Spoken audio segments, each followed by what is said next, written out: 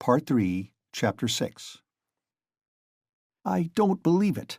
I can't believe it," repeated Razumian, trying in perplexity to refute Raskolnikov's arguments.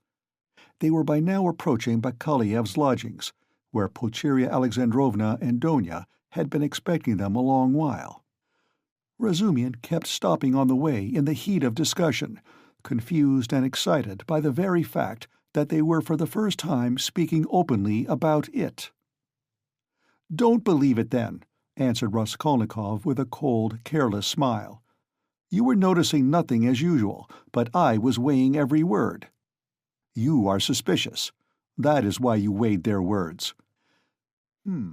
Certainly, I agree.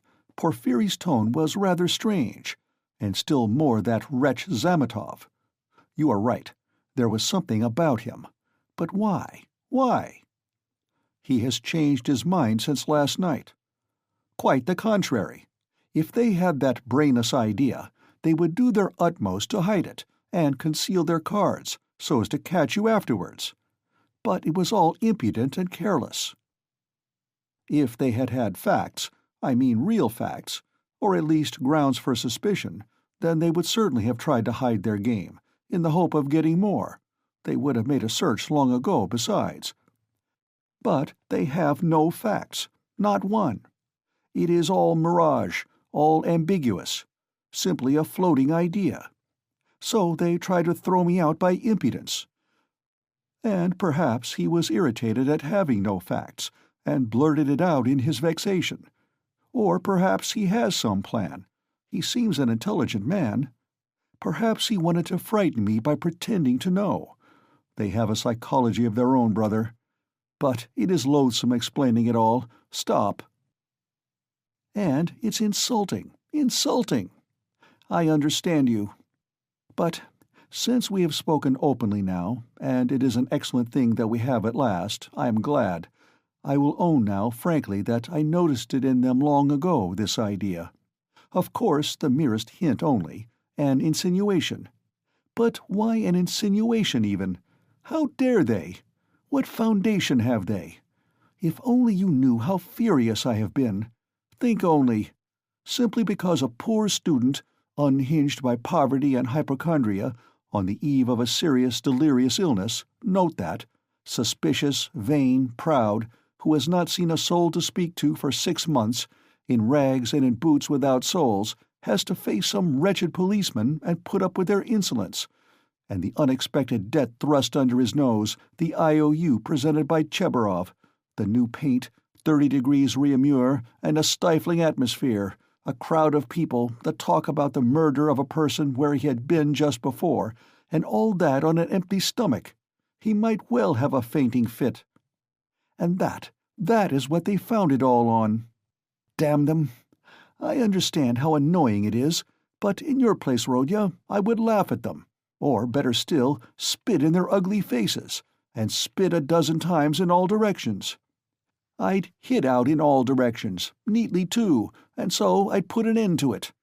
Damn them! Don't be downhearted. It's a shame. He really has put it well, though, Raskolnikov thought. Damn them? But the cross-examination again, tomorrow, he said with bitterness. Must I really enter into explanations with them? I feel vexed as it is, that I condescended to speak to Zametov yesterday in the restaurant. Damn it, I will go myself to Porfiry. I will squeeze it out of him, as one of the family. He must let me know the ins and outs of it all. And as for Zametov— At last he sees through him, thought Raskolnikov. "Stay!" cried Razumian, seizing him by the shoulder again. "Stay! You are wrong. I have thought it out. You are wrong. How was that a trap? You say that the question about the workmen was a trap. But if you had done that, could you have said you had seen them painting the flat, and the workmen? On the contrary, you would have seen nothing, even if you had seen it. Who would own it against himself? If I had done that thing, I should certainly have said that I had seen the workmen and the flat, Raskolnikov answered, with reluctance and obvious disgust. But why speak against yourself? Because only peasants, or the most inexperienced novices deny everything flatly at examinations. If a man is ever so little developed and experienced, he will certainly try to admit all the external facts that can't be avoided, but will seek other explanations of them, will introduce some special, unexpected turn that will give them another significance and put them in another light. Porphyry might well reckon that I should be sure to answer so, and say I had seen them to give an air of truth, and then make some explanation. But he would have told you at once that the workman could not have been there 2 days before, and that therefore you must have been there on the day of the murder at 8 o'clock, and so he would have caught you over a detail. Yes, that is what he was reckoning on, that I should not have time to reflect, and should be in a hurry to make the most likely answer, and so would forget that the workman could not have been there 2 days before. But how could you forget it? Nothing easier. It is in just such stupid things clever people are most easily caught. The more cunning a man is, the less he suspects he will be caught in a simple thing. The more cunning a man is, the simpler the trap he must be caught in. Porphyry is not such a fool as you think. He is a knave, then, if that is so. Raskolnikov could not help laughing. But at the very moment he was struck by the strangeness of his own frankness, and the eagerness with which he had made this explanation, though he had kept up all the preceding conversation with gloomy repulsion, obviously with a motive, from necessity. I am getting a relish for certain aspects, he thought to himself. But almost at the same instant he became suddenly uneasy, as though an unexpected and alarming idea had occurred to him. His uneasiness kept on increasing. They had just reached the entrance to Bakaleyev's. "Going alone," said Raskolnikov suddenly. "I will be back directly." "Where are you going?" "Why, we are just here." "I can't help it. I will come in half an hour. Tell them." "Say what you like. I will come with you." "You too want to torture me!" he screamed, with such bitter irritation, such despair in his eyes, that Razumian's hands dropped. He stood for some time on the steps, looking gloomily at Raskolnikov striding rapidly away in the direction of his lodging. At last, gritting his teeth and clenching his fist, he swore he would squeeze Porphyry like a lemon that very day, and went up the stairs to reassure Pulcheria Alexandrovna, who was by now alarmed at their long absence. When Raskolnikov got home, his hair was soaked with sweat, and he was breathing heavily. He went rapidly up the stairs, walked into his unlocked room, and at once fastened the latch. Then, in senseless terror, he rushed to the corner, to that hole under the paper where he had put the things. He put his hand in, and for some minutes felt carefully in the hole, in every crack and fold of the paper. Finding nothing, he got up and drew a deep breath. As he was reaching the steps of Bakaleyev's, he suddenly fancied that something, a chain, a stud, or even a bit of paper in which they had been wrapped with the old woman's handwriting on it, might somehow have slipped out and been lost in some crack, and then might suddenly turn up as unexpected, conclusive evidence against him. He stood as though lost in thought, and a strange, humiliated, half-senseless smile strayed on his lips. He took his cap at last and went quietly out of the room. His ideas were all tangled. He went dreamily through the gateway. "Here he is himself!" shouted a loud voice. He raised his head. The porter was standing at the door of his little room and was pointing him out to a short man who looked like an artisan, wearing a long coat and a waistcoat, and looking at a distance remarkably like a woman. He stooped, and his head in a greasy cap hung forward. From his wrinkled, flabby face he looked over 50. His little eyes were lost in fat, and they looked out grimly, sternly, and disconnectedly. "What is it?" Raskolnikov asked, going up to the porter. The man stole a look at him from under his brows, and he looked at him attentively, deliberately. Then he turned slowly and went out of the gate into the street without saying a word. "What is it?" cried Raskolnikov. "Why, he there was asking whether a student lived here, mentioned your name and whom you lodged with. I saw you coming and pointed you out, and he went away. It's funny." The porter, too, seemed rather puzzled, but not much so, and after wondering for a moment he turned and went back to his room. Raskolnikov ran after the stranger, and at once caught sight of him walking along the other side of the street with the same even, deliberate step, with his eyes fixed on the ground, as though in meditation.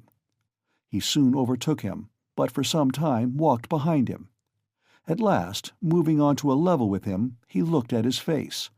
The man noticed him at once, looked at him quickly, but dropped his eyes again, and so they walked for a minute side by side without uttering a word. "You were inquiring for me, of the porter?" Raskolnikov said at last, but in a curiously quiet voice.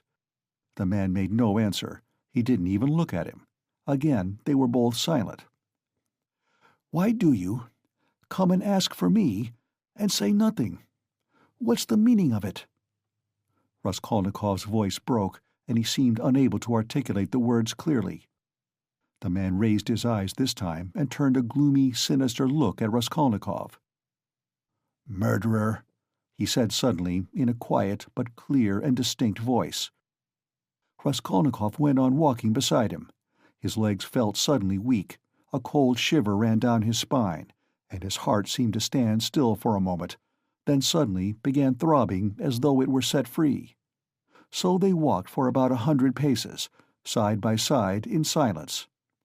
The man did not look at him. "What do you mean? Who is a murderer?" muttered Raskolnikov, hardly audibly.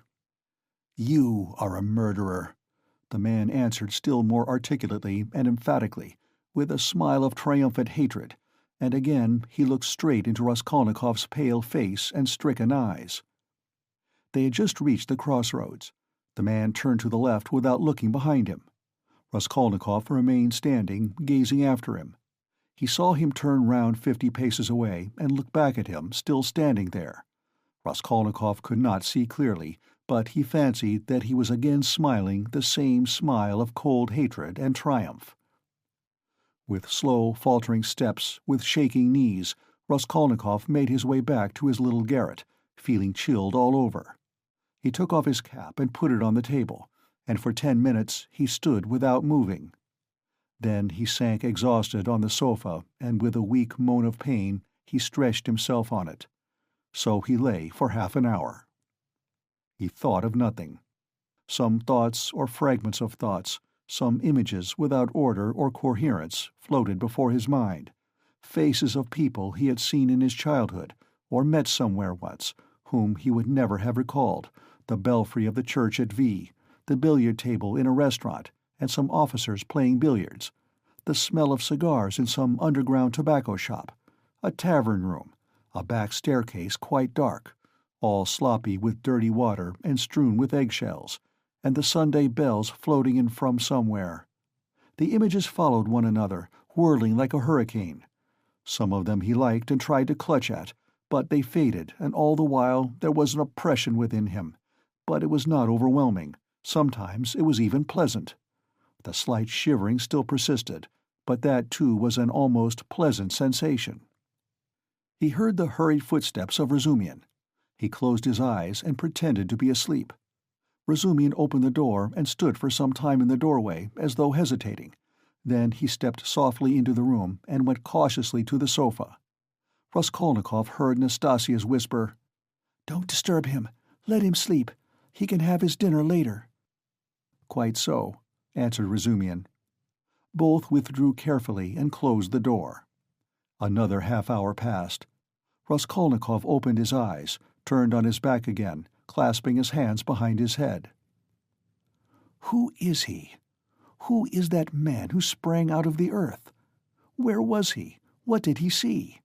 He has seen it all, that's clear. But where was he then? And from where did he see? Why has he only now sprung out of the earth? And how could he see? Is it possible? Continued Raskolnikov, turning cold and shivering. And the jewel case Nikolai found behind the door, was that possible? A clue? You miss an infinitesimal line and you can build it into a pyramid of evidence. A fly flew by and saw it. Is it possible? He felt with sudden loathing how weak, how physically weak he had become. I ought to have known it, he thought with a bitter smile. And how dared I, knowing myself, knowing how I should be, take up an axe and shed blood? I ought to have known beforehand. Ah, but I did know, he whispered in despair. At times he came to a standstill at some thought. No, those men are not made so. The real master, to whom all is permitted, storms Toulon, makes a massacre in Paris, forgets an army in Egypt, wastes 500,000 men in the Moscow expedition, and gets off with a jest at Vilna. And altars are set up to him after his death, and so all is permitted. No, such people, it seems, are not of flesh, but of bronze. One sudden irrelevant idea almost made him laugh. Napoleon, the pyramids, Waterloo, and a wretched, skinny old woman, a pawnbroker with a red trunk under her bed. It's a nice hash for Porfiri Petrovitch to digest. How can they digest it? It's too inartistic. A Napoleon creep under an old woman's bed. Ugh, how loathsome. At moments he felt he was raving. He sank into a state of feverish excitement. The old woman is of no consequence, he thought hotly and incoherently. The old woman was a mistake, perhaps, but she is not what matters. The old woman was only an illness. I was in a hurry to overstep. I didn't kill a human being, but a principle. I killed the principle, but I didn't overstep. I stopped on this side. I was only capable of killing.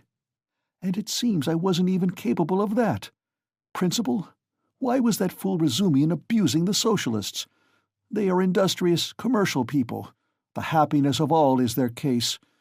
No, life is only given to me once, and I shall never have it again. I don't want to wait for the happiness of all. I want to live myself, or else better not live at all. I simply couldn't pass by my mother starving, keeping my rouble in my pocket while I waited for the happiness of all.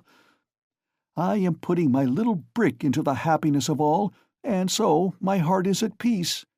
Ha ha! Why have... Part 3, Part 4, Chapter 1. Can this be still a dream? Raskolnikov thought once more. He looked carefully and suspiciously at the unexpected visitor. Svidrigailov? What nonsense! It can't be, he said at last aloud in bewilderment. His visitor did not seem at all surprised at this exclamation. I've come to you for 2 reasons. In the first place, I wanted to make your personal acquaintance, as I have already heard a great deal about you that is interesting and flattering. Secondly, I cherish the hope that you may not refuse to assist me in a matter directly concerning the welfare of your sister, Avdotya Romanovna. For without your support she might not let me come near her now, for she is prejudiced against me, but with your assistance I reckon on— You reckon wrongly, interrupted Raskolnikov. They only arrived yesterday, may I ask you? Raskolnikov made no reply. It was yesterday, I know. I only arrived myself the day before. Well, let me tell you this, Rodion Romanovitch. I don't consider it necessary to justify myself, but kindly tell me what was there particularly criminal on my part in all this business, speaking without prejudice, with common sense. Raskolnikov continued to look at him in silence. That in my own house I persecuted a defenseless girl and insulted her with my infamous proposals. Is that it? I am anticipating you. But you've only to assume that I, too, am a man et nihil humanum. In a word, that I am capable of being attracted and falling in love, which does not depend on our will. Then everything can be explained in the most natural manner. The question is, am I a monster, or am I myself a victim? And what if I am a victim? In proposing to the object of my passion to elope with me to America or Switzerland, I may have cherished the deepest respect for her and may have thought that I was promoting our mutual happiness. Reason is the slave of passion, you know. Why, probably, I was doing more harm to myself than anyone. But that's not the point, Raskolnikov interrupted with disgust. It's simply that, whether you are right or wrong, we dislike you. We don't want to have anything to do with you. We show you the door. Get out." Svidrigailov broke into a sudden laugh. "But there's no getting round you," he said, laughing in the frankest way. "I hoped to get round you, but you took up the right line at once." "But you are trying to get round me still." "What of it? What of it?" cried Svidrigailov, laughing openly. "But this is what the French call bonne guerre, and the most innocent form of deception. But still you have interrupted me. One way or another, I repeat again, there would never have been any unpleasantness except for what happened in the garden. Marfa Petrovna— You have got rid of Marfa Petrovna too, so they say," Raskolnikov interrupted rudely. "Oh, you've heard that too, then? You be sure to, though. But as for your question, I really don't know what to say, though my own conscience is quite at rest on that score. Don't suppose that I am in any apprehension about it. All was regular and in order. The medical inquiry diagnosed apoplexy due to bathing immediately after a heavy dinner and a bottle of wine, and indeed it could have proved nothing else. But I'll tell you what I have been thinking to myself of late, on my way here in the train. Especially, didn't I contribute to all that calamity, morally in a way, by irritation or something of the sort? But I came to the conclusion that that too was quite out of the question." Raskolnikov laughed. "I wonder you trouble yourself about it." "But what are you laughing at? Only consider, I struck her just twice with a switch. There were no marks even. Don't regard me as a cynic, please. I am perfectly aware how atrocious it was of me and all that. But I know for certain, too, that Marfa Petrovna was very pleased at my, so to say, warmth. The story of your sister had been wrung out to the last drop. For the last 3 days Marfa Petrovna had been forced to sit at home. She had nothing to show herself within the town. Besides, she had bored them so with that letter. You heard about her reading the letter. And all of a sudden those 2 switches fell from heaven. Her first act was to order the carriage to be got out. Not to speak of the fact that there are cases when women are very, very glad to be insulted in spite of all their show of indignation. There are instances of it with everyone. Human beings in general, indeed, greatly love to be insulted. Have you noticed that? But it's particularly so with women. One might even say it's their only amusement." At one time Raskolnikov thought of getting up and walking out, and so finishing the interview, but some curiosity and even a sort of prudence made him linger for a moment. "You are fond of fighting?" he asked carelessly. "No, not very," Svidrigailov answered calmly. "And Marfa Petrovna and I scarcely ever fought. We lived very harmoniously, and she was always pleased with me. I only used the whip twice in all our 7 years, not counting a third occasion of a very ambiguous character. The first time, 2 months after our marriage, immediately after we arrived in the country, and the last time was that of which we are speaking. Did you suppose I was such a monster, such a reactionary, such a slave-driver? Ha-ha! By the way, do you remember, Rodion Romanovitch, how a few years ago, in those days of beneficent publicity, a nobleman, I've forgotten his name, was put to shame everywhere, in all the papers, for having thrashed a German woman in the railway train? You remember? It was in those days, that very year, I believe, the disgraceful action of the age took place. You know, the Egyptian Nights, that public reading, you remember? The dark eyes, you know. Ah, the golden days of our youth, where are they? Well, as for the gentleman who thrashed the German, I feel no sympathy with him, because, after all, what need is there for sympathy? But I must say that there are sometimes such provoking Germans that I don't believe there is a progressive who could quite answer for himself. No one looked at the subject from that point of view then, but that's the truly humane point of view, I assure you." After saying this, Svidrigailov broke into a sudden laugh again. Raskolnikov saw clearly that this was a man with a firm purpose in his mind and able to keep to himself. "I expect you've not talked to anyone for some days?" he asked. "Scarcely anyone. I suppose you are wondering at my being such an adaptable man."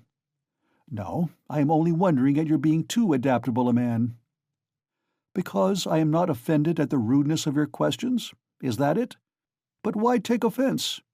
As you asked, so I answered, he replied with a surprising expression of simplicity.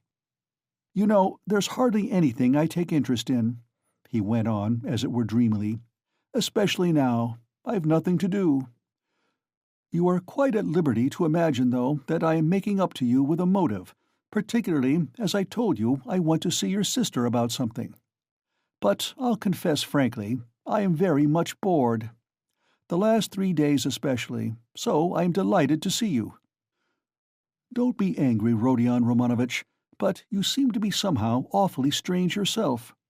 Say what you like, there's something wrong with you. And now, too.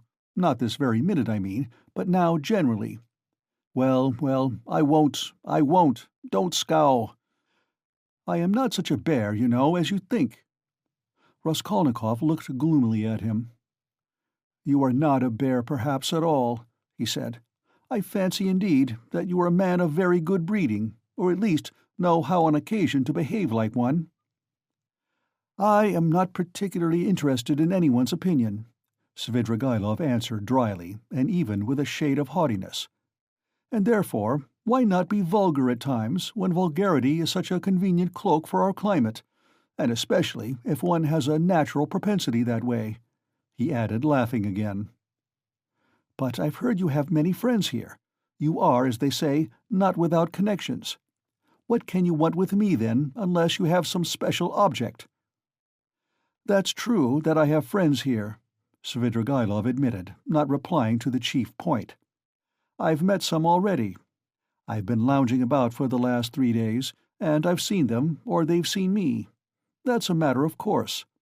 I am well dressed and reckoned not a poor man. The emancipation of the serfs hasn't affected me.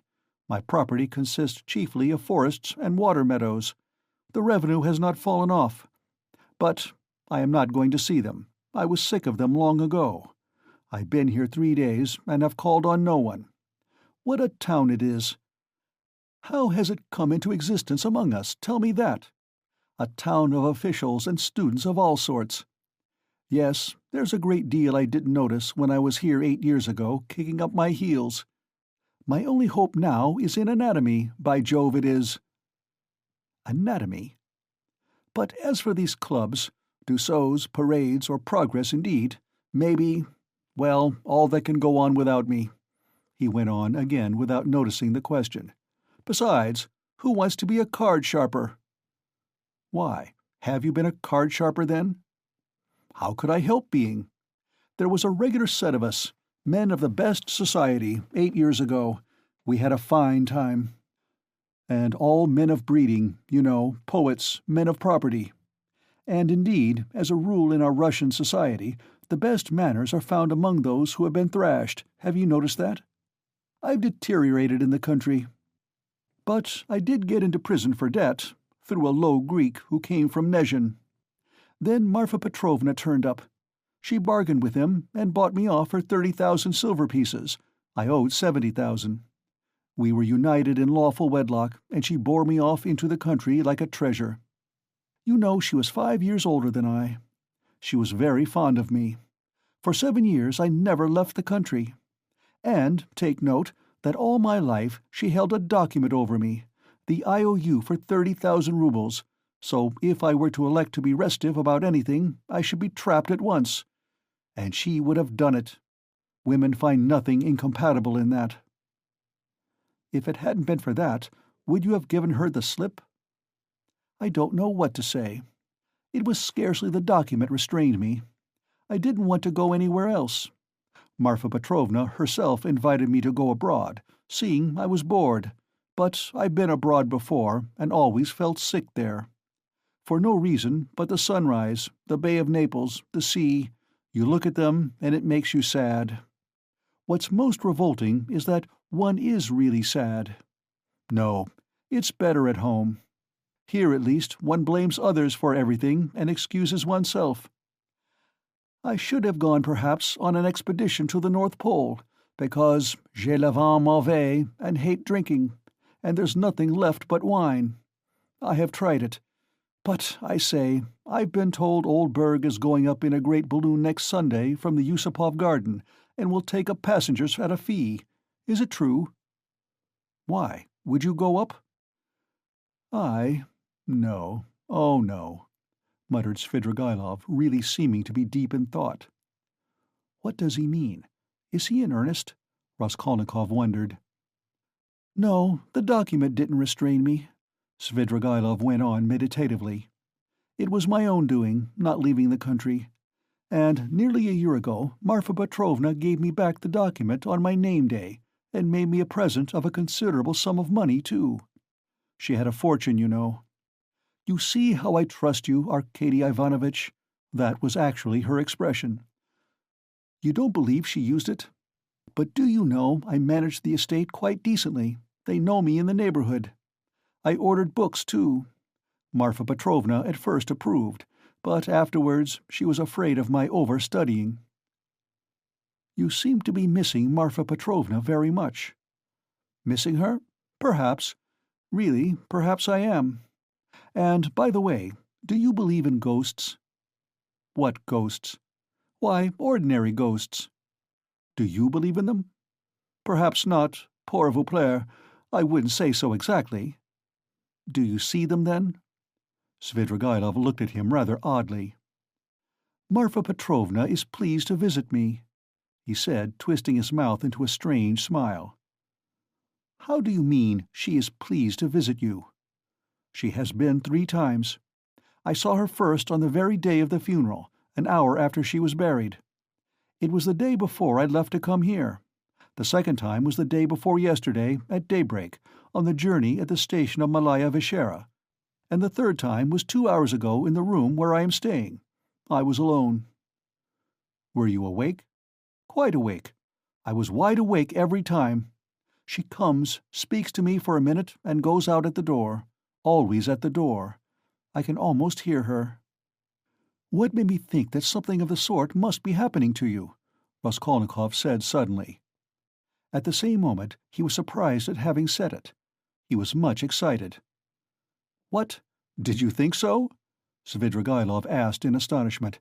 "Did you really? Didn't I say that there was something in common between us, eh?" "You never said so," Raskolnikov cried sharply and with heat. "Didn't I? No."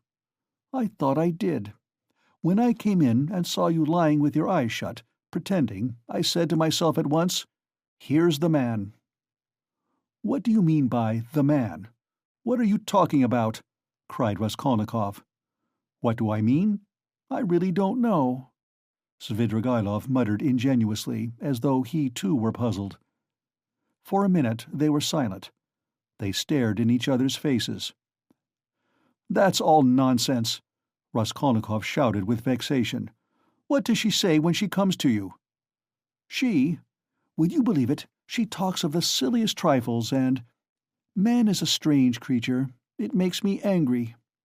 The first time she came in— I was tired, you know, the funeral service, the funeral ceremony, the lunch afterwards. At last I was left alone in my study. I lighted a cigar and began to think. She came in at the door. 'You've been so busy today, Arkady Ivanovitch, you have forgotten to wind the dining-room clock,' she said. All those 7 years I've wound that clock every week, and if I forgot it, she would always remind me.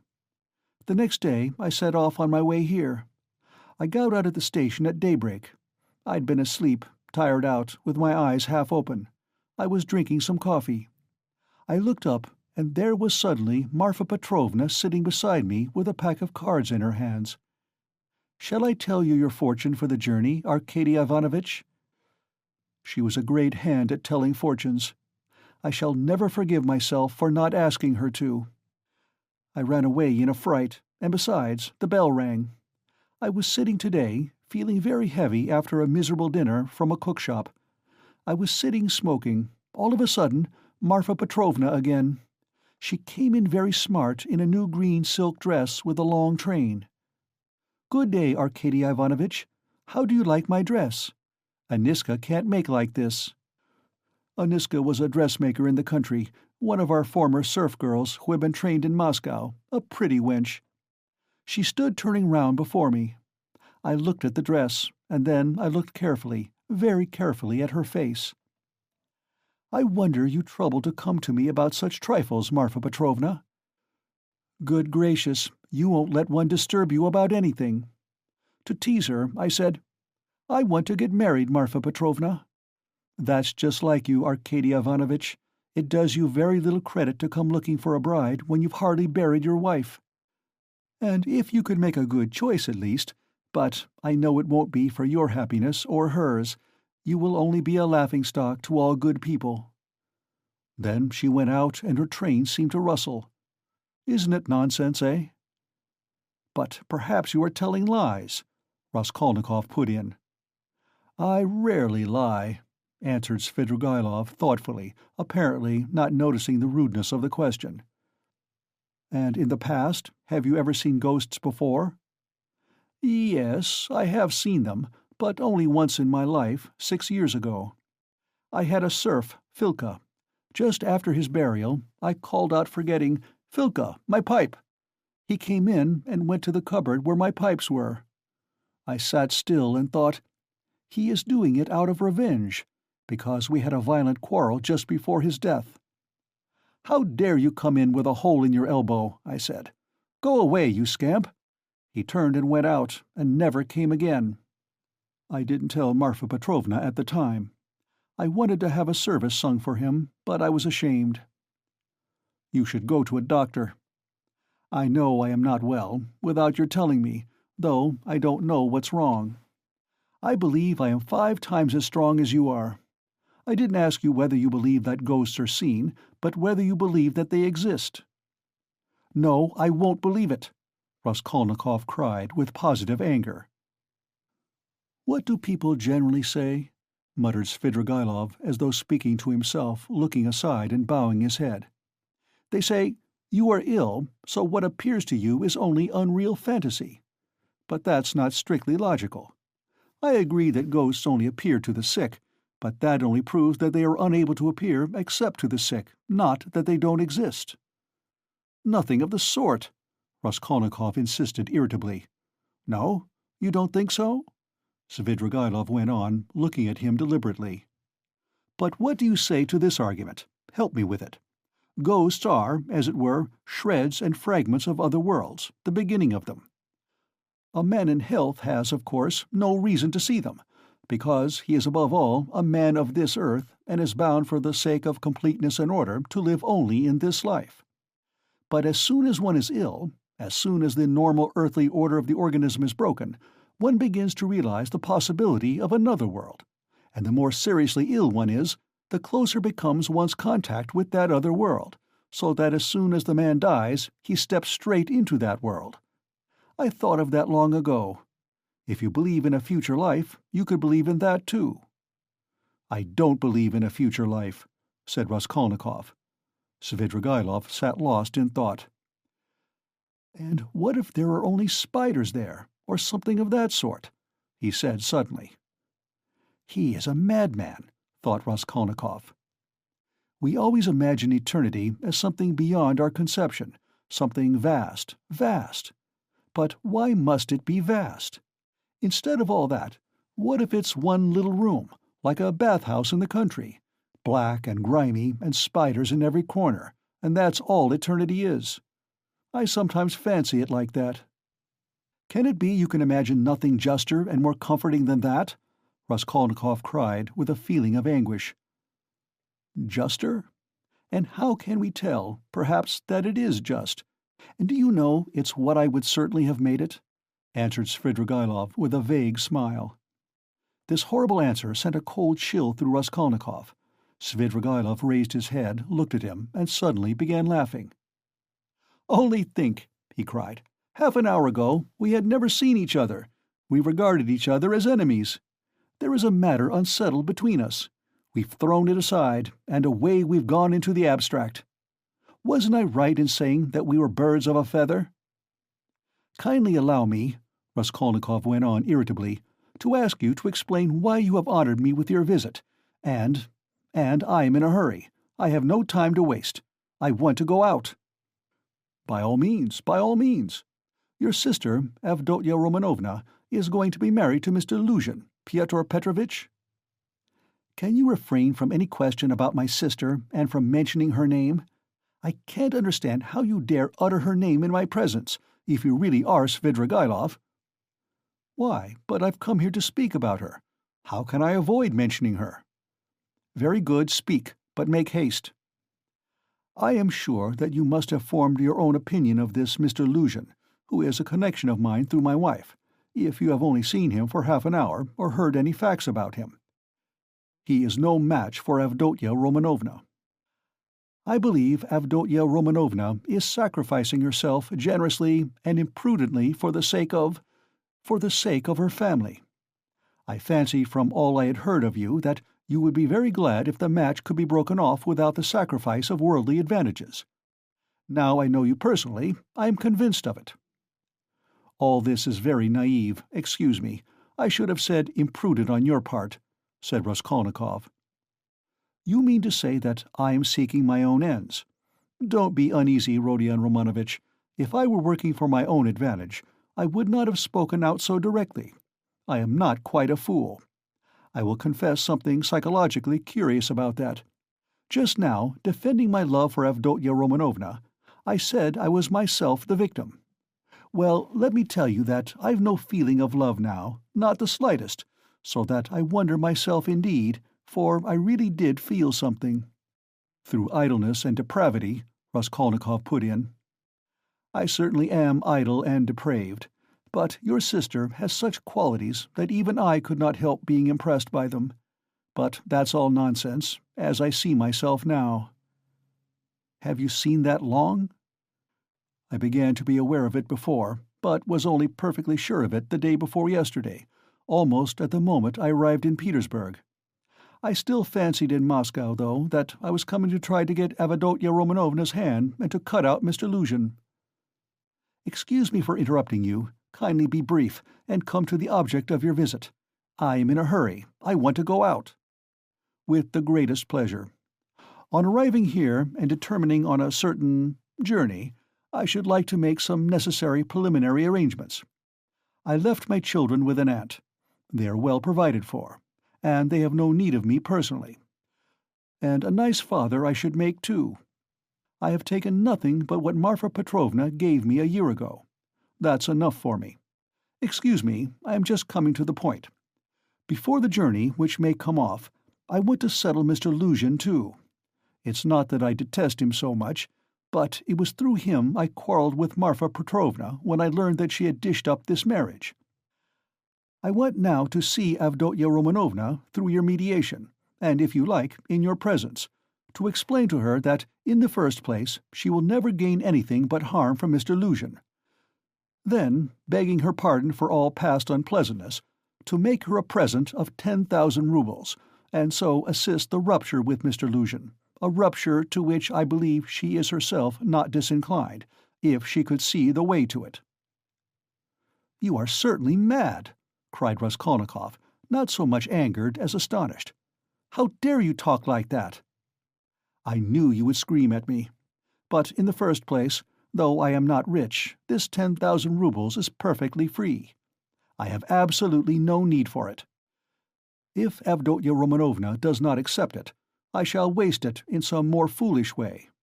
That's the first thing. Secondly, my conscience is perfectly easy. I make the offer with no ulterior motive. You may not believe it, but in the end Avdotya Romanovna and you will know. The point is that I did actually cause your sister, whom I greatly respect, some trouble and unpleasantness, and so, sincerely regretting it, I want, not to compensate, not to repay her for the unpleasantness, but simply to do something to her advantage, to show that I am not, after all, privileged to do nothing but harm. If there were a millionth fraction of self-interest in my offer, I should not have made it so openly, and I should not have offered her 10,000 only, when 5 weeks ago I offered her more. Besides, I may perhaps, very soon, marry a young lady, and that alone ought to prevent suspicion of any design on Avdotya Romanovna. In conclusion, let me say that in marrying Mr. Luzhin, she is taking money just the same, only from another man. Don't be angry, Rodion Romanovitch. Think it over coolly and quietly." Svidrigailov himself was exceedingly cool and quiet as he was saying this. "I beg you to say no more," said Raskolnikov. "In any case, this is unpardonable impertinence." "Not in the least. Then a man may do nothing but harm to his neighbor in this world, and is prevented from doing the tiniest bit of good by trivial conventional formalities. That's absurd. If I died, for instance, and left that sum to your sister in my will, surely she wouldn't refuse it." "Very likely she would." "Oh, no, indeed. However, if you refuse it, so be it, though 10,000 roubles is a capital thing to have on occasion. In any case, I beg you to repeat what I have said to Avdotya Romanovna." "No, I won't." "In that case, Rodion Romanovitch, I shall be obliged to try and see her myself and worry her by doing so." "And if I do tell her, will you not try to see her?" "I don't know really what to say. I should very much like to see her once more." "Don't hope for it." "I'm sorry, but you don't know me. Perhaps we may become better friends." "You think we may become friends?" "And why not?" Svidrigailov said, smiling. He stood up and took his hat. "I didn't quite intend to disturb you, and I came here without reckoning on it, though I was very much struck by your face this morning." "Where did you see me this morning?" Raskolnikov asked uneasily. "I saw you by chance. I kept fancying there is something about you like me, but don't be uneasy. I am not intrusive. I used to get on all right with card-sharpers, and I never bored Prince Sverbey, a great personage who is a distant relation of mine, and I could write about Raphael's Madonna in Madame Prilikov's album, and I never left Marfa Petrovna's side for 7 years, and I used to stay the night at Vyazemsky's house in the Haymarket in the old days, and I may go up in a balloon with Berg, perhaps." "Oh, all right. Are you starting soon on your travels, may I ask?" "What travels?" "Why, on that journey you spoke of it yourself." "A journey? Oh yes, I did speak of a journey. Well, that's a wide subject. If only you knew what you were asking," he added, and gave a sudden, loud, short laugh. "Perhaps I'll get married instead of the journey. They're making a match for me." "Here?" "Yes." "How have you had time for that?" "But I am very anxious to see Avdotya Romanovna once. I earnestly beg it. Well, good-bye for the present. Oh yes, I have forgotten something. Tell your sister, Rodion Romanovitch, that Marfa Petrovna remembered her in her will and left her 3,000 roubles. That's absolutely certain. Marfa Petrovna arranged it a week before her death, and it was done in my presence. Avdotya Romanovna will be able to receive the money in 2 or 3 weeks." "Are you telling the truth?" "Yes, tell her. Well, your servant. I'm staying very near you." As he went out, Svidrigailov ran up against Razumian in the doorway. End of Part 4, Chapter 1. Part 4, Chapter 2. It was nearly 8 o'clock. The 2 young men hurried to Bakaliev's to arrive before Luzhin. "Why, who was that?" asked Razumian, as soon as they were in the street. "It was Svidrigailov, that landowner in whose house my sister was insulted when he was their governess. Through his persecuting her with his attentions, she was turned out by his wife, Marfa Petrovna. This Marfa Petrovna begged Adonia's forgiveness afterwards, and she's just died suddenly. It was of her we were talking this morning. I don't know why I'm afraid of that man. He came here at once after his wife's funeral. He is very strange, and is determined on doing something. We must guard Donia from him. That's what I wanted to tell you, do you hear?" "Guard her? What can he do to harm Avdotya Romanovna? Thank you, Rodya, for speaking to me like that. We will guard her. Where does he live?" "I don't know." "Why didn't you ask? What a pity. I'll find out, though." "Did you see him?" asked Raskolnikov after a pause. "Yes, I noticed him. I noticed him well." "You did really see him? You saw him clearly?" Raskolnikov insisted. "Yes, I remember him perfectly. I should know him in 1,000. I have a good memory for faces." They were silent again. "That's all right," muttered Raskolnikov. "Do you know, I keep thinking that it may have been an hallucination." "What do you mean? I don't understand you." "Well, you all say," Raskolnikov went on, twisting his mouth into a smile, "that I am mad. I thought just now that perhaps I really am mad, and have only seen a phantom." "What do you mean?" "Why, who can tell? Perhaps I am really mad, and perhaps everything that happened all these days may be only imagination." "Ah, Rodya, you have been upset again. But what did he say? What did he come for?" Raskolnikov did not answer. Razumihin thought a minute. "Now let me tell you my story," he began. "I came to you, you were asleep. Then we had dinner, and then I went to Porfiry's. Zametov was still with him. I tried to begin, but it was no use. I couldn't speak in the right way. They don't seem to understand and can't understand, but are not a bit ashamed.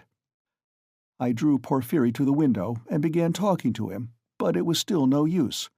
He looked away and I looked away. At last I shook my fist in his ugly face, and told him as a cousin I'd brain him.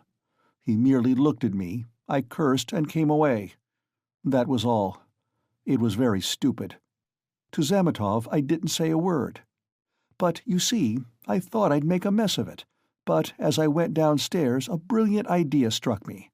Why should we trouble? Of course, if you were in any danger or anything, but why need you care? You needn't care a hang for them. We shall have a laugh at them afterwards, and if I were in your place, I'd mystify them more than ever. How ashamed they'll be afterwards! Hang them! We can thrash them afterwards, but let's laugh at them now."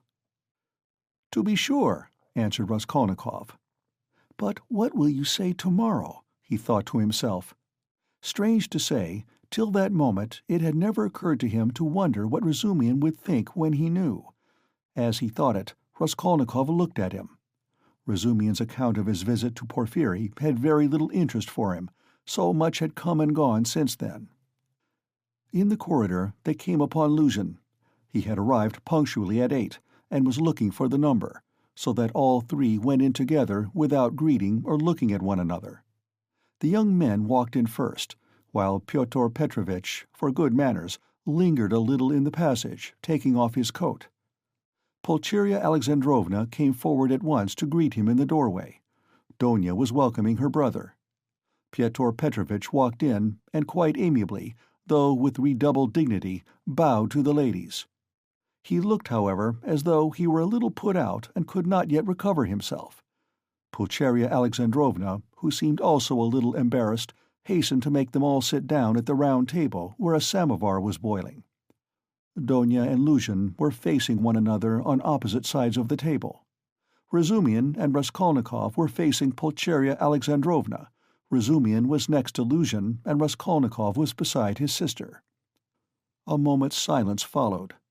Pyotr Petrovitch deliberately drew out a cambric handkerchief reeking of scent, and blew his nose with an air of a benevolent man who felt himself slighted, and was firmly resolved to insist on an explanation. In the passage, the idea had occurred to him to keep on his overcoat and walk away, and so give the two ladies a sharp and emphatic lesson and make them feel the gravity of the position. But he could not bring himself to do this. Besides, he could not endure uncertainty, and he wanted an explanation. If his request had been so openly disobeyed, there was something behind it, and in that case it was better to find it out beforehand. It rested with him to punish them, and there would always be time for that. "I trust you had a favorable journey?" he inquired officially of Pulcheria Alexandrovna. "Oh, very, Pyotr Petrovitch." "I am gratified to hear it. And Avdotya Romanovna is not over-fatigued either?" "I am young and strong, I don't get tired, but it was a great strain for Mother," answered Donia. "That's unavoidable. Our national railways are of terrible length. Mother Russia, as they say, is a vast country. In spite of all my desire to do so, I was unable to meet you yesterday. But I trust all passed off without inconvenience?" "Oh no, Pyotr Petrovitch, it was all terribly disheartening," Pulcheria Alexandrova hastened to declare with peculiar intonation. "And if Dmitri Prokofitch had not been sent us, I really believe by God himself, we should have been utterly lost. Here he is, Dmitri Prokofitch Razumian," she added, introducing him to Luzhin. "I had the pleasure yesterday," muttered Pyotr Petrovitch with a hostile glance sidelong at Razumian. Then he scowled and was silent. Pyotr Petrovitch belonged to that class of persons, on the surface very polite in society, who make a great point of punctiliousness, but who, directly they are crossed in anything, are completely disconcerted, and become more like sacks of flour than elegant and lively men of society. Again all was silent. Raskolnikov was obstinately mute. Avdotya Romanovna was unwilling to open the conversation too soon. Razumian had nothing to say, so Pulcheria Alexandrovna was anxious again. "Marfa Petrovna is dead, have you heard?" she began, having recourse to her leading item of conversation. "To be sure, I heard so. I was immediately informed, and I have come to make you acquainted with the fact that Arkady Ivanovitch Svidrigaïlov set off in haste for Petersburg immediately after his wife's funeral. So at least I have excellent authority for believing." "To Petersburg? Here?" Donia asked in alarm, and looked at her mother. "Yes, indeed, and doubtless not without some design, having in view the rapidity of his departure, and all the circumstances preceding it." "Good heavens! Won't he leave Donia in peace even here?" cried Pulcheria Alexandrovna. "I imagine that neither you nor Avdotya Romanovna have any grounds for uneasiness, unless, of course, you are yourselves desirous of getting into communication with him. For my part, I am on my guard, and am now discovering where he is lodging." "Oh, Pyotr Petrovitch, you would not believe what a fright you have given me," Pulcheria Alexandrovna went on. "I've only seen him twice, but I thought him terrible, terrible. I am convinced that he was the cause of Marfa Petrovna's death." "It's impossible to be certain about that. I have precise information. I do not dispute that he may have contributed to accelerate the course of events by the moral influence, so to say, of the affront. But as to the general conduct and moral character of that personage, I am in agreement with you. I do not know whether he is well off now, and precisely what Marfa Petrovna left him. This will be known to me within a very short period. But no doubt, here in Petersburg, if he has any pecuniary resources, he will relapse at once into his old ways. He is the most depraved and abjectly vicious specimen of that class of men.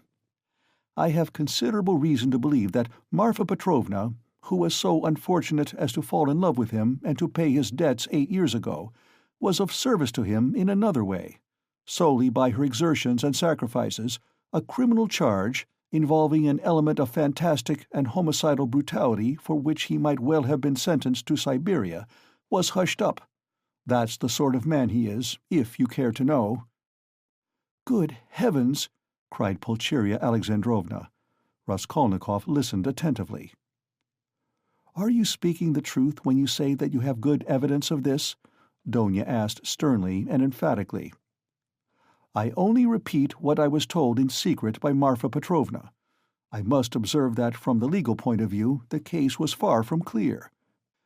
There was, and I believe still is, living here a woman called Reslich, a foreigner, who lent small sums of money at interest and did other commissions, and with this woman Svidrigaïlov had for a long while close and mysterious relations. She had a relation, a niece I believe, living with her, a deaf and dumb girl of 15, or perhaps not more than 14. Reslich hated this girl, and grudged her every crust. She used to beat her mercilessly.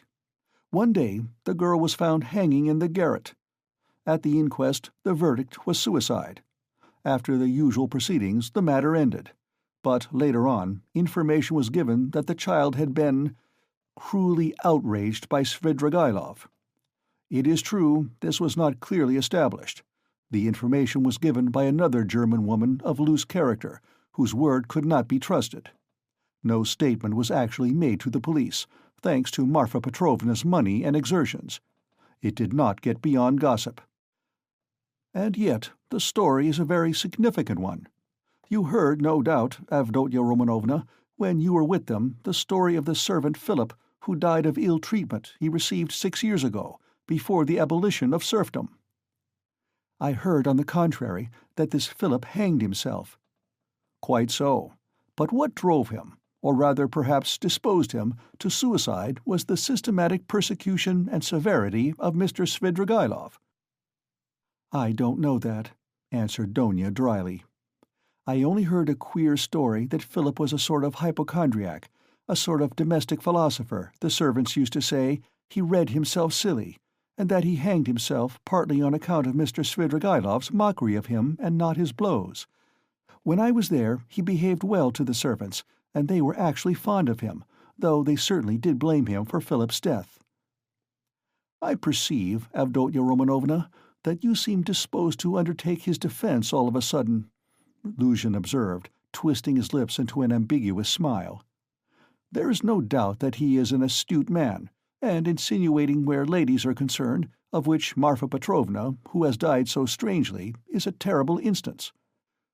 My only desire has been to be of service to you and your mother with my advice, in view of the renewed efforts which may certainly be anticipated from him. For my part, it's my firm conviction that he will end in a debtor's prison again. Marfa Petrovna had not the slightest intention of settling anything substantial on him, having regard for his children's interests, and if she left him anything, it would only be the merest sufficiency, something insignificant and ephemeral, which would not last a year for a man of his habits. "Pyotr Petrovitch, I beg you," said Donia, "say no more of Mr. Svidrigailov. It makes me miserable." "He has just been to see me," said Raskolnikov, breaking his silence for the first time. There were exclamations from all, and they all turned to him. Even Pyotr Petrovitch was roused. "An hour and a half ago he came in when I was asleep, waked me, and introduced himself," Raskolnikov continued. "He was fairly cheerful and at ease, and quite hopes that we shall become friends. He is particularly anxious, by the way, Donia, for an interview with you, at which he asked me to assist. He has a proposition to make to you, and he told me about it. He told me, too, that a week before her death Marfa Petrovna left you 3,000 rubles in her will, Donia, and that you can receive the money very shortly." "Thank God!" cried Pulcheria Alexandrovna, crossing herself. "Pray for her soul, Donia." "It's a fact," broke from Luzhin. "Tell us, what more?" Donia urged Raskolnikov. "Then he said that he wasn't rich, and all the estate was left to his children, who are now with an aunt. Then that he was staying somewhere not far from me, but where, I don't know. I didn't ask." "But what does he want to propose to Donia?" cried Pulcheria Alexandrovna in a fright. "Did he tell you?" "Yes." "What was it?" "I'll tell you afterwards." Raskolnikov ceased speaking and turned his attention to his tea. Pyotr Petrovitch looked at his watch. "I am compelled to keep a business engagement, and so I shall not be in your way," he added with an air of some pique, and he began getting up. "Don't go, Pyotr Petrovitch," said Donia. "You intended to spend the evening. Besides, you wrote yourself that you wanted to have an explanation with Mother." "Precisely so, Avdotya Romanovna," Pyotr Petrovitch answered impressively, sitting down again, but still holding his hat. "I certainly desired an explanation with you and your honored mother upon a very important point indeed. But as your brother cannot speak openly in my presence of some proposals of Mr. Svidrigailov, I too do not desire, and am not able to speak openly, in the presence of others, of certain matters of the greatest gravity. Moreover, my most weighty and urgent request has been disregarded." Assuming an aggrieved air, Luzhin relapsed into dignified silence. "Your request that my brother should not be present at our meeting was disregarded solely at my insistence," said Donia. "You wrote that you had been insulted by my brother. I think that this must be explained at once, and you must be reconciled. And if Rodya really has insulted you, then he should and will apologize." Pyotr Petrovitch took a stronger line. "There are insults, Avdotya Romanovna, which no good will can make us forget. There is a line in everything which it is dangerous to overstep, and when it has been overstepped, there is no return." "That wasn't what I was speaking of exactly, Pyotr Petrovitch," Donia interrupted with some impatience.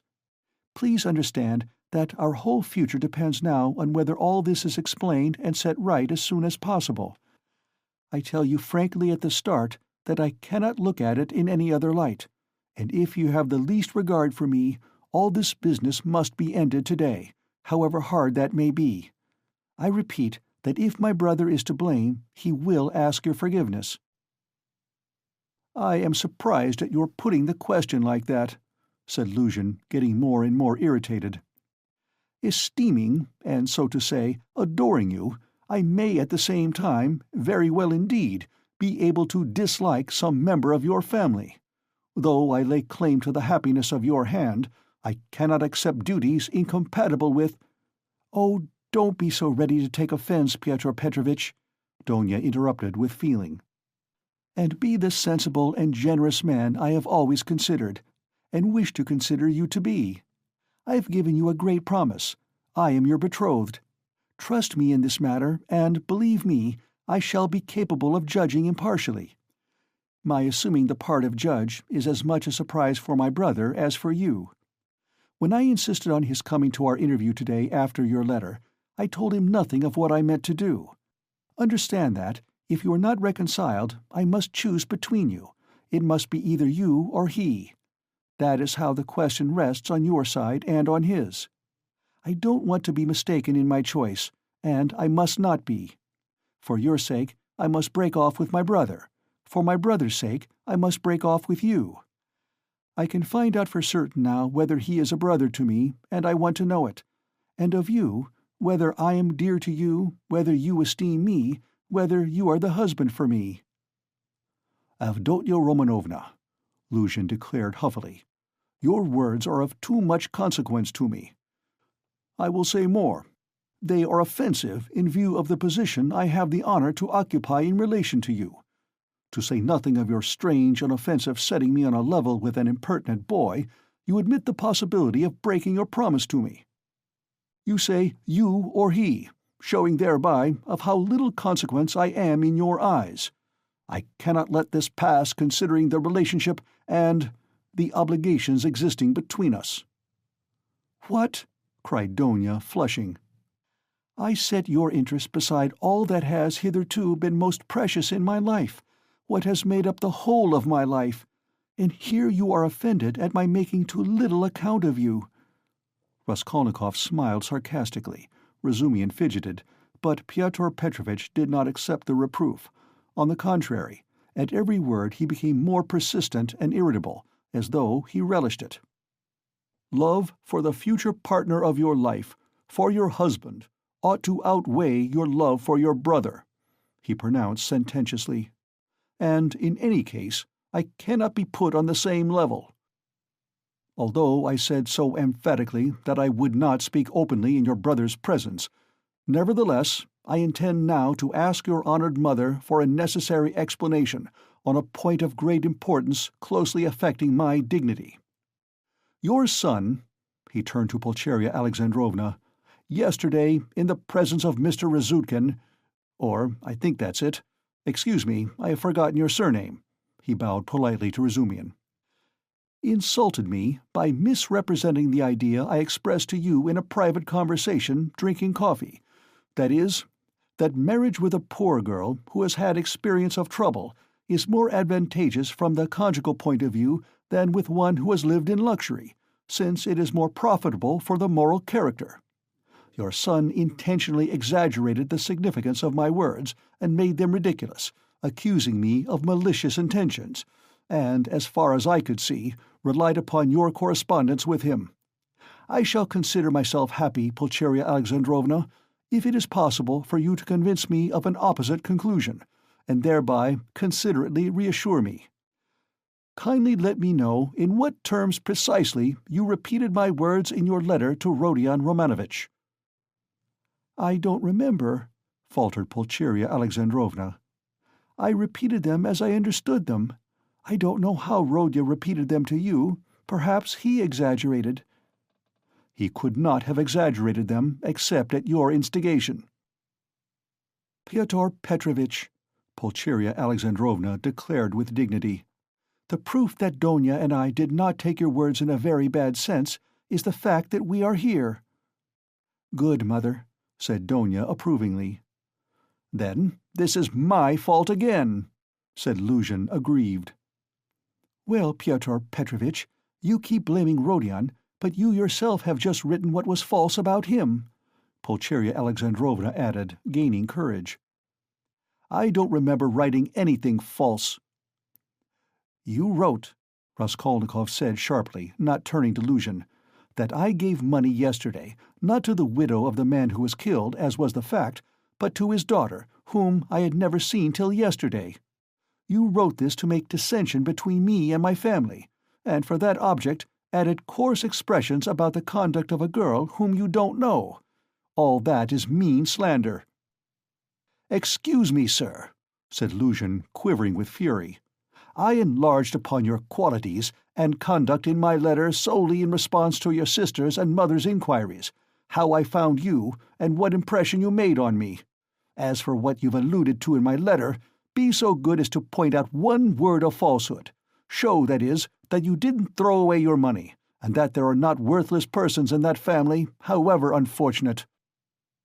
To my thinking, you, with all your virtues, are not worth the little finger of that unfortunate girl at whom you throw stones."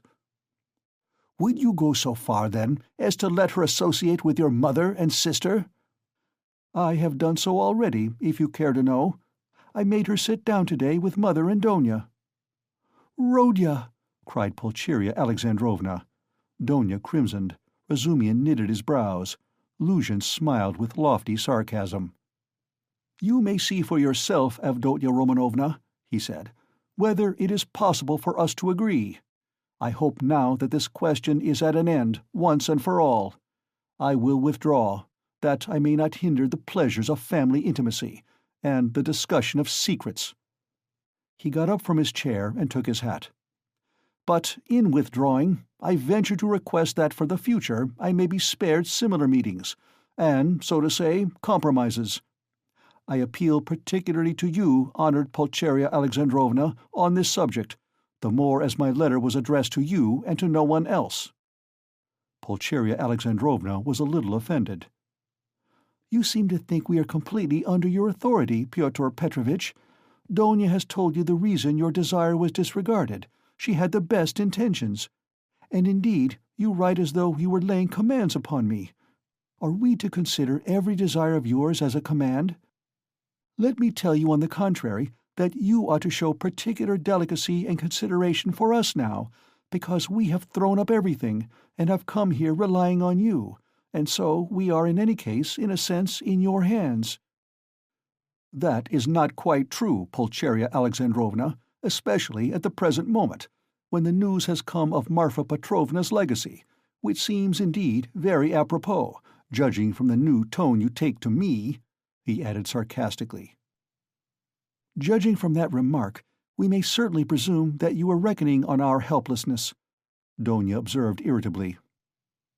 "But now, in any case, I cannot reckon on it, and I particularly desire not to hinder your discussion of the secret proposals of Arkady Ivanovitch Svidrigailov, which he has entrusted to your brother, and which have, I perceive, a great and possibly a very agreeable interest for you." "Good heavens!" cried Pulcheria Alexandrovna. Razumian could not sit still on his chair. "Aren't you ashamed now, sister?" asked Raskolnikov. "I am ashamed, Rodya," said Donia. "Pyotr Petrovitch, go away." She turned to him, white with anger. Pyotr Petrovitch had apparently not at all expected such a conclusion. He had too much confidence in himself, in his power and in the helplessness of his victims. He could not believe it even now. He turned pale, and his lips quivered. Avdotya Romanovna, if I go out of this door now, after such a dismissal, then, you may reckon on it, I will never come back. Consider what you are doing. My word is not to be shaken." "What insolence!" cried Donia, springing up from her seat. "I don't want you to come back again." "What? So, that's how it stands," cried Luzhin, utterly unable to the last moment to believe in the rupture, and so completely thrown out of his reckoning now. "So that's how it stands. But do you know, Avdotya Romanovna, that I might protest." "What right have you to speak to her like that?" Pulcheria Alexandrovna intervened hotly. "And what can you protest about? What rights have you? Am I to give my Donia to a man like you? Go away, leave us altogether. We are to blame for having agreed to a wrong action, and I above all."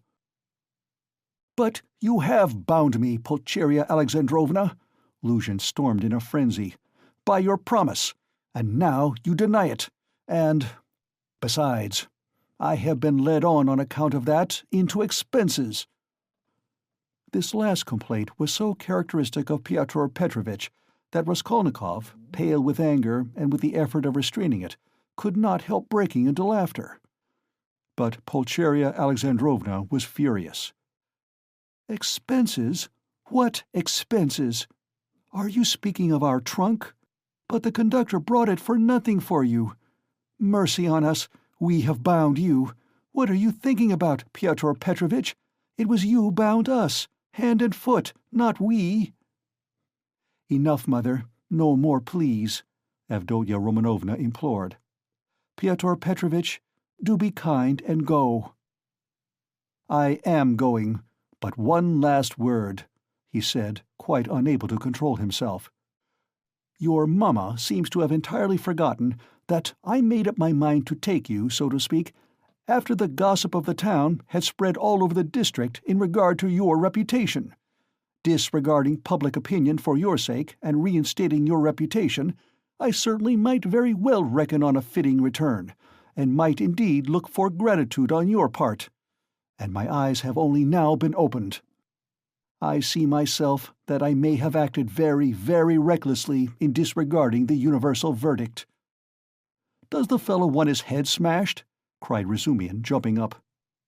"You are a mean and spiteful man," cried Donia. "Not a word, not a movement!" cried Raskolnikov, holding Razumihin back.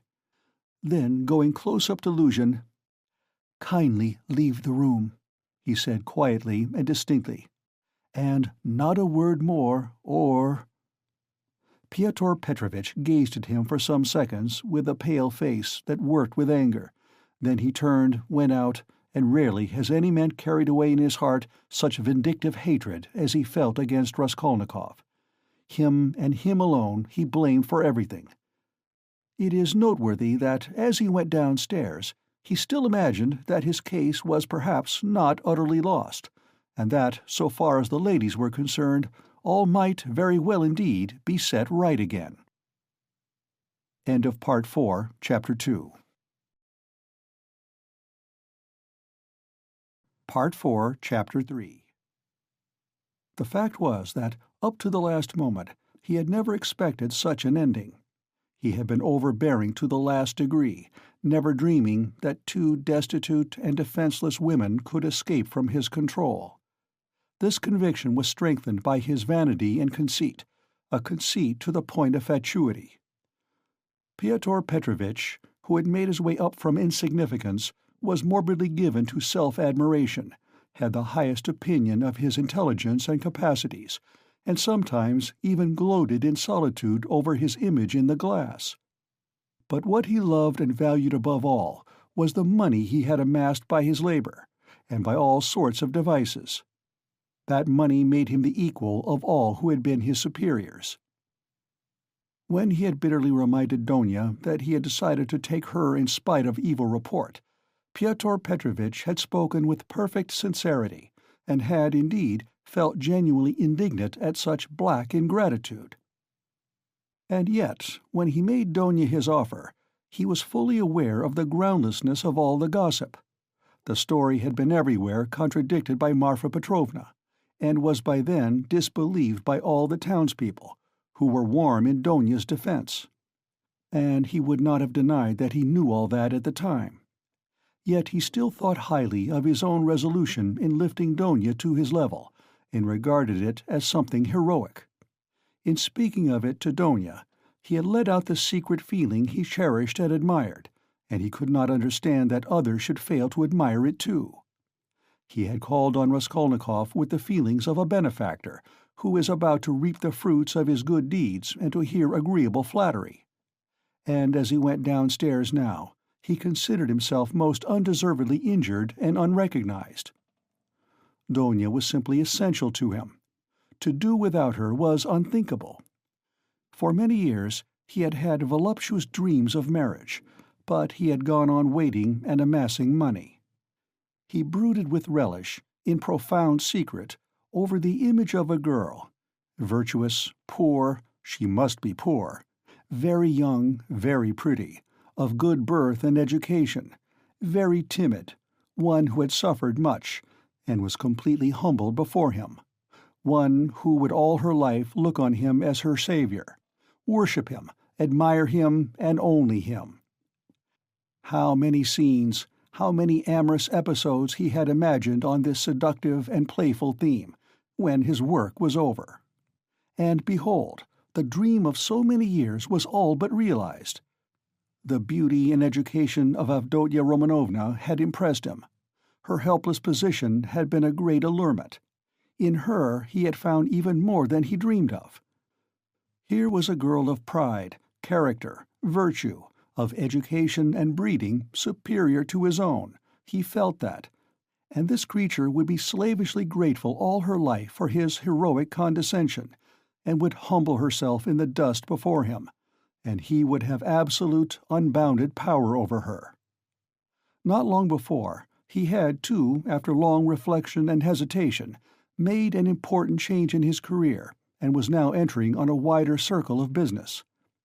With this change, his cherished dreams of rising into a higher class of society seemed likely to be realized.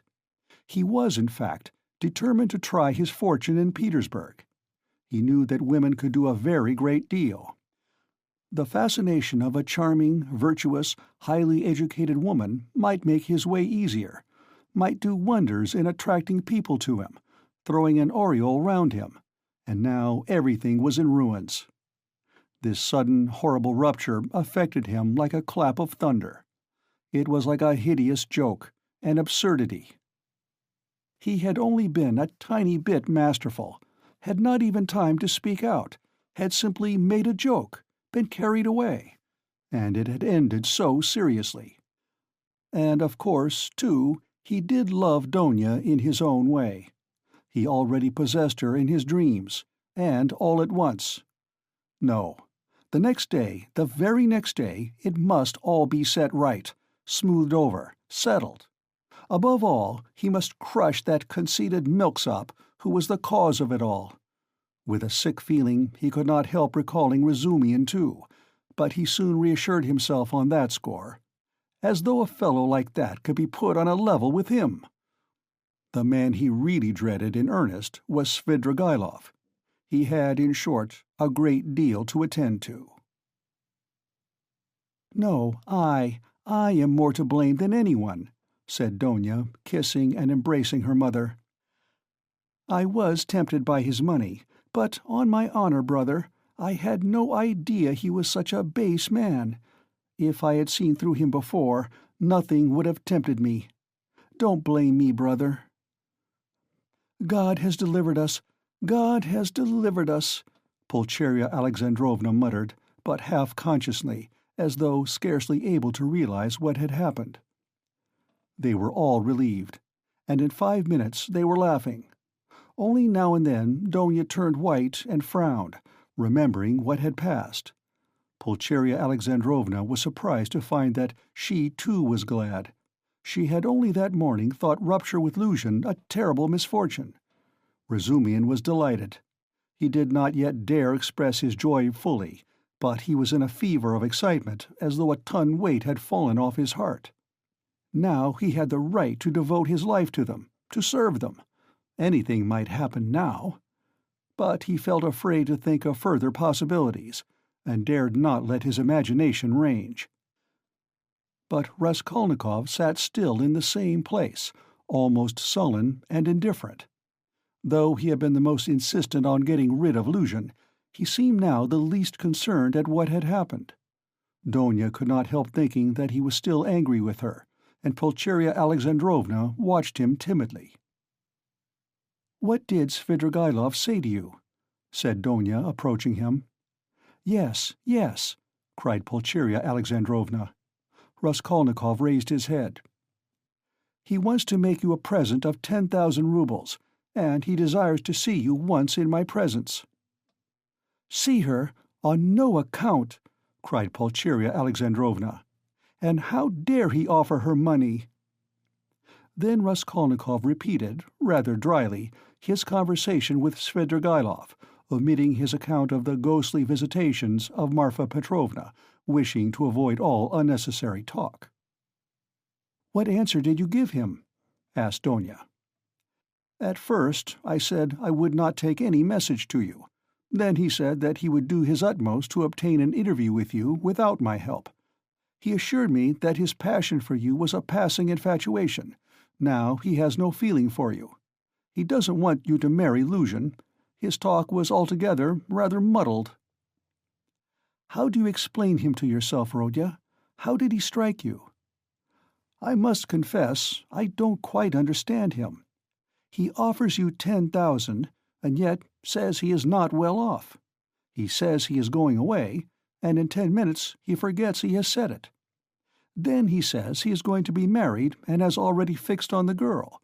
No doubt he has a motive, and probably a bad one. But it's odd that he should be so clumsy about it if he had any designs against you. Of course, I refused his money on your account once for all. Altogether, I thought him very strange. One might almost think he was mad. But I may be mistaken. That may only be the part he assumes. The death of Marfa Petrovna seems to have made a great impression on him." "God rest her soul!" exclaimed Pulcheria Alexandrovna. "I shall always, always pray for her. Where should we be now, Donia, without this 3,000? It's as though it had fallen from heaven. Why, Rodya, this morning we had only 3 roubles in our pocket, and Donia and I were just planning to pawn her watch, so as to avoid borrowing from that man until he offered help." Donia seemed strangely impressed by Svidrigailov's offer. She still stood meditating. "He has got some terrible plan," she said in a half-whisper to herself, almost shuddering. Raskolnikov noticed this disproportionate terror. "I fancy I shall have to see him more than once again," he said to Donia. "We will watch him. I will track him out," cried Razumihin vigorously. "I won't lose sight of him. Rodya has given me leave. He said to me himself just now, 'Take care of my sister.'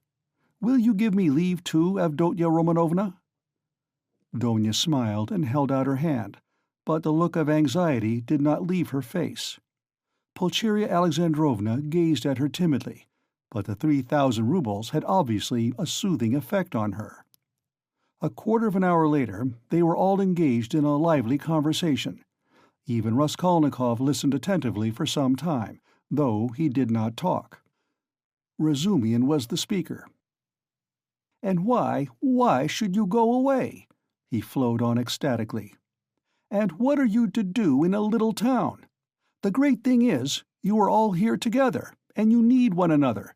You do need one another, believe me. For a time, anyway. Take me into partnership, and I'll assure you we'll plan a capital enterprise.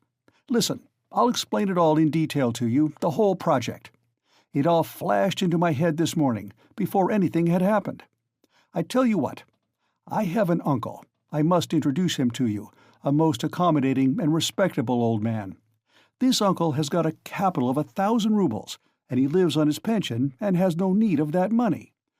For the last 2 years he has been bothering me to borrow it from him and pay him 6%, interest. I know what that means.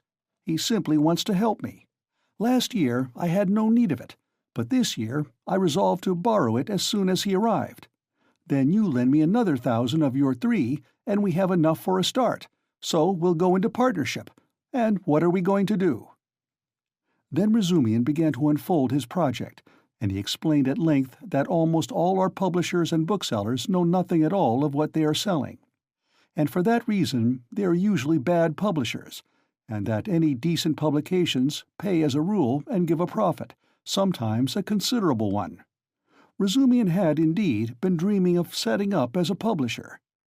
For the last 2 years he had been working in publishers' offices, and knew 3 European languages well, though he had told Raskolnikov 6 days before that he was a swatch in German with an object of persuading him to take half his translation and half the payment for it. He had told a lie then, and Raskolnikov knew he was lying. Why should we let our chance slip when we have one of the chief means of success, money of our own?" cried Razumian warmly. "Of course there will be a lot of work, but we will work, you, Avdotya Romanovna, I, Rodion. You get a splendid profit on some books nowadays. And the great point of the business is that we shall know just what wants translating, and we shall be translating, publishing, learning all at once. I can be of use because I have experience. For nearly 2 years I've been sculling about among the publishers, and now I know every detail of their business. You need not be a saint to make pots, believe me. And why should we let our chance slip? Why, I know, and I kept the secret, 2 or 3 books which one might get 100 rubles simply for thinking of translating and publishing. Indeed, and I would not take 500 for the very idea of one of them. And what do you think? If I were to tell a publisher, I dare say he'd hesitate. They are such blockheads. And as for the business side, printing, paper, selling, you trust to me. I know my way about. We'll begin in a small way and go on to a large. In any case, it will get us our living, and we shall get back our capital." Donya's eyes shone. "I like what you are saying, Dmitri Prokofitch," she said. "I know nothing about it, of course," put in Pulcheria Alexandrovna. "It may be a good idea, but again, God knows. It's new and untried. Of course, we must remain here at least for a time." She looked at Rodya. "What do you think, brother?" said Donya. "I think he's got a very good idea," he answered. "Of course, it's too soon to dream of a publishing firm, but we certainly might bring out 5 or 6 books and be sure of success. I know of one book, myself, which would be sure to go well. And as for his being able to manage it, there's no doubt about that either. He knows the business. But we can talk it over later." "Hurrah!" cried Razumian. "Now stay. There's a flat here in this house, belonging to the same owner. It's a special flat apart, not communicating with these lodgings. It's furnished, rent moderate, 3 rooms. Suppose you take them to begin with. I'll pawn your watch tomorrow and bring you the money, and everything can be arranged then. You can all 3 live together, and Rodya will be with you. But where are you off to, Rodya?" "What, Rodya, you are going already?" Pulcheria Alexandrovna asked in dismay. "At such a minute?" cried Razumian. Donya looked at her brother with incredulous wonder. He held his cap in his hand. He was preparing to leave them. "One would think you were burying me or saying goodbye forever," he said somewhat oddly. He attempted to smile, but it did not turn out a smile. "But who knows? Perhaps it is the last time we shall see each other."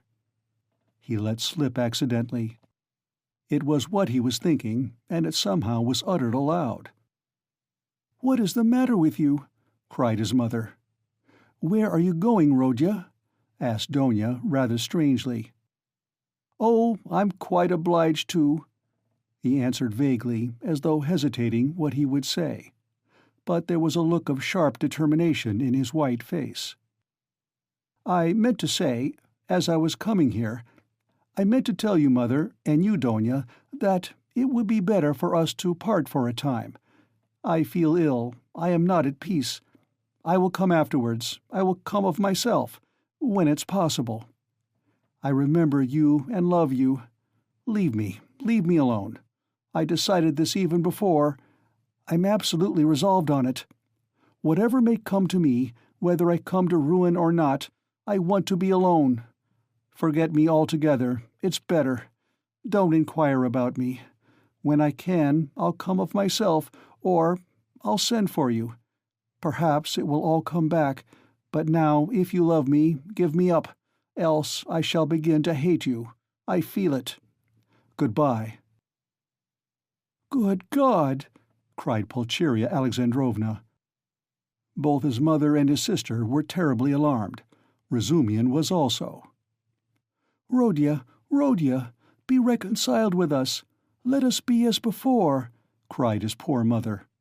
He turned slowly to the door and slowly went out of the room. Donia overtook him. "Brother, what are you doing to Mother?" she whispered, her eyes flashing with indignation. He looked dully at her. "No matter, I shall come. I'm coming," he muttered in an undertone, as though not fully conscious of what he was saying, and he went out of the room. "Wicked, heartless egoist!" cried Donia. "He is insane, but not heartless. He is mad. Don't you see it? You're heartless after that," Razumihin whispered in her ear, squeezing her hand tightly. "I shall be back directly," he shouted to the horror-stricken mother, and he ran out of the room. Raskolnikov was waiting for him at the end of the passage. "I knew you would run after me," he said. "Go back to them. Be with them. Be with them tomorrow and always. Perhaps I shall come, if I can. Goodbye." And without holding out his hand, he walked away. "But where are you going? What are you doing? What's the matter with you? How can you go on like this?" Razumihin muttered, at his wit's end. Raskolnikov stopped once more. "Once for all, never ask me about anything. I have nothing to tell you. Don't come to see me. Maybe I'll come here. Leave me, but don't leave them. Do you understand me?" It was dark in the corridor. They were standing near the lamp.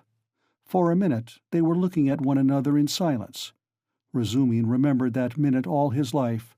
Raskolnikov's burning and intent eyes grew more penetrating every moment, piercing into his soul, into his consciousness. Suddenly Razumihin started. Something strange, as it were, passed between them. Some idea, some hint, as it were, slipped, something awful, hideous, and suddenly understood on both sides. Razumihin turned pale. "Do you understand now?" said Raskolnikov, his face twitching nervously.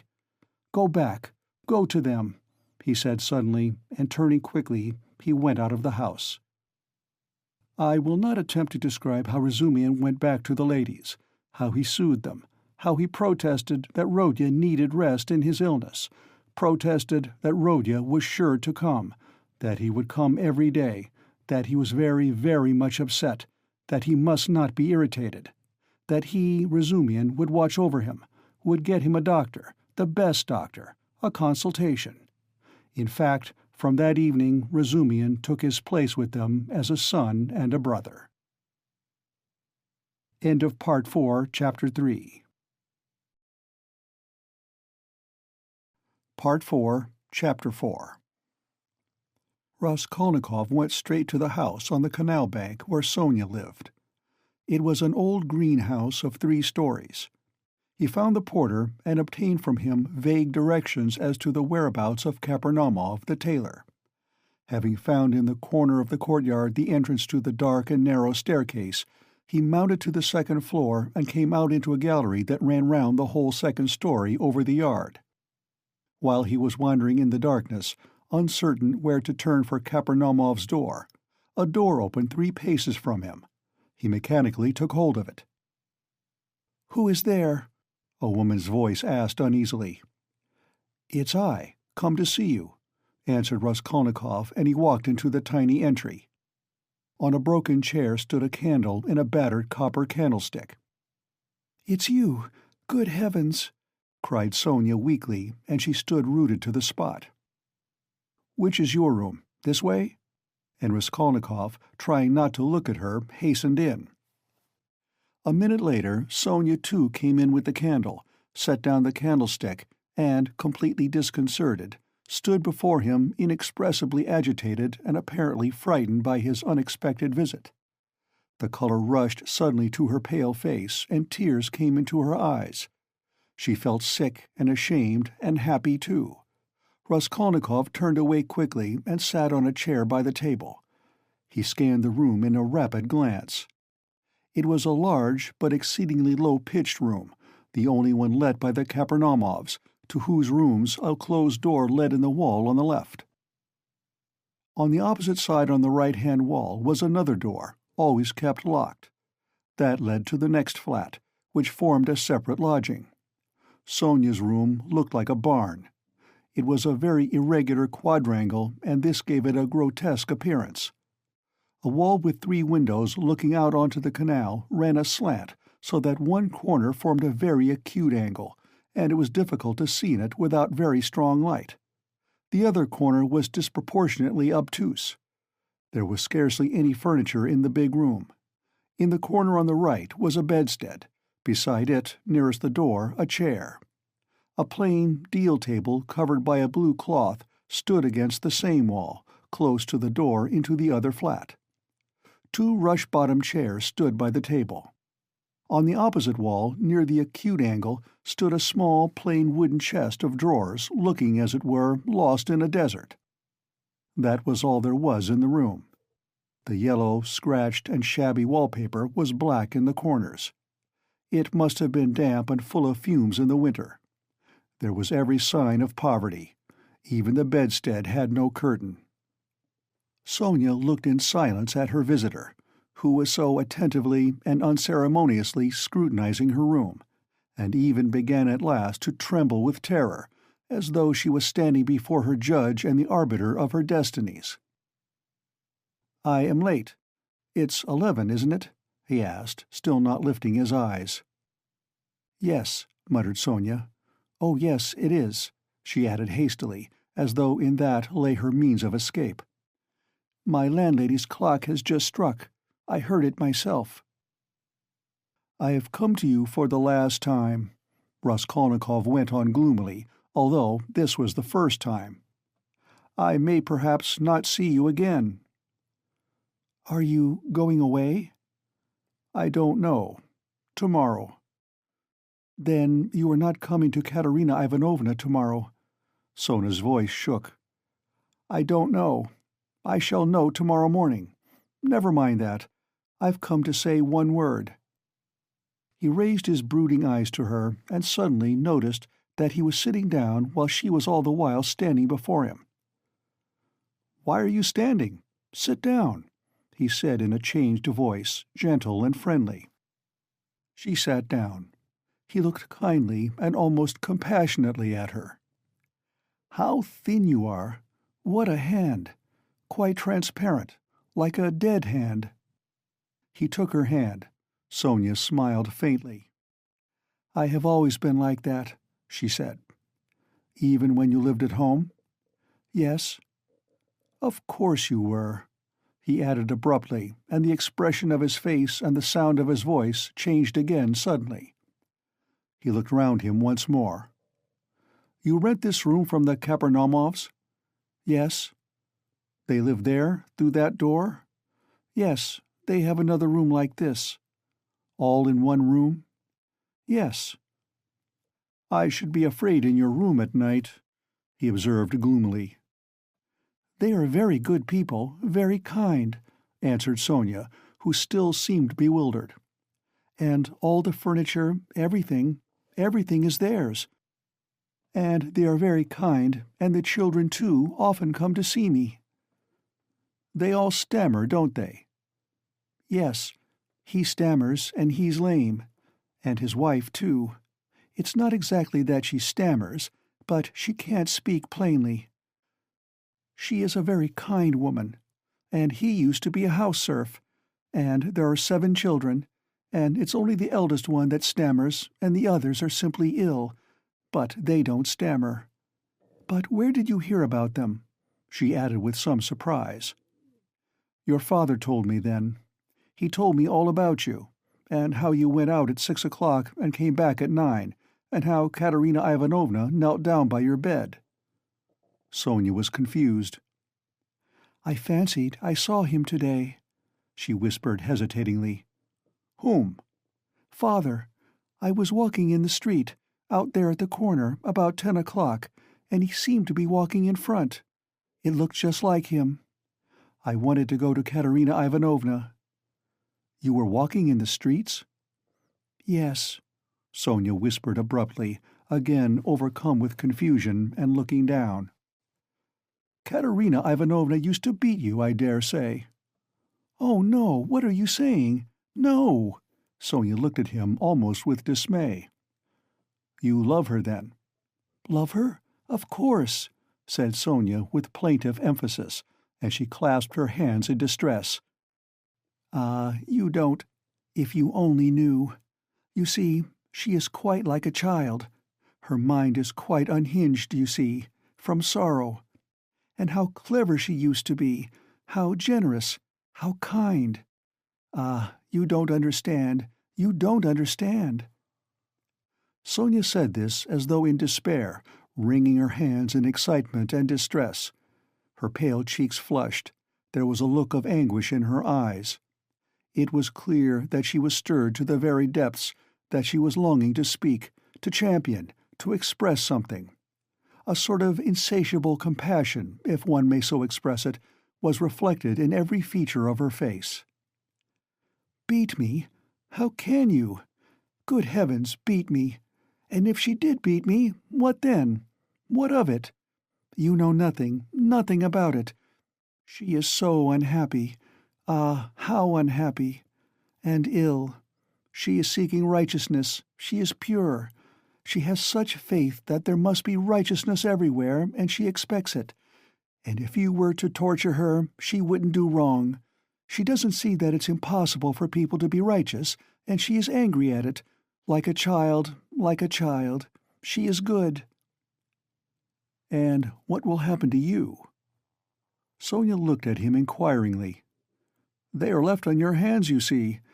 They were all on your hands before, though, and your father came to you to beg for drink. Well, how will it be now?" "I don't know," Sonia articulated mournfully. "Will they stay there?" "I don't know. They are in debt for the lodging, but the landlady, I hear, said today that she wanted to get rid of them, and Katerina Ivanovna says that she won't stay another minute." "How is it she is so bold? She relies upon you?" "Oh, no, don't talk like that. We are one. We live like one." Sonia was agitated again, and even angry, as though a canary or some other little bird were to be angry. "And what could she do? What could she do?" she persisted, getting hot and excited. "And how she cried today! Her mind is unhinged. Haven't you noticed it? At one minute she is worrying like a child that everything should be right tomorrow, the lunch and all that. Then she is wringing her hands, spitting blood, weeping, and all at once she will begin knocking her head against the wall in despair. Then she will be comforted again. She builds all her hopes on you. She says that you will help her now, and that she will borrow a little money somewhere and go to her native town with me and set up a boarding school for the daughters of gentlemen and take me to superintend it, and we will begin a new splendid life. And she kisses and hugs me, comforts me, and you know she has such faith in her fancies. One can't contradict her. And all the day long she has been washing, cleaning, mending. She dragged the wash-tub into the room with her feeble hands and sank on the bed, gasping for breath. We went this morning to the shops to buy shoes for Polenka and Lida, for theirs are quite worn out. Only the money we'd reckoned wasn't enough, not nearly enough. And she picked out such dear little boots, for she has taste, you don't know. And there in the shop she burst out crying before the shopman because she hadn't enough. Ah, it was sad to see her." Well, after that, I can understand your living like this," Raskolnikov said with a bitter smile. "And aren't you sorry for them? Aren't you sorry?" Sonia flew at him again. "Why, I know you gave your last penny yourself, though you'd seen nothing of it, and if you'd seen everything, oh dear, and how often I've brought her to tears. Only last week, yes, only a week before his death. I was cruel, and how often I've done it. Ah, I've been wretched at the thought of it all day." Sonia wrung her hands as she spoke at the pain of remembering it. "You were cruel?" "Yes, I. I went to see them," she went on weeping, "and Father said, 'Read me something, Sonia. My head aches. Read to me. Here's a book.' He had a book he had got from Andrei Semyonovitch Lebeziatnikov. He lives there. He always used to get hold of such funny books. And I said, I can't stay, as I didn't want to read, and I'd gone in chiefly to show Katerina Ivanovna some collars. Lizaveta, the peddler, sold me some collars and cuffs cheap, pretty, new, embroidered ones. Katerina Ivanovna liked them very much. She put them on and looked at herself in the glass and was delighted with them. 'Make me a present of them, Sonia,' she said. 'Please do.' 'Please do,' she said. She wanted them so much. And when could she wear them? They just reminded her of her old happy days. She looked at herself in the glass, admired herself, and she has no clothes at all, no things of her own, hasn't had all these years. And she never asks anyone for anything. She is proud. She'd sooner give away everything. And these she asked for, she liked them so much. And I was sorry to give them. 'What use are they to you, Katerina Ivanovna?' I said. I spoke to her like that. I ought not to have said that. She gave me such a look. And she was so grieved at my refusing her. And it was so sad to see. And she was not grieved for the collars, but for my refusing. I saw that. Ah, if only I could bring it all back, change it, take back those words. Ah, if I... But it's nothing to you." "Did you know Lizaveta, the peddler?" "Yes. Did you know her?" Sonia asked, with some surprise. "Katerina Ivanovna is in consumption, rapid consumption. She will soon die," said Raskolnikov after a pause, without answering her question. "Oh, no, no, no!" And Sonia unconsciously clutched both his hands, as though imploring that she should not. "But it would be better if she does die." "No, not better, not at all better," Sonia unconsciously repeated in dismay. "And the children? What can you do except take them to live with you?" "Oh, I don't know," cried Sonia, almost in despair, and she put her hands to her head. It was evident that that idea had very often occurred to her before, and he had only roused it again. "And what, if even now, while Katerina Ivanovna is alive, you get ill and are taken to the hospital? What will happen then?" he persisted pitilessly. "How can you? That cannot be." And Sonia's face worked with awful terror. "Cannot be?" Raskolnikov went on with a harsh smile. "You are not insured against it, are you? What will happen to them then? They will be in the street, all of them. She will cough and beg and knock her head against some wall, as she did today, and the children will cry. Then she will fall down, be taken to the police station and to the hospital. She will die, and the children—" "Oh no! God will not let it be!" broke at last from Sonia's overburdened bosom. She listened, looking imploringly at him, clasping her hands in dumb entreaty, as though it all depended upon him. Raskolnikov got up and began to walk about the room. A minute passed. Sonia was standing with her hands and her head hanging in terrible dejection. "And can't you save? Put by for a rainy day?"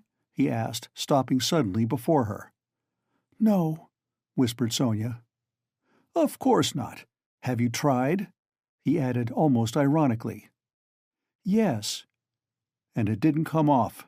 Of course not. No need to ask." And again he paced the room. Another minute passed. "You don't get money every day?" Sonia was more confused than ever, and color rushed into her face again. "No," she whispered with a painful effort. "It will be the same with Polenka, no doubt," he said suddenly. "No, no, it can't be, no!" Sonia cried aloud in desperation, as though she had been stabbed. "God would not allow anything so awful." "He lets others come to it." "No, no, God will protect her. God!" she repeated beside herself. "But perhaps there is no God at all," Raskolnikov answered with a sort of malignance, laughed and looked at her. Sonia's face suddenly changed. A tremor passed over it. She looked at him with unutterable reproach, tried to say something, but could not speak, and broke into bitter, bitter sobs, hiding her face in her hands. "You say Katerina Ivanovna's mind is unhinged. Your own mind is unhinged," he said after a brief silence. 5 minutes passed. He still paced up and down the room in silence, not looking at her. At last he went up to her. His eyes glittered. He put his 2 hands on her shoulders and looked straight into her tearful face. His eyes were hard, feverish and piercing. His lips were twitching. All at once he bent down quickly and, dropping to the ground, kissed her foot. Sonia drew back from him as from a madman. And certainly he looked like a madman. "What are you doing to me?" she muttered, turning pale, and a sudden anguish clutched at her heart. He stood up at once. "I did not bow down to you. I bowed down to all the suffering of humanity," he said wildly, and walked away to the window. "Listen," he added, turning to her a minute later. "I said just now to an insolent man that he was not worth your little finger, and that I did my sister honor making her sit beside you." "Ah, you said that to them? And in her presence?" cried Sonia, frightened. "Sit down with me? And honor? Why, I'm dishonorable. Ah, why did you say that?" "It was not because of your dishonor and your sin I said that of you, but because of your great suffering. But you are a great sinner, that's true," he added almost solemnly. "And your worst sin is that you have destroyed and betrayed yourself for nothing. Isn't that fearful? Isn't it fearful that you are living in this filth which you loathe so, and at the same time you know yourself, you've only to open your eyes, that you are not helping anyone by it, not saving anyone from anything?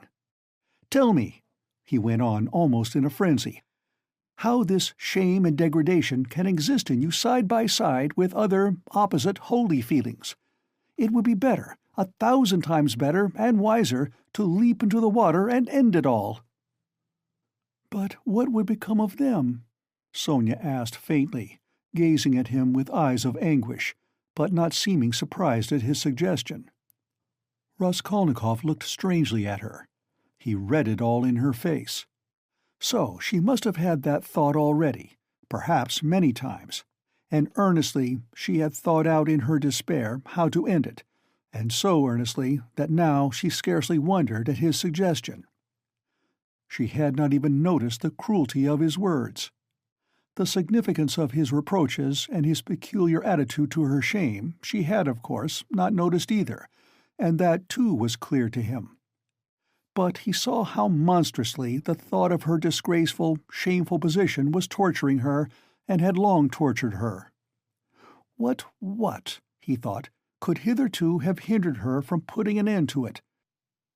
Only then he realized what those poor little orphan children and that pitiful, half-crazy Katerina Ivanovna, knocking her head against the wall in her consumption, meant for Sonia. But nevertheless it was clear to him again that with her character and the amount of education she had after all received, she could not in any case remain so. He was still confronted by the question, how could she have remained so long in that position without going out of her mind, since she could not bring herself to jump into the water? Of course he knew that Sonia's position was an exceptional case, though unhappily not unique and not infrequent indeed. But that very exceptionalness, her tinge of education, her previous life might, one would have thought, have killed her at the first step on that revolting path. What held her up? Surely not depravity. All that infamy had obviously only touched her mechanically. Not one drop of real depravity had penetrated to her heart. He saw that. He saw through her as she stood before him.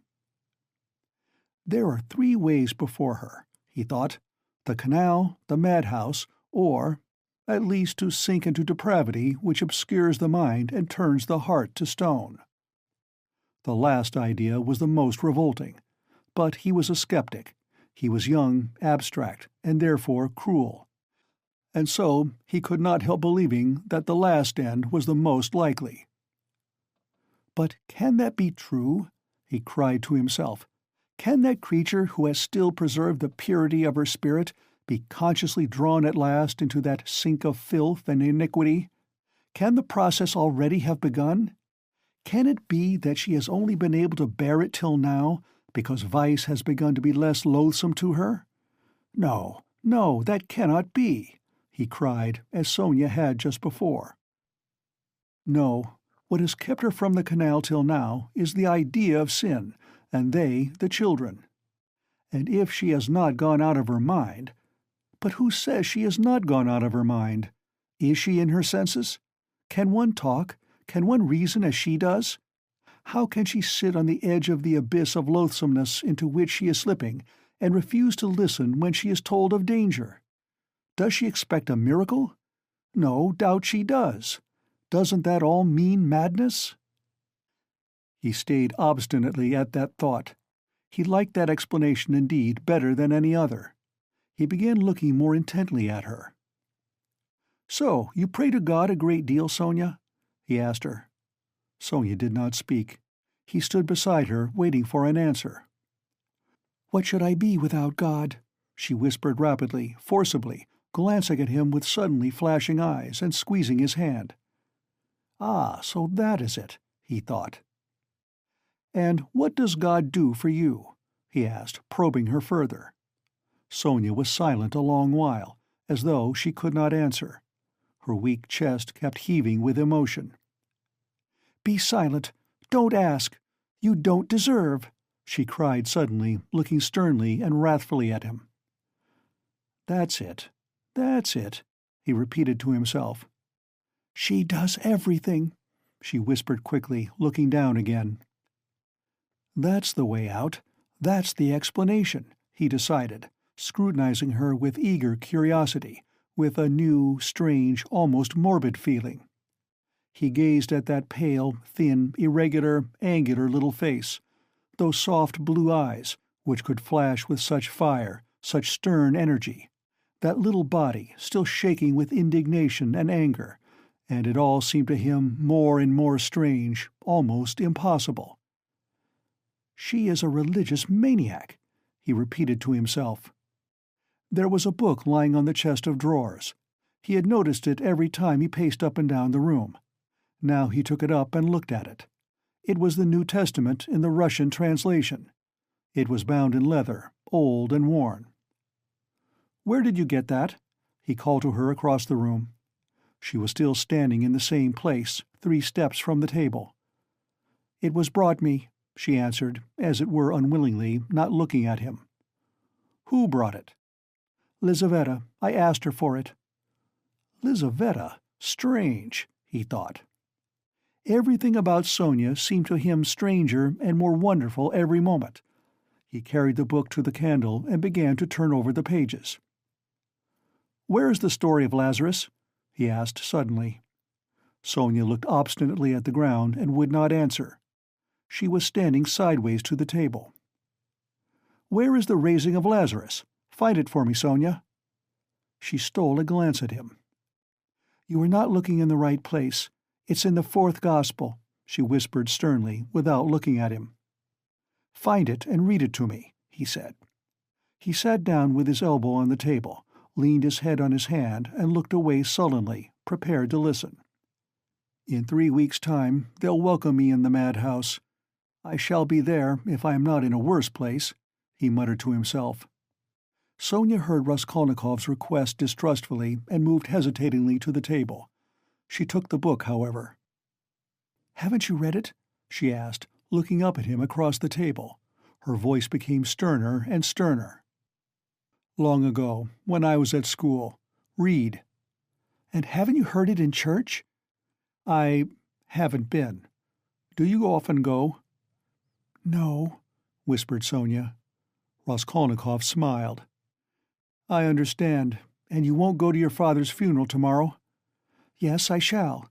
I was at church last week, too. I had a requiem service." "For whom?" "For Lizaveta. She was killed with an axe." His nerves were more and more strained. His head began to go round. "Were you friends with Lizaveta?" "Yes. She was good. She used to come. Not often. She couldn't. We used to read together and talk. She will see God." The last phrase sounded strange in his ears, and here was something new again. The mysterious meetings with Lizaveta, and both of them religious maniacs. "I shall be a religious maniac myself soon. It's infectious." "Read," he cried irritably and insistently. Sonia still hesitated. Her heart was throbbing. She hardly dared to read to him. He looked almost with exasperation at the unhappy lunatic. "What for? You don't believe," she whispered softly, and as it were breathlessly. "Read. I want you to," he persisted. "You used to read to Lizaveta." Sonia opened the book and found the place. Her hands were shaking, her voice failed her. Twice she tried to begin and could not bring out the first syllable. "Now a certain man was sick, named Lazarus of Bethany." She forced herself at last to read, but at the third word her voice broke like an overstrained string. There was a catch in her breath. Raskolnikov saw in part why Sonia could not bring herself to read to him, and the more he saw this, the more roughly and irritably he insisted on her doing so. He understood only too well how painful it was for her to betray and unveil all that was her own. He understood that these feelings really were her secret treasure, which she had kept perhaps for years, perhaps from childhood, while she lived with an unhappy father and a distracted stepmother crazed by grief, in the midst of starving children and unseemly abuse and reproaches. But at the same time he knew now and knew for certain that, although it filled her with dread and suffering, yet she had a tormenting desire to read, and to read to him that he might hear it, and to read now whatever might come of it. He read this in her eyes. He could see it in her intense emotion. She mastered herself, controlled the spasm in her throat, and went on reading the 11th chapter of St. John. She went on to the 19th verse. "And many of the Jews came to Martha and Mary to comfort them concerning their brother. Then Martha, as soon as she heard that Jesus was coming, went and met him, but Mary sat still in the house.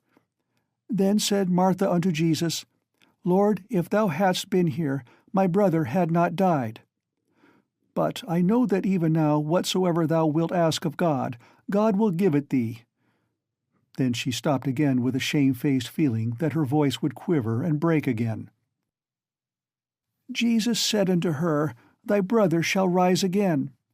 Martha saith unto him, I know that he shall rise again in the resurrection at the last day. Jesus said unto her, I am the resurrection and the life.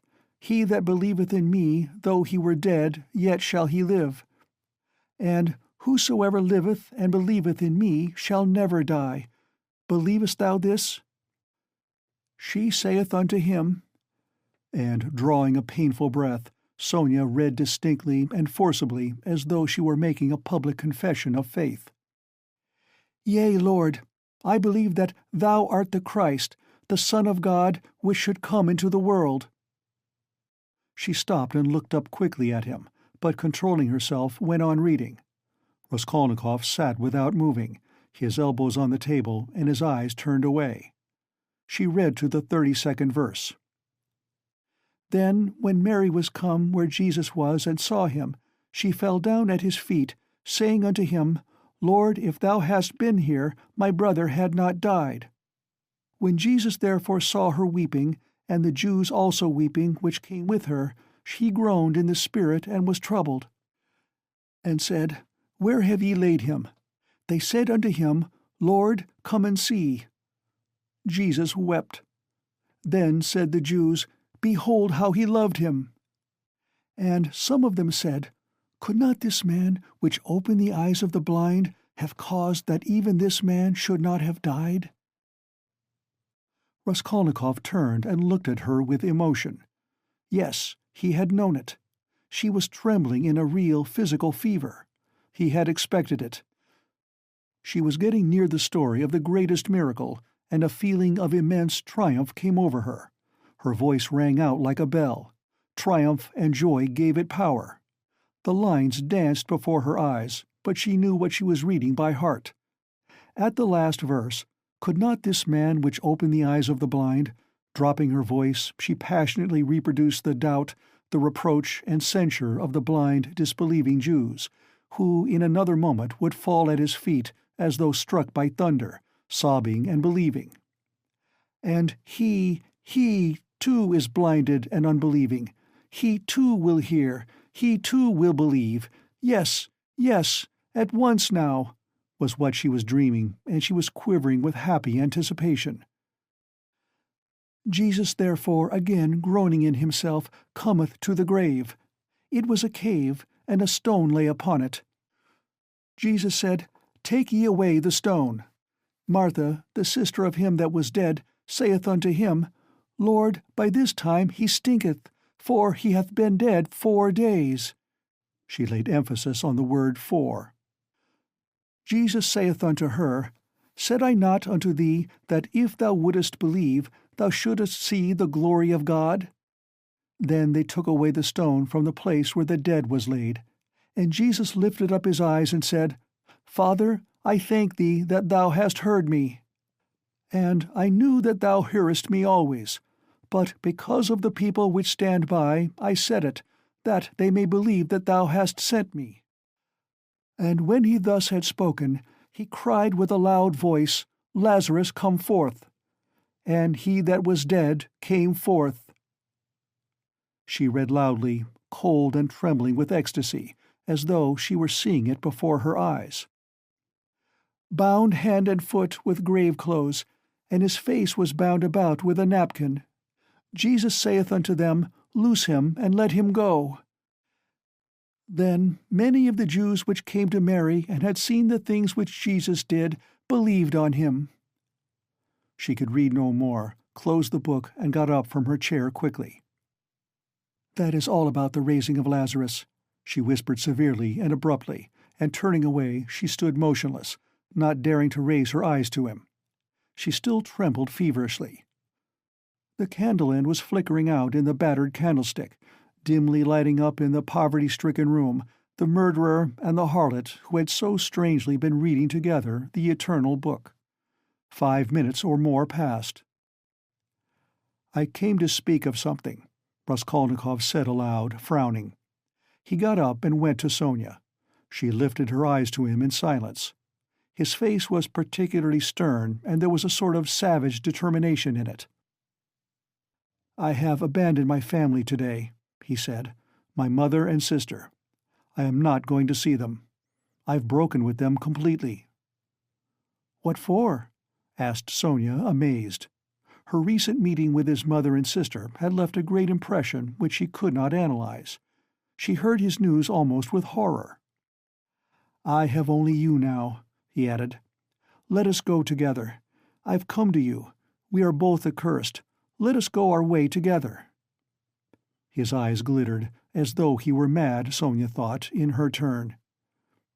Go where? She asked in alarm, and she involuntarily stepped back. How do I know? I only know it's the same road. I know that and nothing more.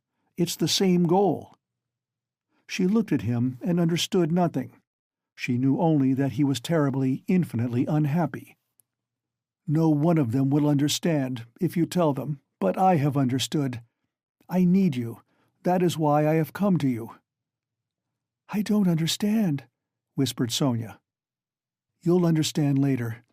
Haven't you done the same? You, too, have transgressed, have had the strength to transgress. You have laid hands on yourself. You have destroyed a life. Your own. It's all the same. You might have lived in spirit and understanding, but you'll end in the Haymarket. You won't be able to stand it, and if you remain alone, you'll go out of your mind like me. You are a mad creature already. So we must go together on the same road. Let us go." "What for? What's all this for?" said Sonia, strangely and violently agitated by his words. "What for? Because you can't remain like this, that's why. You must look things straight in the face at last, and not weep like a child and cry that God won't allow it. What will happen if you should really be taken to the hospital tomorrow? She is mad and in consumption. She'll soon die, and the children. Do you mean to tell me Polenka won't come to grief? Haven't you seen children here at the street corner sent out by their mothers to beg? I found out where those mothers live and in what surroundings. Children can't remain children there. At 7, the child is vicious and a thief. Yet children, you know, are the image of Christ. Theirs is the kingdom of heaven. He bade us honor and love them. They are the humanity of the future." "What's to be done? What's to be done?" repeated Sonia, weeping hysterically and wringing her hands. "What's to be done? Break what must be broken, once for all, that's all, and take the suffering on oneself. What, you don't understand? You'll understand later. Freedom and power, and above all, power. Over all trembling creation and all the ant-heap. That's the goal, remember that.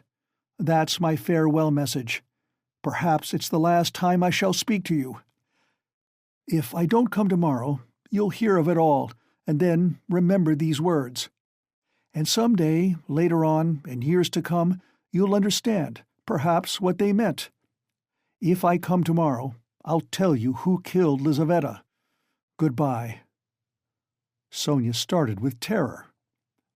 "Why, do you know who killed her?" she asked, chilled with horror, looking wildly at him. "I know and will tell. You, only you. I have chosen you out. I'm not coming to you to ask forgiveness, but simply to tell you. I chose you out long ago to hear this. When your father talked of you, and when Lizaveta was alive, I thought of it. Goodbye. Don't shake hands. Tomorrow." He went out. Sonia gazed at him as at a madman, but she herself was like one insane and felt it. Her head was going round. "Good heavens! How does he know who killed Lizaveta? What did those words mean? It's awful." But at the same time the idea did not enter her head, not for a moment. "Oh, he must be terribly unhappy. He has abandoned his mother and sister. What for? What has happened? And what had he in his mind? What did he say to her? He had kissed her foot and said, yes, he had said it clearly, that he could not live without her. Oh, merciful heavens!" Sonia spent the whole night feverish and delirious. She jumped up from time to time, wept and wrung her hands, then sank again into feverish sleep and dreamt of Polenka, Katerina Ivanovna, and Lizaveta, of reading the Gospel, and him with pale face, with burning eyes, kissing her feet, weeping. On the other side of the door on the right, which divided Sonia's room from Madame Reslich's flat, was a room which had long stood empty. A card was fixed on the gate, and a notice stuck in the windows over the canal advertising it to let. Sonia had long been accustomed to the rooms being uninhabited. But all that time Mr. Svidrigailov had been standing, listening at the door of the empty room. When Raskolnikov went out, he stood still, thought a moment, went on tiptoe to his own room, which adjoined the empty one, brought a chair, and noiselessly carried it to the door that led to Sonia's room. The conversation had struck him as interesting and remarkable, and he had greatly enjoyed it. So much so that he brought a chair that he might not in the future, tomorrow for instance, have to endure the inconvenience of standing a whole hour, but might listen in comfort. End of Part 4, Chapter 4.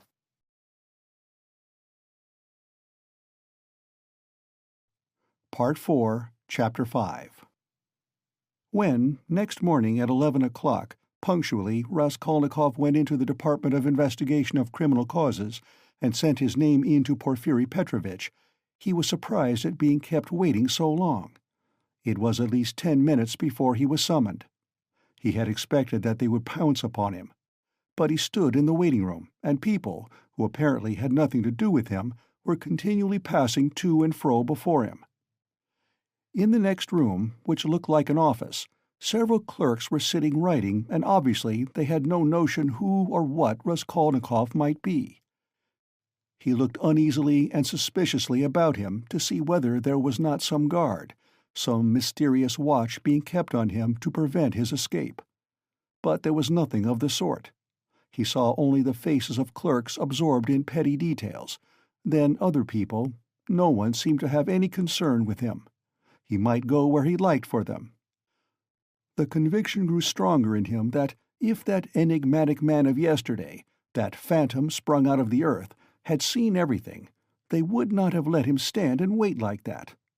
And would they have waited till he elected to appear at 11? Either the man had not yet given information, or simply he knew nothing, had seen nothing, and how could he have seen anything? And so all that had happened to him the day before was again a phantom, exaggerated by his sick and overstrained imagination. This conjecture had begun to grow strong the day before, in the midst of all his alarm and despair. Thinking it all over now and preparing for a fresh conflict, he was suddenly aware that he was trembling, and he felt a rush of indignation at the thought that he was trembling with fear at facing that hateful Porfiri Petrovitch. What he dreaded above all was meeting that man again. He hated him with an intense, unmitigated hatred, and was afraid his hatred might betray him. His indignation was such that he ceased trembling at once. He made ready to go in with a cold and arrogant bearing, and vowed to himself to keep as silent as possible, to watch and listen, and for once at least to control his overstrained nerves. At that moment he was summoned to Porfiri Petrovitch. He found Porfiri Petrovitch alone in his study. His study was a room neither large nor small, furnished with a large writing table that stood before a sofa, upholstered in checked material, a bureau, a bookcase in the corner, and several chairs, all government furniture, of polished yellow wood. In the further wall there was a closed door. Beyond it there were no doubt other rooms. On Raskolnikov's entrance, Porfiri Petrovitch had at once closed the door by which he had come in, and they remained alone. He met his visitor with an apparently genial and good-tempered air, and it was only after a few minutes that Raskolnikov saw signs of a certain awkwardness in him, as though he had been thrown out of his reckoning, or caught in something very secret. "Ah, my dear fellow, here you are, in our domain," began Porfiri, holding out both hands to him. "Come, sit down, old man, or perhaps you don't like to be called my dear fellow and old man. Tout court? Please don't think it too familiar. Here, on the sofa." Raskolnikov sat down, keeping his eyes fixed on him. In our domain, the apologies for familiarity, the French phrase tout court, were all characteristic signs. He held out both hands to me, but he did not give me one. He drew it back in time. Struck him suspiciously. Both were watching each other, but when their eyes met, quick as lightning, they looked away. "I brought you this paper, about the watch. Here it is. Is it all right, or shall I copy it again?" "What? A paper?" Yes, don't be uneasy. It's all right," Porfiri Petrovitch said, as though in haste, and after he had said it, he took the paper and looked at it. "Yes, it's all right. Nothing more is needed," he declared with the same rapidity, and he laid the paper on the table. A minute later, when he was talking of something else, he took it from the table and put it on his bureau. "I believe you said yesterday you would like to question me, formally, about my acquaintance with the murdered woman?" Raskolnikov was beginning again. Why did I put in "I believe" passed through his mind in a flash. Why am I so uneasy at having put in that "I believe" came in a second flash, and he suddenly felt that his uneasiness was the mere contact with Porphyry, at the first words, at the first looks, had grown in an instant to monstrous proportions, and that this was fearfully dangerous. His nerves were quivering, his emotion was increasing. "It's bad, it's bad. I shall say too much again." "Yes, yes, yes. There's no hurry, there's no hurry," muttered Porfiri Petrovitch, moving to and fro about the table without any apparent aim, as it were making dashes towards the window, the bureau and the table, at one moment avoiding Raskolnikov's suspicious glance, then again standing still and looking him straight in the face. His fat round little figure looked very strange, like a ball rolling from one side to the other and rebounding back. "We've plenty of time. Do you smoke? Have you your own? Here, a cigarette," he went on, offering his visitor a cigarette. "You know I am receiving you here, but my own quarters are through there, you know, my government quarters. But I am living outside for the time. I had to have some repairs done here. It's almost finished now. Government quarters, you know, are a capital thing. Eh, what do you think?" "Yes, a capital thing," answered Raskolnikov, looking at him almost ironically. "A capital thing, repeated Porfiri Petrovitch, as though he had just thought of something quite different. "Yes, a capital thing," he almost shouted at last, suddenly staring at Raskolnikov and stopping short 2 steps from him. This stupid repetition was too incongruous in its ineptitude with the serious, brooning, and enigmatic glance he turned upon his visitor. But this stirred Raskolnikov's spleen more than ever, and he could not resist an ironical and rather incautious challenge. "Tell me, please," he said suddenly, looking almost insolently at him and taking a kind of pleasure in his own insolence. "I believe it's a sort of legal rule, a sort of legal tradition, for all investigating lawyers, to begin their attack from afar, with a trivial, or at least an irrelevant subject, so as to encourage, or rather to divert the man they are cross-examining, to disarm his caution, and then all at once to give him an unexpected knock-down blow with some fatal question. Isn't that so? It's a sacred tradition, mentioned, I fancy, in all the manuals of the art?" "Yes, yes. Why do you imagine that was why I spoke about government quarters, eh?" And as he said this, Porfiri Petrovitch screwed up his eyes and winked. A good-humored, crafty look passed over his face. The wrinkles on his forehead were smoothed out, his eyes contracted, his features broadened, and he suddenly went off into a nervous, prolonged laugh, shaking all over and looking Raskolnikov straight in the face. The latter forced himself to laugh too, but when Porfiri, seeing that he was laughing, broke into such a guffaw that he turned almost crimson, Raskolnikov's repulsion overcame all precaution. He left off laughing, scowled and stared with hatred at Porfiri, keeping his eyes fixed on him while his intentionally prolonged laughter lasted. There was a lack of precaution on both sides, however, for Porfiri Petrovitch seemed to be laughing in his visitor's face, and to be very little disturbed at the annoyance with which the visitor received it. The latter fact was very significant in Raskolnikov's eyes. He saw that Porfiri Petrovitch had not been embarrassed just before either, but that he, Raskolnikov, had perhaps fallen into a trap. That there must be something, some motive here unknown to him. That perhaps everything was in readiness and in another moment would break upon him. He went straight to the point at once, rose from his seat and took his cap. "Porfiri Petrovitch," he began resolutely, though with considerable irritation, "yesterday you expressed a desire that I should come to you for some inquiries." He laid special stress on the word inquiries. "I have come, and if you have anything to ask me, ask it, and if not, allow me to withdraw. I have no time to spare. I have to be at the funeral of that man who was run over, of whom you know also," he added, feeling angry at once at having made this addition, and more irritated at his anger. "I am sick of it all, do you hear? And have long been. It's partly made me ill. In short," he shouted, feeling that the phrase about his illness was still more out of place, "in short, kindly examine me or let me go at once. And if you must examine me, do so in the proper form. I will not be allowed to do so otherwise, and so meanwhile good-bye, as we have evidently nothing to keep us now." "Good heavens, what do you mean? What shall I question you about?" cackled Porfiri Petrovitch with a change of tone, instantly leaving off laughing.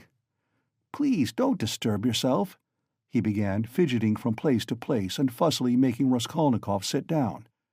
"There's no hurry, there's no hurry. It's all nonsense. Oh no, I'm very glad you've come to see me at last. I look upon you simply as a visitor. And as for my confounded laughter, please excuse it, Rodion Romanovitch." "Rodion Romanovitch? That is your name?" "It's my nerves. You tickle me so with your witty observation. I assure you, sometimes I shake with laughter like an india-rubber ball for half an hour at a time. I'm often afraid of an attack of paralysis. Do sit down. Please do, or I shall think you are angry." Raskolnikov did not speak. He listened, watching him, still frowning angrily. He did sit down, but still held his cap. "I must tell you one thing about myself, my dear Rodion Romanovitch," Porfiri Petrovitch continued, moving about the room and again avoiding his visitor's eyes. "You see, I'm a bachelor, a man of no consequence, and not used to society. Besides, I have nothing before me. I'm set. I'm running to seed, and have you noticed, Rodion Romanovitch, that in our Petersburg circles, if two clever men meet who are not intimate, but respect each other, like you and me, it takes them half an hour before they can find a subject for conversation. They are dumb. They sit opposite each other and feel awkward. Everyone has subjects of conversation, ladies for instance. People in high society always have their subjects of conversation, c'est de rigueur, but people of the middle sort like us, thinking people that is, are always tongue-tied and awkward. What is the reason of it? Whether it is the lack of public interest, or whether it is we who are so honest we don't want to deceive one another, I don't know. What do you think? Do put down your cap. It looks as if you're just going. It makes me uncomfortable." "I am so delighted." Raskolnikov put down his cap and continued listening in silence, with a serious, frowning face to the vague and empty chatter of Porfiri Petrovitch. Does he really want to distract my attention with his silly babble? "I can't offer you coffee here, but why not spend 5 minutes with a friend?" Porfiri pattered on. "And you know all these official duties. Please don't mind my running up and down. Excuse it, my dear fellow.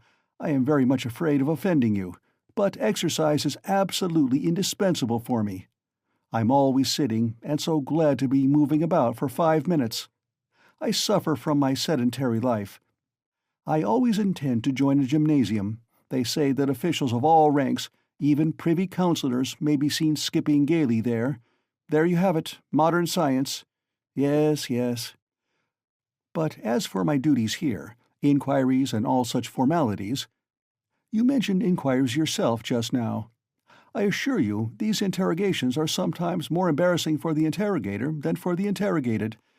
You made the observation yourself just now very aptly and wittily." Raskolnikov had made no observation of the kind. "One gets into a muddle, a regular muddle. One keeps harping on the same note, like a drum. There is to be reform, and we shall be called by a different name at least. And as for our legal tradition, as you so wittily called it, I thoroughly agree with you. Every person on trial, even the rudest peasant, knows that they begin by disarming him with irrelevant questions, as you so happily put it, and then deal him a knock-down blow. Your fallacious comparison. So you really imagine that I meant by government quarters? You are an ironical person. Come, I won't go on. Ah, by the way, yes, one word leads to another. You spoke of formality just now, apropos of the inquiry, you know. But what's the use of formality? In many cases it's nonsense. Sometimes one has a friendly chat and gets a great deal more out of it. One can always fall back on formality, allow me to assure you. And after all, what does it amount to? An examining lawyer cannot be bounded by formality at every step. The work of investigation is, so to speak, a free art in its own way. Porfiri Petrovitch took breath a moment. He had simply babbled on, uttering empty phrases, letting slip a few enigmatic words, and again reverting to incoherence. He was almost running about the room, moving his fat little legs quicker and quicker, looking at the ground with his right hand behind his back, while with his left making gesticulations that were extraordinarily incongruous with his words. Raskolnikov suddenly noticed that, as he ran about the room, he seemed twice to stop for a moment near the door, as though he were listening. Is he expecting anything? "You are certainly quite right about it," Porfiri began gaily, looking with extraordinary simplicity at Raskolnikov, which startled him and instantly put him on his guard. "Certainly quite right in laughing so wittily at our legal forms. Some of these elaborate psychological methods are exceedingly ridiculous, and perhaps useless, if one adheres too closely to the forms. Yes, I am talking of forms again. Well, if I recognize, or more strictly speaking, if I suspect someone or other to be a criminal, in any case entrusted to me— You're reading for the law, of course, Rodion Romanovitch?" "Yes, I was." "Well, then, it is a precedent for you for the future, though don't suppose I should venture to instruct you after the articles you publish about crime. No, I simply make bold to state it by way of fact. If I took this man or that for a criminal, why, I ask, should I worry him prematurely, even though I had evidence against him? In one case I may be bound, for instance, to arrest a man at once, but another may be in quite a different position, you know, so why shouldn't I let him walk about the town a bit? But I see you don't quite understand, so I'll give you a clearer example. If I put him in prison too soon, I may very likely give him, so to speak, moral support. You're laughing?" Raskolnikov had no idea of laughing. He was sitting with compressed lips, his feverish eyes fixed on Porfiri Petrovitch's. "Yet that is the case, with some types especially, for men are so different. You say evidence. Well, there may be evidence. But evidence, you know, can generally be taken two ways. I am an examining lawyer and a weak man, I confess it. I should like to make a proof, so to say, mathematically clear. I should like to make a chain of evidence such as twice two are four. It ought to be a direct, irrefutable proof. And if I shut him up too soon, even though I might be convinced he was the man, I should very likely be depriving myself of the means of getting further evidence against him. And how? By giving him, so to speak, a definite position, I shall put him out of suspense and set his mind at rest, so that he will retreat into his shell. They say that at Sevastopol, soon after Alma, the clever people were in a terrible fright that the enemy would attack openly and take Sevastopol at once. But when they saw that the enemy preferred a regular siege, they were delighted, I am told, and reassured, for the thing would drag on for 2 months at least. You're laughing. You don't believe me again? Of course, you're right, too. You're right. These are special cases, I admit. But you must observe this, my dear Rodion Romanovitch. The general case, the case for which all legal forms and rules are intended, for which they are calculated and laid down in books, does not exist at all, for the reason that every case, every crime, for instance, so soon as it actually occurs, at once becomes a thoroughly especial case, and sometimes a case unlike any that's gone before. Very comic cases of that sort sometimes occur. If I leave one man quite alone, if I don't touch him and don't worry him, but let him know, or at least suspect every moment, that I know all about it and am watching him day and night, and if he is in continual suspicion and terror, he'll be bound to lose his head. He'll come of himself, or maybe do something which will make it as plain as twice two are four. It's delightful. It may be so with a simple peasant, but with one of our sort, an intelligent man cultivated on a certain side, it's a dead certainty. For, my dear fellow, It's a very important matter to know on what side a man is cultivated. And then there are nerves, there are nerves. You have overlooked them. Why, they are all sick, nervous, and irritable. And then how they all suffer from spleen. That, I assure you, is a regular gold mine for us. And it's no anxiety to me, his running about the town free. Let him walk about for a bit. I know well enough that I've caught him and that he won't escape me. Where could he escape to? Abroad, perhaps? A Pole will escape abroad, but not here, especially as I am watching and have taken measures. Will he escape into the depths of the country, perhaps?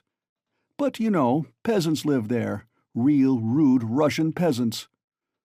A modern, cultivated man would prefer prison to living with such strangers as our peasants. But that's all nonsense, and on the surface. It's not merely that he has nowhere to run to, he is psychologically unable to escape me. What an expression! Through a law of nature he can't escape me if he had anywhere to go. Have you seen a butterfly round a candle? That's how he'll keep circling and circling round me. Freedom will lose its attractions. He'll begin to brood, he'll weave a tangle round himself, he'll worry himself to death. What's more, he will provide me with a mathematical proof, if I only give him long enough interval. And he'll keep circling round me, getting nearer, and then, flop, he'll fly straight into my mouth, and I'll swallow him, and that will be very amusing. You don't believe me?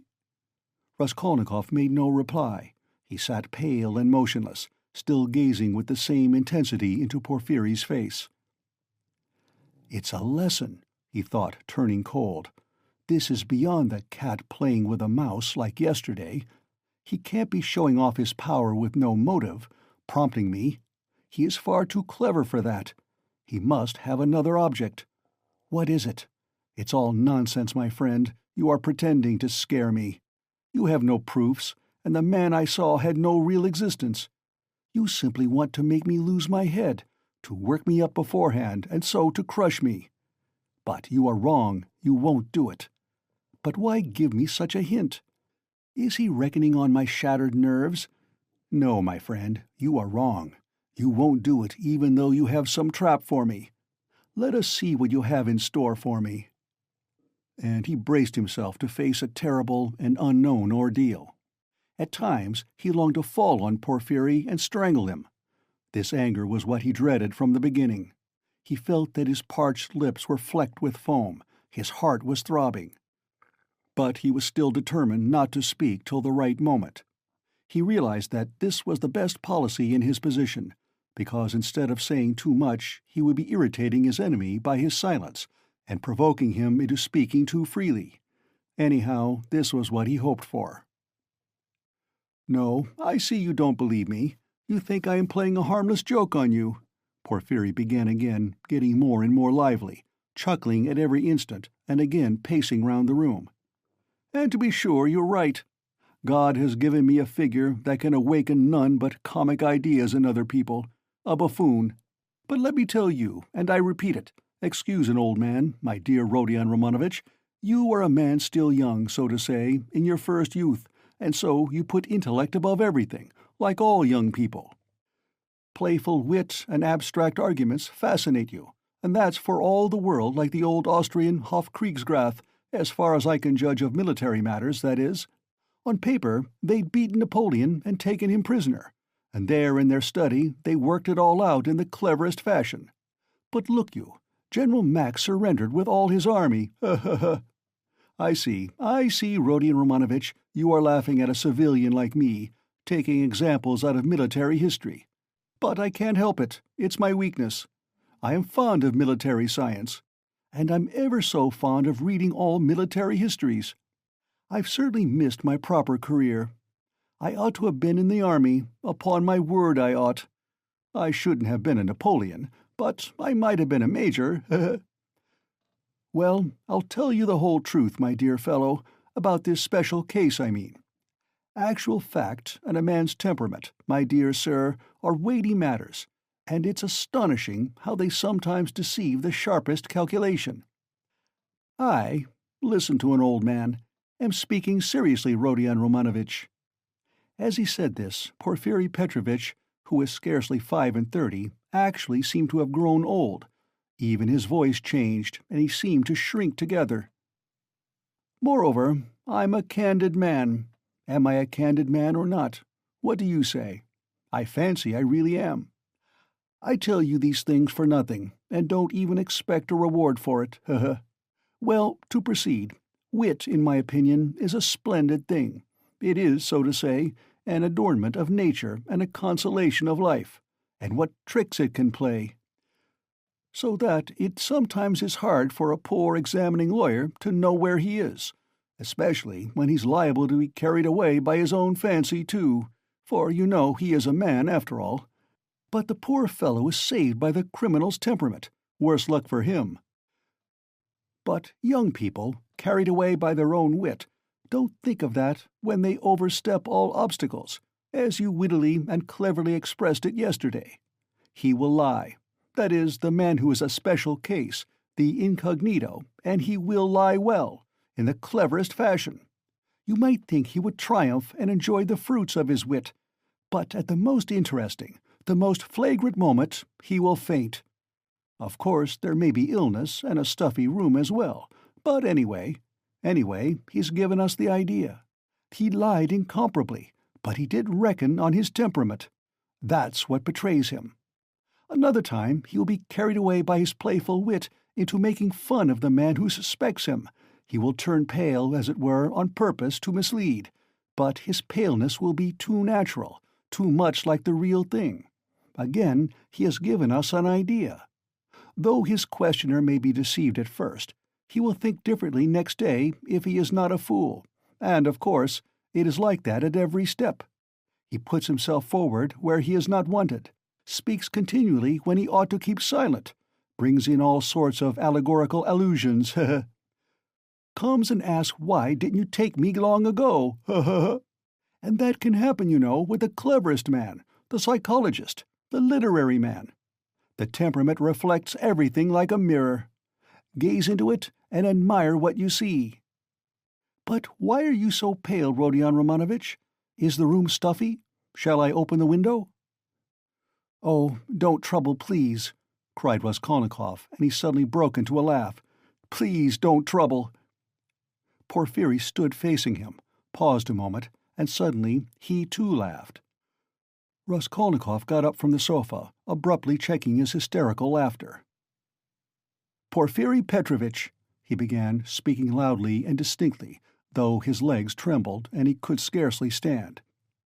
"I see clearly at last that you actually suspect me of murdering that old woman and her sister Lizaveta. Let me tell you for my part that I am sick of this.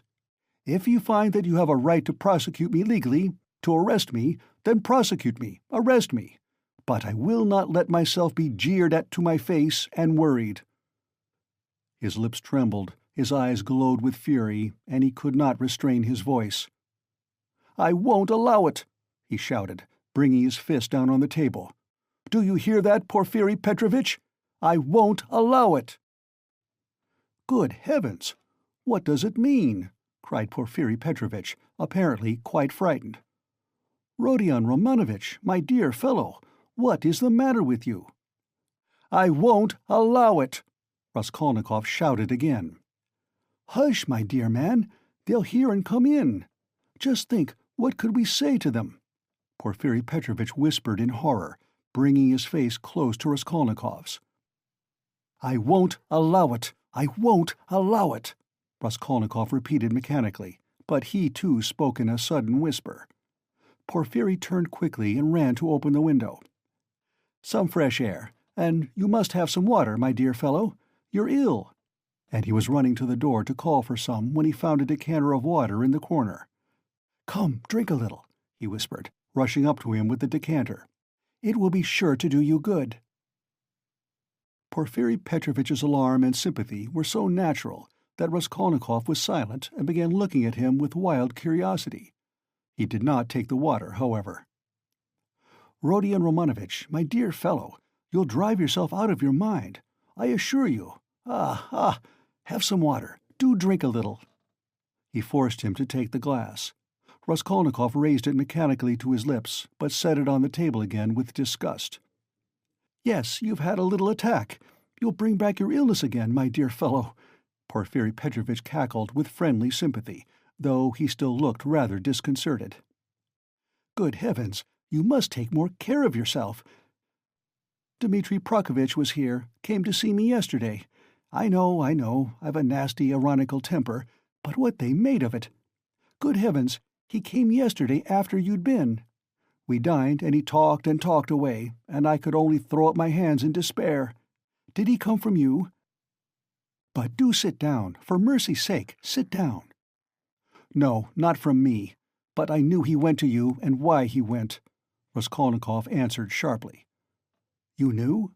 "I knew. What of it?" "Why, this, Rodion Romanovitch, that I know more than that about you. I know about everything. I know how you went to take a flat at night when it was dark, and how you rang the bell and asked about the blood, so that the workman and the porter did not know what to make of it. Yes, I understand your state of mind at that time. But you'll drive yourself mad like that, upon my word. You'll lose your head.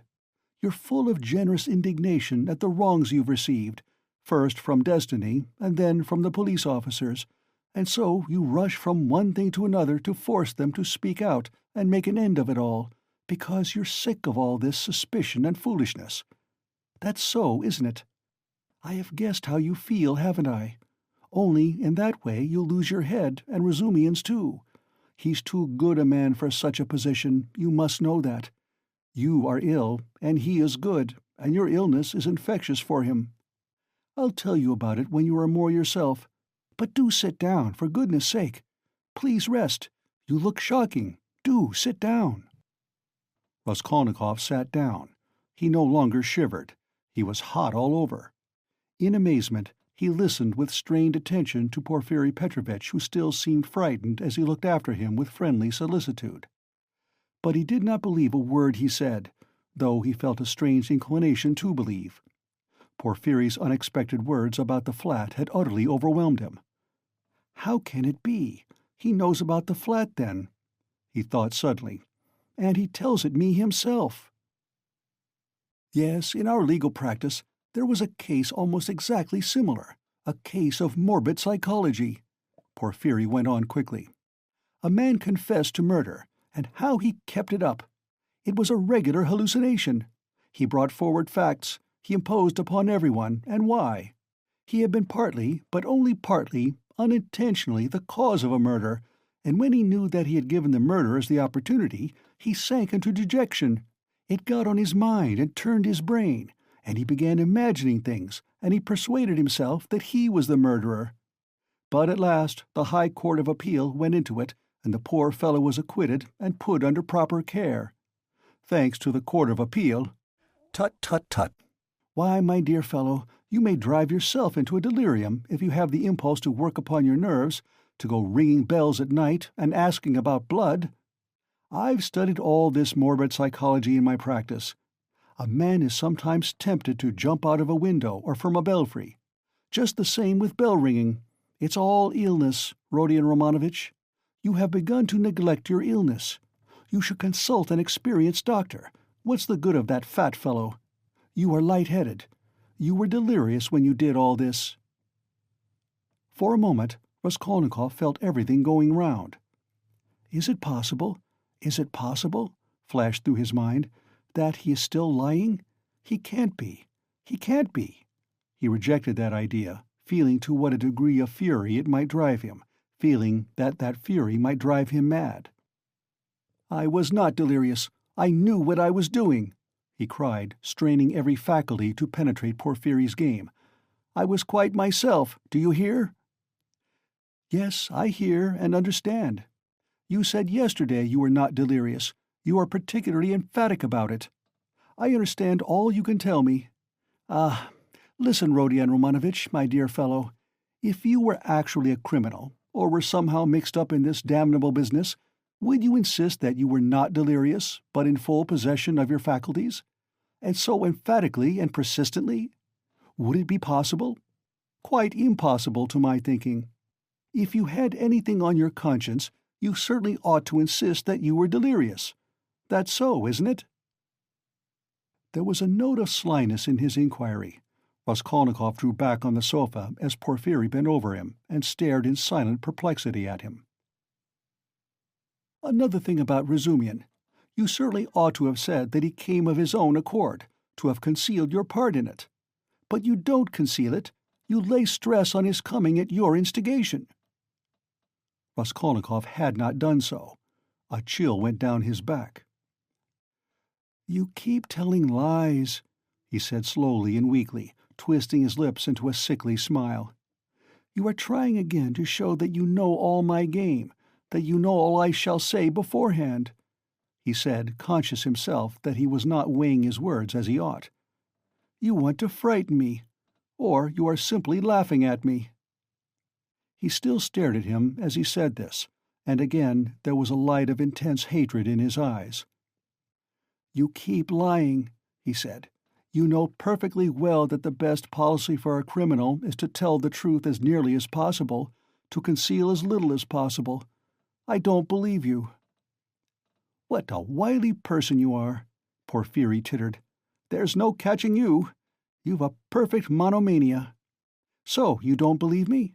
But still you do believe me. You believe a quarter. I'll soon make you believe the whole, because I have a sincere liking for you and genuinely wish you good." Raskolnikov's lips trembled. "Yes, I do," went on Porfiry, touching Raskolnikov's arm genially. "You must take care of your illness. Besides, your mother and sister are here now. You must think of them. You must soothe and comfort them, and you do nothing but frighten them." "What has that to do with you? How do you know it? What concern is it of yours? You are keeping watch on me and want to let me know it? Good heavens! Why, I learned it all from you yourself. You don't notice that, in your excitement, you tell me and others everything. From Razumian, too, I learnt a number of interesting details yesterday. No, you interrupted me, but I must tell you that, for all your wit, your suspiciousness makes you lose the common-sense view of things. To return to bell-ringing, for instance. I, an examining lawyer, have betrayed a precious thing like that, a real fact, for it is a fact worth having, and you see nothing in it. Why, if I had the slightest suspicion of you, should I have acted like that? No, I should first have disarmed your suspicions and not let you see I knew of that fact, should have diverted your attention, and suddenly have dealt you a knock-down blow, your expression, saying, 'And what were you doing, sir, pray, at 10 or nearly 11 at the murdered woman's flat? And why did you ring the bell? And why did you ask about blood? And why did you invite the porters to go with you to the police station, to the lieutenant?' That's how I ought to have acted if I had a grain of suspicion of you. I ought to have taken your evidence in due form, searched your lodging, and perhaps have arrested you too. So I have no suspicion of you, since I have not done that. But you can't look at it normally, and you see nothing, I say again." Raskolnikov started so that Porfiry Petrovitch could not fail to perceive it. "You are lying all the while," he cried. "I don't know your object, but you are lying. You did not speak like that just now, and I cannot be mistaken." "Am I lying?" Porfiry repeated, apparently incensed, but preserving a good-humored and ironical face, as though he were not in the least concerned at Raskolnikov's opinion of him. "I am lying. But how did I treat you just now, I, the examining lawyer? Prompting you and giving you every means for your defense. Illness, I said, delirium, injury, melancholy, and the police officers, and all the rest of it. Ah, ha, ha, ha. Though, indeed, all those psychological means of defense are not very reliable and cut both ways. Illness, delirium, I don't remember. That's all right. But why, my good sir, in your illness and in your delirium, were you haunted by just those delusions and not by any others? There may have been others, eh? Ha ha ha." Raskolnikov looked haughtily and contemptuously at him. "Briefly," he said loudly and imperiously, rising to his feet and in so doing pushing Porfiry back a little. "Briefly, I want to know, do you acknowledge me perfectly free from suspicion or not? Tell me, Porfiri Petrovitch, tell me once for all, and make haste." "What a business I'm having with you!" cried Porfiri with a perfectly good-humored, sly, and composed face. "And why do you want to know? Why do you want to know so much, since they haven't begun to worry you? Why, you are like a child asking for matches. And why are you so uneasy? Why do you force yourself upon us, eh? Ha ha ha!" "I repeat," Raskolnikov cried furiously, "that I can't put up with it." "With what? Uncertainty?" interrupted Porfiri. "Don't jeer at me. I won't have it. I tell you I won't have it. I can't and I won't. Do you hear? Do you hear?" he shouted, bringing his fist down on the table again. "Hush, hush! They'll overhear. I warn you seriously, take care of yourself. I am not joking," Porfiri whispered, but this time there was not the look of old womanish good-nature and alarm in his face. Now he was peremptorily stern, frowning and for once laying aside all mystification. But this was only for an instant. Raskolnikov, bewildered, suddenly fell into actual frenzy. But, strange to say, he again obeyed the command to speak quietly, though he was in a perfect paroxysm of fury. "I will not allow myself to be tortured," he whispered, instantly recognizing with hatred that he could not help obeying the command, and driven to even greater fury by the thought. "Arrest me, search me, but kindly act in due form, and don't play with me. Don't dare!" "Don't worry about the form," Porfiri interrupted with the same sly smile, as it were gloating with enjoyment over Raskolnikov. "I invited you to see me quite in a friendly way." "I don't want your friendship, and I spit on it. Do you hear? And here, I take my cap and go. What will you say now if you mean to arrest me?" He took up his cap and went to the door. "And won't you see my little surprise?" chuckled Porfiri, again taking him by the arm and stopping him at the door. He seemed to become more playful and good-humored, which maddened Raskolnikov. "What surprise?"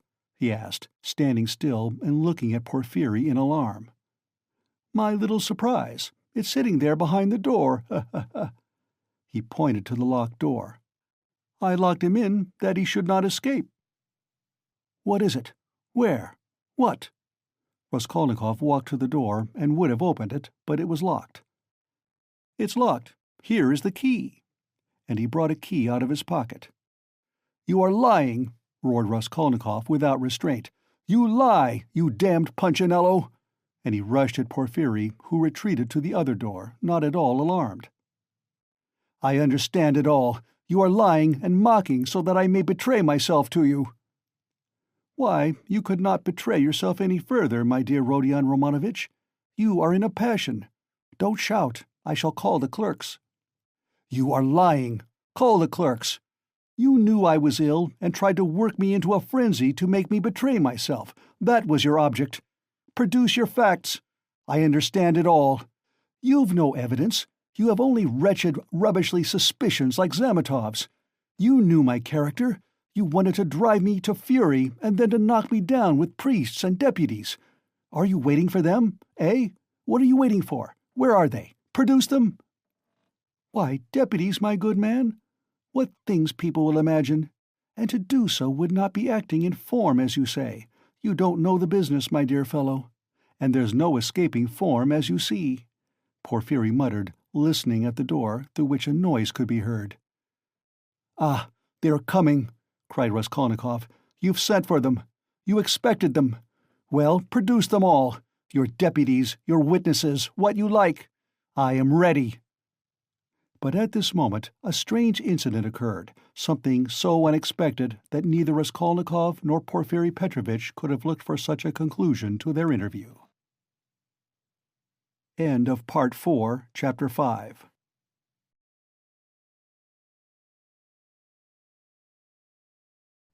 Part 4, Chapter 6. When he remembered the scene afterwards, this is how Raskolnikov saw it.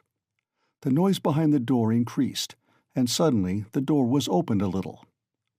"What is it?" cried Porfiri Petrovitch, annoyed. "Why, I gave orders." For an instant there was no answer, but it was evident that there were several persons at the door, and that they were apparently pushing somebody back. "What is it?" Porfiri Petrovitch repeated uneasily. "The prisoner Nikolai has been brought," someone answered. "He is not wanted. Take him away. Let him wait. What's he doing here? How irregular!" cried Porfiri, rushing to the door.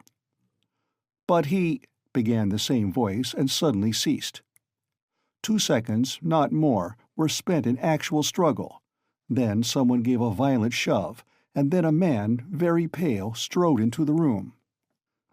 This man's appearance was at first sight very strange. He stared straight before him, as though seeing nothing. There was a determined gleam in his eyes. At the same time there was a deathly pallor in his face, as though he were being led to the scaffold. His white lips were faintly twitching. He was dressed like a workman and was of medium height, very young, slim, his hair cut in round crop, with thin, spare features. The man whom he had thrust back followed him into the room and succeeded in seizing him by the shoulder. He was a warder, but Nikolai pulled his arm away. Several persons crowded inquisitively into the doorway. Some of them tried to get in. All this took place almost instantaneously. "Go away! It's too soon! Wait till you are sent for! Why have you brought him so soon?" Porfiri Petrovitch muttered, extremely annoyed, and, as it were, thrown out of his reckoning. But Nikolai suddenly knelt down. "What's the matter?" cried Porfiri, surprised. "I am guilty. Mine is the sin. I am the murderer," Nikolai articulated suddenly, rather breathless, but speaking fairly loudly. For 10 seconds there was silence, as though all had been struck dumb. Even the warder stepped back, mechanically retreated to the door, and stood immovable. "What is it?" cried Porfiri Petrovitch, recovering from his momentary stupefaction. "I am the murderer," repeated Nikolai, after a brief pause. "What? You— what? Whom did you kill?" Porfiri Petrovitch was obviously bewildered. Nikolai again was silent for a moment. "Alyona Ivanovna and her sister Lizaveta Ivanovna, I killed with an axe. Darkness came over me," he added suddenly, and was again silent. He still remained on his knees. Porfiri Petrovitch stood for some moments as though meditating, but suddenly roused himself and waved back the uninvited spectators. They instantly vanished and closed the door.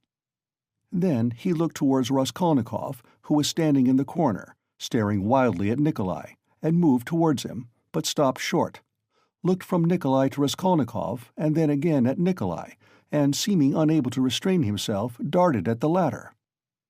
"You're in too great a hurry," he shouted at him, almost angrily. "I didn't ask you what came over you. Speak, did you kill them?" "I am the murderer. I want to give evidence," Nikolai pronounced. "Ah, what did you kill them with?" "An axe. I had it ready." "Ah, he is in a hurry. Alone?" Nikolai did not understand the question. "Did you do it alone?" "Yes, alone. And Mitka is not guilty and had no share in it." "Don't be in a hurry about Mitka. Ah, how was it you ran downstairs like that at the time? The porters met you both." "It was to put them off the scent. I ran after Mitka," Nikolai replied hurriedly, as though he had prepared the answer. "I knew it," cried Porfiri, with vexation. "It's not his own tale he is telling," he muttered as though to himself, and suddenly his eyes rested on Raskolnikov again.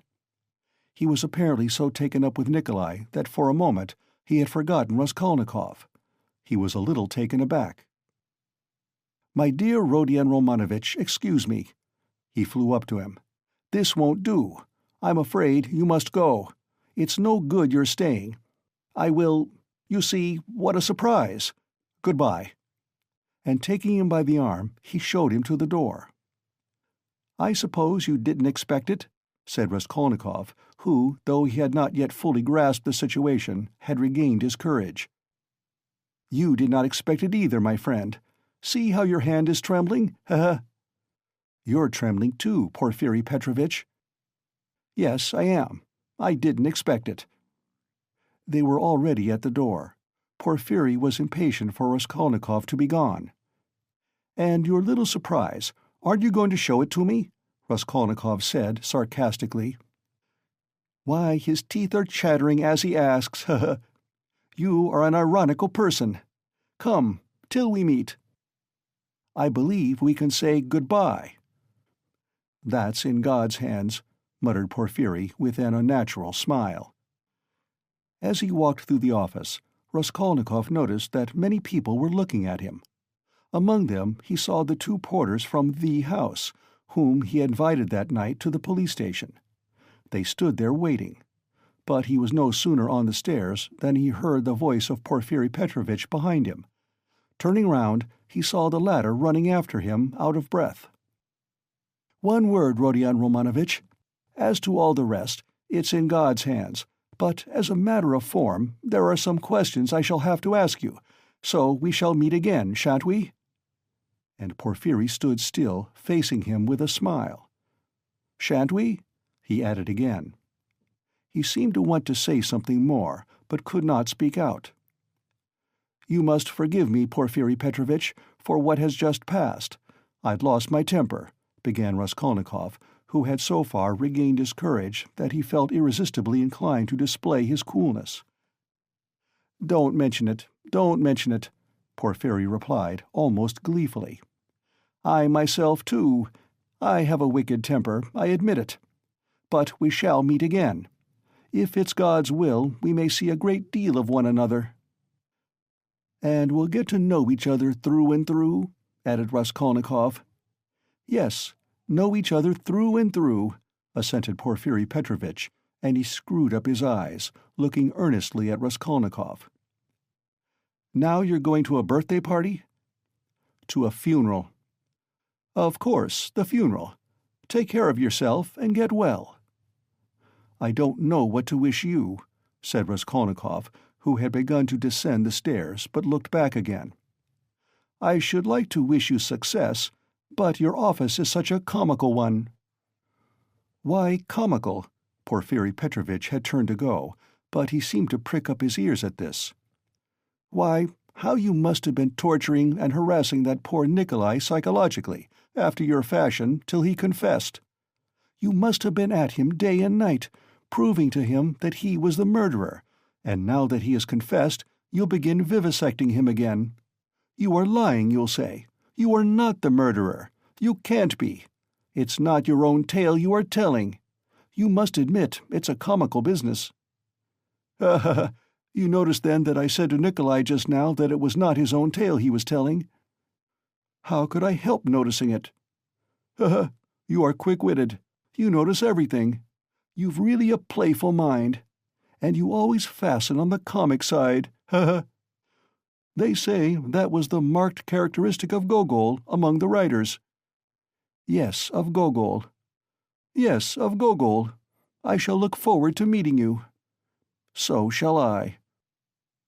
Raskolnikov walked straight home. He was so muddled and bewildered that on getting home he sat for a quarter of an hour on the sofa, trying to collect his thoughts.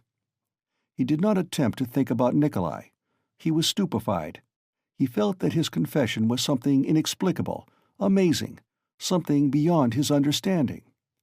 But Nikolai's confession was an actual fact. The consequences of this fact were clear to him at once. Its falsehood could not fail to be discovered, and then they would be after him again. Till then, at least, he was free and must do something for himself, for the danger was imminent. But how imminent? His position gradually became clear to him. Remembering, sketchily, the main outlines of his recent scene with Porfiri, he could not help shuddering again with horror. Of course, he did not yet know all Porfiri's aims. He could not see into all his calculations. But he had already partly shown his hand, and no one knew better than Raskolnikov how terrible Porfiri's lead had been for him. A little more, and he might have given himself away completely, circumstantially. Knowing his nervous temperament, and from the first glance seeing through him, Porfiri, though playing a bold game, was bound to win. There's no denying that Raskolnikov had compromised himself seriously, but no facts had come to light as yet. There was nothing positive. But was he taking a true view of the position? Wasn't he mistaken? What had Porfiry been trying to get at? Had he really some surprise prepared for him? And what was it? Had he really been expecting something or not? How would they have parted if it had not been for the unexpected appearance of Nikolai? Porfiry had shown almost all his cards. Of course, he had risked something in showing them. And if he had really had anything up his sleeve, Raskolnikov reflected, he would have shown that too. What was that surprise? Was it a joke? Had it meant anything? Could it have concealed anything like a fact, a piece of positive evidence? His yesterday's visitor? What had become of him? Where was he today? If Porfiry really had any evidence, it must be connected with him. He sat on the sofa with his elbows on his knees and his face hidden in his hands. He was still shivering nervously. At last he got up, took his cap, thought a minute, and went to the door. He had a sort of presentiment that, for today at least, he might consider himself out of danger. He had a sudden sense almost of joy. He wanted to make haste to Katerina Ivanovna's. He would be too late for the funeral, of course, but he would be in time for the memorial dinner, and there at once he would see Sonia. He stood still, thought a moment, and a suffering smile came for a moment onto his lips. Today, he repeated to himself. Yes, today. So it must be. But as he was about to open the door, it began opening of itself. He started and moved back. The door opened gently and slowly, and there suddenly appeared a figure, yesterday's visitor from underground.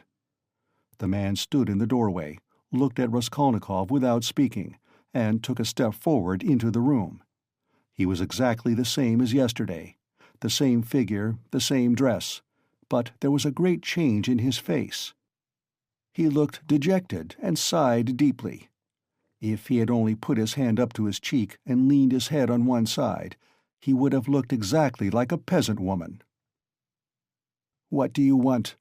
asked Raskolnikov, numb with terror. The man was still silent, but suddenly he bowed down almost to the ground, touching it with his finger. "What is it?" cried Raskolnikov. "I have sinned," the man articulated softly. "How?" "By evil thoughts." They looked at one another. "I was vexed. When you came, perhaps in drink, and bade the porters go to the police station and asked about the blood, I was vexed that they let you go and took you for drunken. I was so vexed that I lost my sleep. And remembering the address, we came here yesterday and asked for you." "Who came?" Raskolnikov interrupted, instantly beginning to recollect. "I did. I've wronged you." "Then you come from that house?" "I was standing at the gate with them. Don't you remember? We have carried on our trade in that house for years past. We cure and prepare hides. We take work home. Most of all, I was vexed." And the whole scene of the day before yesterday in the gateway came clearly before Raskolnikov's mind. He recollected that there had been several people there besides the porters, women among them. He remembered one voice had suggested taking him straight to the police station. He could not recall the face of the speaker, and even now he did not recognize it, but he remembered that he had turned round and made him some answer. So this was the solution of yesterday's horror. The most awful thought was that he had been actually almost lost, had almost done for himself on account of such a trivial circumstance. So this man could tell nothing except his asking about the flat and the bloodstains. So Porfiry too had nothing but that delirium, no facts but this psychology which cuts both ways, nothing positive. So if no more facts come to light, and they must not, then what can they do to him? How can they convict him, even if they arrest him? and Porfiry then had only just heard about the flat and had not known about it before. "Was it you who told Porfiry that I'd been there?" he cried, struck by a sudden idea. "What Porfiry?" "The head of the detective department?" "Yes. The porters did not go there, but I went." "Today?" "I got there 2 minutes before you, and I heard it all, how he worried you." "Where? What? When?" "Why, in the next room. I was sitting there all the time." "What? Why, then you were the surprise? But how could it happen? Upon my word." "I saw that the porters did not want to do what I said," began the man. "For it's too late, said they, and maybe he'll be angry that we did not come at the time. I was vexed, and I lost my sleep, and I began making inquiries. And finding out yesterday where to go, I went today. The first time I went he wasn't there. When I came an hour later, he couldn't see me. I went the third time, and they showed me in. I informed him of everything, just as it happened, and he began skipping about the room and punching himself on the chest. What do you scoundrels mean by it? If I'd known about it, I should have arrested him. Then he ran out, called somebody, and began talking to him in the corner. Then he turned to me, scolding and questioning me. He scolded me a great deal, and I told him everything. And I told him that you didn't dare to say a word in answer to me yesterday, and that you didn't recognize me. And he fell to running about again, and kept hitting himself on the chest, and getting angry and running about. And when you were announced, he told me to go into the next room. 'Sit there a bit,' he said. 'Don't move, whatever you may hear.' And he set a chair there for me and locked me in. 'Perhaps,' he said, 'I may call you.' And when Nikolai'd been brought, he let me out as soon as you were gone. 'I shall send for you again and question you,' he said." "And did he question Nikolai while you were there?" "He got rid of me as he did of you, before he spoke to Nikolai." The man stood still, and again suddenly bowed down, touching the ground with his finger. "Forgive me for my evil thoughts and my slander." "May God forgive you," answered Raskolnikov. And as he said this, the man bowed down again, but not to the ground, turned slowly, and went out of the room. "It all cuts both ways. Now it all cuts both ways," repeated Raskolnikov, and he went out more confident than ever. "Now we'll make a fight for it," he said with a malicious smile, as he went down the stairs. His malice was aimed at himself. With shame and contempt he recollected his cowardice. End of Part 4, Chapter 6. Part 5, Chapter 1. The morning that followed the fateful interview with Donia and her mother brought sobering influences to bear on Pyotr Petrovitch. Intensely unpleasant as it was, he was forced little by little to accept as a fact beyond recall what had seemed to him only the day before fantastic and incredible. The black snake of wounded vanity had been gnawing at his heart all night. When he got out of bed, Pyotr Petrovitch immediately looked in the looking-glass. He was afraid that he had jaundice. However, his health seemed unimpaired so far, and looking at his noble, clear-skinned countenance, which had grown fattish of late, Pyotr Petrovitch for an instant was positively comforted in the conviction that he would find another bride, and perhaps even a better one. But coming back to the sense of his present position, he turned aside and spat vigorously, which excited a sarcastic smile in Andrei Semyonovitch Lebeziatnikov, the young friend with whom he was staying. That smile Pyotr Petrovitch noticed, and at once set it down against his young friend's account. He had set down a good many points against him of late. His anger was redoubled when he reflected that he ought not to have told Andrei Semyonovitch about the result of yesterday's interview. That was the second mistake he had made in temper, through impulsiveness and irritability. Moreover, all that morning one unpleasantness followed another. He even found a hitch awaiting him in his legal case in the Senate. He was particularly irritated by the owner of the flat, which had been taken in view of his approaching marriage, and was being redecorated at his own expense.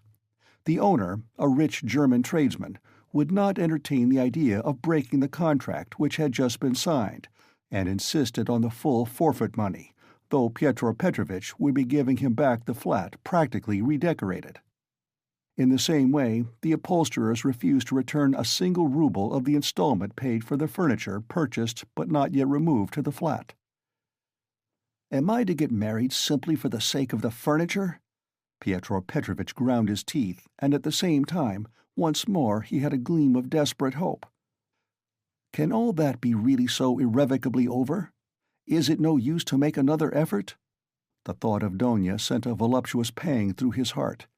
He endured anguish at that moment, and if it had been possible to slay Raskolnikov instantly by wishing it, Pyotr Petrovitch would promptly have uttered the wish. "It was my mistake, too, not to have given them money," he thought, as he returned dejectedly to Lebeziatnikov's room. "And why on earth was I such a Jew? It was false economy. I meant to keep them without a penny so that they should turn to me as their providence, and look at them. Phoo! If I'd spent some 1,500 rubles on them for the trousseau and presents, on knickknacks, dressing cases, jewelry, materials, and all that sort of trash from Knopf's and the English shop, my position would have been better, and stronger. They could not have refused me so easily. They are the sort of people that would feel bound to return money and presents if they broke it off, and they would find it hard to do. And their conscience would prick them. How can we dismiss a man who has hitherto been so generous and delicate? I've made a blunder." And grinding his teeth again, Pyotr Petrovitch called himself a fool, but not aloud, of course. He returned home, twice as irritated and angry as before.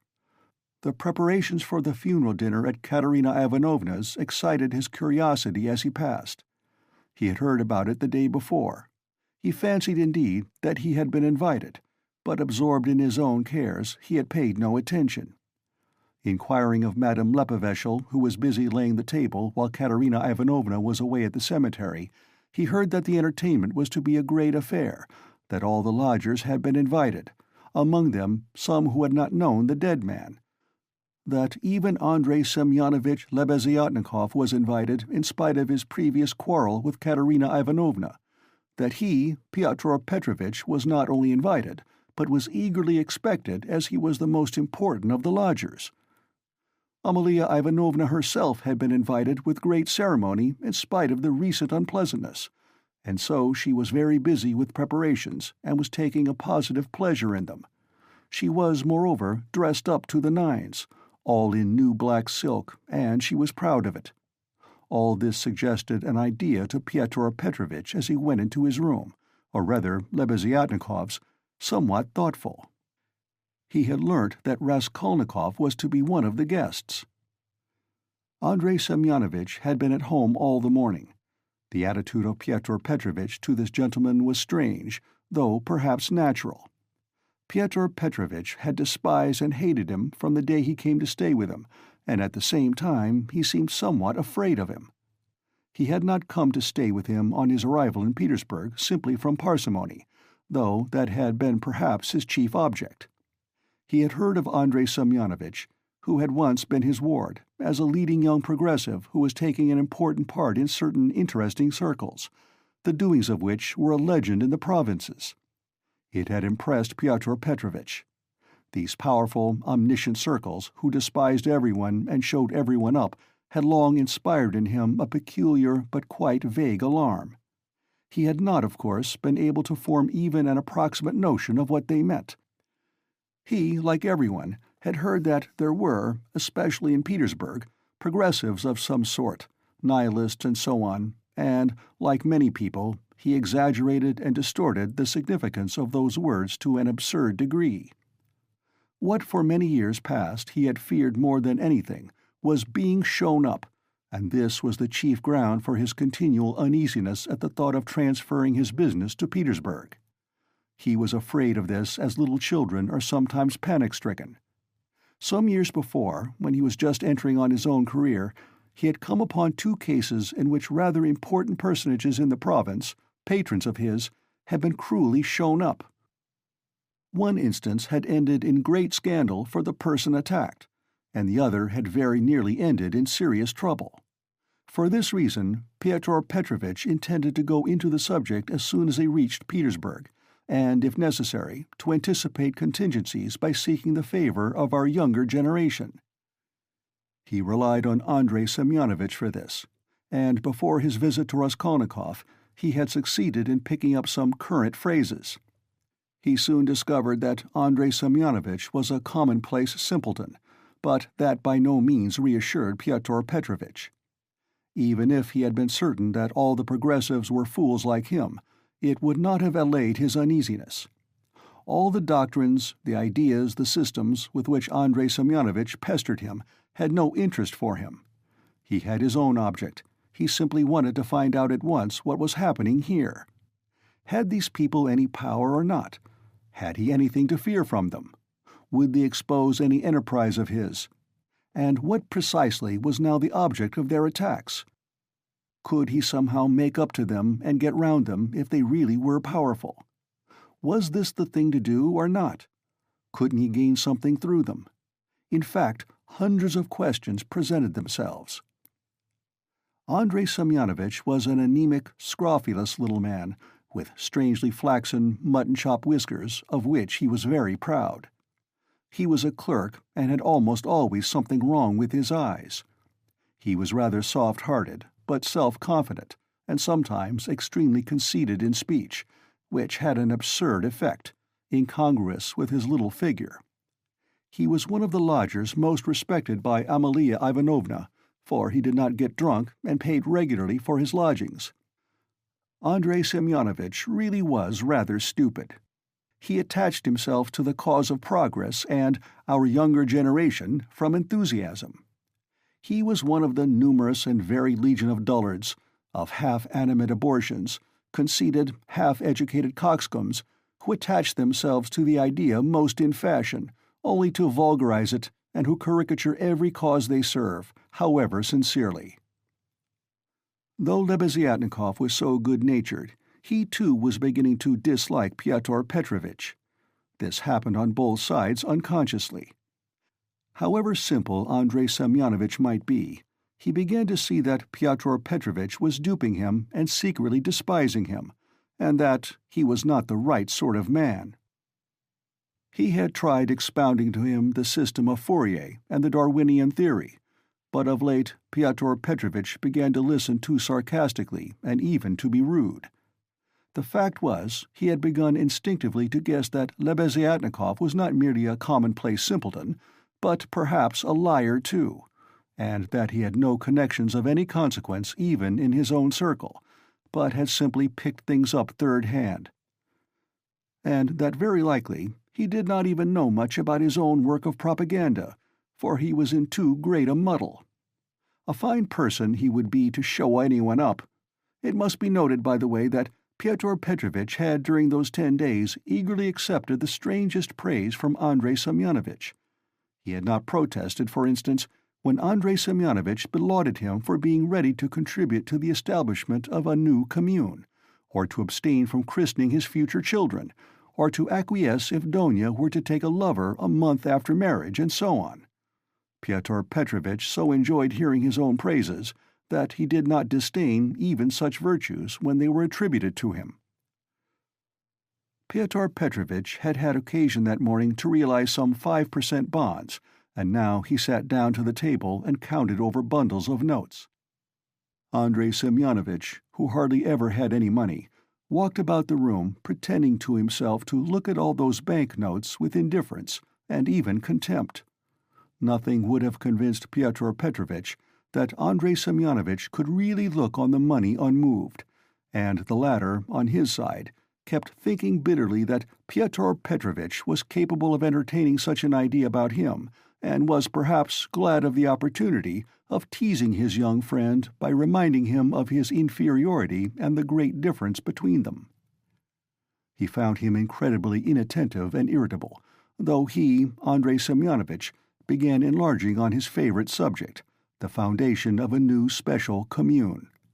The brief remarks that dropped from Pyotr Petrovitch between the clicking of the beads on the reckoning frame betrayed unmistakable and discourteous irony. But the humane Andrei Semyonovitch ascribed Pyotr Petrovitch's ill humor to his recent breach with Donia, and he was burning with impatience to discourse on that theme. He had something progressive to say on the subject which might console his worthy friend and could not fail to promote his development. "There is some sort of festivity being prepared at the widow's, isn't there?" Pyotr Petrovitch asked suddenly, interrupting Andrei Semyonovitch at the most interesting passage. "Why, don't you know? Why, I was telling you last night what I think about all such ceremonies. And she invited you too, I heard. You were talking to her yesterday." "I should never have expected that beggarly fool would have spent on this feast all the money she got from that other fool Raskolnikov. I was surprised just now as I came through at the preparations there, the wines. Several people are invited. It's beyond everything," continued Pyotr Petrovitch, who seemed to have some object in pursuing the conversation. "What? You say I am asked too? When was that? I don't remember. But I shan't go. Why should I? I only said a word to her in passing yesterday of the possibility of her obtaining a year's salary as a destitute widow of a government clerk. I suppose she has invited me on that account, hasn't she? Heh heh heh." "I don't intend to go either," said Lebeziatnikov. "I should think not, after giving her a thrashing. You might well hesitate. Heh heh." "Who thrashed? Whom?" cried Lebeziatnikov, flustered and blushing. "Why, you thrashed Katerina Ivanovna a month ago. I heard so yesterday. So that's what your convictions amount to. And the woman question, too, wasn't quite sound. Heh heh heh." And Pyotr Petrovitch, as though comforted, went back to clicking his beads. "It's all slander and nonsense," cried Lebeziatnikov, who was always afraid of allusions to the subject. "It was not like that at all. It was quite different. You've heard it wrong. It's a libel. I was simply defending myself. She rushed at me first with her nails. She pulled out all my whiskers. It's permissible for anyone, I should hope, to defend himself, and I never allow anyone to use violence to me on principle, for it's an act of despotism. What was I to do? I simply pushed her back." "Heh heh heh," Luzhin went on, laughing maliciously. "You keep on like that because you are out of humor yourself. But that's nonsense, and it has nothing whatever to do with the woman question. You don't understand. I used to think, indeed, that if women are equal to men in all respects, even in strength, as is maintained now, there ought to be equality in that too. Of course, I reflected afterwards that such a question ought not really to arise, for there ought not to be fighting, and in the future society, fighting is unthinkable, and that it would be a queer thing to seek for equality in fighting. I am not so stupid. Though, of course, there is fighting. There won't be later. But at present there is. Confound it. How muddled one gets with you. It's not on that account that I am not going. I am not going on principle, not to take part in the revolting convention of memorial dinners, that's why. Though, of course, one might go to laugh at it. I am sorry there won't be any priests at it. I should certainly go if there were." "Then you would sit down at another man's table and insult it and those who invited you, eh?" "Certainly not insult, but protest. I should do it with a good object. I might indirectly assist the cause of enlightenment and propaganda. It's a duty of every man to work for enlightenment and propaganda, and the more harshly, perhaps, the better. I might drop a seed, an idea, and something might grow up from that seed. How should I be insulting them? They might be offended at first, but afterwards they'd see I'd done them a service. You know, Terebieva, who is in the community now, was blamed because when she left her family and devoted herself, she wrote to her father and mother that she wouldn't go on living conventionally and was entering on a free marriage, and it was said that that was too harsh, that she might have spared them and have written more kindly. I think that's all nonsense, and there's no need of softness.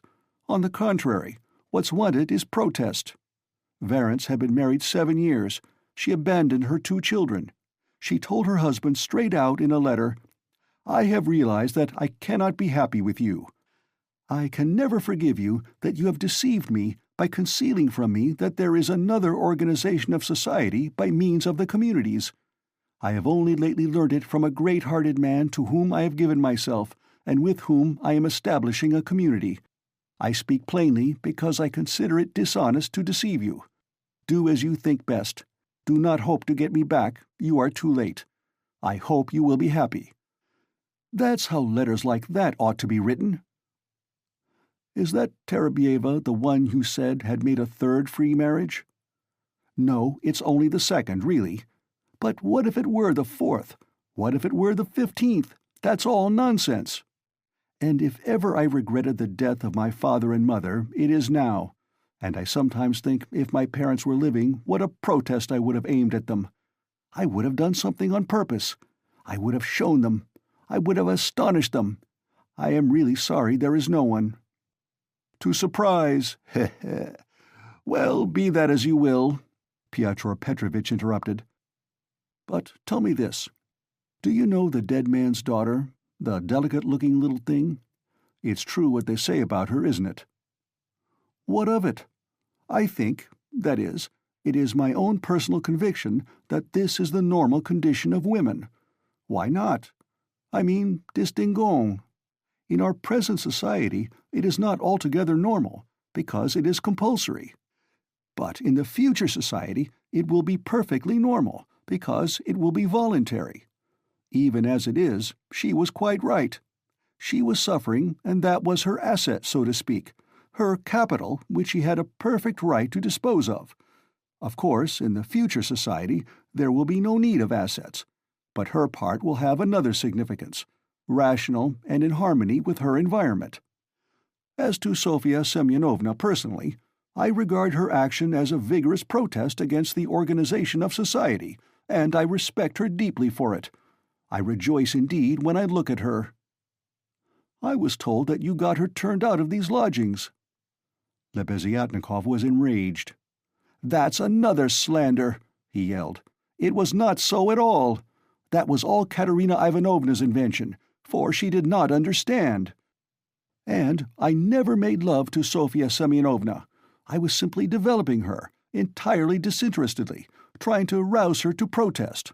All I wanted was her protest, and Sofya Semyonovna could not have remained here anyway. Have you asked her to join your community?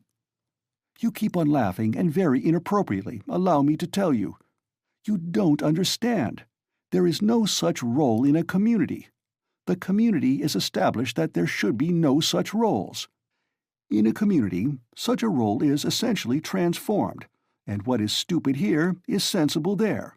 What, under present conditions, is unnatural becomes perfectly natural in the community. It all depends on the environment. It's all the environment, and man himself is nothing. And I am on good terms with Sofya Semyonovna to this day, which is a proof that she never regarded me as having wronged her. I am trying now to attract her to the community, but on quite a different footing. What are you laughing at? We are trying to establish a community of our own, a special one, on a broader basis. We have gone further in our convictions. We reject more. And meanwhile, I'm still developing Sofya Semyonovna.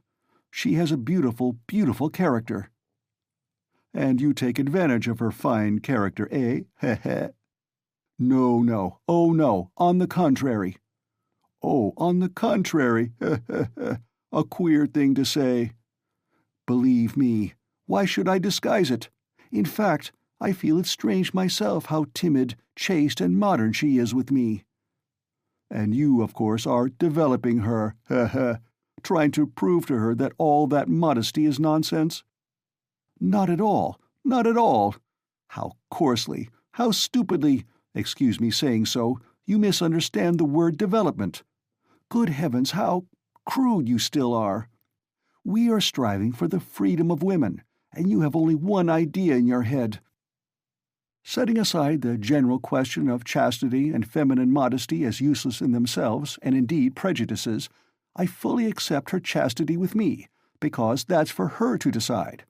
Of course, if she were to tell me herself that she wanted me, I should think myself very lucky, because I like the girl very much. But as it is, no one has ever treated her more courteously than I, with more respect for her dignity. I wait in hopes, that's all." "You had much better make her a present of something. I bet you never thought of that." "You don't understand, as I've told you already. Of course she is in such a position, but it's another question. Quite another question. You simply despise her. Seeing a fact which you mistakenly consider deserving of contempt, you refuse to take a humane view of a fellow creature. You don't know what a character she is. I am only sorry that of late she has quite given up reading and borrowing books. I used to lend them to her. I am sorry, too, that, with all the energy and resolution in protesting, which she has already shown once, she has little self-reliance, little, so to say, independence, so as to break free from certain prejudices and certain foolish ideas. Yet she thoroughly understands some questions, for instance about kissing of hands, that is, that it's an insult to a woman for a man to kiss her hand, because it's a sign of inequality. We had a debate about it, and I described it to her. She listened attentively to an account of the workmen's associations in France, too. Now I am explaining the question of coming into the room in the future society." "And what's that, pray?" "We had a debate lately on the question, has a member of the community the right to enter another member's room, whether man or woman, at any time, and we decided that he has." "It might be at an inconvenient moment, heh." Lebeziatnikov was really angry. "You are always thinking of something unpleasant," he cried with aversion. "Phoo! How vexed I am that, when I was expounding our system, I referred prematurely to the question of personal privacy. It's always a stumbling block to people like you. They turn it into ridicule before they understand it. And how proud they are of it, too. Phoo!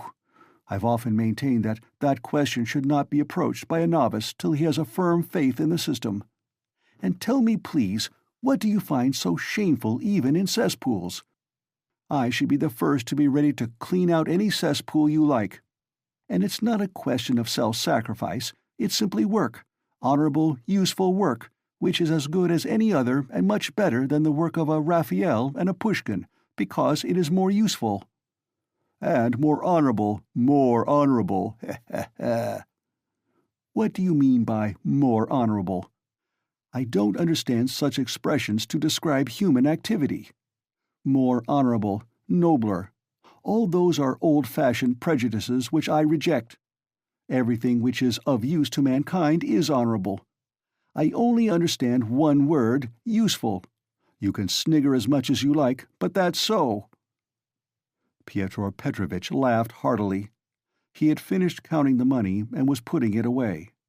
But some of the notes he left on the table. The cesspool question had already been a subject of dispute between them.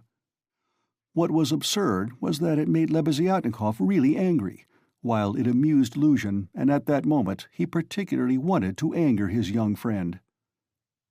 "It's your ill luck yesterday that makes you so ill-humored and annoying," blurted out Lebeziatnikov, who, in spite of his independence and his protests, did not venture to oppose Pyotr Petrovitch, and still behaved to him with some of the respect habitual in earlier years. "You'd better tell me this," Pyotr Petrovitch interrupted with haughty displeasure. "Can you, or rather, are you really friendly enough with that young person to ask her to step in here for a minute? I think they've all come back from the cemetery. I heard the sound of steps. I want to see her, that young person." "What for?" Lebeziatnikov asked with surprise. "Oh, I want to. I am leaving here today or tomorrow, and therefore I wanted to speak to her about— However, you may be present during the interview. It's better you should be, indeed. For there's no knowing what you might imagine." "I shan't imagine anything. I only asked, and if you've anything to say to her, nothing is easier than to call her in. I'll go directly, and you may be sure I won't be in your way." 5 minutes later, Lebeziatnikov came in with Sonia. She came in very much surprised and overcome with shyness as usual. She was always shy in such circumstances, and was always afraid of new people. She had been as a child, and was even more so now.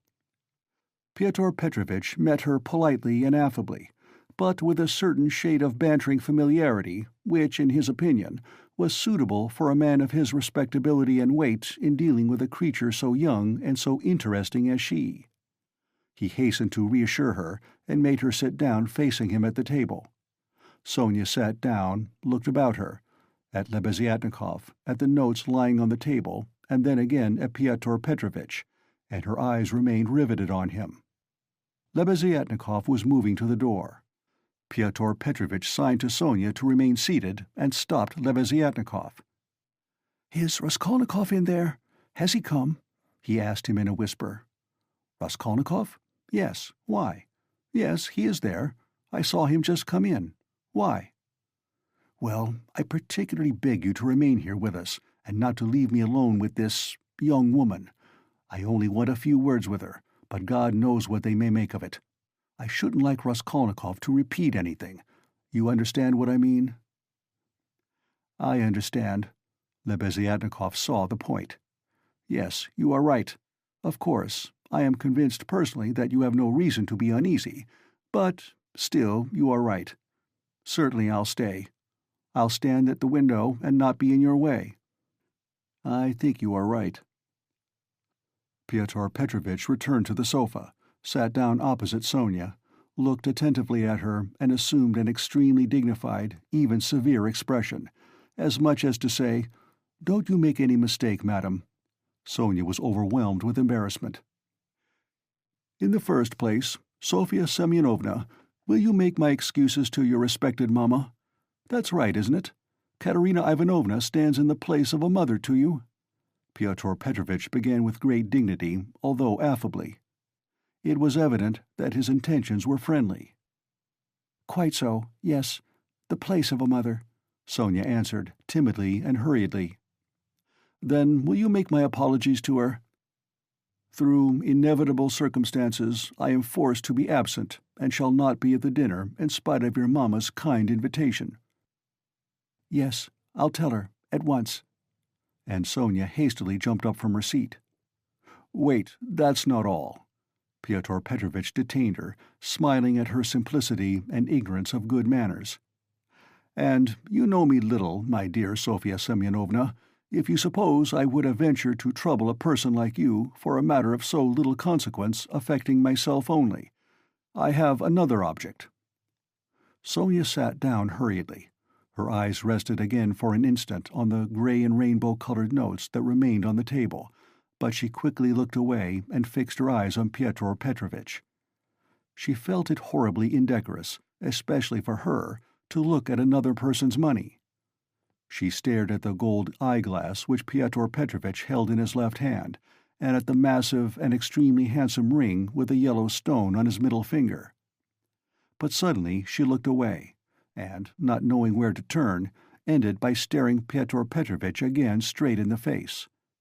After a pause of still greater dignity, he continued.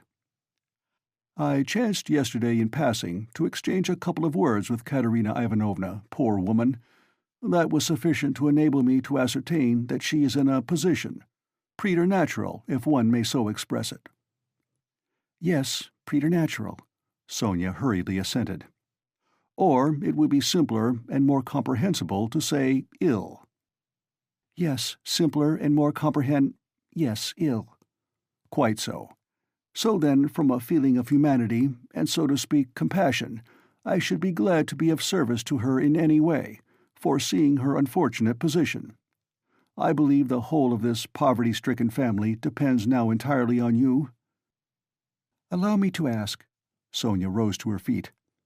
"Did you say something to her yesterday of the possibility of a pension? Because she told me you had undertaken to get her one. Was that true?" "Not in the slightest, and indeed it's an absurdity. I merely hinted at her obtaining temporary assistance as the widow of an official who had died in the service, if only she has patronage. But apparently your late parent had not served his full term, and had not indeed been in the service at all of late.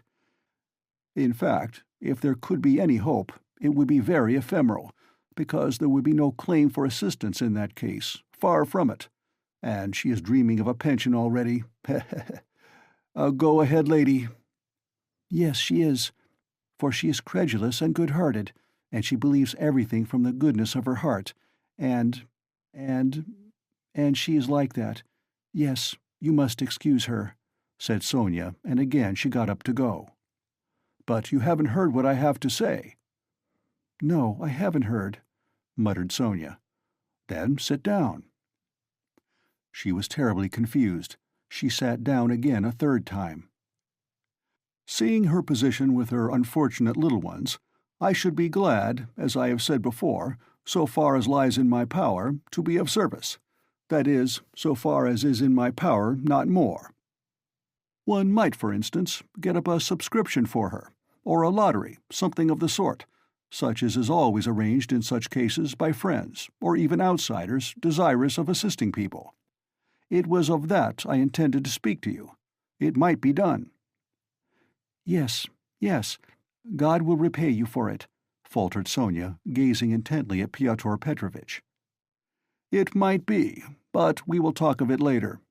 We might begin it today. We will talk it over this evening, and lay the foundation, so to speak. Come to me at 7 o'clock. Mr. Lebeziatnikov, I hope, will assist us. But there is one circumstance of which I ought to warn you beforehand, and for which I venture to trouble you, Sofia Semyonovna, to come here. In my opinion, money cannot be, indeed it's unsafe to put it into Katerina Ivanovna's own hands. The dinner today is a proof of that. Though she has not, so to speak, a crust of bread for tomorrow, and, well, boots or shoes or anything, she has bought today Jamaica rum, and even, I believe, Madeira, and coffee. I saw it as I passed through. Tomorrow it will all fall upon you again. They won't have a crust of bread. It's absurd, really, and so, to my thinking, a subscription ought to be raised so that the unhappy widow should not know of the money, but only you, for instance. Am I right?" "I don't know. This is only today, once in her life. She was anxious to do honor, to celebrate the memory, and she is very sensible, but just as you think, and I shall be very, they will all be, and God will reward, and the orphans." Sonia burst into tears. "Very well, then, keep it in mind. And now will you accept for the benefit of your relation the small sum that I am able to spare, from me personally? I am very anxious that my name should not be mentioned in connection with it. Here, having, so to speak, anxieties of my own, I cannot do more."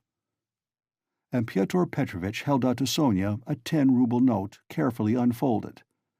Sonia took it, flushed crimson, jumped up, muttered something, and began taking leave. Pyotr Petrovitch accompanied her ceremoniously to the door.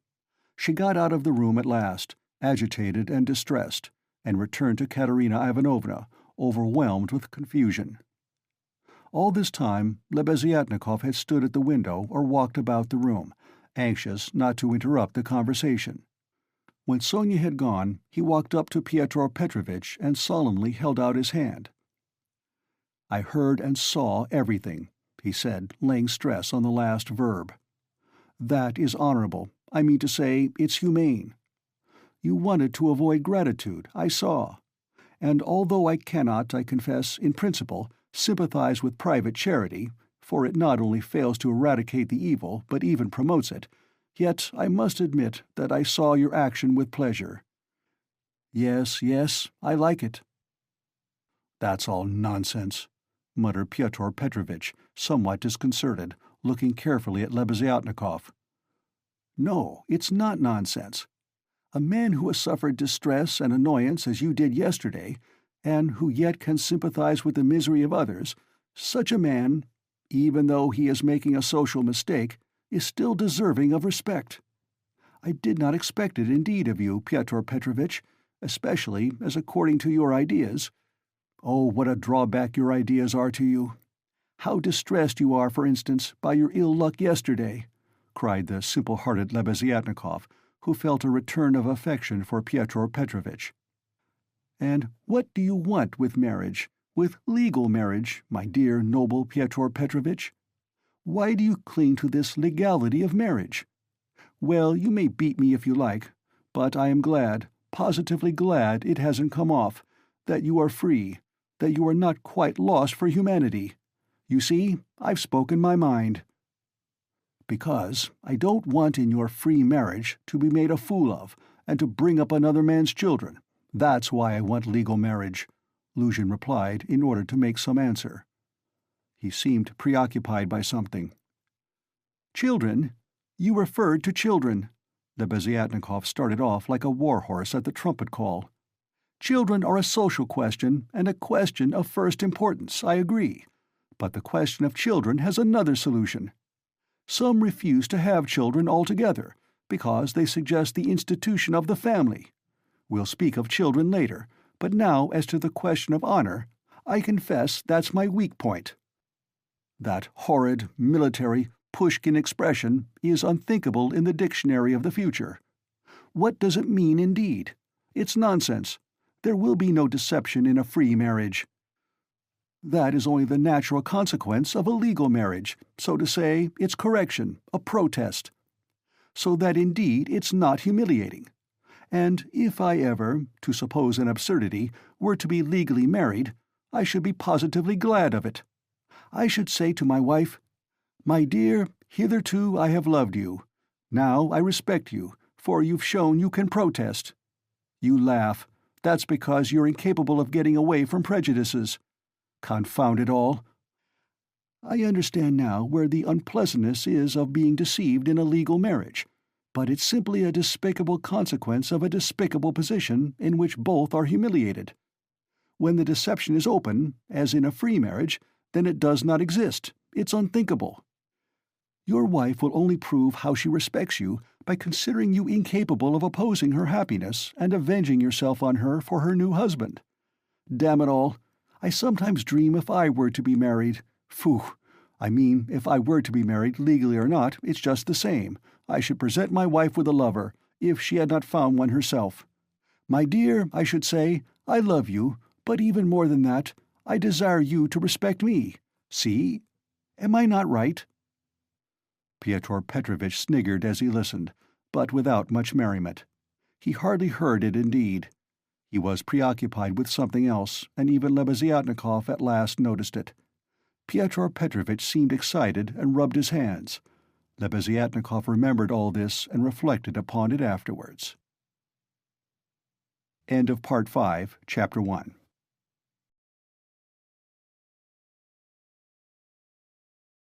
Part 5, Chapter 2. It would be difficult to explain exactly what could have originated the idea of that senseless dinner in Katerina Ivanovna's disordered brain. Nearly 10 of the 20 rubles given by Raskolnikov for Marmeladov's funeral were wasted upon it. Possibly, Katerina Ivanovna felt obliged to honor the memory of the deceased suitably, that all the lodgers, and still more Amalia Ivanovna, might know that he was in no way their inferior, and perhaps very much their superior, and that no one had the right to turn up his nose at him. Perhaps the chief element was that peculiar poor man's pride, which compels many poor people to spend their last savings on some traditional social ceremony, simply in order to do like other people, and not to be looked down upon. It is very probable, too, that Katerina Ivanovna longed on this occasion, at the moment when she seemed to be abandoned by everyone, to show those wretched contemptible lodgers that she knew how to do things, how to entertain, and that she had been brought up in a genteel, she might almost say aristocratic colonel's family, and had not been meant for sweeping floors and washing the children's rags at night. Even the poorest and most broken-spirited people are sometimes liable to these paroxysms of pride and vanity, which take the form of an irresistible nervous craving. And Katerina Ivanovna was not broken-spirited. She might have been killed by circumstance, but her spirit could not have been broken. That is, she could not have been humiliated, her will could not be crushed. Moreover, Sonia had said with good reason that her mind was unhinged. She could not be said to be insane, but for a year past she had been so harassed that her mind might well be overstrained. The later stages of consumption are apt, doctors tell us, to affect the intellect. There was no great variety of wines, nor was there Madeira, but wine there was. There was vodka, rum, and Lisbon wine, all of the poorest quality but in sufficient quantity. Besides the traditional rice and honey, there were 3 or 4 dishes, one of which consisted of pancakes, all prepared in Amalia Ivanovna's kitchen. 2 samovars were boiling, that tea and punch might be offered after dinner. Katerina Ivanovna had herself seen to purchasing the provisions, with the help of one of the lodgers, an unfortunate little Pole who had somehow been stranded at Madame Lepeveshel's. He promptly put himself at Katerina Ivanovna's disposal, and had been all that morning and all the day before, running about as fast as his legs could carry him, and very anxious that everyone should be aware of it. For every trifle he ran to Katerina Ivanovna, even hunting her out at the bazaar, at every instant called her Pani. She was heartily sick of him before the end, though she had declared at first that she could not have got on without this serviceable and magnanimous man. It was one of Katerina Ivanovna's characteristics to paint everyone she met in the most glowing colors. Her praises were so exaggerated as sometimes to be embarrassing. She would invent various circumstances to the credit of her new acquaintance, and quite genuinely believe in their reality. Then, all of a sudden, she would be disillusioned, and would rudely and contemptuously repulse the person she had only a few hours before been literally adoring. She was naturally of a gay, lively, and peace-loving disposition, but from continual failures and misfortunes she had come to desire so keenly that all should live in peace and joy and should not dare to break the peace, that the slightest jar, the smallest disaster, reduced her almost to frenzy, and she would pass in an instant from the brightest hopes and fancies to cursing her fate and raving, and knocking her head against the wall. Amalia Ivanovna, too, suddenly acquired extraordinary importance in Katerina Ivanovna's eyes, and was treated by her with extraordinary respect, probably only because Amalia Ivanovna had thrown herself heart and soul into the preparations. She had undertaken to lay the table, to provide the linen, crockery, etc., and to cook the dishes in her kitchen, and Katerina Ivanovna had left it all in her hands and gone herself to the cemetery. Everything had been well done. Even the tablecloth was nearly clean. The crockery, knives, forks, and glasses were, of course, of all shapes and patterns, lent by different lodgers. But the table was properly laid at the time fixed, and Amalia Ivanovna, feeling she had done her work well, had put on a black silk dress and a cap with new mourning ribbons, and met the returning party with some pride. This pride, though justifiable, displeased Katerina Ivanovna for some reason. As though the table could not have been laid except by Amalia Ivanovna! She disliked the cap with the new ribbons, too. Could she be stuck up, the stupid German, because she was a mistress of the house and had consented as a favor to help her poor lodgers? As a favor! Fancy that! Katerina Ivanovna's father, who had been a colonel and almost a governor, had sometimes had the table set for 40 persons, and then anyone like Amalia Ivanovna, or rather Ludwigovna, would not have been allowed into the kitchen. Katerina Ivanovna, however, put off expressing her feelings for the time, and contented herself with treating her coldly, though she decided inwardly that she would certainly have to put Amalia Ivanovna down and set her in her proper place, for goodness only knew what she was fancying herself. Katerina Ivanovna was irritated, too, by the fact that hardly any of the lodgers invited had come to the funeral, except the Pole, who had just managed to run into the cemetery, while to the memorial dinner the poorest and most insignificant of them had turned up, the wretched creatures, many of them not quite sober. The older and more respectable of them all, as if by common consent, stayed away.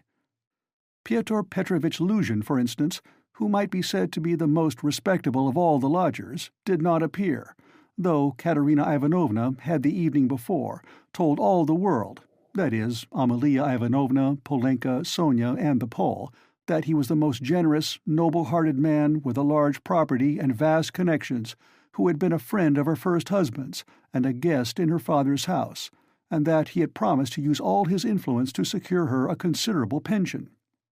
It must be noted that when Katerina Ivanovna exalted anyone's connections and fortune, It was without any ulterior motive, quite disinterestedly, for the mere pleasure of adding to the consequence of the person praised. Probably, taking his cue from Lucian, that contemptible wretch Lebeziatnikov had not turned up either. What did he fancy himself? He was only asked out of kindness and because he was sharing the same room with Pyotr Petrovitch and was a friend of his, so that it would have been awkward not to invite him. Among those who failed to appear were the genteel lady and her old maidish daughter, who had only been lodgers in the house for the past fortnight, but had several times complained of the noise and uproar in Katerina Ivanovna's room, especially when Marmeladov had come back drunk. Katerina Ivanovna heard this from Amalia Ivanovna, who, quarreling with Katerina Ivanovna and threatening to turn the whole family out of doors, had shouted at her that they were not worth the foot of the honorable lodgers whom they were disturbing. Katerina Ivanovna determined now to invite this lady and her daughter, whose foot she was not worth, and who had turned away haughtily when she casually met them, so that they might know that she was more noble in her thoughts and feelings and did not harbor malice, and might see that she was not accustomed to her way of living. She had proposed to make this clear to them at dinner with allusions to her late father's governorship, and also at the same time to hint that it was exceedingly stupid of them to turn away on meeting her. The fat colonel-major, he was really a discharged officer of low rank, was also absent, but it appeared that he had been not himself for the last 2 days. The party consisted of the Pole, a wretched-looking clerk with a spotty face and a greasy coat, who had not a word to say for himself, and smelt abominably, a deaf and almost blind old man who had once been in the post-office, and who had been from immemorial ages maintained by someone at Amalia Ivanovna's. A retired clerk of the commissariat department came too. He was drunk, had a loud and most unseemly laugh, and only fancy was without a waistcoat. One of the visitors sat straight down to the table without even greeting Katerina Ivanovna. Finally, one person having no suit appeared in his dressing gown, but this was too much, and the efforts of Amalia Ivanovna and the Pole succeeded in removing him. The Pole brought with him, however, 2 other Poles who did not live at Amalia Ivanovna's, and whom no one had seen here before. All this irritated Katerina Ivanovna intensely. For whom had they made all these preparations, then? To make room for the visitors, the children had not even been laid for at the table, but the 2 little ones were sitting on a bench in the furthest corner with their dinner laid on a box, while Polenka, as a big girl, had to look after them, feed them, and keep their noses wiped like well-bred children's. Katerina Ivanovna, in fact, could hardly help meeting her guests with increased dignity, and even haughtiness. She stared at some of them with special severity, and loftily invited them to take their seats. Rushing to the conclusion that Amalia Ivanovna must be responsible for those who were absent, she began treating her with extreme nonchalance, which the latter promptly observed and resented. Such a beginning was no good omen for the end. All were seated at last. Raskolnikov came in almost at the moment of their return from the cemetery. Katerina Ivanovna was greatly delighted to see him. In the first place, because he was the one educated visitor and, as everyone knew, was in 2 years to take a professorship in the university. And secondly, because he immediately and respectfully apologized for having been unable to be at the funeral. She positively pounced upon him, and made him sit on her left hand. Amalia Ivanovna was on her right. In spite of her continual anxiety that the dishes should be passed round correctly and that everyone should taste them, in spite of the agonizing cough which interrupted her every minute and seemed to have grown worse during the last few days, she hastened to pour out in a half-whisper to Raskolnikov all her suppressed feelings and her just indignation at the failure of the dinner, interspersing her remarks with lively and uncontrollable laughter at the expense of her visitors, and especially of her landlady. "It's all that cuckoo's fault. You know whom I mean? Her. Katerina Ivanovna nodded towards the landlady. "Look at her. She's making round eyes. She feels that we are talking about her and can't understand. Phoo, the owl. Ha ha! Cough, cough, cough. And what does she put on that cap for? Cough, cough, cough." Have you noticed that she wants everyone to consider that she is patronizing me and doing me an honor by being here? I asked her like a sensible woman to invite people, especially those who knew my late husband, and look at the set of fools she has brought. The sweeps. Look at that one with the spotty face. And those wretched Poles, ha ha ha. Cough, cough, cough. Not one of them has ever poked his nose in here. I've never set eyes on them. What have they come here for, I ask you? There they sit in a row. Hey, Pan! She cried suddenly to one of them. Have you tasted the pancakes? Take some more. Have some beer. Won't you have some vodka? Look, he's jumped up and is making his bows. They must be quite starved, poor things. Never mind, let them eat. They don't make a noise anyway, though I'm really afraid for our landlady's silver spoons. Amalia Ivanovna, she addressed her suddenly, almost aloud. If your spoon should happen to be stolen, I won't be responsible, I warn you. Ha ha ha! She laughed, turning to Raskolnikov, and again nodding towards the landlady, in high glee at her sally. She didn't understand. She didn't understand again. Look how she sits with her mouth open. An owl, a real owl. An owl in new ribbons, ha ha ha! Here her laugh turned again to an insufferable fit of coughing that lasted 5 minutes. Drops of perspiration stood out on her forehead, and her handkerchief was stained with blood. She showed Raskolnikov the blood in silence, and, as soon as she could get her breath, began whispering to him again with extreme animation and a hectic flush on her cheeks. Do you know, I gave her the most delicate instructions, so to speak, for inviting that lady and her daughter. You understand of whom I am speaking. It needed the utmost delicacy, the greatest nicety, but she has managed things so that that fool, that conceited baggage, that provincial non-entity, simply because she is the widow of a major, and has come to try and get a pension and to fray out her skirts in the government offices, because at 50 she paints her face, everybody knows it. A creature like that did not think fit to come, and has not even answered the invitation, which the most ordinary good manners required. Can't understand why Pyotr Petrovitch has not come. But where's Sonia? Where has she gone? Ah, there she is at last. What is it, Sonia? Where have you been? It's odd that even at your father's funeral you should be so unpunctual. Rodion Romanovitch, make room for her beside you. That's your place, Sonia. Take what you like. Have some of the cold entree with jelly, that's the best. They'll bring the pancakes directly. Have they given the children some? Polenka, have you got everything? Cough, cough, cough. That's all right. Be a good girl, Lida, and Kolya, don't fidget with your feet. Sit like a little gentleman. What are you saying, Sonia? Sonia hastened to give her Pyotr Petrovitch's apologies, trying to speak loud enough for everyone to hear and carefully choosing the most respectful phrases which she attributed to Pyotr Petrovitch. She added that Pyotr Petrovitch had particularly told her to say that, as soon as he possibly could, he would come immediately to discuss business alone with her, and to consider what could be done for her, etc., etc. Sonia knew that this would comfort Katerina Ivanovna, would flatter her and gratify her pride. She sat down beside Raskolnikov. She made him a hurried bow, glancing curiously at him. But for the rest of the time she seemed to avoid looking at him or speaking to him. She seemed absent-minded, though she kept looking at Katerina Ivanovna, trying to please her. Neither she nor Katerina Ivanovna had been able to get mourning. Sonia was wearing dark brown, and Katerina Ivanovna had on her only dress, a dark striped cotton one. The message from Pyotr Petrovitch was very successful.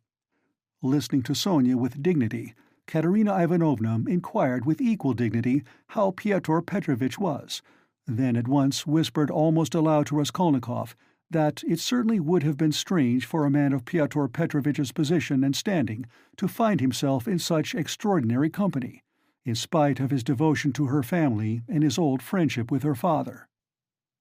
That's why I'm so grateful to you, Rodion Romanovitch, that you have not disdained my hospitality even in such surroundings, she added almost aloud. But I am sure that it was only your special affection for my poor husband that has made you keep your promise. Then once more with pride and dignity she scanned her visitors, and suddenly inquired aloud across the table of the deaf man, "Wouldn't he have some more meat? And had he been given some wine?" The old man made no answer, and for a long while could not understand what he was asked, though his neighbors amused themselves by poking and shaking him. He simply gazed about him with his mouth open, which only increased the general mirth. "What an imbecile! Look, look! Why was he brought? But as to Pyotr Petrovitch, I always had confidence in him," Katerina Ivanovna continued. "And, of course, he is not like—" With an extremely stern face, she addressed Amalia Ivanovna so sharply and loudly that the latter was quite disconcerted.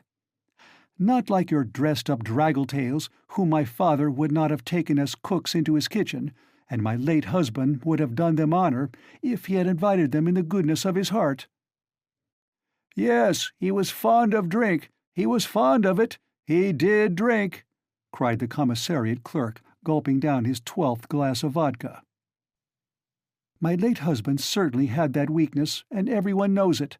Katerina Ivanovna attacked him at once. "But he was a kind and honorable man, who loved and respected his family. The worst of it was his good nature made him trust all sorts of disreputable people, and he drank with fellows who were not worth the sole of his shoe.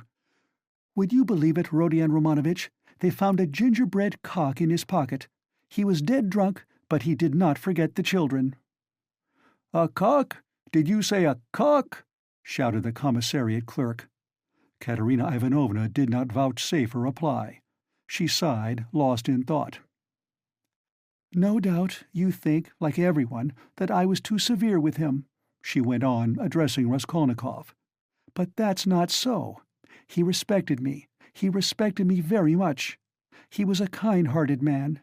And how sorry I was for him sometimes. He would sit in a corner and look at me. I used to feel so sorry for him, I used to want to be kind to him, and then would think to myself, 'Be kind to him, and he will drink again.' It was only by severity that you could keep him within bounds." "Yes, he used to get his hair pulled pretty often," roared the commissariat clerk again, swallowing another glass of vodka. "Some fools would be better for a good drubbing, as well as having their hair pulled. I am not talking of my late husband now," Katerina Ivanovna snapped at him. The flush on her cheeks grew more and more marked, her chest heaved. In another minute she would have been ready to make a scene. Many of the visitors were sniggering, evidently delighted. They began poking the commissariat clerk and whispering something to him. They were evidently trying to egg him on. "Allow me to ask what you are alluding to," began the clerk. "That is to say, about whom, did you say just now? But I don't care. That's nonsense. Widow, I forgive you. Pass." And he took another drink of vodka. Raskolnikov sat in silence, listening with disgust. He only ate from politeness, just tasting the food that Katerina Ivanovna was continually putting on his plate, to avoid hurting her feelings. He watched Sonia intently, but Sonia became more and more anxious and distressed. She too foresaw that the dinner would not end peaceably, and saw with terror Katerina Ivanovna's growing irritation. She knew that she, Sonia, was the chief reason for the genteel lady's contemptuous treatment of Katerina Ivanovna's invitation. She had heard from Amalia Ivanovna that the mother was positively offended at the invitation, and had asked the question, how could she let her daughter sit down beside that young person?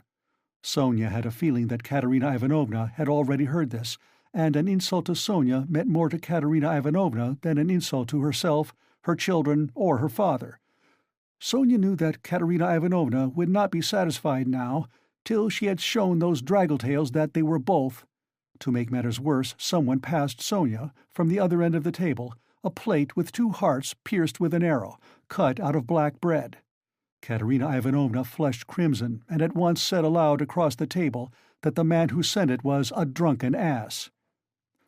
Amalia Ivanovna was foreseeing something amiss, and at the same time deeply wounded by Katerina Ivanovna's haughtiness, and to restore the good humor of the company and raise herself in their esteem, she began, apropos of nothing, telling a story about an acquaintance of hers, Carr from the chemist's, who was driving one night in a cab, and that The cabman wanted to kill, and Karl very much begged him not to kill, and wept and clasped hands, and frightened and from fear pierced his heart."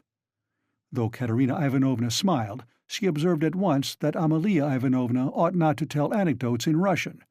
The latter was still more offended, and she retorted that Vater aus Berlin was a very important man, and always went with his hands in pockets. Katerina Ivanovna could not restrain herself, and laughed so much that Amalia Ivanovna lost patience and could scarcely control herself. "Listen to the owl," Katerina Ivanovna whispered at once, her good humour almost restored. "She meant to say he kept his hands in his pockets, but she said he put his hands in people's pockets. Cough, cough. And have you noticed, Rodion Romanovitch, that all these Petersburg foreigners, the Germans especially, are all stupider than we? Can you fancy any one of us telling how Karl from the chemist's pierced his heart from fear, and that the idiot, instead of punishing the cabman, clasped his hands and wept and much begged? Ah, the fool! And you know she fancies it's very touching, and does not suspect how stupid she is. To my thinking, that drunken commissariat clerk is a great deal cleverer. Anyone can see that he has addled his brains with drink. But you know, these foreigners are always so well-behaved and serious. Look how she sits glaring. She is angry, ha-ha. Cough, cough, cough." Regaining her good humour, Katerina Ivanovna began at once telling Raskolnikov that when she had obtained her pension, she intended to open a school for the daughters of gentlemen in her native town, T. This was the first time she had spoken to him of the project, and she launched out into the most alluring details. It suddenly appeared that Katerina Ivanovna had in her hands the very certificate of honour of which Marmeladov had spoken to Raskolnikov in the tavern, when he told him that Katerina Ivanovna, his wife, had danced the chawl dance before the governor and other great personages on leaving school. This certificate of honour was obviously intended now to prove Katerina Ivanovna's right to open a boarding school, but she had armed herself with it chiefly with the object of overwhelming those two stuck-up draggle-tails if they came to the dinner, and proving incontestably that Katerina Ivanovna was of the most noble, she might even say aristocratic family, a colonel's daughter, and was far superior to certain adventuresses who have been so much to the fore of late. The certificate of honour immediately passed into the hands of the drunken guests, and Katerina Ivanovna did not try to retain it, for it actually contained the statement en toutes lettres that her father was of the rank of a major, and also a companion of an order, so that she really was almost the daughter of a colonel. Warming up, Katerina Ivanovna proceeded to enlarge on the peaceful and happy life they would lead in T, on the gymnasium teachers whom she would engage to give lessons in her boarding school, one a most respectable old Frenchman, one Mangot, who had taught Katerina Ivanovna herself in old days and was still living in T, and would no doubt teach in her school on moderate terms. Next she spoke of Sonia, who would go with her to T, and help her in all her plans. At this, someone at the further end of the table gave a sudden guffaw.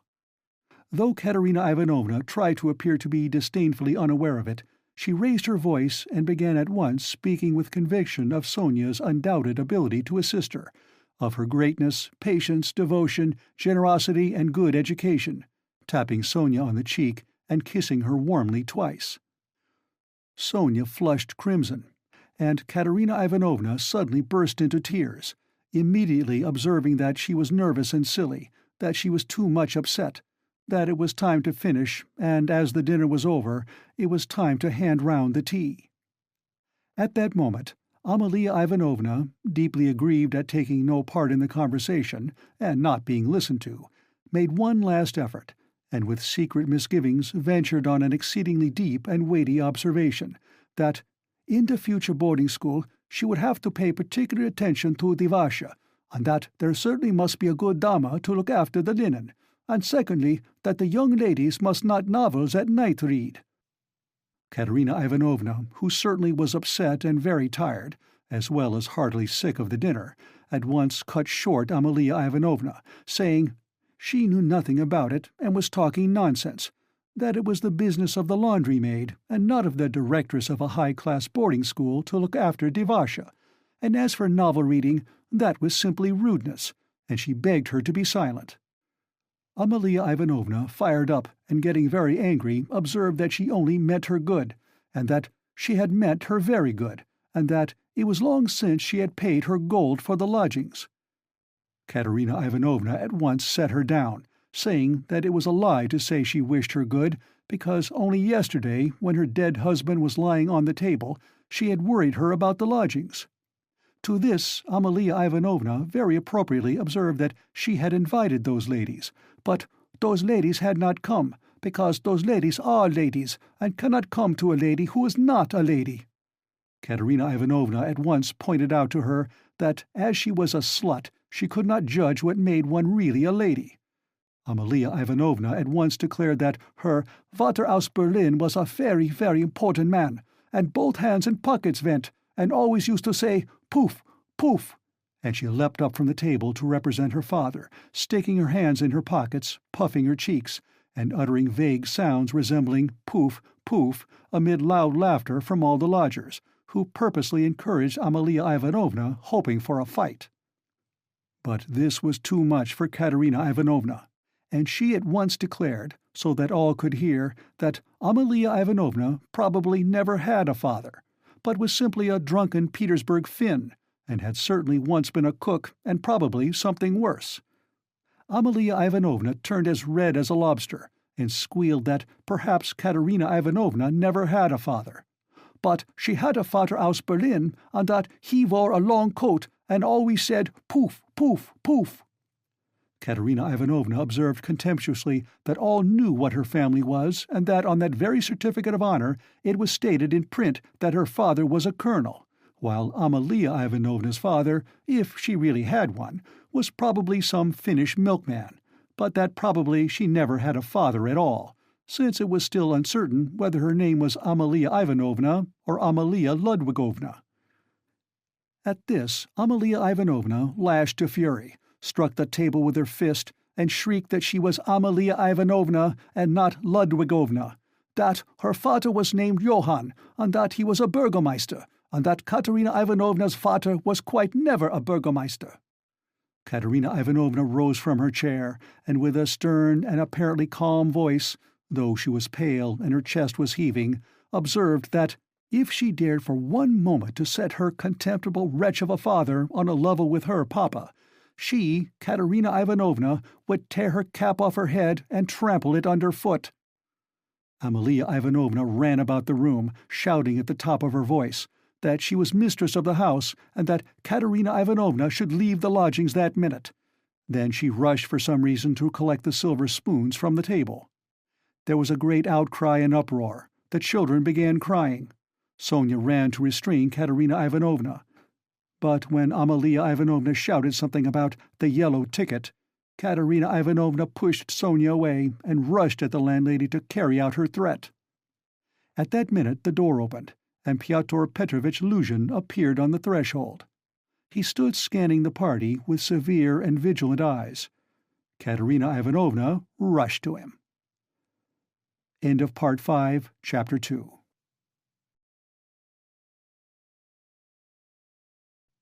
Part 5, Chapter 3. "Pyotr Petrovitch," she cried, "protect me, you at least. Make this foolish woman understand that she can't behave like this to a lady in misfortune, that there is a law for such things.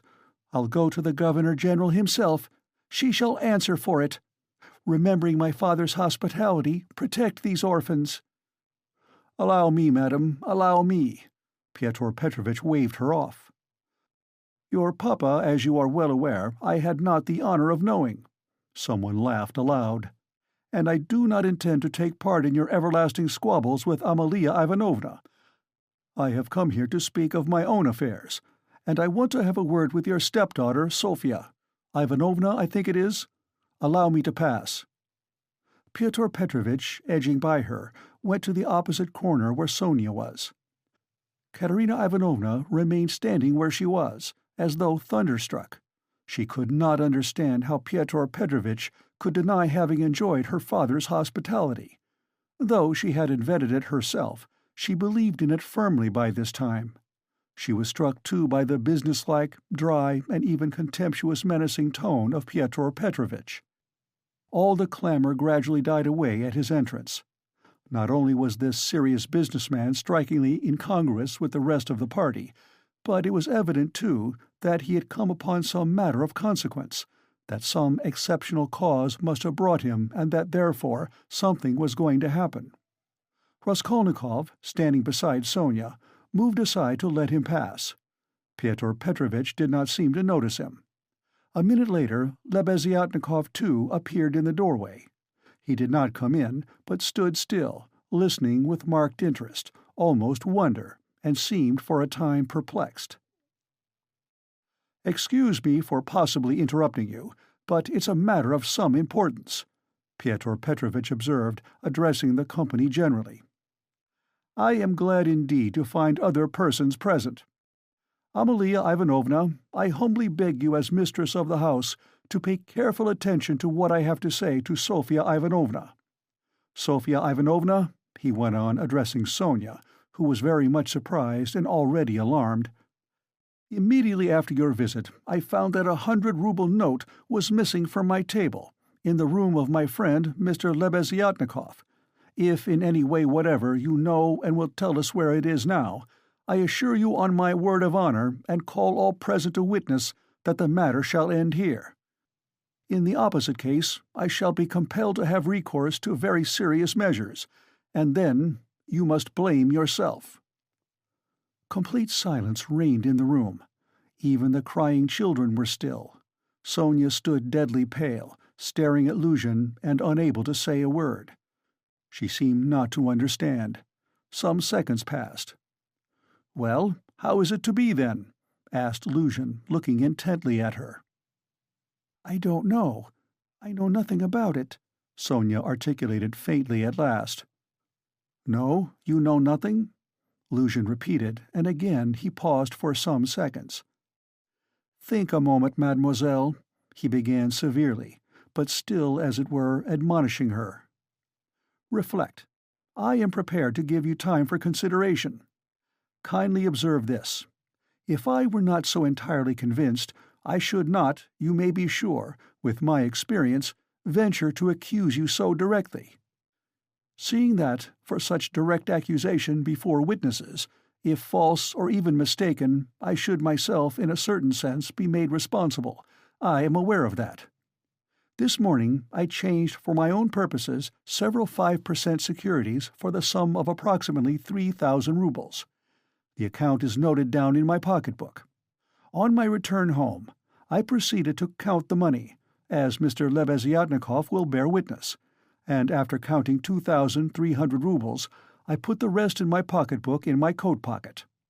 About 500 rubles remained on the table, and among them 3 notes of 100 rubles each.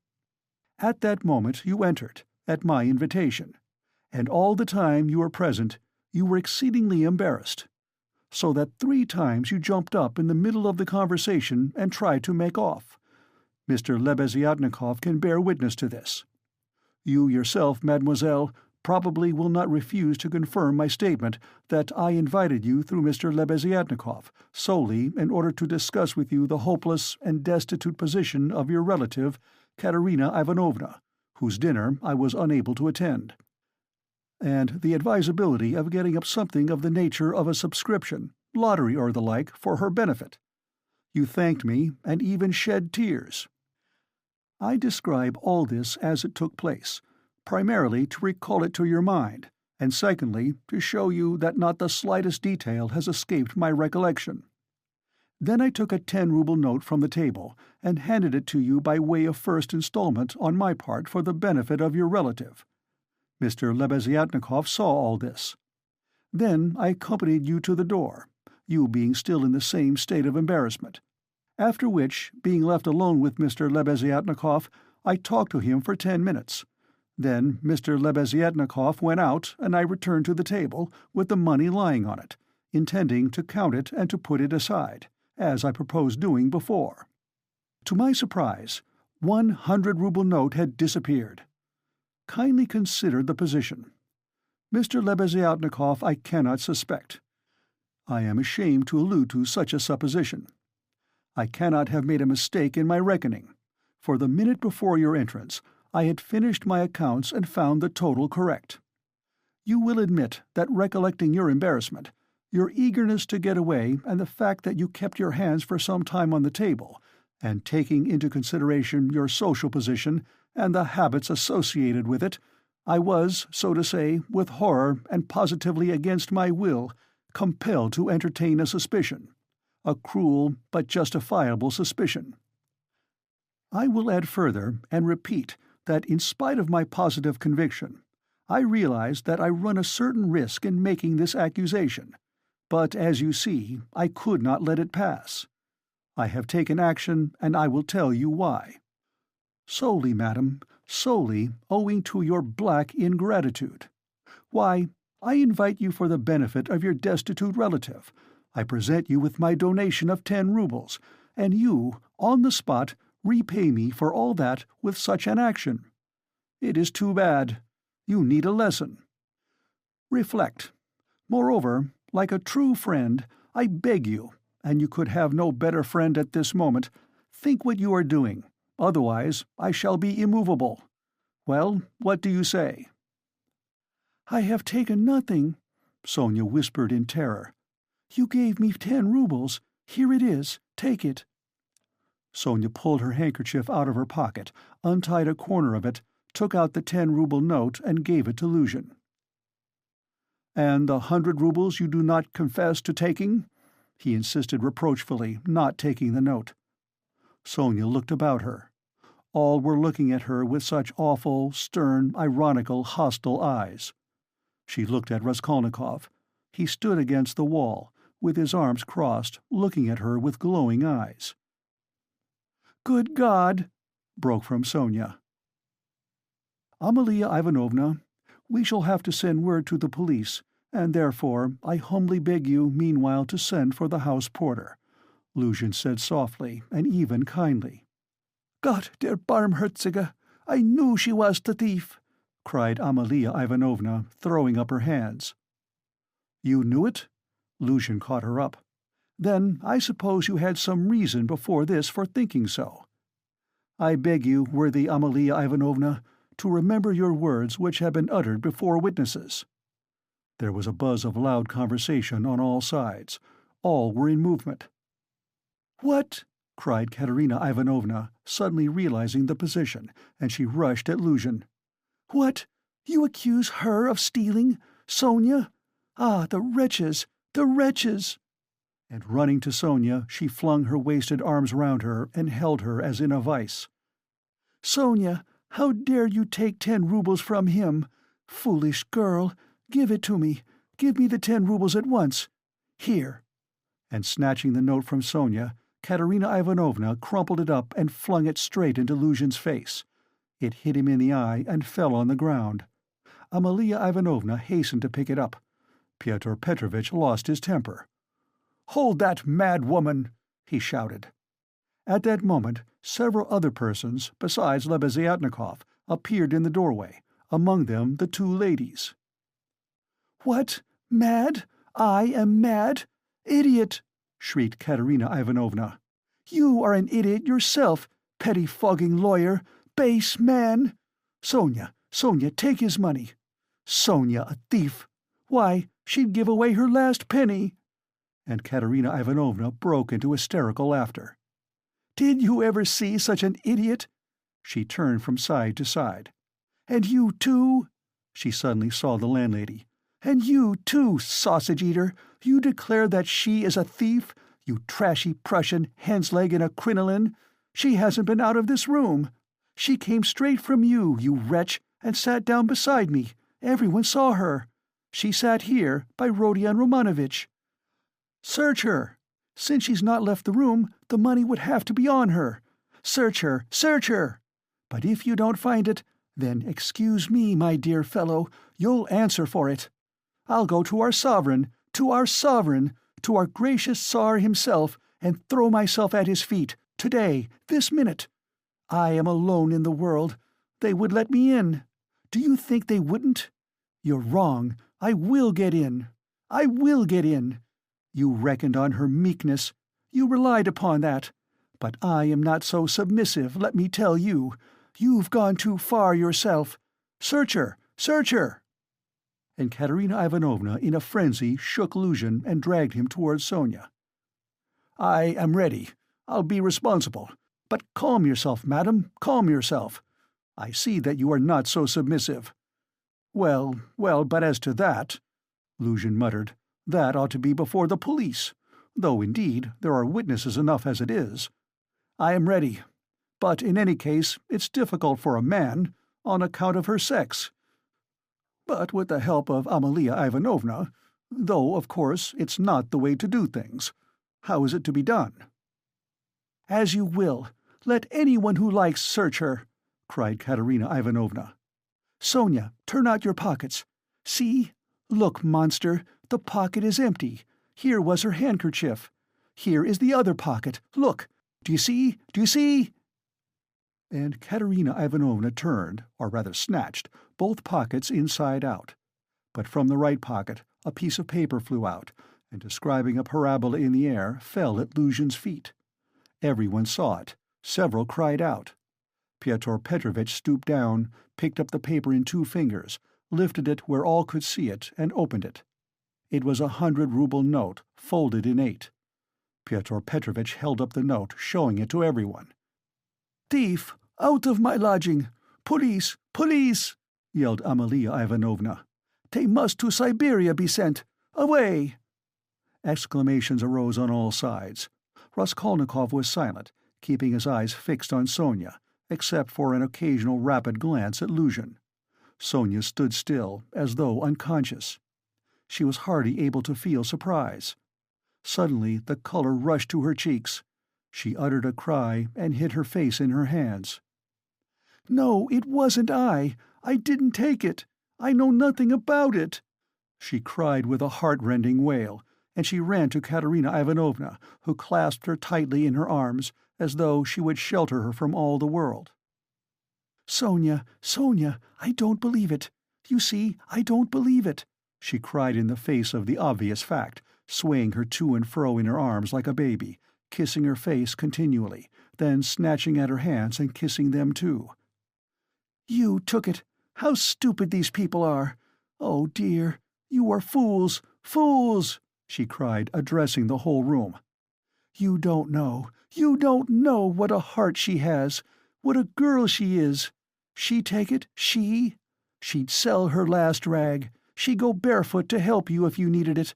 That's what she is. She has the yellow passport because my children were starving.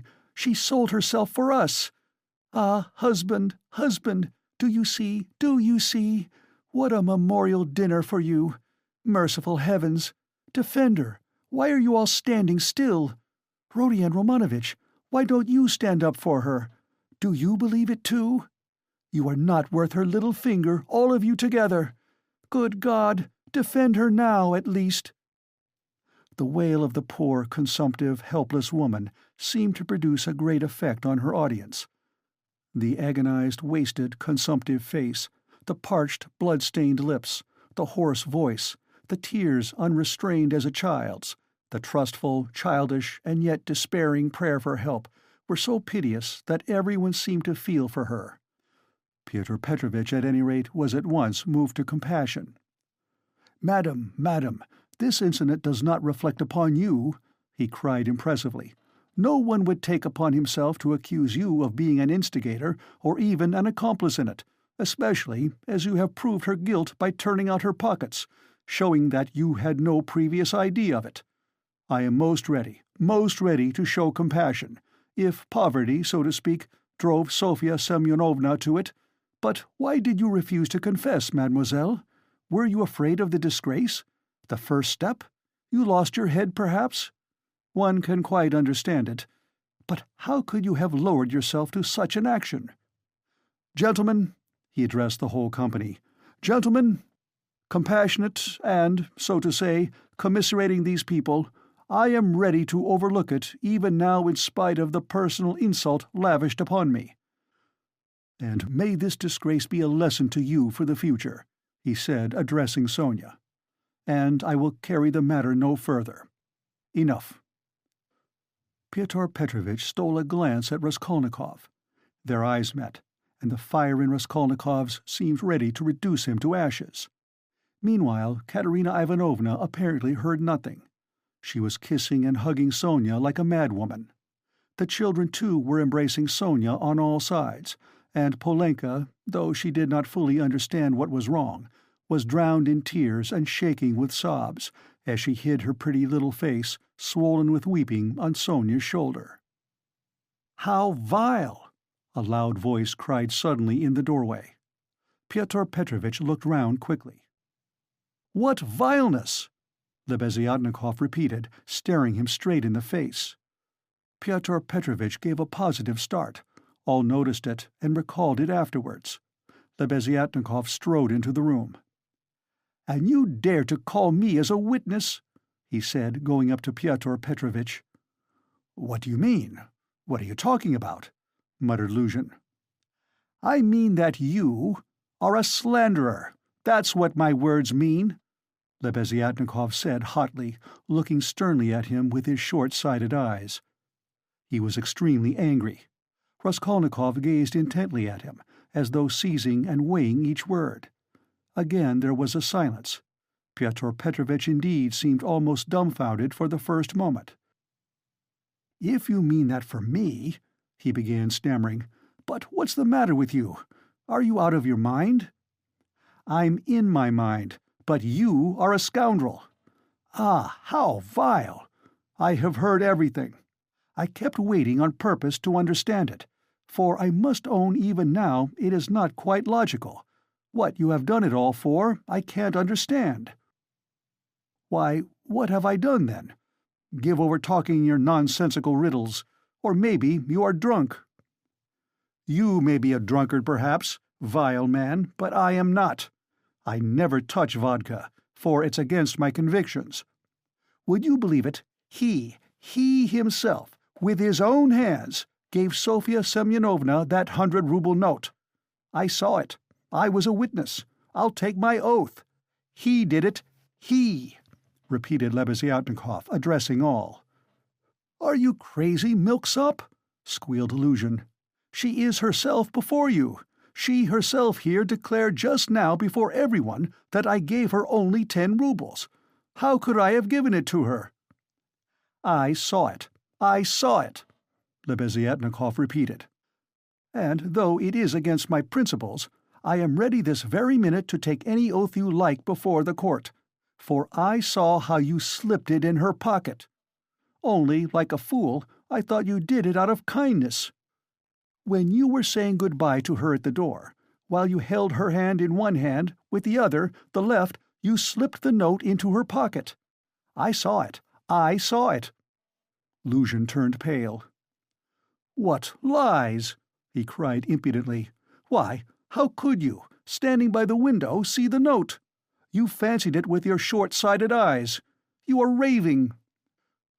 "No, I didn't fancy it. And though I was standing some way off, I saw it all. And though it certainly would be hard to distinguish a note from the window, that's true, I knew for certain that it was a 100-ruble note, because when you were going to give Sofya Semyonovna 10 rubles, you took up from the table a 100-ruble note. I saw it because I was standing near then, and an idea struck me at once, so that I did not forget you had it in your hand. You folded it and kept it in your hand all the time. I didn't think of it again until, when you were getting up, you changed it from your right hand to your left, and nearly dropped it. I noticed it because the same idea struck me again, that you meant to do her a kindness without my seeing. You can fancy how I watched you, and I saw how you succeeded in slipping it into her pocket. I saw it. I saw it. I'll take my oath." Lebeziatnikov was almost breathless. Exclamations arose on all hands, chiefly expressive of wonder, but some were menacing in tone. They all crowded round Pyotr Petrovitch. Katerina Ivanovna flew to Lebeziatnikov. "I was mistaken in you. Protect her. You are the only one to take her part. She is an orphan. God has sent you." Katerina Ivanovna, hardly knowing what she was doing, sank on her knees before him. "A pack of nonsense!" yelled Luzhin, roused to fury. "It's all nonsense you've been talking." "An idea struck you. You didn't think. You noticed. What does it amount to? So I gave it to her on the sly, on purpose? What for? With what object? What have I to do with this?" "What for? That's what I can't understand. But that what I am telling you is the fact, that's certain. So far from my being mistaken, you infamous criminal man, I remember how, on account of it, a question occurred to me at once, just when I was thanking you and pressing your hand. What made you put it secretly in her pocket? Why you did it secretly, I mean. Could it simply be to conceal it from me, knowing that my convictions are opposed to yours, and that I do not approve of private benevolence, which effects no radical cure? Well, I decided that you really were ashamed of giving such a large sum before me. Perhaps, too, I thought, he wants to give her a surprise when she finds a whole 100-ruble note in her pocket. For I know some benevolent people are very fond of decking out their charitable actions in that way. Then the idea struck me, too, that you wanted to test her, to see whether, when she found it, she would come to thank you. Then, too, that you wanted to avoid thanks, and that, as the saying is, your right hand should not know— something of that sort, in fact. I thought of so many possibilities that I put off considering it, but still thought it indelicate to show you that I knew your secret. But another idea struck me again, that Sofya Semyonovna might easily lose the money before she noticed it. That was why I decided to come in here and call her out of the room and to tell her that you put 100 rubles in her pocket. But on my way I went first to Madame Kobolatnikov's to take them the general treatise on the positive method, and especially to recommend Pederet's article and also Wagner's. Then I come on here, and what a state of things I find. Now could I have all these ideas and reflections if I had not seen you put the 100-ruble note in her pocket?" When Lebeziatnikov finished his long-winded harangue, with the logical deduction at the end, he was quite tired, and the perspiration streamed from his face. He could not, alas, even express himself correctly in Russian, though he knew no other language, so that he was quite exhausted, almost emaciated after this heroic exploit. But his speech produced a powerful effect. He had spoken with such vehemence, with such conviction, that everyone obviously believed him. Pyotr Petrovitch felt that things were going badly with him. "What is it to do with me if silly ideas did occur to you?" he shouted. "That's no evidence. You may have dreamt it, that's all. And I tell you, you are lying, sir. You are lying and slandering from some spite against me, simply from pique, because I did not agree with your free-thinking, godless social propositions." But this retort did not benefit Pyotr Petrovitch. Murmurs of disapproval were heard on all sides. "Ah, that's your line now, is it?" cried Lebeziatnikov. "That's nonsense. Call the police, and I'll take my oath. There's only one thing I can't understand. What made him risk such a contemptible action? Oh, pitiful, despicable man!" "I can explain why he risked such an action, and if necessary, I too will swear to it," Raskolnikov said at last in a firm voice, and he stepped forward. He appeared to be firm and composed. Everyone felt clearly, from the very look of him, that he really knew about it and that the mystery would be solved. "Now I can explain it all to myself," said Raskolnikov, addressing Lebeziatnikov. "From the very beginning of the business, I suspected that there was some scoundrelly intrigue at the bottom of it. I began to suspect it from some special circumstances known to me only, which I will explain at once to everyone. They account for everything. Your valuable evidence has finally made everything clear to me. I beg all to listen. This gentleman," he pointed to Luzhin, "was recently engaged to be married to a young lady, my sister, Avdotya Romanovna Raskolnikov. But coming to Petersburg, he quarreled with me, the day before yesterday, at our first meeting, and I drove him out of my room. I have 2 witnesses to prove it. He is a very spiteful man. The day before yesterday I did not know that he was staying here in your room, and that, consequently, on the very day we quarreled, the day before yesterday, he saw me give Katerina Ivanovna some money for the funeral, as a friend of the late Mr. Marmeladov. He at once wrote a note to my mother, and informed her that I had given away all my money, not to Katerina Ivanovna, but to Sofya Semyonovna, and referred in a most contemptible way to the character of Sofya Semyonovna, that is, hinted at the character of my attitude to Sofya Semyonovna. All this, you understand, was with the object of dividing me from my mother and sister, by insinuating that I was squandering on unworthy objects the money which they had sent me and which was all they had. Yesterday evening, before my mother and sister and in his presence, I declared that I had given the money to Katerina Ivanovna for the funeral, and not to Sofya Semyonovna, and that I had no acquaintance with Sofya Semyonovna, and had never seen her before indeed. At the same time I added that he, Pyotr Petrovitch Luzhin, with all his virtues, was not worth Sofya Semyonovna's little finger, though he spoke so ill of her. To his question, would I let Sofya Semyonovna sit down beside my sister, I answered that I had already done so that day. Irritated that my mother and sister were unwilling to quarrel with me at his insinuations, he gradually began being unpardonably rude to them. A final rupture took place, and he was turned out of the house. All this happened yesterday evening. Now I beg your special attention. Consider. If he had now succeeded in proving that Sofya Semyonovna was a thief, he would have shown to my mother and sister that he was almost right in his suspicions, that he had reason to be angry at my putting my sister on a level with Sofya Semyonovna, that in attacking me he was protecting and preserving the honor of my sister, his betrothed. In fact, he might even, through all this, have been able to estrange me from my family, and no doubt he hoped to be restored to favor with them, to say nothing of revenging himself on me personally, for he has grounds for supposing that the honor and happiness of Sofya Semyonovna are very precious to me. That was what he was working for. That's how I understand it. That's the whole reason for it, and there can be no other. It was like this, or somewhat like this, that Raskolnikov wound up his speech, which was followed very attentively, though often interrupted by exclamations from his audience. But in spite of interruptions he spoke clearly, calmly, exactly, firmly.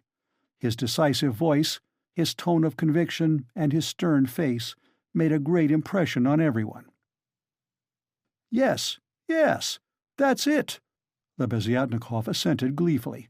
"That must be it, for he asked me, as soon as Sofya Semyonovna came into our room, whether you were here, whether I had seen you among Katerina Ivanovna's guests. He called me aside to the window and asked me in secret. It was essential for him that you should be here. That's it, that's it." Luzhin smiled contemptuously and did not speak, but he was very pale. He seemed to be deliberating on some means of escape. Perhaps he would have been glad to give up everything and get away, but at the moment this was scarcely possible. It would have implied admitting the truth of the accusations brought against him. Moreover, the company, which had already been excited by drink, was now too much stirred to allow it. The commissariat clerk, though indeed he had not grasped the whole position, was shouting louder than anyone, and was making some suggestions very unpleasant to Luzhin. But not all those present were drunk. Lodgers came in from all the rooms. The three Poles were tremendously excited and were continually shouting at him, "The pan is a lajak," and muttering threats in Polish. Sonia had been listening with strained attention, though she too seemed unable to grasp it all. She seemed as though she had just returned to consciousness. She did not take her eyes off Raskolnikov, feeling that all her safety lay in him. Katerina Ivanovna breathed hard and painfully, and seemed fearfully exhausted. Amalia Ivanovna stood looking more stupid than anyone, with her mouth wide open, unable to make out what had happened. She only saw that Pyotr Petrovitch had somehow come to grief. Raskolnikov was attempting to speak again, but they did not let him. Everyone was crowding round Luzhin with threats and shouts of abuse. But Pyotr Petrovitch was not intimidated. Seeing that his accusation of Sonia had completely failed, he had recourse to insolence. "Allow me, gentlemen, allow me! Don't squeeze me! Let me pass!" he said, making his way through the crowd. "And no threats, if you please. I assure you it will be useless. You will gain nothing by it. On the contrary, you'll have to answer, gentlemen, for violently obstructing the course of justice. The thief has been more than unmasked, and I shall prosecute. Our judges are not so blind and not so drunk, and will not believe the testimony of two notorious infidels, agitators, and atheists, who accuse me from motives of personal revenge which they are foolish enough to admit. Yes, allow me to pass. Don't let me find a trace of you in my room. Kindly leave at once, and everything is at an end between us. When I think of the trouble I've been taking, the way I've been expounding, all this fortnight— I told you myself today that I was going, when you tried to keep me. Now I will simply add that you are a fool. I advise you to see a doctor for your brains and your short sight.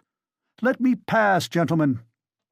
He forced his way through, but the commissariat clerk was unwilling to let him off so easily. He picked up a glass from the table, brandished it in the air, and flung it at Pyotr Petrovitch, but the glass flew straight at Amalia Ivanovna. She screamed, and the clerk, overbalancing, fell heavily under the table.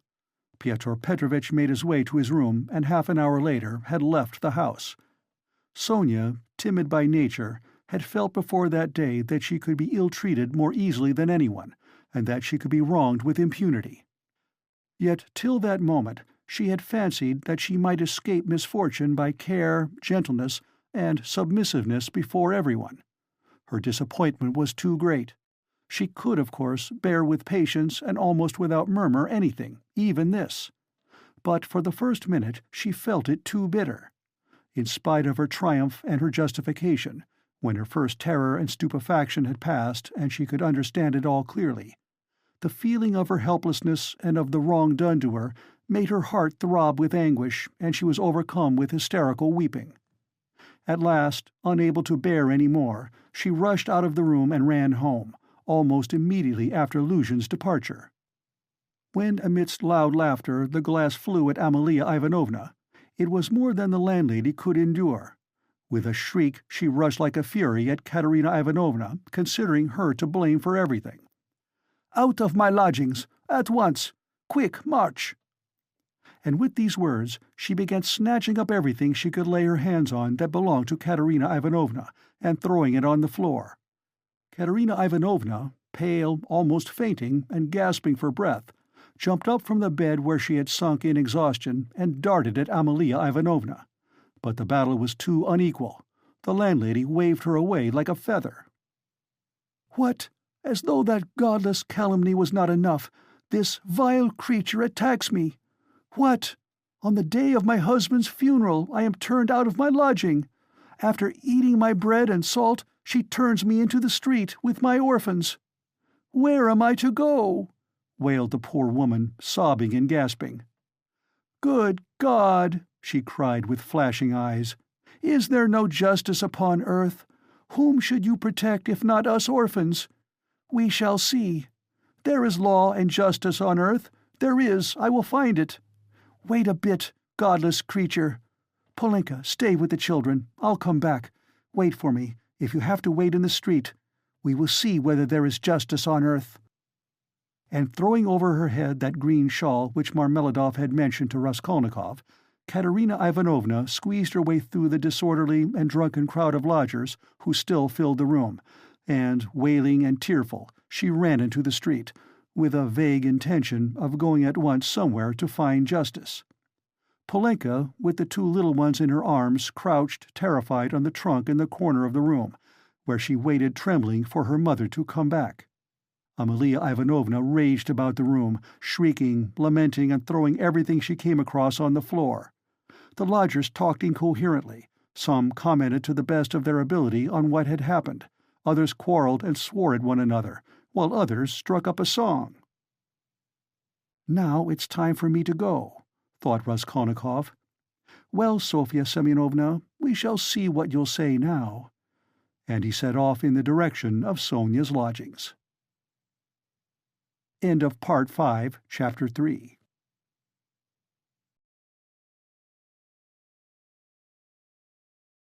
Part 5, Chapter 4. Raskolnikov had been a vigorous and active champion of Sonia against Luzhin, although he had such a load of horror and anguish in his own heart.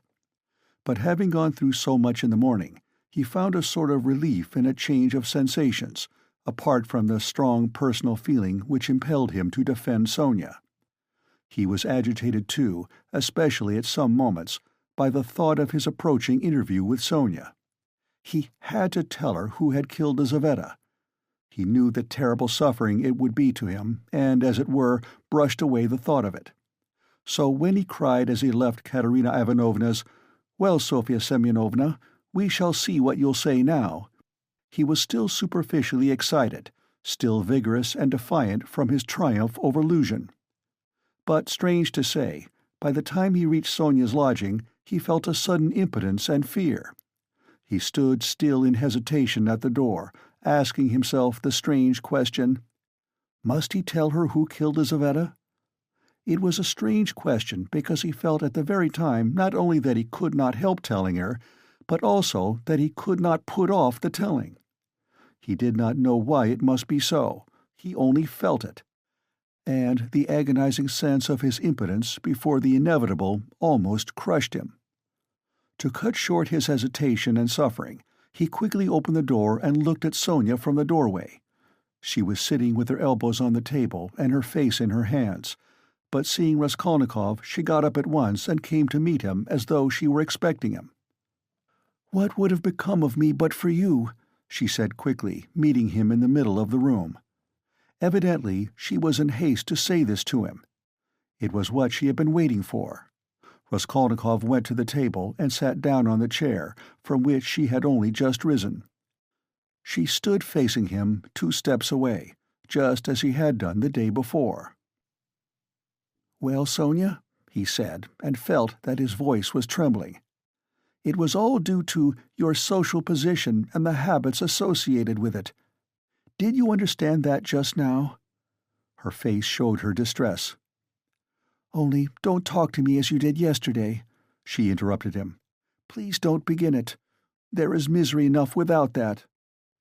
She made haste to smile, afraid that he might not like the reproach. "I was silly to come away from there. What is happening there now? I wanted to go back directly, but I kept thinking that you would come." He told her that Amalia Ivanovna was turning them out of their lodging, and that Katerina Ivanovna had run off somewhere to seek justice. "My God!" cried Sonia. "Let's go at once." And she snatched up her cape. "It's everlastingly the same thing," said Raskolnikov irritably. "You've no thought except for them. Stay a little with me." "But Katerina Ivanovna—" "You won't lose Katerina Ivanovna, you may be sure. She'll come to you herself since she has run out," he added peevishly. "If she doesn't find you here, you'll be blamed for it." Sonia sat down in painful suspense. Raskolnikov was silent, gazing at the floor and deliberating. "This time Luzhin did not want to prosecute you," he began, not looking at Sonia. "But if he wanted to, if it had suited his plans, he would have sent you to prison if it had not been for Lebeziatnikov and me, ah?" "Yes," she assented in a faint voice. "Yes," she repeated, preoccupied and distressed. "But I might easily not have been there. And it was quite an accident Lebeziatnikov turning up."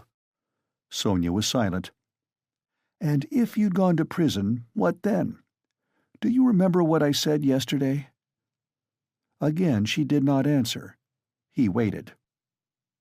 "I thought you would cry out again, 'Don't speak of it, leave off.'" Raskolnikov gave a laugh, but a rather forced one. "What, silence again?" he asked a minute later. "We must talk about something, you know. It would be interesting for me to know how you would decide a certain problem, as Lebeziatnikov would say." He was beginning to lose the thread. "No, really, I am serious. Imagine, Sonia, that you had known all Luzhin's intentions beforehand. Known, that is, for a fact, that they would be the ruin of Katerina Ivanovna and the children, and yourself thrown in, since you don't count yourself for anything, Polenka too, for she'll go the same way. Well, if suddenly it all depended on your decision whether he or they should go on living, that is, whether Luzhin should go on living and doing wicked things, or Katerina Ivanovna should die, how would you decide which of them was to die? I ask you." Sonia looked uneasily at him. There was something peculiar in his hesitating question, which seemed approaching something in a roundabout way. "I felt that you were going to ask some question like that," she said, looking inquisitively at him. "I dare say you did. But how is it to be answered?"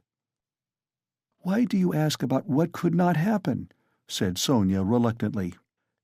"Then it would be better for Luzhin to go on living and doing wicked things? You haven't dared to decide even that." "But I can't know the divine providence, and why do you ask what can't be answered? What's the use of such foolish questions? How could it happen that it should depend on my decision? Who has made me a judge to decide who is to live and who is not to live?" "Oh, if the divine providence is to be mixed up in it, there is no doing anything," Raskolnikov grumbled morosely. "You'd better say straight out what you want," Sonia cried in distress. "You are leading up to something again. Can you have come simply to torture me?" She could not control herself, and began crying bitterly. He looked at her in gloomy misery. 5 minutes passed. "Of course, you're right, Sonia," he said softly at last. He was suddenly changed. His tone of assumed arrogance and helpless defiance was gone. Even his voice was suddenly weak. "I told you yesterday that I was not coming to ask forgiveness, and almost the first thing I've said is to ask forgiveness. I said that about Luzhin and Providence for my own sake. I was asking forgiveness, Sonia." He tried to smile, but there was something helpless and incomplete in his pale smile. He bowed his head and hid his face in his hands. And suddenly a strange, surprising sensation of a sort of bitter hatred for Sonia passed through his heart. As it were wondering and frightened of this sensation, he raised his head and looked intently at her. But he met her uneasy and painfully anxious eyes fixed on him. There was love in them. His hatred vanished like a phantom. It was not the real feeling. He had taken the one feeling for the other. It only meant that that minute had come. He hid his face in his hands again and bowed his head. Suddenly he turned pale, got up from his chair, looked at Sonia, and without uttering a word sat down mechanically on her bed. His sensations that moment were terribly like the moment when he had stood over the old woman with the axe in his hand and felt that he must not lose another minute. "What's the matter?" asked Sonia, dreadfully frightened. He could not utter a word. This was not at all the way he had intended to tell, and he did not understand what was happening to him now. She went up to him softly, sat down on the bed beside him and waited, not taking her eyes off him. Her heart throbbed and sank. It was unendurable. He turned his deadly pale face to her. His lips worked, helplessly struggling to utter something. A pang of terror passed through Sonia's heart. "What's the matter?" she repeated, drawing a little away from him. "Nothing, Sonia. Don't be frightened. It's nonsense." "It really is nonsense if you think of it," he muttered, like a man in delirium. "Why have I come to torture you?" he added suddenly, looking at her. "Why, really? I keep asking myself that question, Sonia." He had perhaps been asking himself that question a quarter of an hour before, but now he spoke helplessly, hardly knowing what he said and feeling a continual tremor all over. "Oh, how you are suffering!" she muttered in distress, looking intently at him. "It's all nonsense. Listen, Sonia." He suddenly smiled, a pale, helpless smile for 2 seconds. "You remember what I meant to tell you yesterday?" Sonia waited uneasily. "I said as I went away that perhaps I was saying goodbye forever, but that if I came today I would tell you who killed Lizaveta." She began trembling all over. "Well, here I've come to tell you." "Then you really meant it yesterday?" she whispered with difficulty. "How do you know?" she asked quickly, as though suddenly regaining her reason. Sonia's face grew paler and paler. She breathed painfully. "I know." She paused a minute. "Have they found him?" she asked timidly. "No." "Then how do you know about it?" she asked again, hardly audibly, and again after a minute's pause. He turned to her and looked very intently at her. "Guess," he said, with the same distorted, helpless smile. A shudder passed over her. "But why do you frighten me like this?" she said, smiling like a child.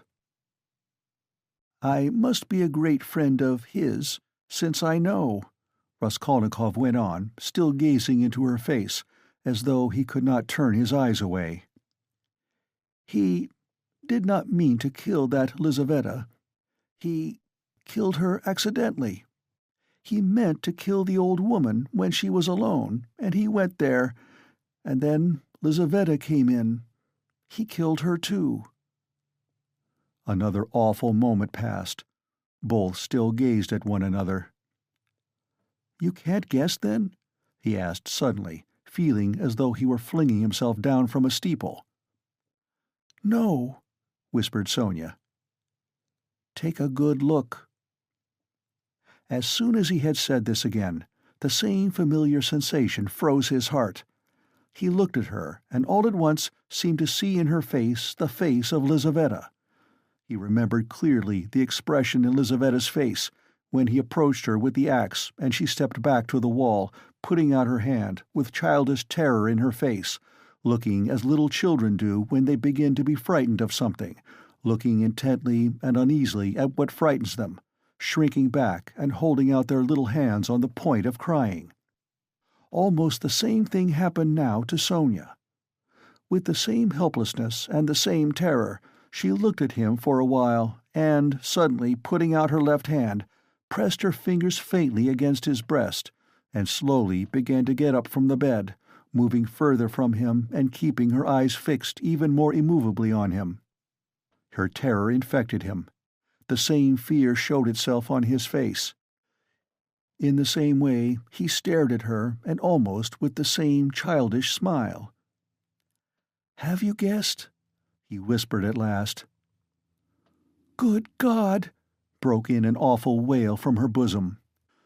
She sank helplessly on the bed, with her face in the pillows, but a moment later she got up, moved quickly to him, seized both of his hands, and, gripping them tight in her thin fingers, began looking into his face again with the same intense stare. In this last desperate look, she tried to look into him and catch some last hope. But there was no hope. There was no doubt remaining. It was all true. Later on, indeed, when she recalled that moment, she thought it strange and wondered why she had seen at once that there was no doubt. She could have not said, for instance, that she had foreseen something of the sort, and yet now, as soon as he told her, she suddenly fancied that she had really foreseen this very thing. "Stop, Sonia, enough. Don't torture me," he begged her miserably. It was not at all like this he had thought of telling her, but this is how it happened.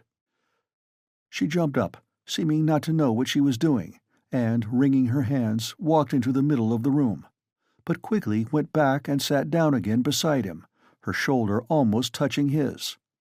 All of a sudden she started as though she had been stabbed, uttered a cry, and fell on her knees before him. She did not know why. "What have you done? What have you done to yourself?" she said in despair, and jumping up, she flung herself on his neck, threw her arms around him, and held him tightly. Raskolnikov drew back and looked at her with a mournful smile. "You are a strange girl, Sonia. You kiss me and hug me when I tell you about that. You don't think what you are doing." "There is no one in the whole world now so unhappy as you," she cried in a frenzy, not hearing what he said, and she suddenly broke into violent hysterical weeping. A feeling long unfamiliar to him flooded his heart and softened it at once. He did not struggle against it. 2 tears started into his eyes and hung on his eyelashes. "Then you won't leave me, Sonia?" he said, looking at her almost with hope. "No, no, never, nowhere," cried Sonia. "I will follow you. I will follow you everywhere. Oh, my God, oh, how miserable I am! Why didn't I know you before? Why didn't you come before? Oh, dear!" "Here I have come." "Yes, now. What's to be done now?" "Together, together," she repeated, as it were, unconsciously, and she hugged him again. "I'll follow you to Siberia." He recoiled at this, and the same hostile, almost haughty smile came to his lips. "Perhaps I don't want to go to Siberia yet, Sonia," he said. Sonia looked at him quickly. Again, after her first passionate, agonizing sympathy for the unhappy man, the terrible idea of the murder overwhelmed her. In his changed tone, she seemed to hear the murderer speaking. She looked at him bewildered. She knew nothing as yet, why, how, with what object it had been. Now all these questions rushed at once into her mind. And again she could not believe it. He is a murderer. Could it be true? "What is the meaning of it? Where am I?" she said in complete bewilderment, as though still unable to recover herself. "How could you, a man like you, how could you bring yourself to it? What does it mean?" "Oh, well, to plunder. Leave off, Sonia," he answered wearily, almost with vexation. Sonia stood as though struck dumb, but suddenly she cried, "You were hungry. It was to help your mother, yes?" "No, Sonia, no," he muttered, turning away and hanging his head. "I was not so hungry. I certainly did not want to help my mother, but that's not the real thing either. Don't torture me, Sonia." Sonia clasped her hands. Could it all be true? Good God, what a truth! Who could believe it? And how could you give away your last farthing and yet rob and murder? "Ah," she cried suddenly, "that money you gave Katerina Ivanovna, that money, can that money—" "No, Sonia," he broke in hurriedly, "that money was not it. Don't worry yourself. That money my mother sent me, and it came when I was ill, the day I gave it to you. Razumihin saw it. He received it for me. That money was mine, my own." Sonia listened to him in bewilderment, and did her utmost to comprehend. "And that money, I don't even know really whether there was any money," he added softly, as though reflecting. "I took a purse off her neck, made of chamois leather, a purse stuffed full of something, but I didn't look in it. I suppose I hadn't time, and the things, chains and trinkets, I buried under a stone with the purse next morning in a yard off the V Prospect. They are all there now." Sonia strained every nerve to listen. "Then why, you said you did it to rob, but you took nothing?" she asked quickly, catching at a straw. "I don't know. I haven't yet decided whether to take that money or not," he said, musing again, and, seeming to wake up with a start, he gave a brief, ironical smile. "Ah, what silly stuff I am talking, eh?" The thought flashed through Sonia's mind, wasn't he mad? But she dismissed it at once. No, it was something else. She could make nothing of it, nothing. "Do you know, Sonia," he said suddenly with conviction, "let me tell you, if I'd simply killed because I was hungry," laying stress on every word and looking enigmatically but sincerely at her, "I should be happy now. You must believe that. What would it matter to you," he cried a moment later with a sort of despair, "what would it matter to you if I were to confess that I did wrong? What do you gain by such a stupid triumph over me? Ah, Sonia, Was it for that I've come to you today?" Again Sonia tried to say something, but did not speak. "I asked you to go with me yesterday because you are all I have left." "Go where?" asked Sonia timidly. "Not to steal and not to murder. Don't be anxious." He smiled bitterly. "We are so different. And you know, Sonia, it's only now, only this moment, that I understand where I asked you to go with me yesterday. Yesterday, when I said it, I did not know where. I asked you for one thing. I came to you for one thing, not to leave me. You won't leave me, Sonia?" She squeezed his hand. "And why did I tell her? Why did I let her know?" he cried a minute later in despair, looking with infinite anguish at her. "Here you expect an explanation from me, Sonia. You are sitting and waiting for it, I see that. But what can I tell you? You won't understand, and will only suffer, on my account. Well, you are crying and embracing me again. Why do you do it? Because I couldn't bear my burden and have come to throw it on another? You suffer too, and I shall feel better. And can you love such a mean wretch?" "But aren't you suffering too?" cried Sonia. Again a wave of the same feeling surged into his heart, and again for an instant softened it. "Sonia, I have a bad heart. Take note of that. It may explain a great deal. I have come because I am bad. There are men who wouldn't have come. But I am a coward and a mean wretch. But never mind, that's not the point. I must speak now, but I don't know how to begin." He paused and sank into thought. "Ah, we are so different," he cried again. "We are not alike. And why did I come? I shall never forgive myself that." "No, no, it is a good thing you came," cried Sonia. "It's better I should know, far better." He looked at her with anguish. "What if it really were that?" he said, as though reaching a conclusion.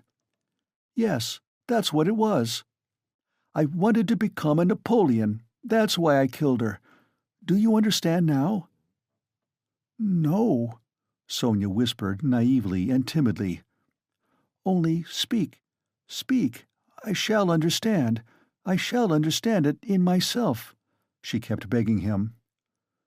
"You'll understand? Very well, we shall see." He paused, and was for some time lost in meditation. "It was like this. I asked myself one day this question. What if Napoleon, for instance, had happened to be in my place, and if he had not had Toulon, or Egypt, nor the passage of Mont Blanc to begin his career with, but instead of all those picturesque and monumental things, there had simply been some ridiculous old hag, a pawnbroker, who had to be murdered too to get money from her trunk, for his career, you understand. Well, would he have brought himself to that if there had been no other means? Wouldn't he have felt a pang at its being so far from monumental, and sinful too? Well, I must tell you that I worried myself fearfully over that question, so that I was awfully ashamed when I guessed at last, all of a sudden, somehow, that it would not have given him the least pang, that it would not even have struck him that it was not monumental, that he would not have seen that there was anything in it to pause over, and that, if he had had no other way, he would have strangled her in a minute without thinking about it. Well, I, too, left off thinking about it, murdered her, following his example. And that's exactly how it was. Do you think it funny? Yes, Sonia, the funniest thing of all is that perhaps that's just how it was." Sonia did not think it at all funny. "You had better tell me straight out, without examples," she begged, still more timidly and scarcely audible. He turned to her, looked sadly at her, and took her hands. "You are right again, Sonia. Of course, that's all nonsense. It's almost all talk. You see, you know, of course, that my mother has scarcely anything. My sister happened to have a good education and was condemned to drudge as a governess. All their hopes were centered on me. I was a student, but I couldn't keep myself at the university and was forced for a time to leave it. Even if I lingered on like that, in 10 or 12 years I might, with luck, hope to be some sort of teacher or clerk with a salary of 1,000 rubles. He repeated it as though it were a lesson. And by that time my mother would have been worn out with grief and anxiety, and I could not succeed in keeping her in comfort, while my sister might well have fared worse. And it's a hard thing to pass everything by all one's life, to turn one's back upon everything, to forget one's mother and decorously accept the insults inflicted on one's sister. Why should one? When one has buried them to burden oneself with others, wife and children, and to leave them again without a farthing. So I resolved to gain possession of the old woman's money, and to use it for my first years without worrying my mother, to keep myself at the university, and for a little while after leaving it, and to do this all on a broad, thorough scale, so as to build up a completely new career and enter upon a new life of independence. Well, that's all. Well, of course, in killing the old woman I did wrong. Well, that's enough. He struggled to the end of his speech in exhaustion and let his head sink. "Oh, that's not it. That's not it," Sonia cried in distress. "How could one— No, that's not right. Not right." "You see yourself that it's not right. But I've spoken truly. It's the truth." "As though that could be the truth. Good God!" "I've only killed a louse, Sonia. A useless, loathsome, harmful creature." "A human being? A louse?" "I too know it wasn't a louse," he answered, looking strangely at her. "But I am talking nonsense, Sonia," he added. "I've been talking nonsense a long time." "That's not it. You are right there. There were quite other causes for it. I haven't talked to anyone for so long, Sonia. My head aches dreadfully now." His eyes shone with feverish brilliance. He was almost delirious. An uneasy smile strayed on his lips. His terrible exhaustion could be seen through his excitement. Sonia saw how he was suffering. She too was growing dizzy. And he talked so strangely. It seemed somehow comprehensible, but yet— "But how? How? Good God!" And she wrung her hands in despair. "No, Sonia, that's not it," he began again suddenly, raising his head, as though a new and sudden train of thought had struck and as it were roused him. "That's not it. Better imagine— yes, it's certainly better— imagine that I am vain, envious, malicious, base, vindictive, and— well, perhaps with a tendency to insanity. Let's have it all out at once. They've talked of madness already, I noticed. I told you just now I could not keep myself at the university. But do you know that perhaps I might have done? My mother would have sent me what I needed for the fees, and I could have earned enough for clothes, boots, and food, no doubt. Lessons had turned up at 1/2 ruble. Razumian works. But I turned sulky and wouldn't. Yes, sulkiness, that's the right word for it. I sat in my room like a spider. You've been in my den. You've seen it. And do you know, Sonia, that low ceilings and tiny rooms cramp the soul and the mind? Ah, how I hated that garret. And yet I wouldn't go out of it. I wouldn't on purpose. I didn't go out for days together, and I wouldn't work. I wouldn't even eat. I just lay there doing nothing. If Nastasia brought me anything, I ate it. If she didn't, I went all day without. I wouldn't ask on purpose, from sulkiness. At night I had no light. I lay in the dark, and I wouldn't earn money for candles. I ought to have studied, but I sold my books, and the dust lies an inch thick on the notebooks on my table. I preferred lying still and thinking. And I kept thinking. And I had dreams all the time. Strange dreams of all sorts. No need to describe. Only then I began to fancy that— No, that's not it. Again, I'm telling you wrong. You see, I kept asking myself then, why am I so stupid that if others are stupid, and I know they are, yet I won't be wiser? Then I saw, Sonia, that if one waits for everyone to get wiser, it will take too long. Afterwards, I understood that that would never come to pass, that men won't change, and that nobody can alter it, and that it's not worth wasting effort over it. Yes, that's so. That's the law of their nature, Sonia. That's so. And I know now, Sonia, that whoever is strong in mind and spirit will have power over them. Anyone who is greatly daring is right in their eyes. He who despises most things will be a lawgiver among them, and he who dares most of all will be most in the right. So it has been till now, and so it will always be. A man must be blind not to see it."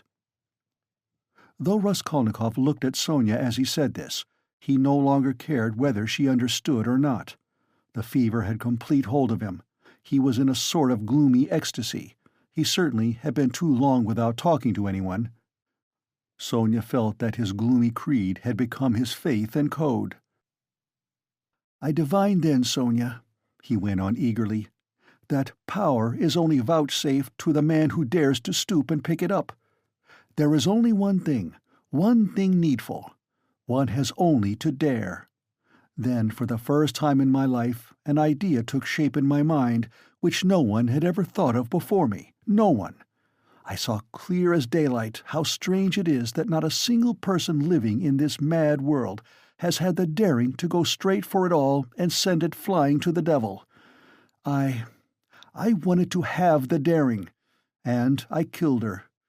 I only wanted to have the daring, Sonia. That was the whole cause of it." "Oh, hush, hush," cried Sonia, clasping her hands.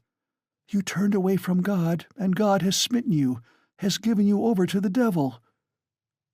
"Then, Sonia, when I used to lie there in the dark and all this became clear to me, was it a temptation of the devil, eh?" "Hush, don't laugh, blasphemer. You don't understand, you don't understand. Oh, God, he won't understand." "Hush, Sonia, I am not laughing. I know myself that it was the devil leading me. Hush, Sonia, hush," he repeated with gloomy insistence. "I know it all.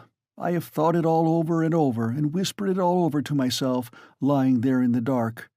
I have argued it all over with myself, every point of it, and I know it all. And how sick I was then of going over it all. I have kept wanting to forget it and make a new beginning, Sonia, and leave off thinking. And don't you suppose that I went into it headlong like a fool? I went into it like a wise man, and that was just my destruction. And you mustn't suppose that I didn't know, for instance, that if I began to question myself whether I had the right to gain power, I certainly hadn't the right, or that if I asked myself whether a human being is a louse, it proved that it wasn't so for me, though it might be for a man who would go straight to his goal without asking questions. If I worried myself all those days, wondering whether Napoleon would have done it or not, I felt clearly, of course, that I wasn't Napoleon. I had to endure all the agony of that battle of ideas, Sonia, and I longed to throw it off. I wanted to murder without casuistry, to murder for my own sake, for myself alone. I didn't want to lie about it even to myself. It wasn't to help my mother I did the murder. That's nonsense. I didn't do the murder to gain wealth and power and to become a benefactor of mankind. Nonsense. I simply did it. I did the murder for myself alone, and whether I became a benefactor to others or spent my life like a spider catching men in my web and sucking the life out of men, I couldn't have cared at that moment. And it was not the money I wanted, Sonia, when I did it. It was not so much the money I wanted, but something else. I know it all now. Understand me. Perhaps I should never have committed a murder again. I wanted to find out something else. It was something else led me on. I wanted to find out then and quickly whether I was a louse like everybody else or a man, whether I can step over barriers or not, whether I dare stoop to pick it up or not, whether I am a trembling creature or whether I have the right—" "To kill? Have the right to kill?" Sonia clasped her hands. "Ah, Sonia," he cried irritably, and seemed about to make some retort, but was contemptuously silent. "Don't interrupt me, Sonia. I want to prove one thing only, that the devil led me on then, and he has shown me since that I had not the right to take that path, because I am just such a louse as all the rest. He was mocking me, and here I've come to you now. Welcome your guest. If I were not a louse, should I have come to you? Listen, when I went then to the old woman's, I only went to try. You may be sure of that." "And you murdered her." "But how did I murder her? Is that how men do murders? Do men go to commit a murder as I went then? I will tell you some day how I went. Did I murder the old woman? I murdered myself, not her. I crushed myself once for all, forever. But it was the devil that killed that old woman, not I. Enough, enough, Sonia, enough. Let me be," he cried in a sudden spasm of agony. "Let me be." He leaned his elbows on his knees and squeezed his head in his hands as in a vice. "What suffering!" A wail of anguish broke from Sonia. "Well, what am I to do now?" he asked, suddenly raising his head and looking at her with a face hideously distorted by despair. "What are you to do?" she cried, jumping up, and her eyes that had been full of tears suddenly began to shine. "Stand up." She seized him by the shoulder. He got up, looking at her almost bewildered. "Go at once, this very minute. Stand at the crossroads. Bow down. First kiss the earth which you have defiled, and then bow down to all the world and say to all men aloud, 'I am a murderer.' Then God will send you life again. Will you go? Will you go?" she asked him, trembling all over, snatching his two hands, squeezing them tight in hers, and gazing at him with eyes full of fire. He was amazed at her sudden ecstasy. "You mean Siberia, Sonia? I must give myself up?" he asked gloomily. "Suffer and expiate your sin by it, that's what you must do." "No, I am not going to them, Sonia." "But how will you go on living? What will you live for?" cried Sonia. "How is it possible now? Why, how can you talk to your mother? Oh, what will become of them now? But what am I saying? You have abandoned your mother and your sister already. He has abandoned them already. Oh, God!" she cried. "Why, he knows it all himself. How can he live by himself? What will become of you now?" "Don't be a child, Sonia," he said softly. "What wrong have I done them? Why should I go to them? What should I say to them? That's only a phantom. They destroy men by millions themselves, and look on it as a virtue. They're knaves and scoundrels, Sonia. I am not going to them. And what should I say to them? That I murdered her, but did not dare to take the money, and hid it under a stone?" he added with a bitter smile. "Why, they would laugh at me, and they would call me a fool for not getting it. A coward and a fool. They wouldn't understand, and they don't deserve to understand. Why should I go to them? I won't. Don't be a child, Sonia." "It will be too much for you to bear, too much," she repeated, holding out her hands in despairing supplication. "Perhaps I've been unfair to myself," he observed gloomily, pondering. "Perhaps, after all, I am a man, and not a louse, and I've been in too great a hurry to condemn myself. I'll make another fight for it." A haughty smile appeared on his lips. "What a burden to bear! And your whole life, your whole life!" "I shall get used to it," he said grimly and thoughtfully. "Listen," he began a minute later. "Stop crying. It's time to talk of the facts. I've come to tell you that the police are after me, on my track." "Ah!" Sonia cried in terror. "Well, Why do you cry out? You want me to go to Siberia, and now you are frightened? But let me tell you, I shall not give myself up. I shall make a struggle for it, and they won't do anything to me. They've no real evidence. Yesterday I was in great danger and believed I was lost, but today things are going better. All the facts they know can be explained two ways. That's to say, I can turn their accusations to my credit. Do you understand? And I shall, for I've learnt my lesson. But they will certainly arrest me. If it had not been for something that happened, they would have done so today for certain. Perhaps even now they will arrest me today. But that's no matter, Sonia. They'll let me out again, for there isn't any real proof against me, and there won't be. I give you my word for it. And they can't convict a man on what they have against me. Enough. I only tell you that you may know. I will try to manage somehow to put it to my mother and sister so that they won't be frightened. My sister's future is secure, however, now, I believe, and my mother's must be too. Well, that's all. Be careful, though. Will you come and see me in prison when I am there? Oh, I will, I will. They sat side by side, both mournful and dejected, as though they had been cast up by the tempest alone on some deserted shore. He looked at Sonia and felt how great was her love for him, and strange to say, he felt it suddenly burdensome and painful to be so loved. Yes, it was a strange and awful sensation. On his way to see Sonia, he had felt that all his hopes rested on her. He expected to be rid of at least part of his suffering, and now, when all her heart turned towards him, he suddenly felt he was immeasurably unhappier than before. "Sonia," he said, "you'd better not come and see me when I am in prison." Sonia did not answer. She was crying.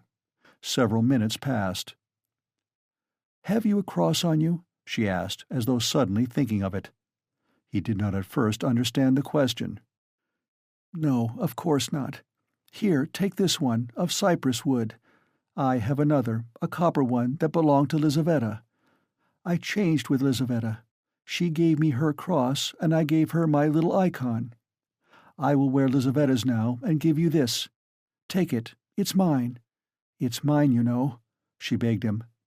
"We will go to suffer together, and together we will bear our cross." "Give it me," said Raskolnikov. He did not want to hurt her feelings, but immediately he drew back the hand he held out for the cross. "Not now, Sonia. Better later," he added to comfort her. "Yes, yes, better," she repeated with conviction. "When you go to meet your suffering, then put it on. You will come to me, I'll put it on you, we will pray and go together." At that moment someone knocked 3 times at the door. "Sofya Semyonovna, may I come in?" they heard in a very familiar and polite voice. Sonia rushed to the door in a fright. The flaxen head of Mr. Lebeziatnikov appeared at the door. End of Part 5, Chapter 4.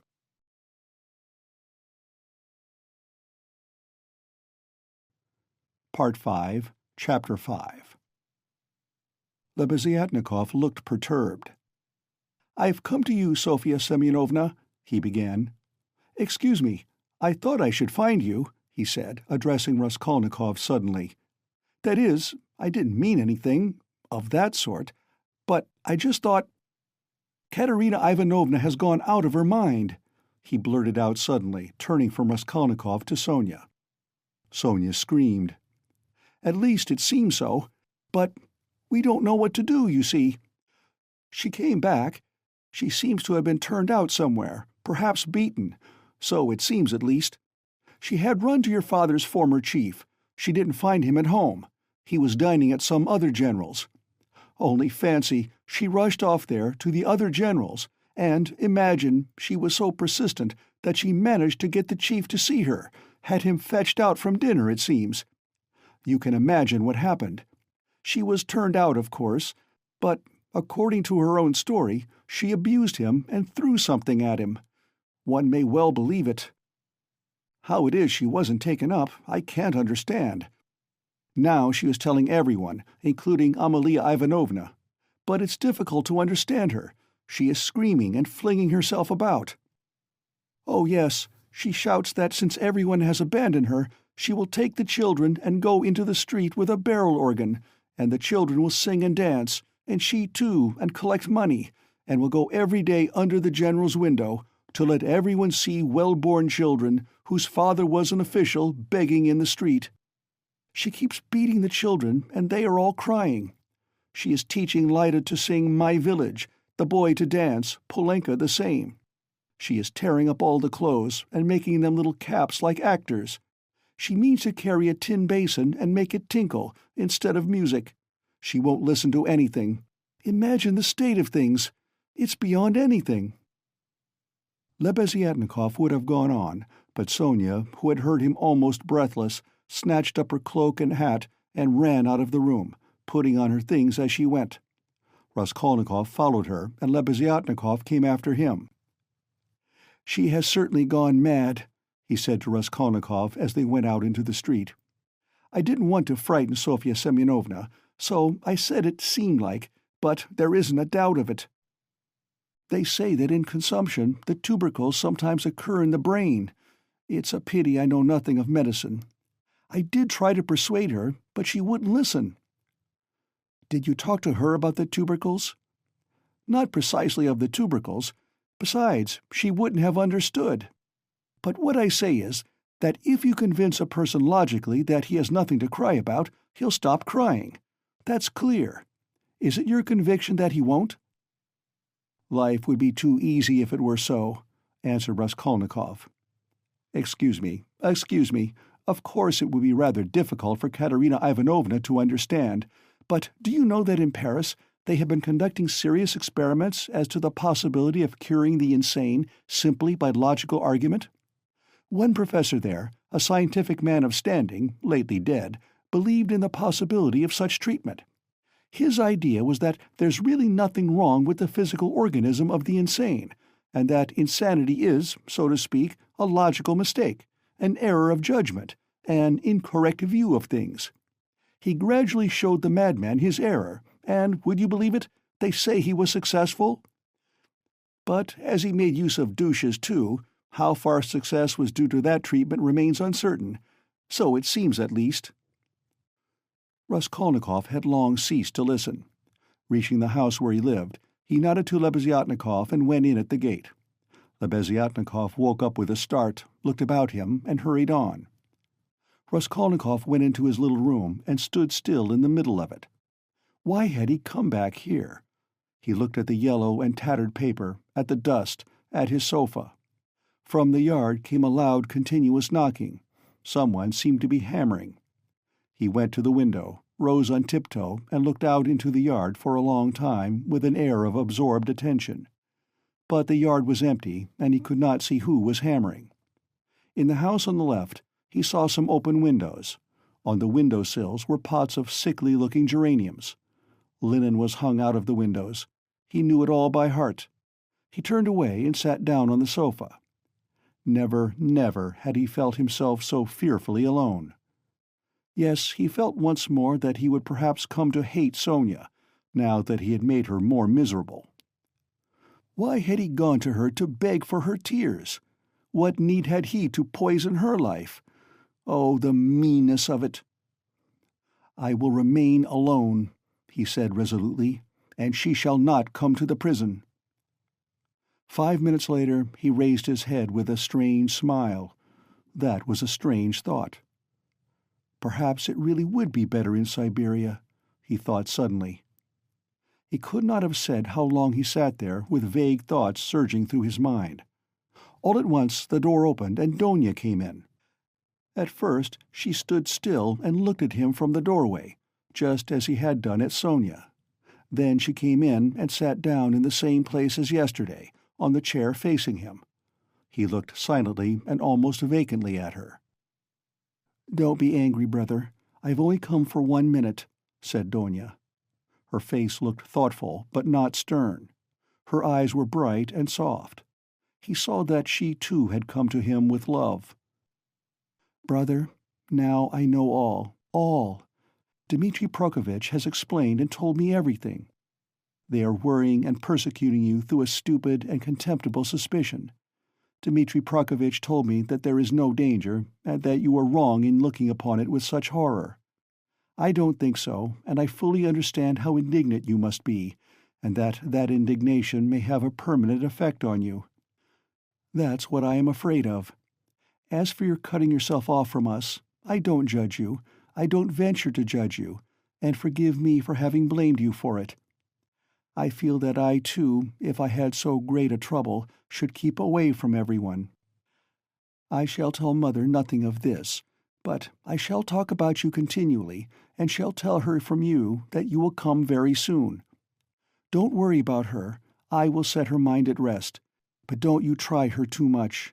Come once at least. Remember that she is your mother. And now I have come simply to say," Donia began to get up, "that if you should need me or should need all my life or anything, call me and I'll come. Goodbye." She turned abruptly and went towards the door. "Donia," Raskolnikov stopped her and went towards her. "That Razumian, Dmitri Prokofitch, is a very good fellow."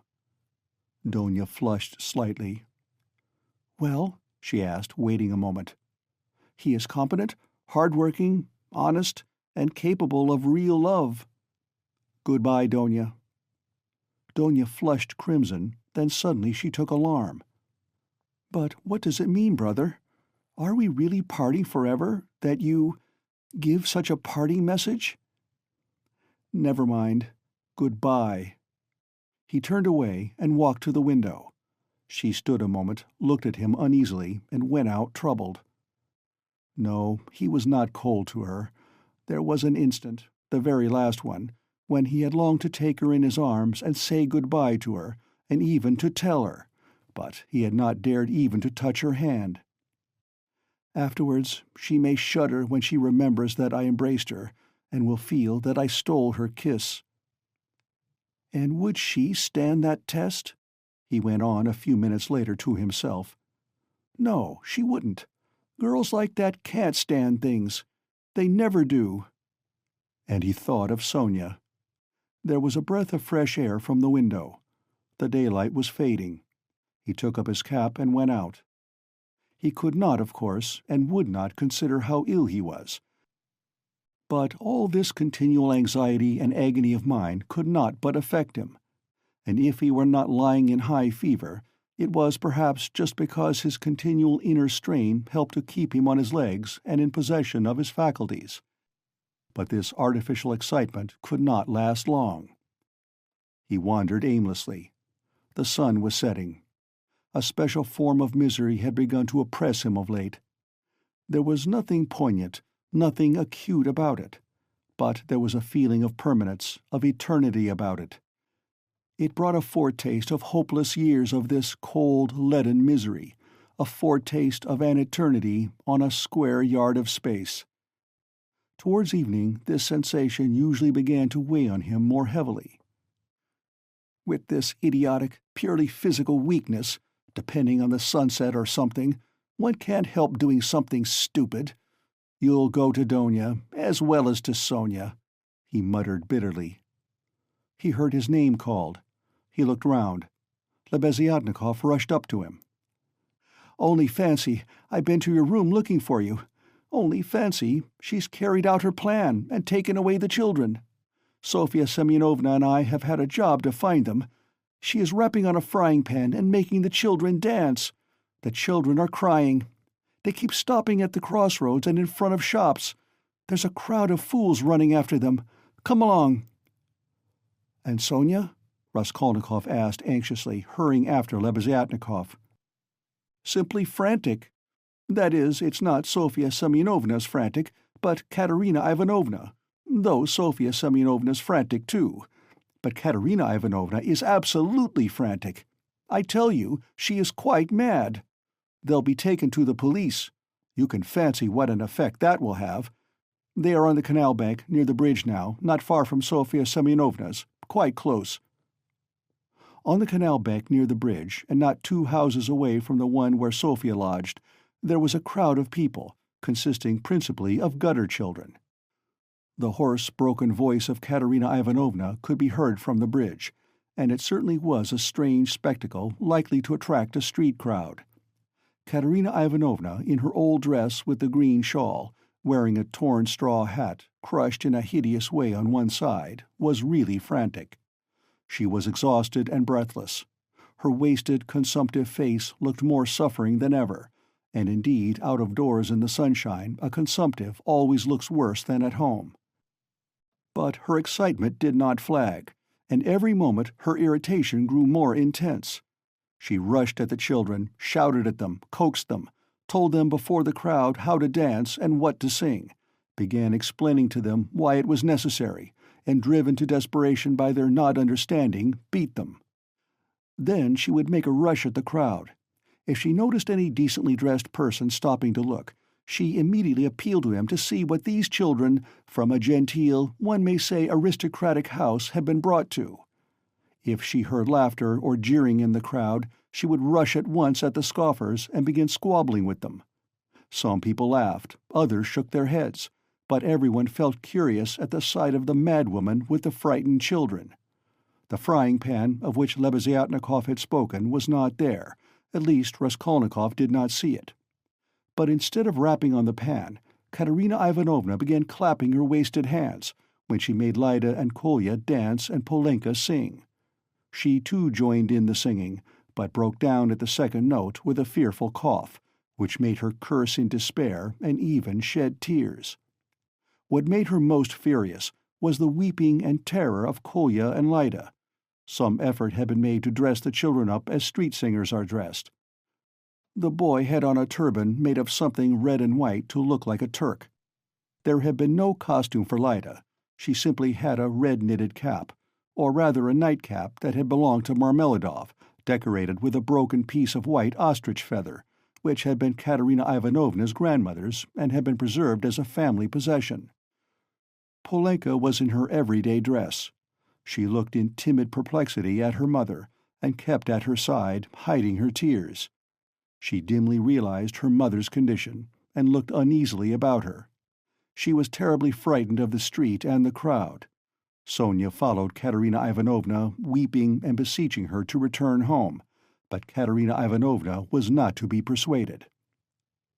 "Leave off, Sonia, leave off," she shouted, speaking fast, panting and coughing. "You don't know what you ask. You are like a child. I've told you before that I am not coming back to that drunken German. Let everyone, let all Petersburg see the children begging in the streets, though their father was an honorable man who served all his life in truth and fidelity, and one may say died in the service." Katerina Ivanovna had by now invented this fantastic story and thoroughly believed it. "Let that wretch of a general see it. You are silly, Sonia. What have we to eat? Tell me that. We have worried you enough. I won't go on so. Ah, Rodion Romanovitch, is that you?" she cried, seeing Raskolnikov and rushing up to him. "Explain to this silly girl, please, that nothing better could be done. Even organ grinders earn their living, and everyone will see at once that we are different, that we are an honorable and bereaved family reduced to beggary. And that general will lose his post, you'll see. We shall perform under his windows every day, and if the Tsar drives by, I'll fall on my knees, put the children before me, show them to him, and say, 'Defend us, Father.' He is the father of the fatherless. He is merciful. He'll protect us, you'll see, and that wretch of a general. Lida, tenez-vous droit. Kolya, you'll dance again. Why are you whimpering? Whimpering again. What are you afraid of, stupid? Goodness, what am I to do with them, Rodion Romanovitch? If you only knew how stupid they are. What's one to do with such children?" And she, almost crying herself, which did not stop her uninterrupted, rapid flow of talk, pointed to the crying children. Raskolnikov tried to persuade her to go home, and even said, hoping to work on her vanity, that it was unseemly for her to be wandering about the streets like an organ grinder, as she was intending to become the principal of a boarding school. "A boarding school! Ha, ha, ha! A castle in the air!" cried Katerina Ivanovna, her laugh ending in a cough. No, Rodion Romanovitch, that dream is over. All have forsaken us. And that general. You know, Rodion Romanovitch, I threw an ink pot at him. It happened to be standing in the waiting room by the paper where you sign your name. I wrote my name, threw it at him, and ran away.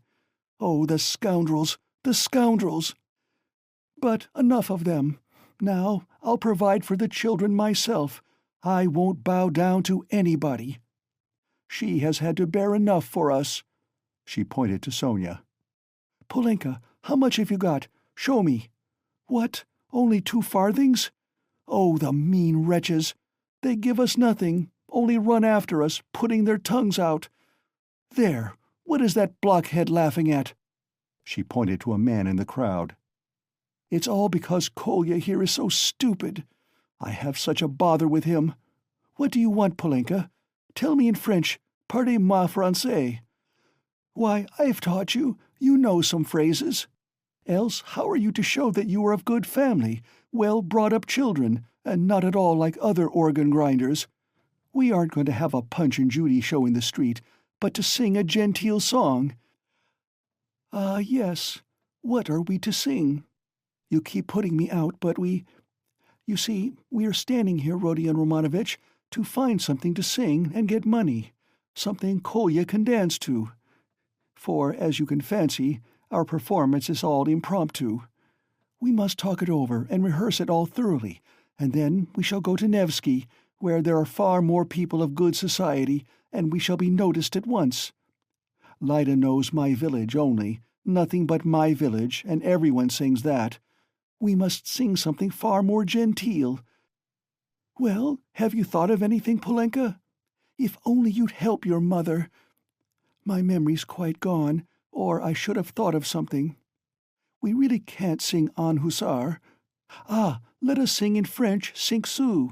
I have taught it you, and as it is in French, people will see at once that you are children of good family, and that will be much more touching.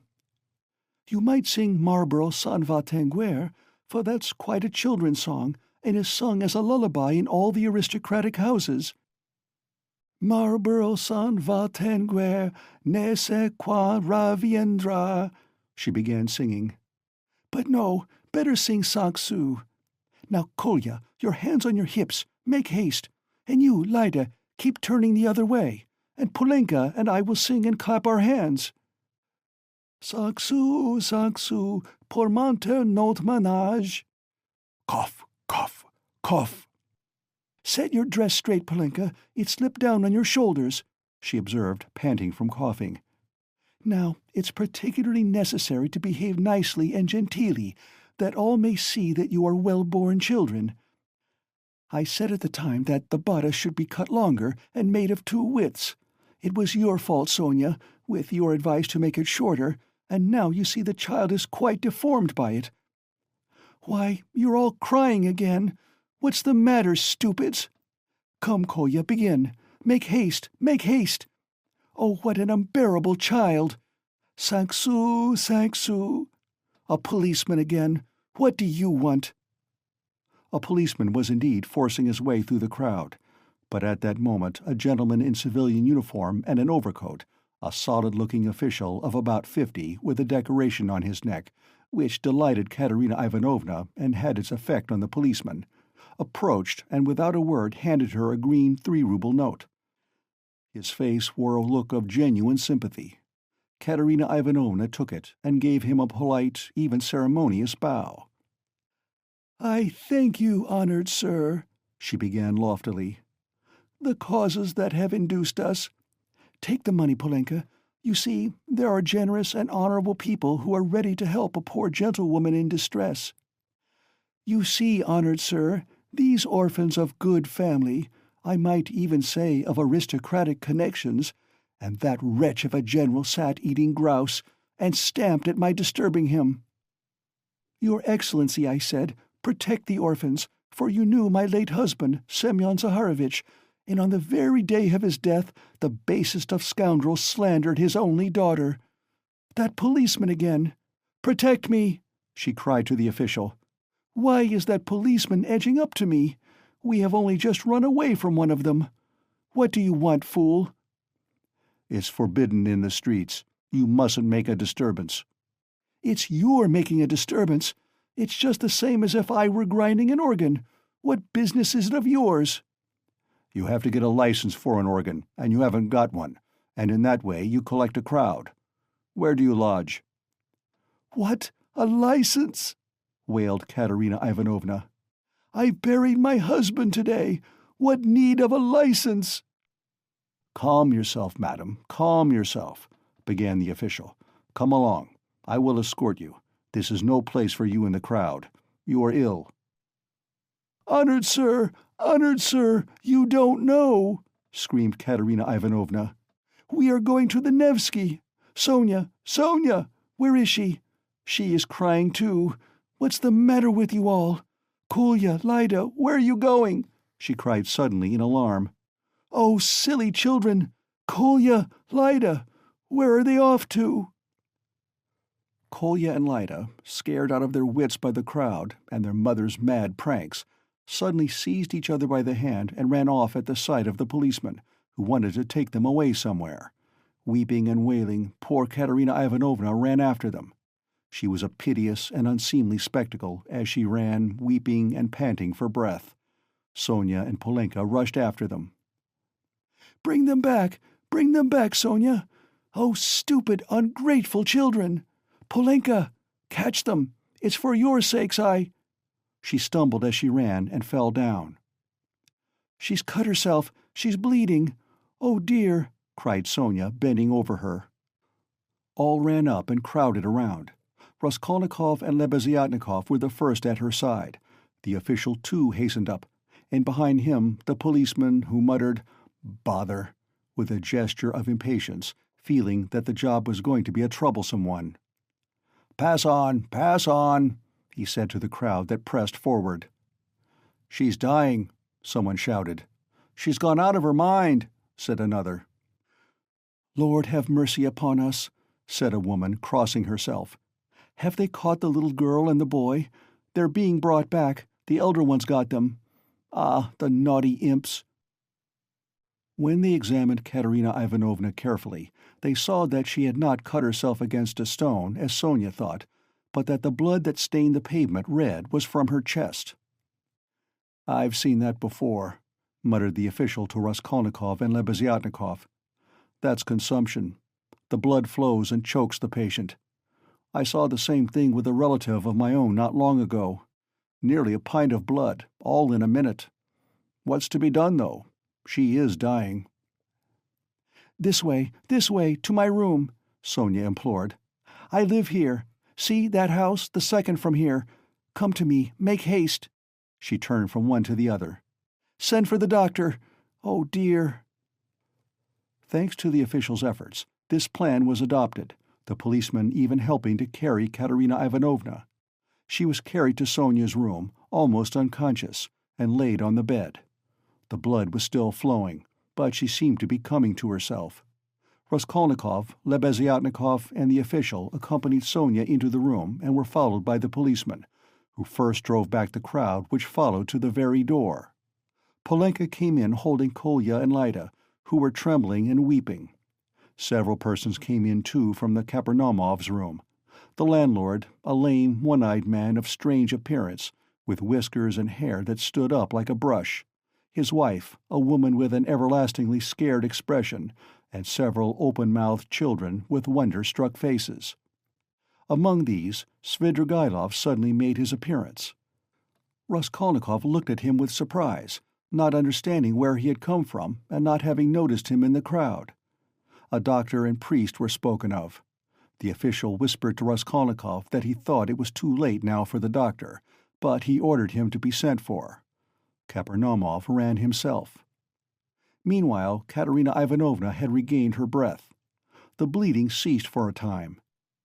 She looked with sick but intent and penetrating eyes at Sonia, who stood pale and trembling, wiping the sweat from her brow with a handkerchief. At last she asked to be raised. They sat her up on the bed, supporting her on both sides. "Where are the children?" she said in a faint voice. "You've brought them, Polenka? Oh, the sillies! Why did you run away? Ah!" Once more her parched lips were covered with blood. She moved her eyes, looking about her. "So that's how you live, Sonia. Never once have I been in your room." She looked at her with a face of suffering. "We have been your ruin, Sonia. Polenka, Lida, Kolya, come here. Well, here they are, Sonia. Take them all.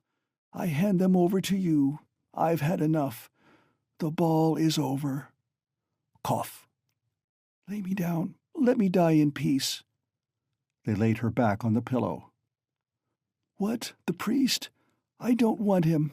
You haven't got a ruble to spare. I have no sins. God must forgive me without that. He knows how I have suffered.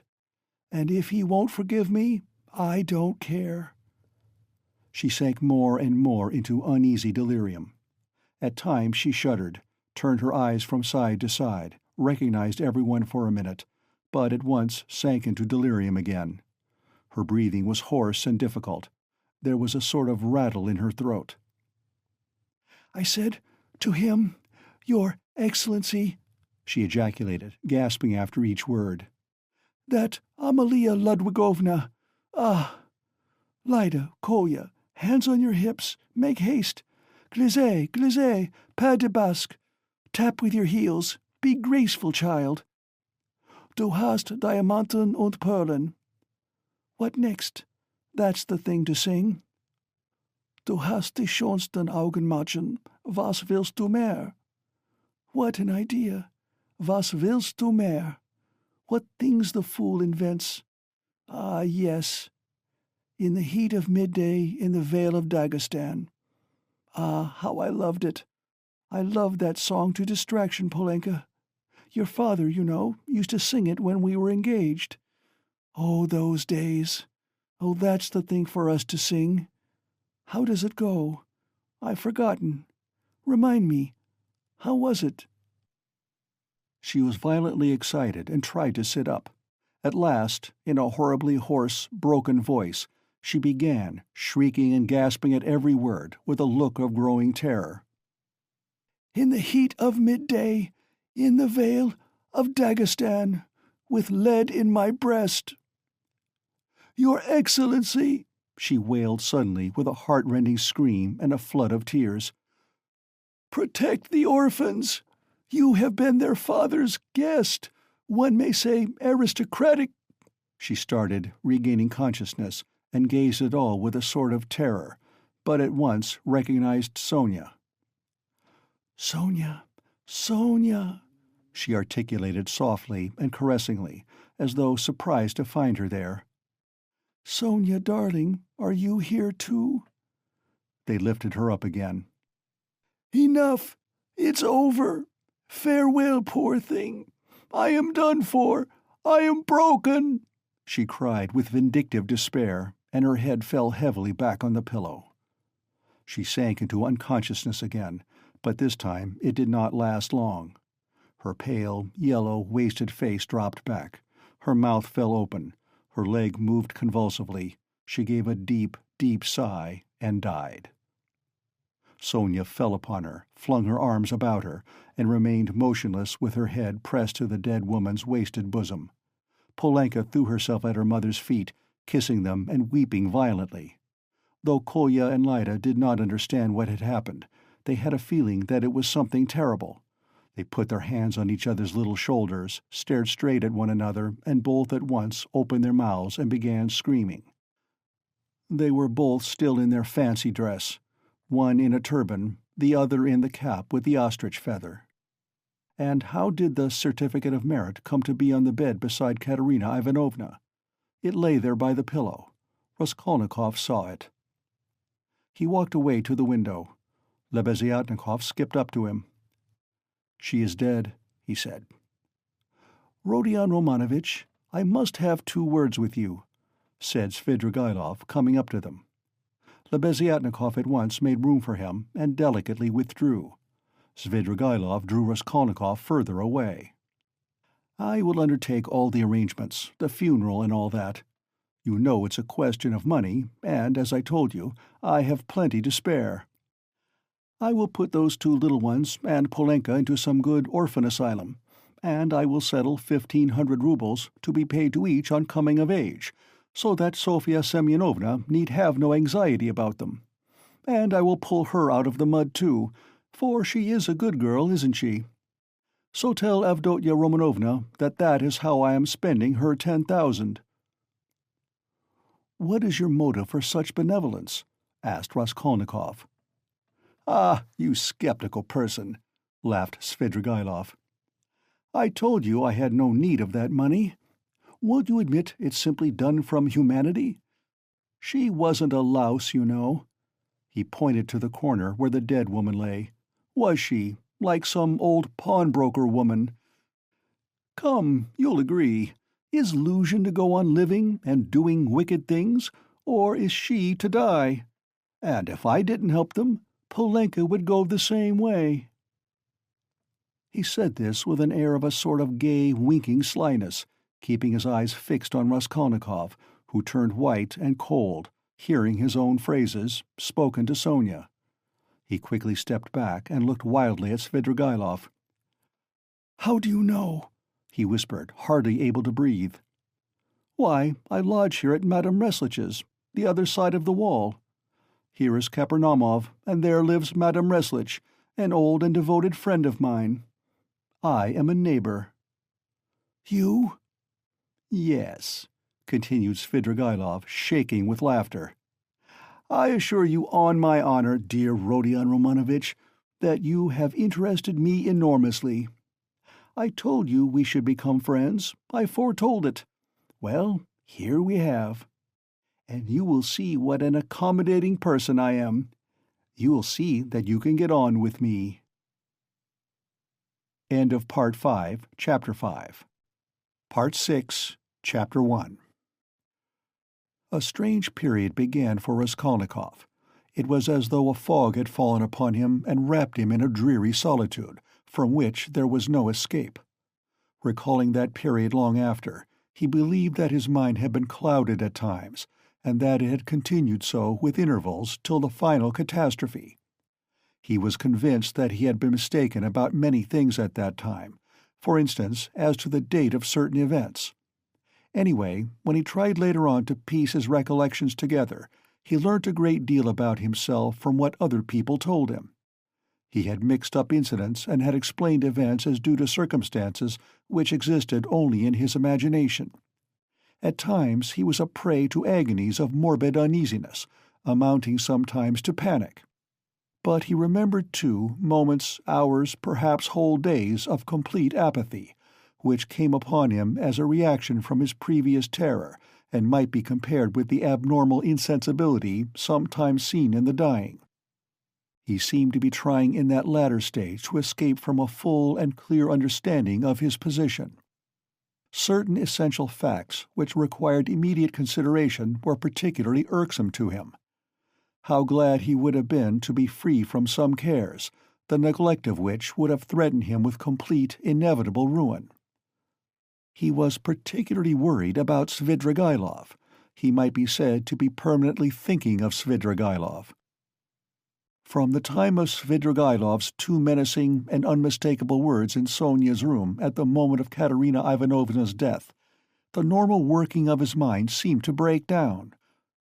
But although this new fact caused him extreme uneasiness, Raskolnikov was in no hurry for an explanation of it. At times, finding himself in a solitary and remote part of the town, in some wretched eating-house, sitting alone lost in thought, hardly knowing how he had come there, he suddenly thought of Svidrigaïlov. He recognized suddenly, clearly, and with dismay that he ought at once to come to an understanding with that man, and to make what terms he could. Walking outside the city gates one day, he positively fancied that they had fixed a meeting there, that he was waiting for Svidrigaïlov. Another time he woke up before daybreak lying on the ground under some bushes, and could not at first understand how he had come there. But during the 2 or 3 days after Katerina Ivanovna's death, he had 2 or 3 times met Svidrigaïlov at Sonia's lodging, where he had gone aimlessly for a moment. They exchanged a few words and made no reference to the vital subject, as though they were tacitly agreed not to speak of it for a time. Katerina Ivanovna's body was still lying in the coffin. Svidrigailov was busy making arrangements for the funeral. Sonia, too, was very busy. At their last meeting, Svidrigailov informed Raskolnikov that he had made an arrangement, and a very satisfactory one, for Katerina Ivanovna's children. That he had, through certain connections, succeeded in getting hold of certain personages by whose help the 3 orphans could at once be placed in very suitable institutions. That the money he had settled on them had been of great assistance, as it is much easier to place orphans with some property than destitute ones. He said something, too, about Sonia, and promised to come himself in a day or two to see Raskolnikov, mentioning that he would like to consult with him, that there were things they must talk over. This conversation took place in the passage on the stairs. Svidrigailov looked intently at Raskolnikov, and suddenly, after a brief pause, dropping his voice, asked, "But how is it, Rodion Romanovitch? You don't seem yourself. You look and you listen, but you don't seem to understand. Cheer up. We'll talk things over. I am only sorry I've so much to do of my own business and other people's. Ah, Rodion Romanovitch," he added suddenly, "what all men need is fresh air. Fresh air. More than anything." He moved to one side to make way for the priest and server, who were coming up the stairs. They had come for the requiem service. By Svidrigailov's orders, it was sung twice a day punctually. Svidrigailov went his way. Raskolnikov stood still a moment, thought, and followed the priest into Sonia's room. He stood at the door. They began quietly, slowly and mournfully singing the service. From his childhood, the thought of death and the presence of death had something oppressive and mysteriously awful, and it was long since he had heard the requiem service. And there was something else here as well, too awful and disturbing. He looked at the children. They were all kneeling by the coffin. Polenka was weeping. Behind them, Sonia prayed, softly and, as it were, timidly weeping. "These last 2 days she hasn't said a word to me. She hasn't glanced at me," Raskolnikov thought suddenly. The sunlight was bright in the room. The incense rose in clouds. The priest read, "Give rest, O Lord." Raskolnikov stayed all through the service. As he blessed them and took his leave, the priest looked round strangely. After the service, Raskolnikov went up to Sonia. She took both his hands and let her head sink on his shoulder. This slight, friendly gesture bewildered Raskolnikov. It seemed strange to him that there was no trace of repugnance, no trace of disgust, no tremor in her hand. It was the furthest limit of self-abnegation, at least so he interpreted it. Sonia said nothing. Raskolnikov pressed her hand and went out. He felt very miserable. If it had been possible to escape to some solitude, he would have thought himself lucky, even if he had to spend his whole life there. But although he had almost always been by himself of late, he had never been able to feel alone. Sometimes he walked out of the town onto the high road. Once he had even reached a little wood. But the lonelier the place was, the more he seemed to be aware of an uneasy presence near him. It did not frighten him, but greatly annoyed him, so that he made haste to return to the town, to mingle with the crowd, to enter restaurants and taverns, to walk in busy thoroughfares. There he felt easier and even more solitary. One day at dusk he sat for an hour listening to songs in a tavern, and he remembered that he positively enjoyed it. But at last he had suddenly felt the same uneasiness again, as though his conscience smote him. "Here I sit listening to singing. Is that what I ought to be doing?" he thought. Yet he felt at once that that was not the only cause of his uneasiness. There was something requiring immediate decision, but it was something he could not clearly understand or put into words. It was a hopeless tangle. No, better the struggle again. Better Porfiry again, or Svidrigailov. Better some challenge again, some attack. Yes, yes, he thought. He went out of the tavern and rushed away almost at a run. The thought of Donia and his mother suddenly reduced him almost to a panic. That night he woke up before morning among some bushes in Krustovsky Island, trembling all over with fever. He walked home, and it was early morning when he arrived. After some hours' sleep, the fever left him, but he woke up late, 2 o'clock in the afternoon. He remembered that Katerina Ivanovna's funeral had been fixed for that day, and was glad he was not present at it. Nastasia brought him some food. He ate and drank with appetite, almost with greediness. His head was fresher, and he was calmer than he had been for the last 3 days. He even felt a passing wonder at his previous attacks of panic. The door opened, and Razumihin came in. "Ah, he's eating. Then he's not ill," said Razumihin. He took a chair and sat down at the table opposite Raskolnikov. He was troubled and did not attempt to conceal it. He spoke with evident annoyance, but without hurry or raising his voice. He looked as though he had some special fixed determination. "Listen," he began resolutely. "As far as I am concerned, you may all go to hell, but from what I see, it's clear to me that I can't make head or tail of it. Please don't think I've come to ask you questions. I don't want to know, hang it. If you begin telling me your secrets, I dare say I shouldn't stay to listen. I should go away cursing. I have only come to find out once for all whether it's a fact that you are mad. There is a conviction in the air that you are mad, or very nearly so. I admit I've been disposed to that opinion myself, judging from your stupid, repulsive, and quite inexplicable actions, and from your recent behavior to your mother and sister. Only a monster or a madman could treat them as you have, so you must be mad." "When did you see them last?" "Just now. Haven't you seen them since then? What have you been doing with yourself? Tell me, please. I've been to you 3 times already.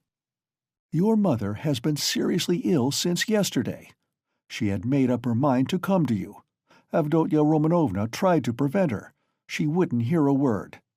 If he is ill, if his mind is giving way, who can look after him like his mother, she said. We all came here together. We couldn't let her come alone all the way. We kept begging her to be calm. We came in, you weren't here. She sat down and stayed 10 minutes, while we stood waiting in silence. She got up and said, 'If he's gone out, that is, if he is well and has forgotten his mother, it's humiliating and unseemly for his mother to stand at his door begging for kindness.' She returned home and took to her bed.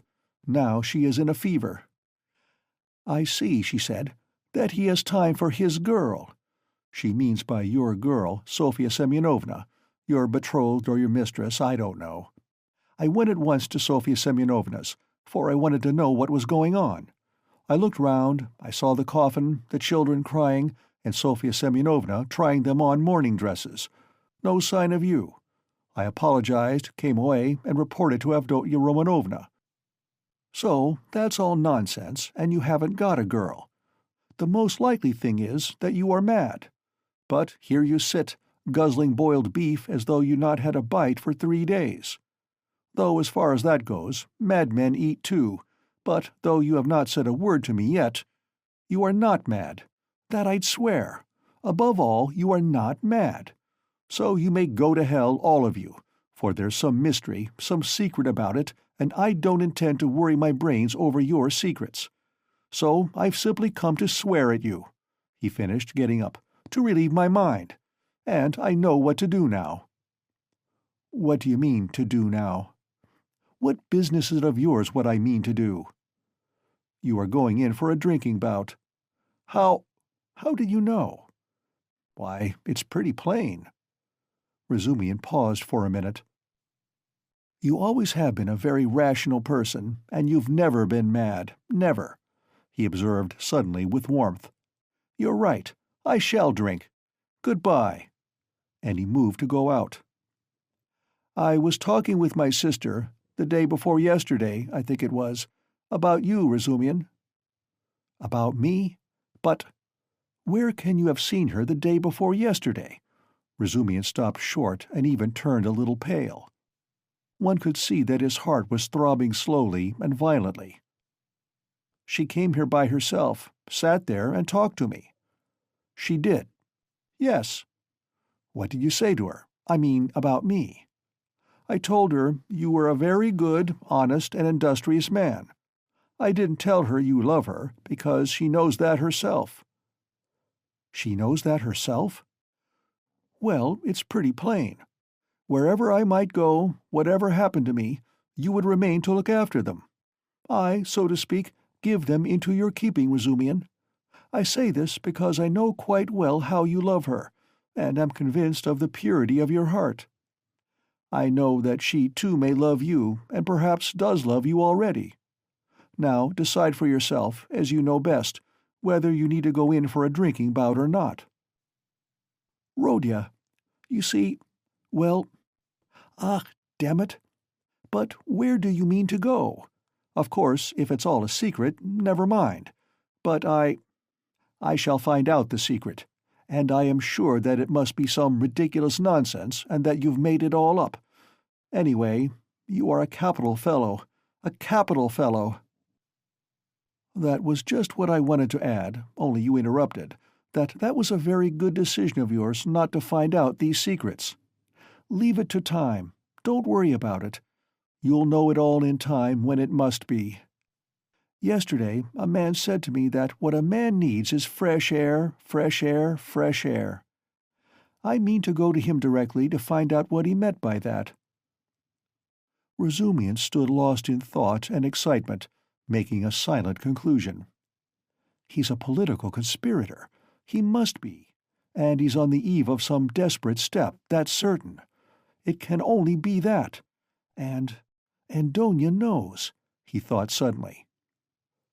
"So Avdotya Romanovna comes to see you," he said, weighing each syllable. "And you're going to see a man who says we need more air, and so, of course, that letter. That too must have something to do with it," he concluded to himself. "What letter?" "She got a letter today. It upset her very much indeed. Too much so. I began speaking of you, she begged me not to. Then she said that perhaps we should very soon have to part. Then she began warmly thanking me for something. Then she went to her room and locked herself in." "She got a letter?" Raskolnikov asked thoughtfully. "Yes, and you didn't know?" They were both silent. "Goodbye, Rodion. There was a time, brother, when I— Never mind. Goodbye. You see, there was a time— Well, goodbye. I must be off too. I am not going to drink. There's no need now. That's all stuff." He hurried out, but when he had almost closed the door behind him, he suddenly opened it again and said, looking away, "Oh, by the way, do you remember that murder, you know, Porphyry's, that old woman? Do you know the murderer has been found? He has confessed and given the proofs. It's one of those very workmen, the painter, only fancy. Do you remember I defended them here? Would you believe it, all that scene of fighting and laughing with his companions on the stairs while the porter and the two witnesses were going up, he got up on purpose to disarm suspicion. The cunning, the presence of mind of the young dog! One can hardly credit it. But it's his own explanation. He has confessed it all. And what a fool I was about it. Well, he's simply a genius of hypocrisy and resourcefulness in disarming the suspicions of the lawyers, so there's nothing much to wonder at, I suppose. Of course, people like that are always possible. And the fact that he couldn't keep up the character, but confessed, makes him easier to believe in. But what a fool I was. I was frantic on their side." "Tell me, please, from whom did you hear that, and why does it interest you so?" Raskolnikov asked with unmistakable agitation. "What next? You ask me why it interests me? Well, I heard it from Porphyry, among others. It was from him I heard almost all about it." "From Porphyry?" "From Porphyry." What did he say?" Raskolnikov asked in dismay. "He gave me a capital explanation of it. psychologically, after his fashion." "He explained it? Explained it himself?" "Yes, yes. Goodbye. I'll tell you all about it another time, but now I'm busy. There was a time when I fancied. But no matter, another time. What need is there for me to drink now? You have made me drunk without wine. I am drunk, Rodya. Goodbye, I'm going. I'll come again very soon." He went out.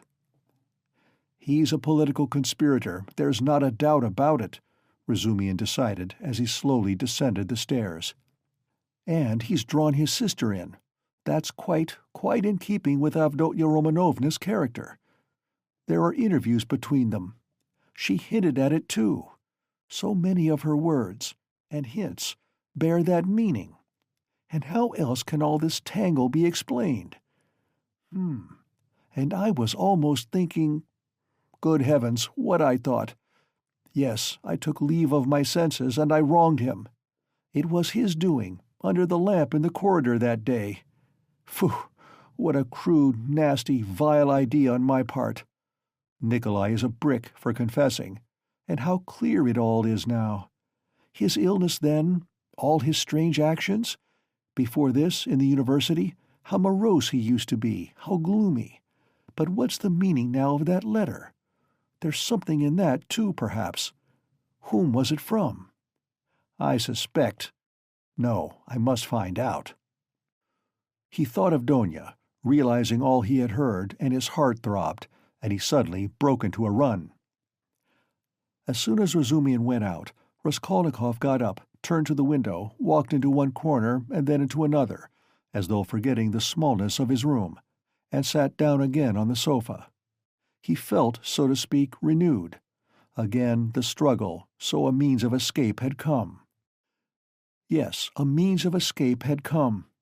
It had been too stifling, too cramping, the burden had been too agonizing. A lethargy had come upon him at times. From the moment of the scene with Nikolai at Porphyry's, he had been suffocating, penned in without hope of escape. After Nikolai's confession, on that very day had come the scene with Sonia. His behavior and his last words had been utterly unlike anything he could have imagined beforehand. He had grown feebler, instantly and fundamentally. And he had agreed at the time with Sonia, he had agreed in his heart he could not go on living alone with such a thing on his mind. And Svidrigailov was a riddle. He worried him, that was true, but somehow not on the same point. He might still have a struggle to come with Svidrigailov. Svidrigailov, too, might be a means of escape, but Porphyry was a different matter. And so Porphyry himself had explained it to Razumihin, had explained it psychologically. He had begun bringing in his damn psychology again. Porphyry?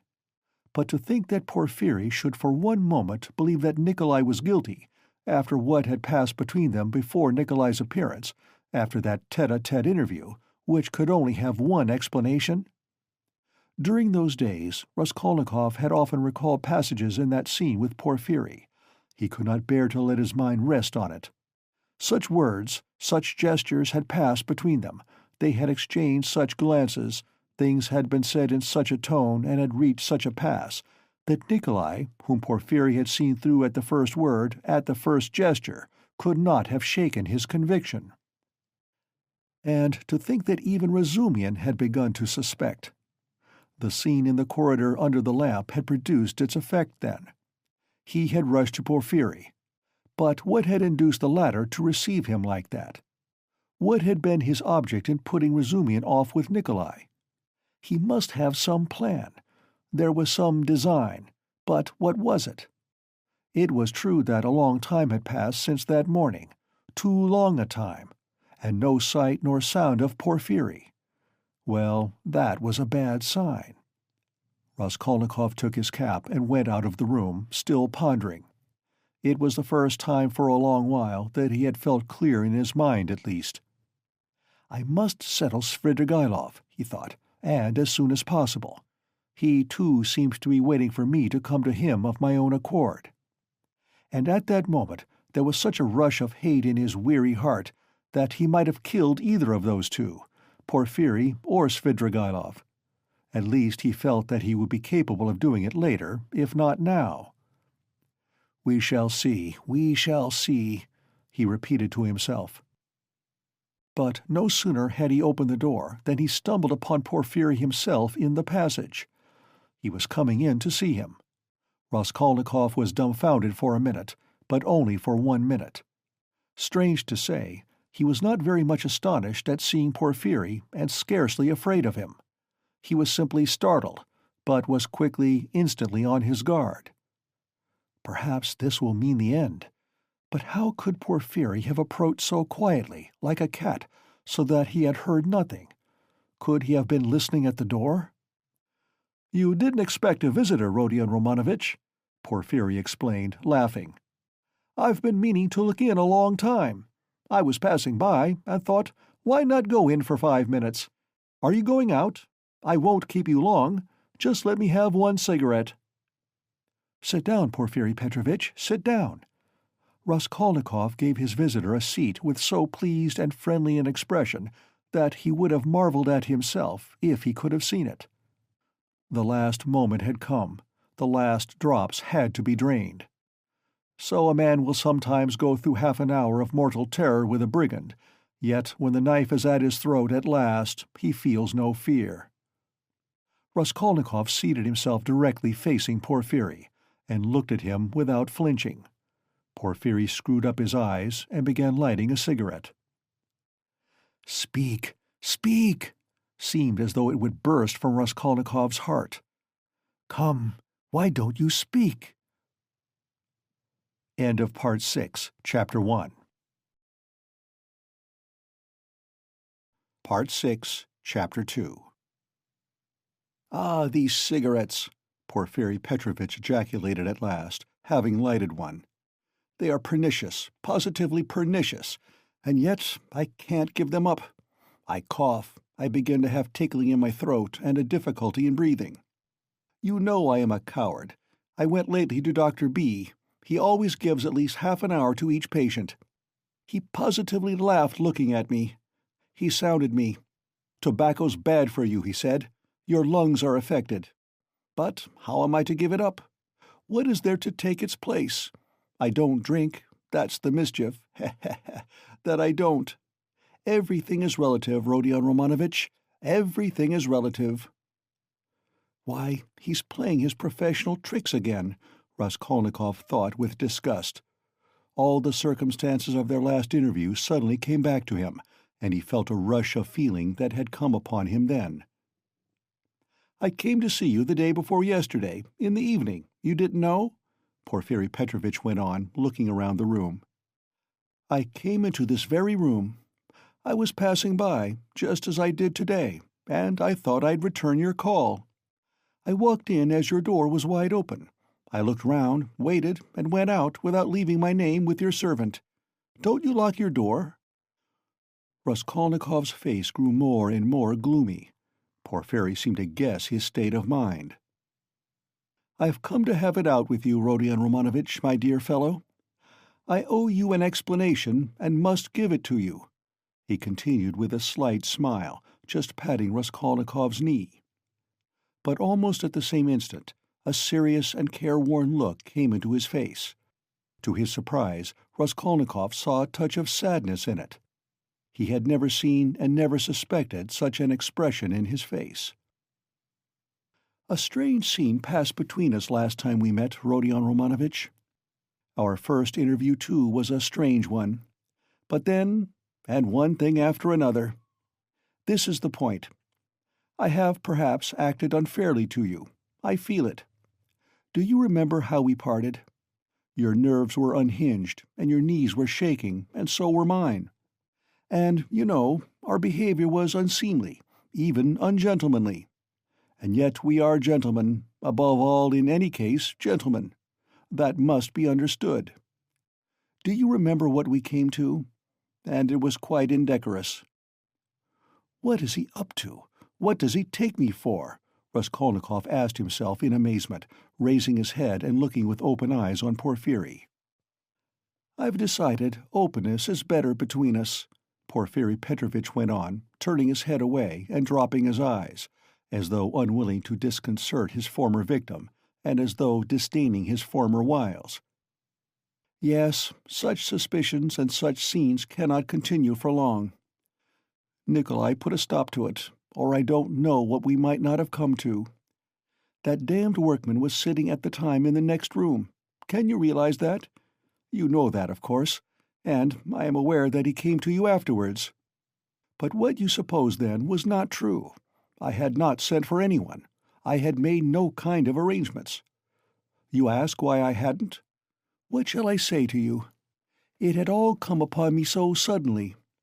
I had scarcely sent for the porters. You noticed them as you went out, I dare say. An idea flashed upon me. I was firmly convinced at the time, you see, Rodion Romanovitch. Come, I thought, even if I let one thing slip for a time, I shall get hold of something else. I shan't lose what I want, anyway. You are nervously irritable, Rodion Romanovitch, by temperament. It's out of proportion with other qualities of your heart and character, which, I flatter myself, I have to some extent divined. Of course, I did reflect even then that it does not always happen that a man gets up and blurts out his whole story. It does happen sometimes, if you make a man lose all patience, though even then it's rare. I was capable of realizing that. If only I had a fact, I thought, the least little fact to go upon, something I could lay hold of, something tangible, not merely psychological. For if a man is guilty, you must be able to get something substantial out of him. One may reckon upon most surprising results indeed. I was reckoning upon your temperament, Rodion Romanovitch, on your temperament above all things. I had great hopes of you at that time. But what are you driving at now? Raskolnikov muttered at last, asking the question without thinking. What is he talking about? He wondered distractedly. Does he really take me to be innocent? What am I driving at? I've come to explain myself. I consider it my duty, so to speak. I want to make clear to you how the whole business, the whole misunderstanding arose. I've caused you a great deal of suffering, Rodion Romanovitch. I am not a monster. I understand what it must mean for a man who has been unfortunate, but who is proud, imperious, and above all impatient, to have to bear such treatment. I regard you, in any case, as a man of noble character, and not without elements of magnanimity, though I don't agree with all your convictions. I wanted to tell you this first, frankly and quite sincerely, for above all, I don't want to deceive you. When I made your acquaintance, I felt attracted by you. Perhaps you will laugh at my saying so. You have a right to. I know you disliked me from the first, and indeed, you've no reason to like me. You may think what you like, but I desire now to do all I can to efface that impression, and to show that I am a man of heart and conscience. I speak sincerely. Porfiri Petrovitch made a dignified pause. Raskolnikov felt a rush of renewed alarm. The thought that Porfiri believed him to be innocent began to make him uneasy. It's scarcely necessary to go over everything in detail, Porfiri Petrovitch went on. Indeed, I could scarcely attempt it. To begin with, there were rumors. Through whom, how, and when those rumors came to me, and how they affected you, I need not go into. My suspicions were aroused by a complete accident, which might just as easily not have happened. What was it? I believe there is no need to go into that either. Those rumors and that accident led to one idea in my mind. I admit it openly, for one may as well make a clean breast of it. I was the first to pitch on you. The old woman's notes on the pledges and the rest of it, that all came to nothing. Yours was one of 100. I happened, too, to hear of this scene at the office, from a man who described it capitally, unconsciously reproducing the scene with great vividness.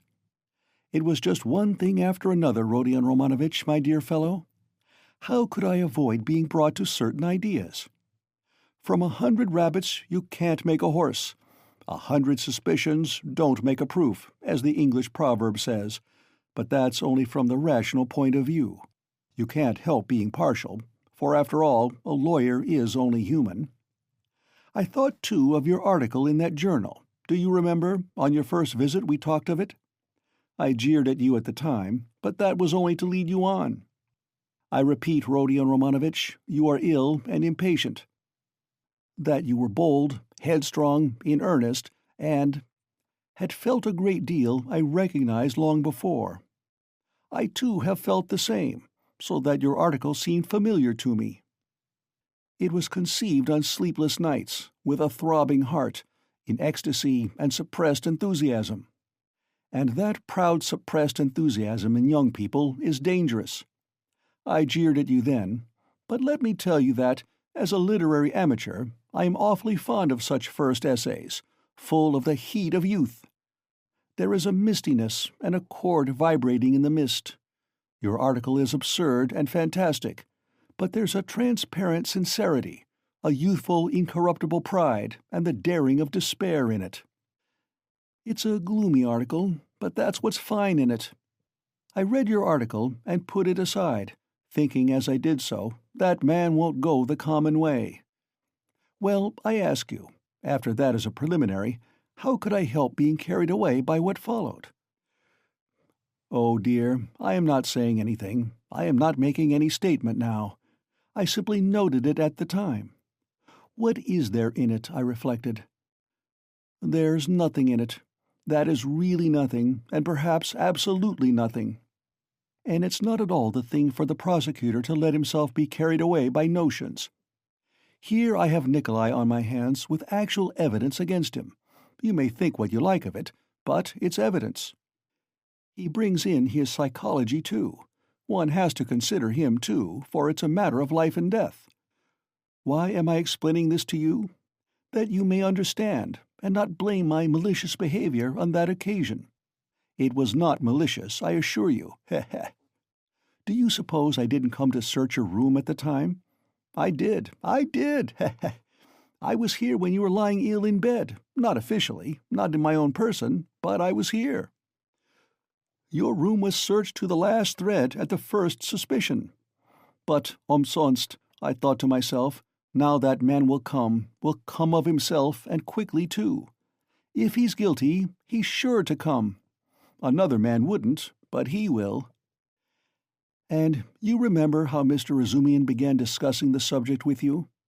We arranged that to excite you, so we purposely spread rumors, that he might discuss the case with you, and Razumian is not a man to restrain his indignation. Mr. Zametov was tremendously struck by your anger and your open daring.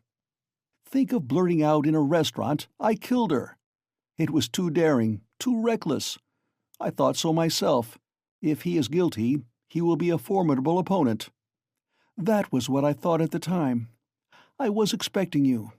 But you simply bowled Zametov over, and, well, you see, it all lies in this, that this damnable psychology can be taken two ways. Well, I kept expecting you, and so it was. You came. My heart was fairly throbbing. Ah! Now, why need you have come? Your laughter, too, as you came in, do you remember? I saw it all plain as daylight, but if I hadn't expected you so specially, I should not have noticed anything in your laughter. You see what influence a mood has. Mr. Razumian, then? Ah, that stone under which the things were hidden. I seem to see it somewhere in a kitchen garden. It was in a kitchen garden. You told Zametov, and afterwards you repeated that in my office. And when we began picking your article to pieces, how you explained it! One could take every word of yours in two senses, as though there were another meaning hidden. So in this way, Rodion Romanovitch, I reached the furthest limit, and knocking my head against a post, I pulled myself up, asking myself what I was about. After all, I said, you can take it all in another sense if you like, and it's more natural so indeed. I couldn't help admitting it was more than natural. I was bothered. No, I'd better get hold of some little fact, I said. So when I heard of the bell ringing, I held my breath and was all in a tremor. Here is my little fact, thought I, and I didn't think it over. I simply wouldn't.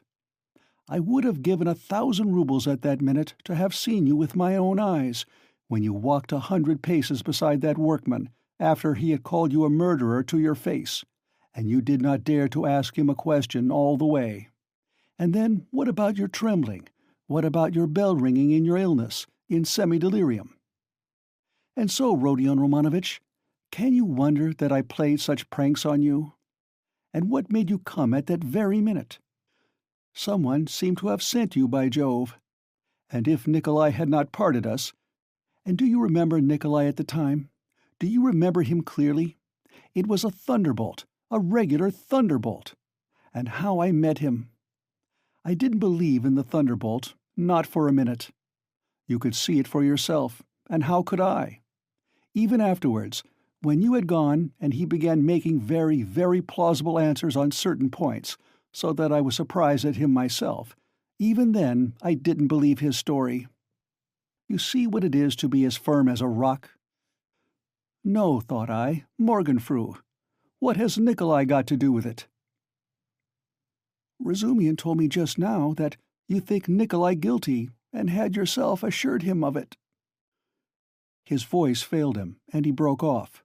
He had been listening in indescribable agitation, as this man, who had seen through and through him, went back upon himself. He was afraid of believing it, and did not believe it. In those still ambiguous words, he kept eagerly looking for something more definite and conclusive. "Mr. Razumian," cried Porfiri Petrovitch, seeming glad of a question from Raskolnikov, who had till then been silent. "Heh, heh, heh! But I had to put Mr. Razumian off. 2 is company, 3 is none. Mr. Razumian is not the right man. Besides, he is an outsider.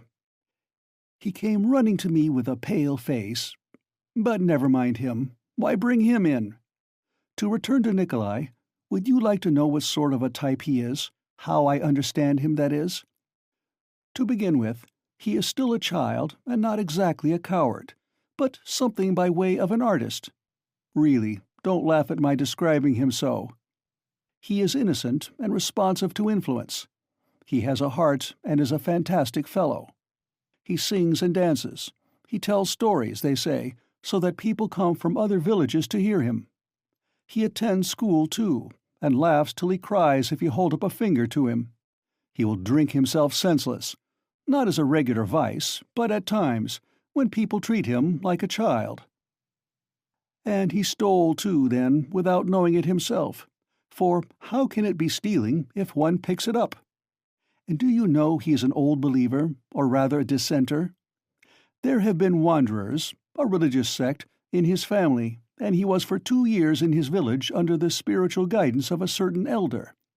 I learnt all this from Nikolai and from his fellow villagers. And what's more, he wanted to run into the wilderness. He was full of fervor, prayed at night, read the old books, the true ones, and read himself crazy. Petersburg had a great effect upon him, especially the women and the wine. He responds to everything, and he forgot the elder and all that. I learnt that an artist here took a fancy to him and used to go and see him, and now this business came upon him. Well, he was frightened. He tried to hang himself. He ran away. How can one get over the idea the people have of Russian legal proceedings? The very word trial frightens some of them. Whose fault is it? We shall see what the new juries will do. God grant they do good. Well, in prison, it seems, he remembered the venerable elder. The Bible, too, made its appearance again. Do you know, Rodion Romanovitch, the force of the word suffering among some of these people? It's not a question of suffering for someone's benefit, but simply one must suffer. If they suffer at the hands of the authorities, so much the better. In my time, there was a very meek and mild prisoner who spent a whole year in prison always reading his Bible on the stove at night, and he read himself crazy. And so crazy, do you know, that one day, apropos of nothing, he seized a brick and flung it at the governor, though he had done him no harm. And the way he threw it, too. Aimed it a yard on one side on purpose, for fear of hurting him. Well, we know what happens to a prisoner who assaults an officer with a weapon. So he took his suffering. So I suspect now that Nikolai wants to take his suffering or something of the sort. I know it for certain from facts, indeed. Only he doesn't know that I know. What, you don't admit that there are such fantastic people among the peasants? Lots of them. The elder now has begun influencing him, especially since he tried to hang himself. But he'll come and tell me all himself. You think he'll hold out? Wait a bit. He'll take his words back. I am waiting from hour to hour for him to come and abjure his evidence. I have come to like that Nikolai, and am studying him in detail. And what do you think? He answered me very plausibly on some points. He obviously had collected some evidence and prepared himself cleverly. But on other points he is simply at sea, knows nothing, and doesn't even suspect that he doesn't know. No, Rodion Romanovich, Nikolai doesn't come in. This is a fantastic, gloomy business, a modern case, an incident of today when the heart of man is troubled, when the phrase is quoted that blood renews, when comfort is preached as the aim of life. Here we have bookish dreams, a heart unhinged by theories. Here we see resolution in the first stage, but resolution of a special kind. He resolved to do it like jumping over a precipice or from a bell tower, and his legs shook as he went to the crime. He forgot to shut the door after him, and murdered 2 people for a theory. He committed the murder and couldn't take the money, and what he did manage to snatch up he hid under a stone. It wasn't enough for him to suffer agony behind the door while they battered at the door and rung the bell. No, he had to go to the empty lodging, half delirious, to recall the bell ringing. He wanted to feel the cold shiver over again. Well, that, we grant, was through illness. But consider this. He is a murderer, but looks upon himself as an honest man, despises others, poses as injured innocence.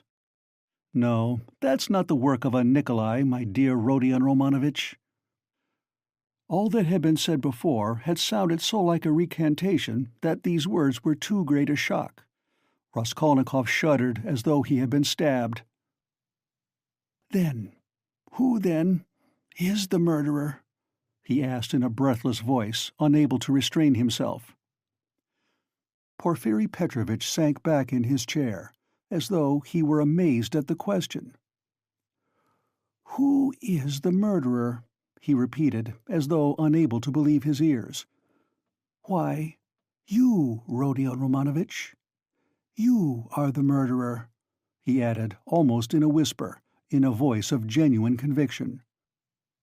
Raskolnikov leapt from the sofa, stood up for a few seconds, and sat down again without uttering a word. His face twitched convulsively.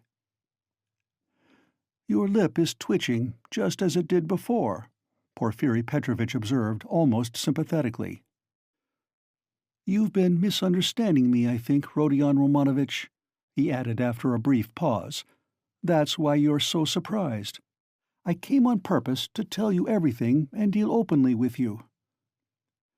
"It was not I murdered her," Raskolnikov whispered, like a frightened child caught in the act. "No, it was you, Rodion Romanovich, and no one else," Porfiri whispered sternly, with conviction.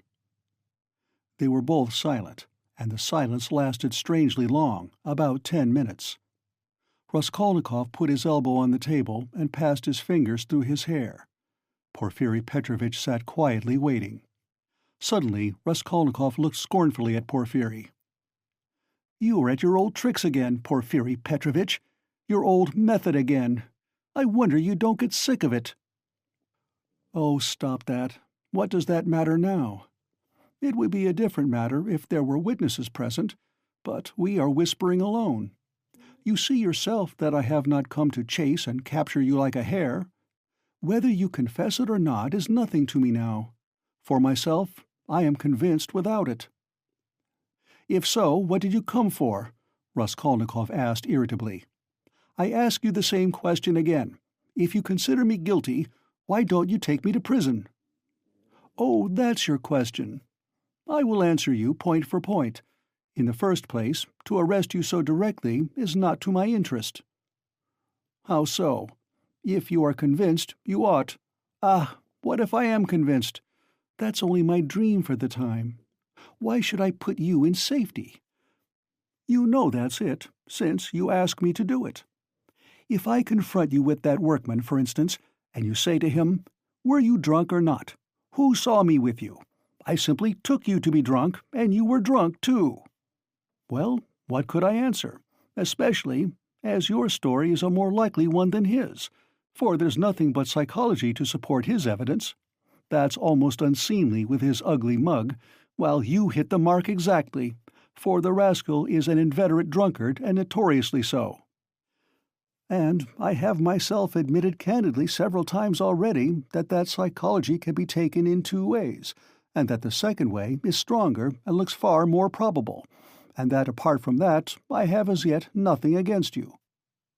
And though I shall put you in prison, and indeed have come, quite contrary to etiquette, to inform you of it beforehand, yet I tell you frankly, also contrary to etiquette, that it won't be to my advantage.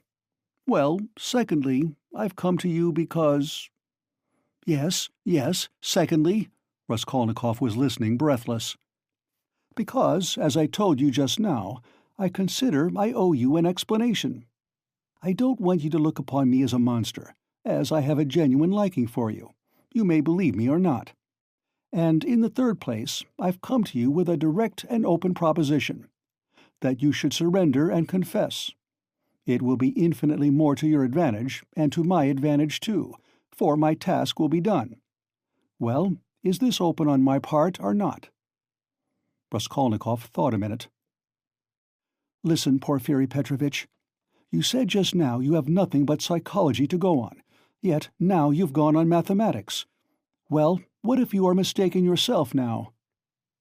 "No, Rodion Romanovitch, I am not mistaken. I have a little fact even then. Providence sent it me." "What little fact?" "I won't tell you what, Rodion Romanovitch. And in any case, I haven't the right to put it off any longer. I must arrest you. So think it over. It makes no difference to me now, and so I speak only for your sake. Believe me, it will be better, Rodion Romanovitch." Raskolnikov smiled malignantly. "That's not simply ridiculous, it's positively shameless. Why, even if I were guilty, which I don't admit, what reason should I have to confess, when you tell me yourself that I shall be in greater safety in prison?" Rodion Romanovitch, don't put too much faith in words. Perhaps prison will not be altogether a restful place. That's only theory, and my theory, and what authority am I for you? Perhaps, too, even now I am hiding something from you. I can't lay bare everything, heh. And how can you ask what advantage? Don't you know how it would lessen your sentence? You would be confessing at a moment when another man has taken the crime on himself, and so has muddled the whole case. Consider that. I swear before God that I will so arrange that your confession shall come as a complete surprise. We will make a clean sweep of all the psychological points, of a suspicion against you, so that your crime will appear to have been something like an aberration, for in truth it was an aberration. I am an honest man, Rodion Romanovitch, and will keep my word." Raskolnikov maintained a mournful silence and let his head sink dejectedly. He pondered a long while, and at last smiled again, but his smile was sad and gentle. "No," he said, apparently abandoning all attempt to keep up appearances with Porfiri. "It's not worth it. I don't care about lessening the sentence." "That's just what I was afraid of," Porfiri cried warmly, and, as it seemed, involuntarily. "That's just what I feared, that you wouldn't care about the mitigation of sentence." Raskolnikov looked sadly and expressively at him. "Ah, don't disdain life," Porfiri went on. "You have a great deal of it still before you. How can you say you don't want a mitigation of sentence? You are an impatient fellow." "A great deal of what lies before me?" "Of life. What sort of prophet are you? Do you know much about it? Seek and ye shall find. This may be God's means for bringing you to him. And it's not forever, the bondage."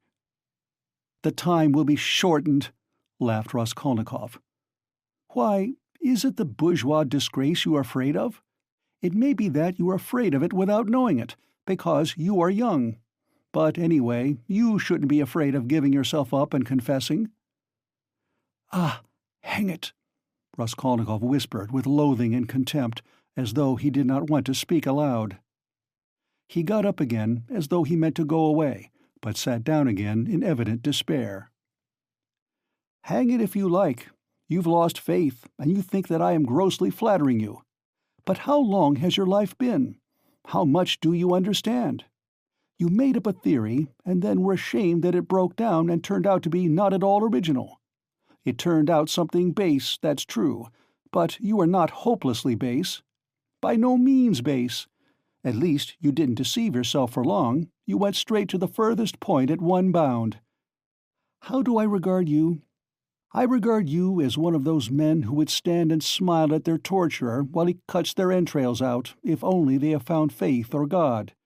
Find it, and you will live. You have long needed a change of air. Suffering, too, is a good thing. Suffer. Maybe Nikolai is right in wanting to suffer. I know you don't believe in it, but don't be overwise. Fling yourself straight into life, without deliberation. Don't be afraid. The flood will bear you to the bank and set you safe on your feet again. What bank? How can I tell? I only believe that you have long life before you. I know that you take all my words now for a set speech prepared beforehand, but maybe you will remember them after. They may be of use sometime. That's why I speak. It's as well that you only killed the old woman. If you'd invented another theory, you might perhaps have done something 1,000 times more hideous. You ought to thank God, perhaps. How do you know? Perhaps God is saving you for something. But keep a good heart and have less fear. Are you afraid of the great expiation before you? No, it would be shameful to be afraid of it. Since you have taken such a step, you must harden your heart. There is justice in it. You must fulfill the demands of justice. I know that you don't believe it, but indeed, life will bring you through. You will live it down in time. What you need now is fresh air, fresh air, fresh air." Raskolnikov positively started. "But who are you? What prophet are you? From the height of what majestic calm do you proclaim these words of wisdom?" "Who am I? I am a man with nothing to hope for, that's all. A man perhaps of feeling and sympathy, maybe of some knowledge too, but my day is over. But you are a different matter. There is life waiting for you. Though, who knows, maybe your life too will pass off in smoke and come to nothing. Come, what does it matter, that you will pass into another class of men? It's not comfort you regret, with your heart. What of it that perhaps no one will see you for so long? It's not time, but yourself that will decide that. Be the sun, and all will see you. The sun has before all to be the sun. Why are you smiling again? At my being such a shiller? I bet you're imagining that I'm trying to get round you by flattery. Well, perhaps I am. Perhaps you'd better not believe my word. Perhaps you'd better never believe it altogether. I'm made that way, I confess it. But let me add, you can judge for yourself, I think, how far I am a base sort of man, and how far I am honest." "When do you mean to arrest me?" "Well, I can let you walk about another day or two. Think it over, my dear fellow, and pray to God. It's more in your interest, believe me." "And what if I run away?" asked Raskolnikov with a strange smile. "No, you won't run away. A peasant would run away. A fashionable dissenter would run away, the flunky of another man's thought, for you've only to show him the end of your little finger and he'll be ready to believe in anything for the rest of his life. But you've ceased to believe in your theory already. What will you run away with? And what will you do in hiding? It would be hateful and difficult for you, and what you need more than anything in life is a definite position, an atmosphere to suit you. And what sort of atmosphere would you have? If you ran away, you'd come back yourself. You can't get on without us. And if I put you in prison, say you've been there a month or 2 or 3, remember my word, you'll confess of yourself, and perhaps to your own surprise. You won't know an hour beforehand that you are coming with a confession. I am convinced that you will decide to take your suffering. You don't believe my words now, but you'll come to it of yourself. For suffering, Rodion Romanovitch, is a great thing. Never mind my having grown fat. I know all the same. Don't laugh at it. There's an idea in suffering. Nikolai is right. No, you won't run away, Rodion Romanovitch. Raskolnikov got up and took his cap. Porfiri Petrovitch also rose. Are you going for a walk? The evening will be fine, if only we don't have a storm. Though it would be a good thing to freshen the air.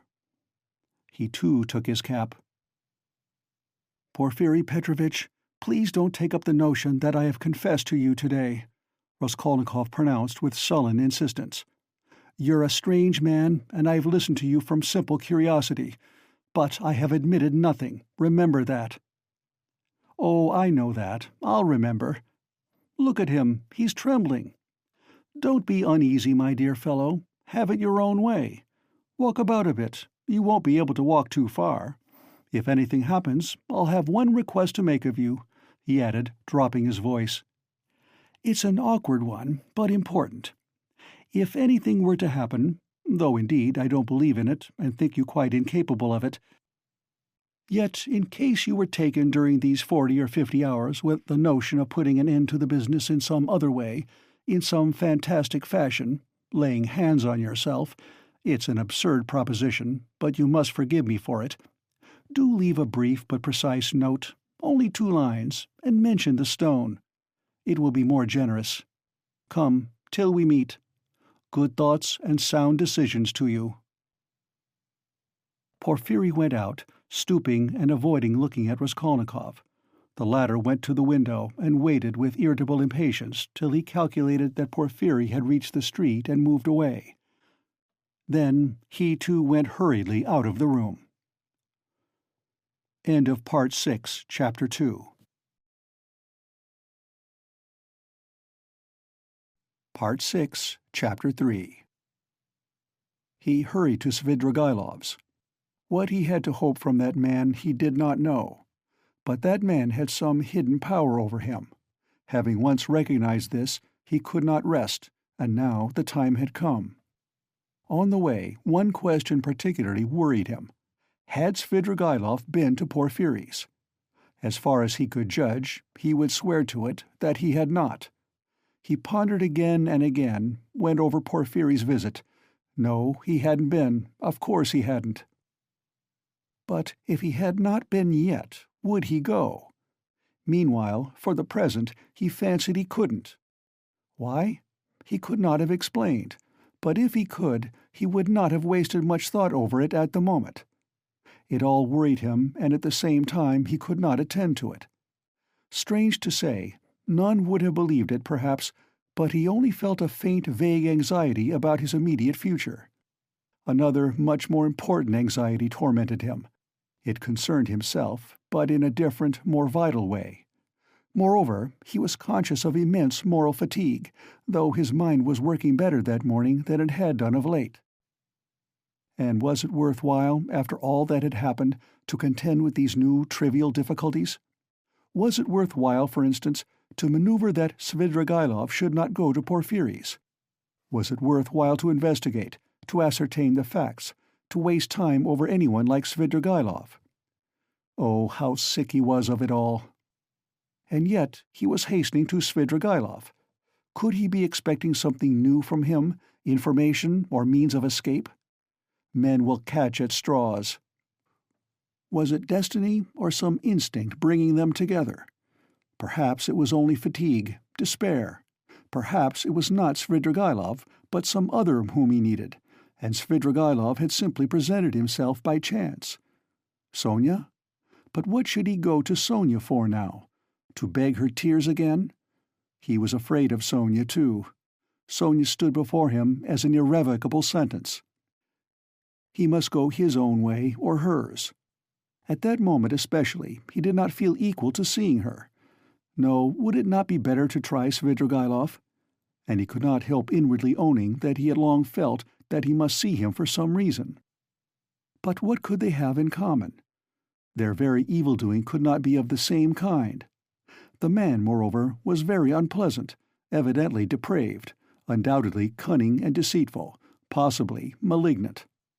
Such stories were told about him. It is true he was befriending Katerina Ivanovna's children, but who could tell with what motive and what it meant? The man always had some design, some project. There was another thought which had been continually hovering of late about Raskolnikov's mind, and causing him great uneasiness. It was so painful that he made distinct efforts to get rid of it. He sometimes thought that Svidrigaïlov was dogging his footsteps. Svidrigaïlov had found out his secret, and had designs on Donia. What if he had them still? Wasn't it practically certain that he had? And what if, having learnt his secret and so having gained power over him, he were to use it as a weapon against Donia?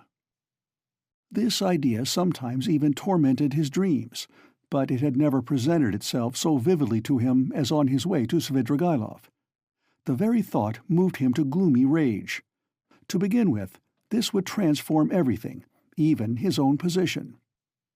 He would have at once to confess his secret to Donia. Would he have to give himself up, perhaps, to prevent Donia from taking some rash step? The letter? This morning Donia had received a letter. From whom could she get letters in Petersburg? Luzhin, perhaps? It's true Razumian was there to protect her, but Razumian knew nothing of the position. Perhaps it was his duty to tell Razumian. He thought of it with repugnance. In any case, he must see Svidrigaïlov as soon as possible, he decided finally. Thank God, the details of the interview were of little consequence, if only he could get at the root of the matter. But if Svidrigaïlov were capable, if he were intriguing against Donia, then— Raskolnikov was so exhausted by what he had passed through that month that he could only decide such questions in one way. Then I shall kill him, he thought in cold despair. A sudden anguish oppressed his heart. He stood in the middle of the street and began looking about to see where he was and which way he was going.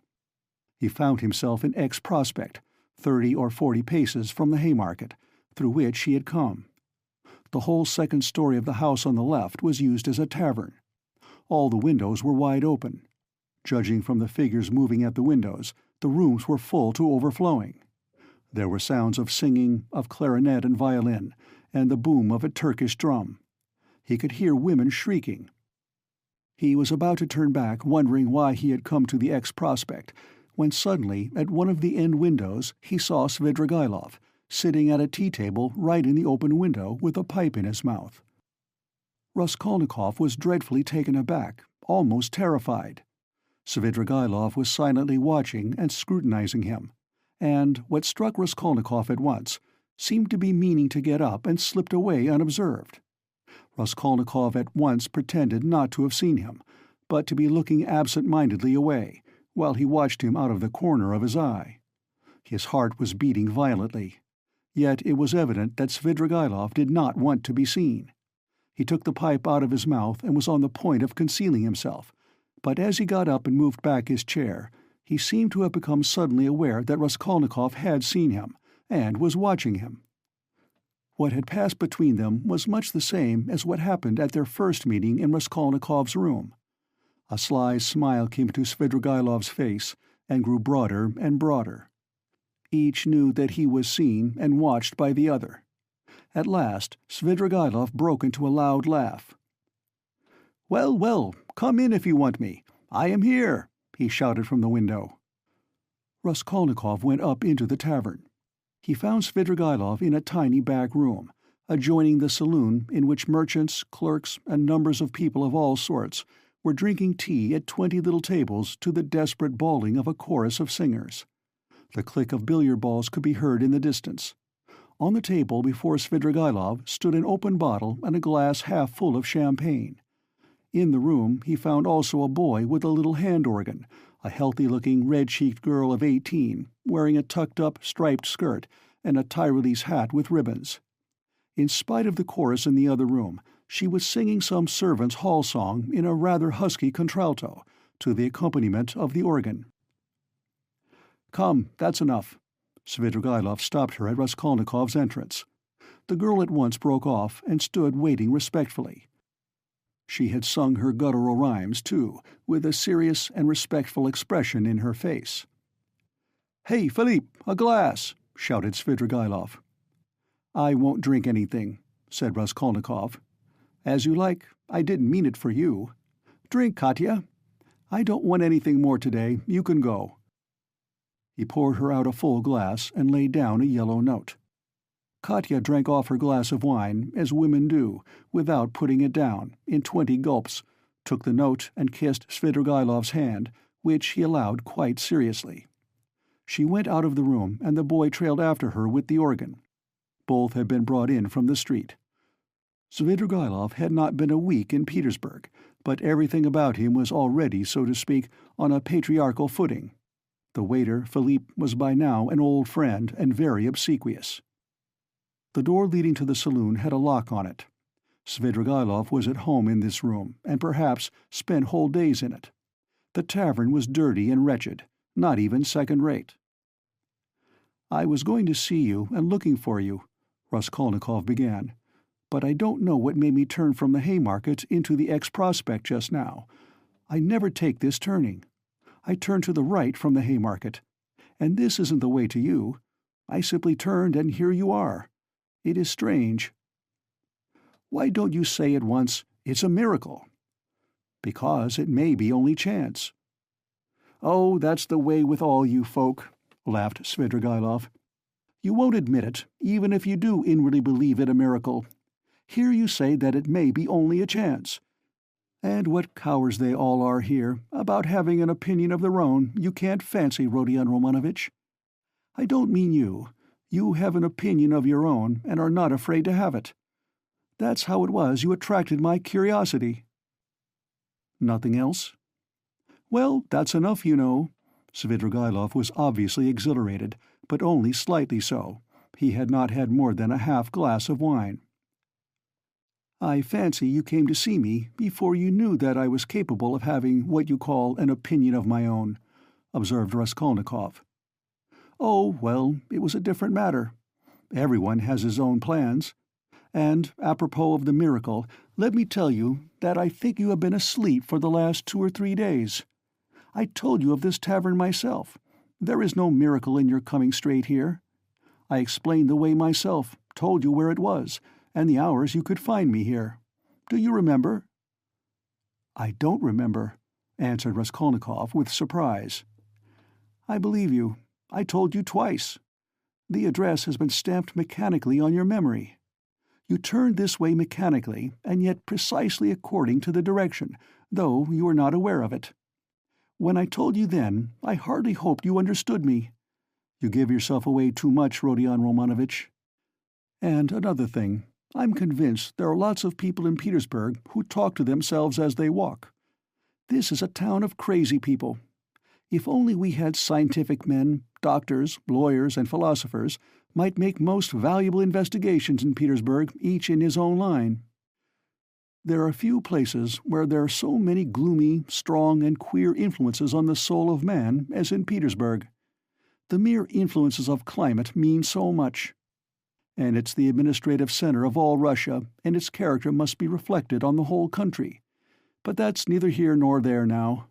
The point is that I have several times watched you. You walk out of your house, holding your head high. 20 paces from home, you let it sink, and fold your hands behind your back. You look, and evidently see nothing before nor beside you. At last you begin moving your lips and talking to yourself, and sometimes you wave one hand and declaim, and at last stand still in the middle of the road. That's not at all the thing.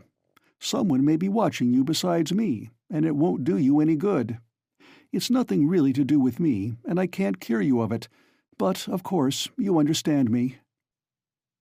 "Do you know that I am being followed?" asked Raskolnikov, looking inquisitively at him. "No, I know nothing about it," said Svidrigaïlov, seeming surprised. "Well then, let us leave me alone," Raskolnikov muttered, frowning. "Very good, let us leave you alone."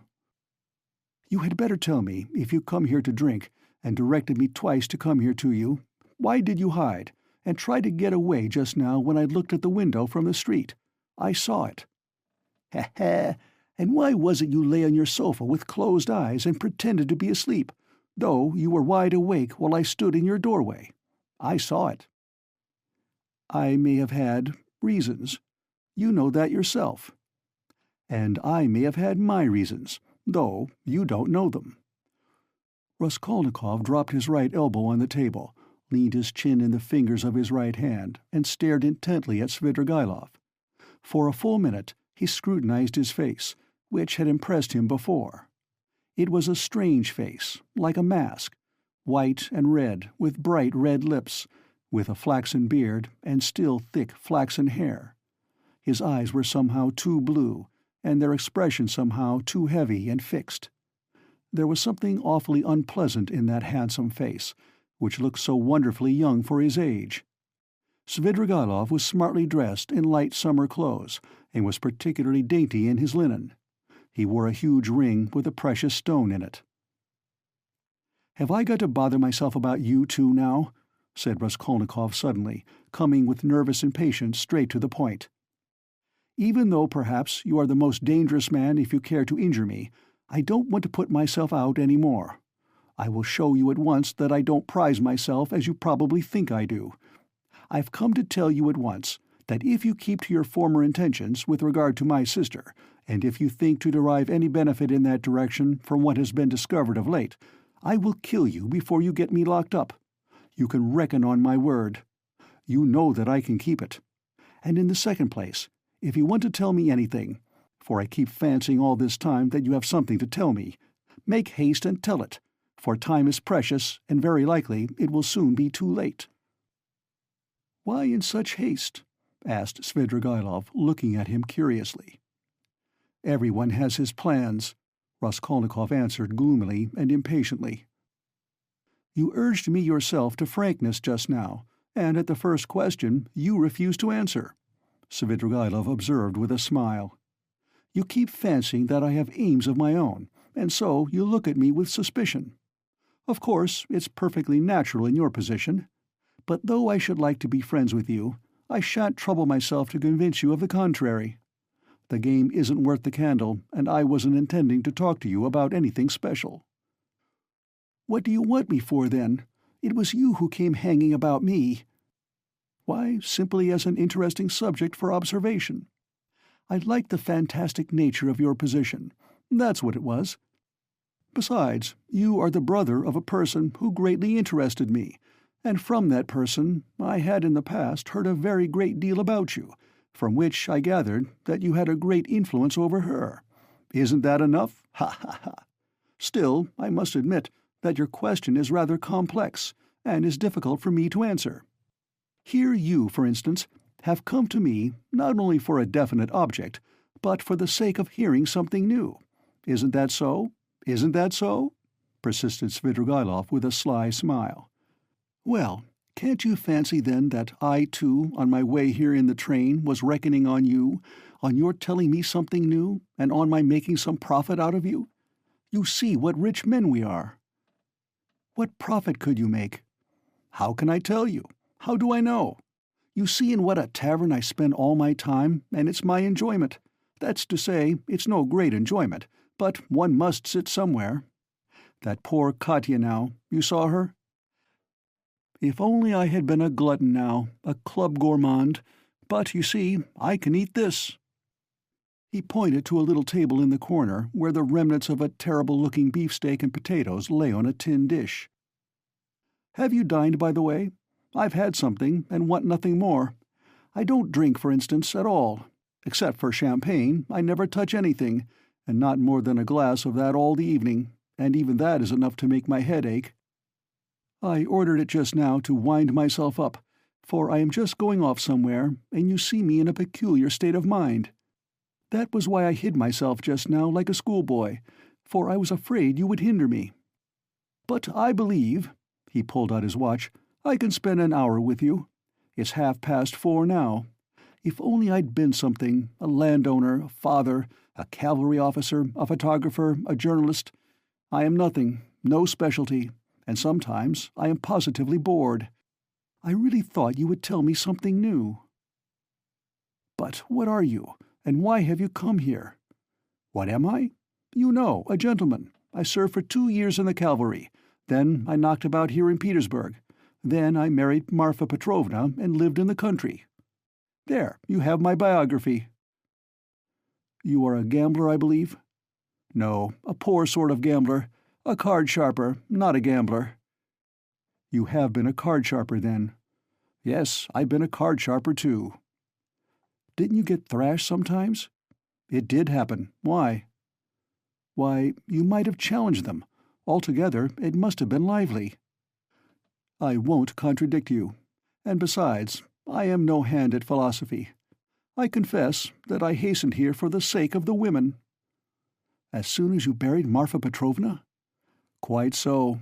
Svidrigaïlov smiled with engaging candor. "What of it? You seem to find something wrong in my speaking like that about women." "You ask whether I find anything wrong in vice?" "Vice? Oh, that's what you were after. But I'll answer you in order. First, about women in general.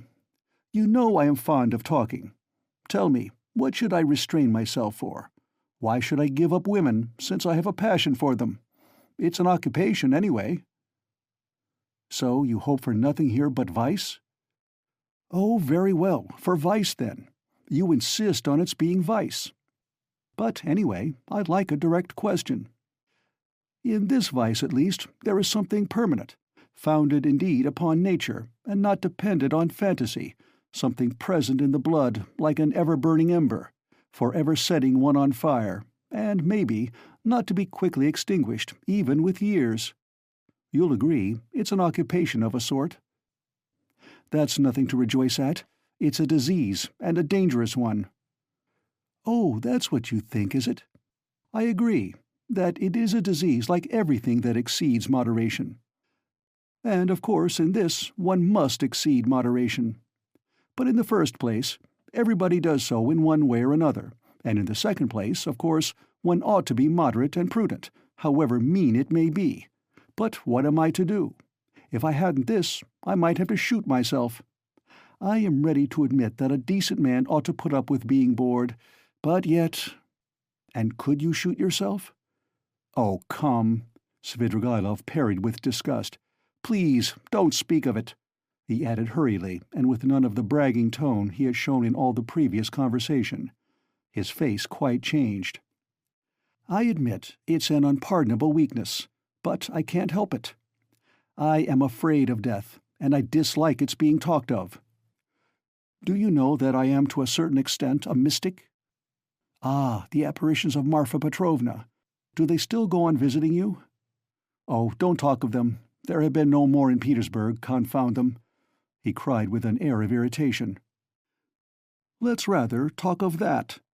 Though, I have not much time, and can't stay long with you. It's a pity. I should have found plenty to tell you." "What's your engagement? A woman?" "Yes, a woman. A casual incident. No, that's not what I want to talk of." "And the hideousness, the filthiness of all your surroundings, doesn't that affect you? Have you lost the strength to stop yourself?" "And do you pretend to strength, too? You surprised me just now, Rodion Romanovitch, though I knew beforehand it would be so. You preach to me about vice and aesthetics. You, a Schiller. You, an idealist. Of course, that's all as it should be, and it would be surprising if it were not so. Yet it is strange in reality.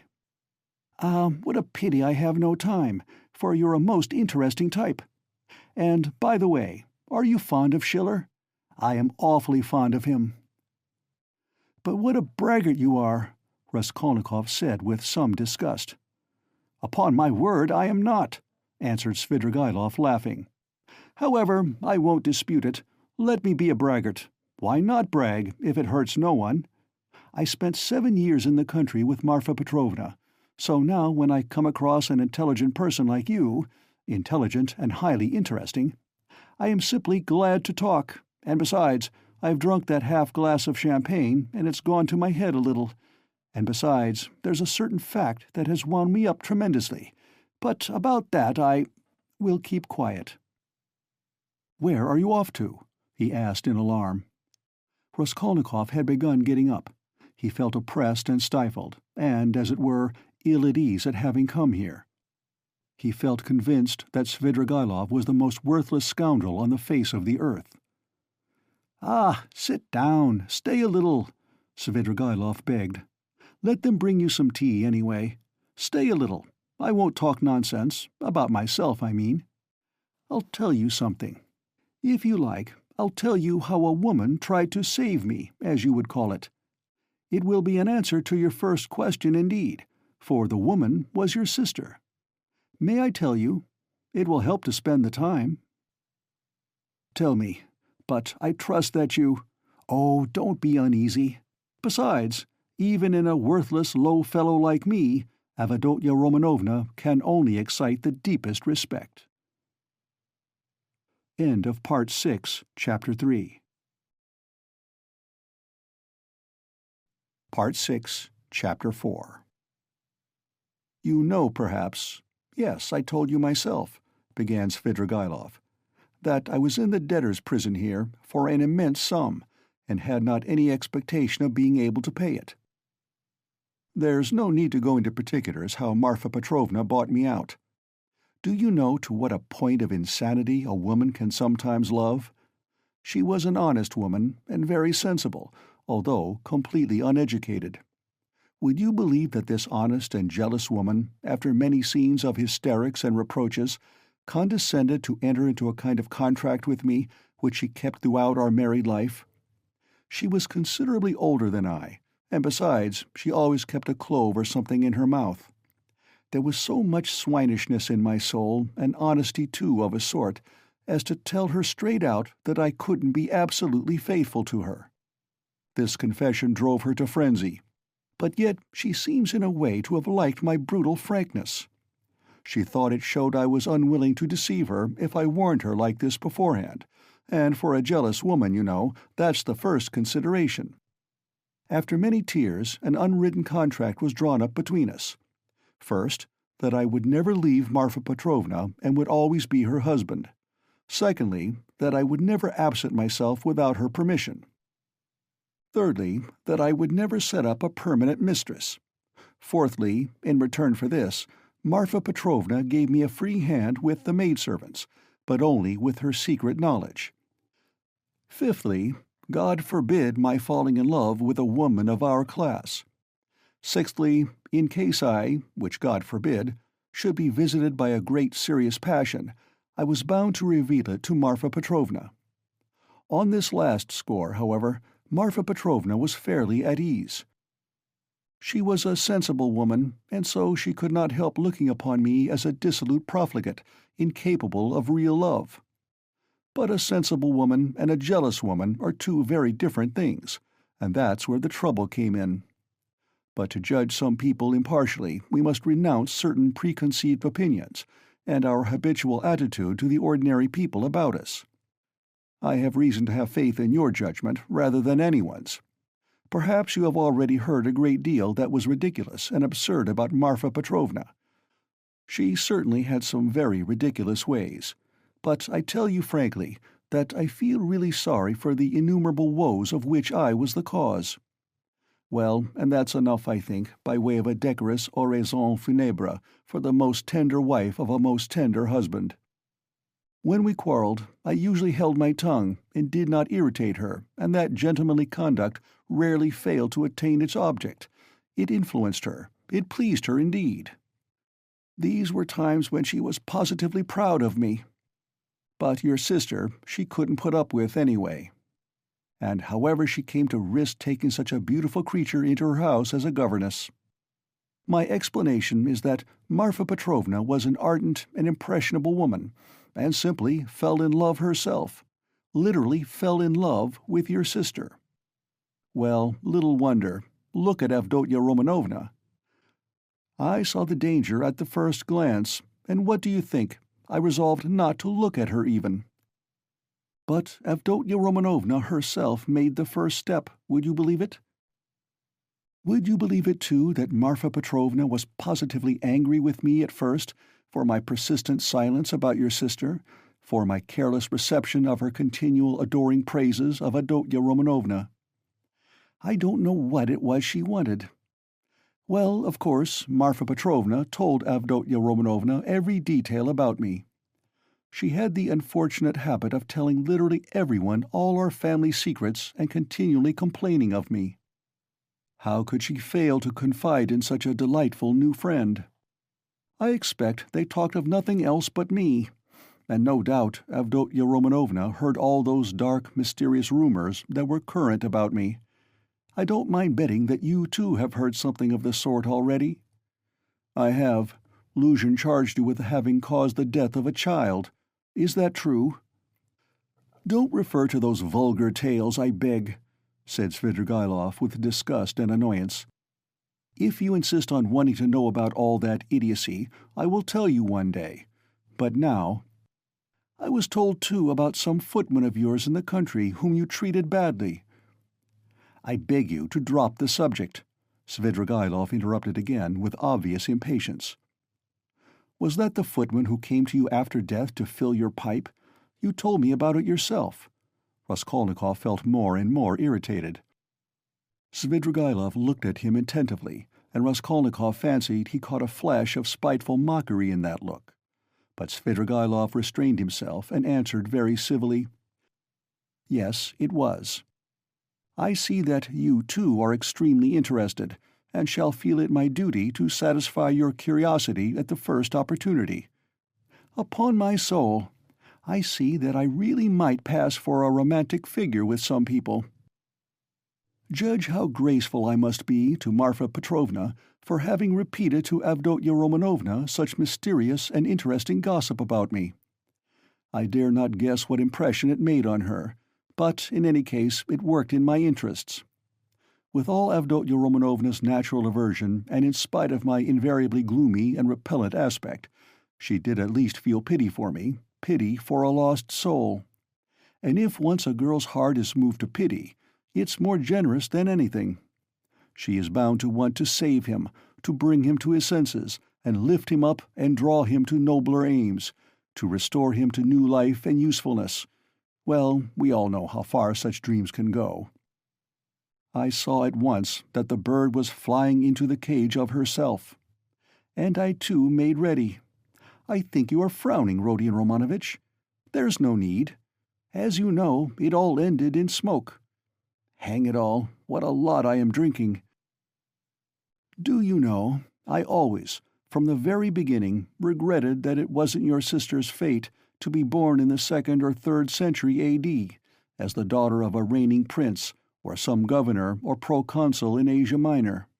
She would undoubtedly have been one of those who would endure martyrdom and would have smiled when they branded her bosom with hot pincers, and she would have gone to it of herself. And in the 4th or 5th century she would have walked away into the Egyptian desert and would have stayed there 30 years living on roots and ecstasies and visions. She is simply thirsting to face some torture for someone, and if she can't get her torture, she'll throw herself out of a window.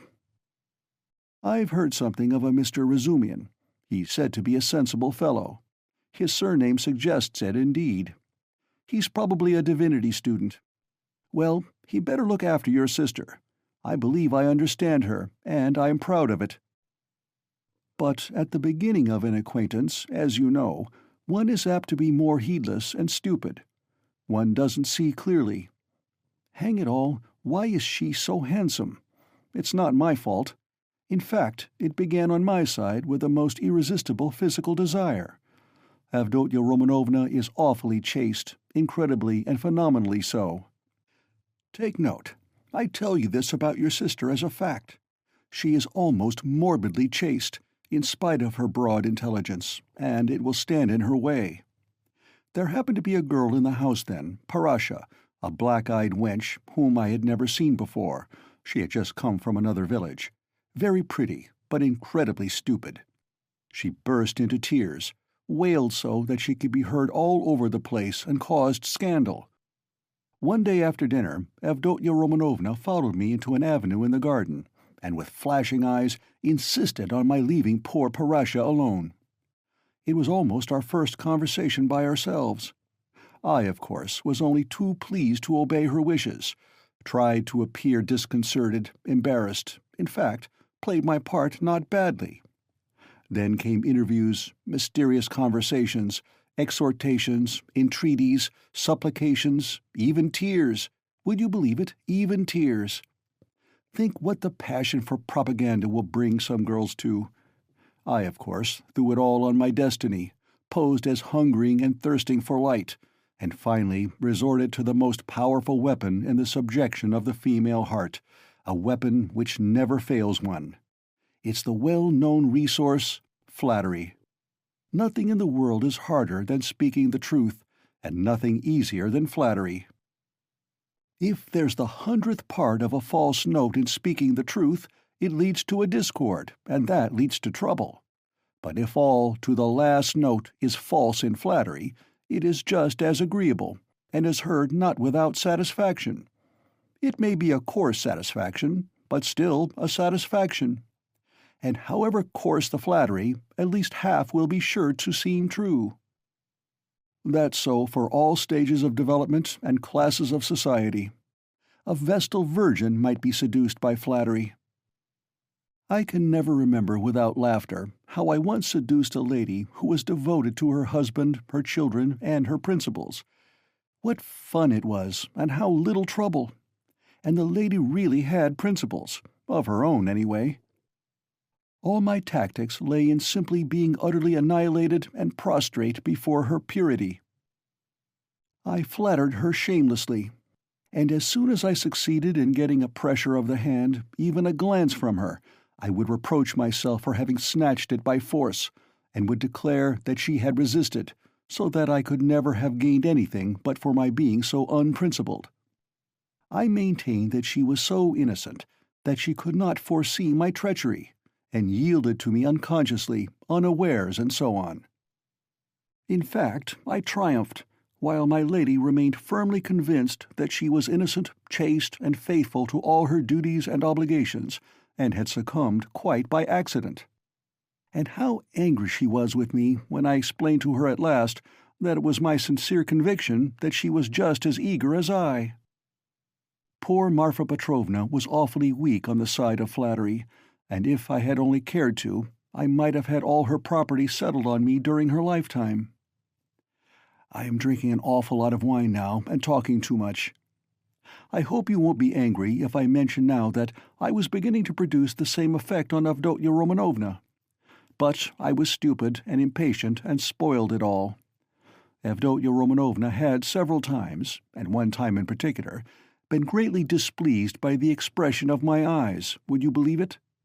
There was sometimes a light in them which frightened her, and grew stronger and more unguarded, till it was hateful to her.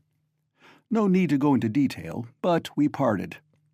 There I acted stupidly again. I fell to jeering in the coarsest way at all such propaganda and efforts to convert me. Parasha came onto the scene again, and not she alone. In fact, there was a tremendous to-do. Ah, Rodion Romanovitch, if you could only see how your sister's eyes can flash sometimes. Never mind my being drunk at this moment, and having had a whole glass of wine. I am speaking the truth. I assure you that this glance has haunted my dreams. The very rustle of her dress was more than I could stand at last. I really began to think that I might become epileptic. I could never have believed that I could be moved to such a frenzy. It was essential, indeed, to be reconciled, but by then it was impossible. And imagine what I did then. To what a pitch of stupidity a man can be brought by frenzy. Never undertake anything in a frenzy, Rodion Romanovitch. I reflected that Avdotya Romanovna was after all a beggar. Ah, excuse me, that's not the word. But does it matter if it expresses the meaning? That she lived by her work. That she had her mother and you to keep. Ah, hang it, you are frowning again.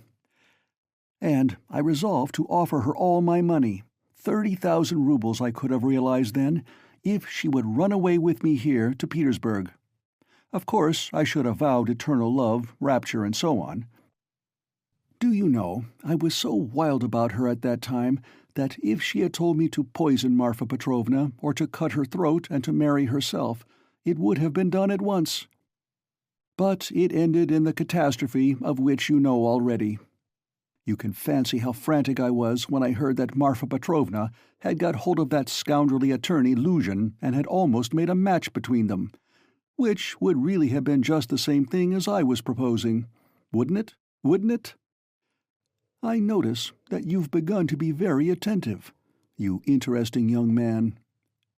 Svidrigaïlov struck the table with his fist impatiently. He was flushed. Raskolnikov saw clearly that the glass or glass and a half of champagne that he had sipped almost unconsciously was affecting him, and he resolved to take advantage of the opportunity. He felt very suspicious of Svidrigaïlov.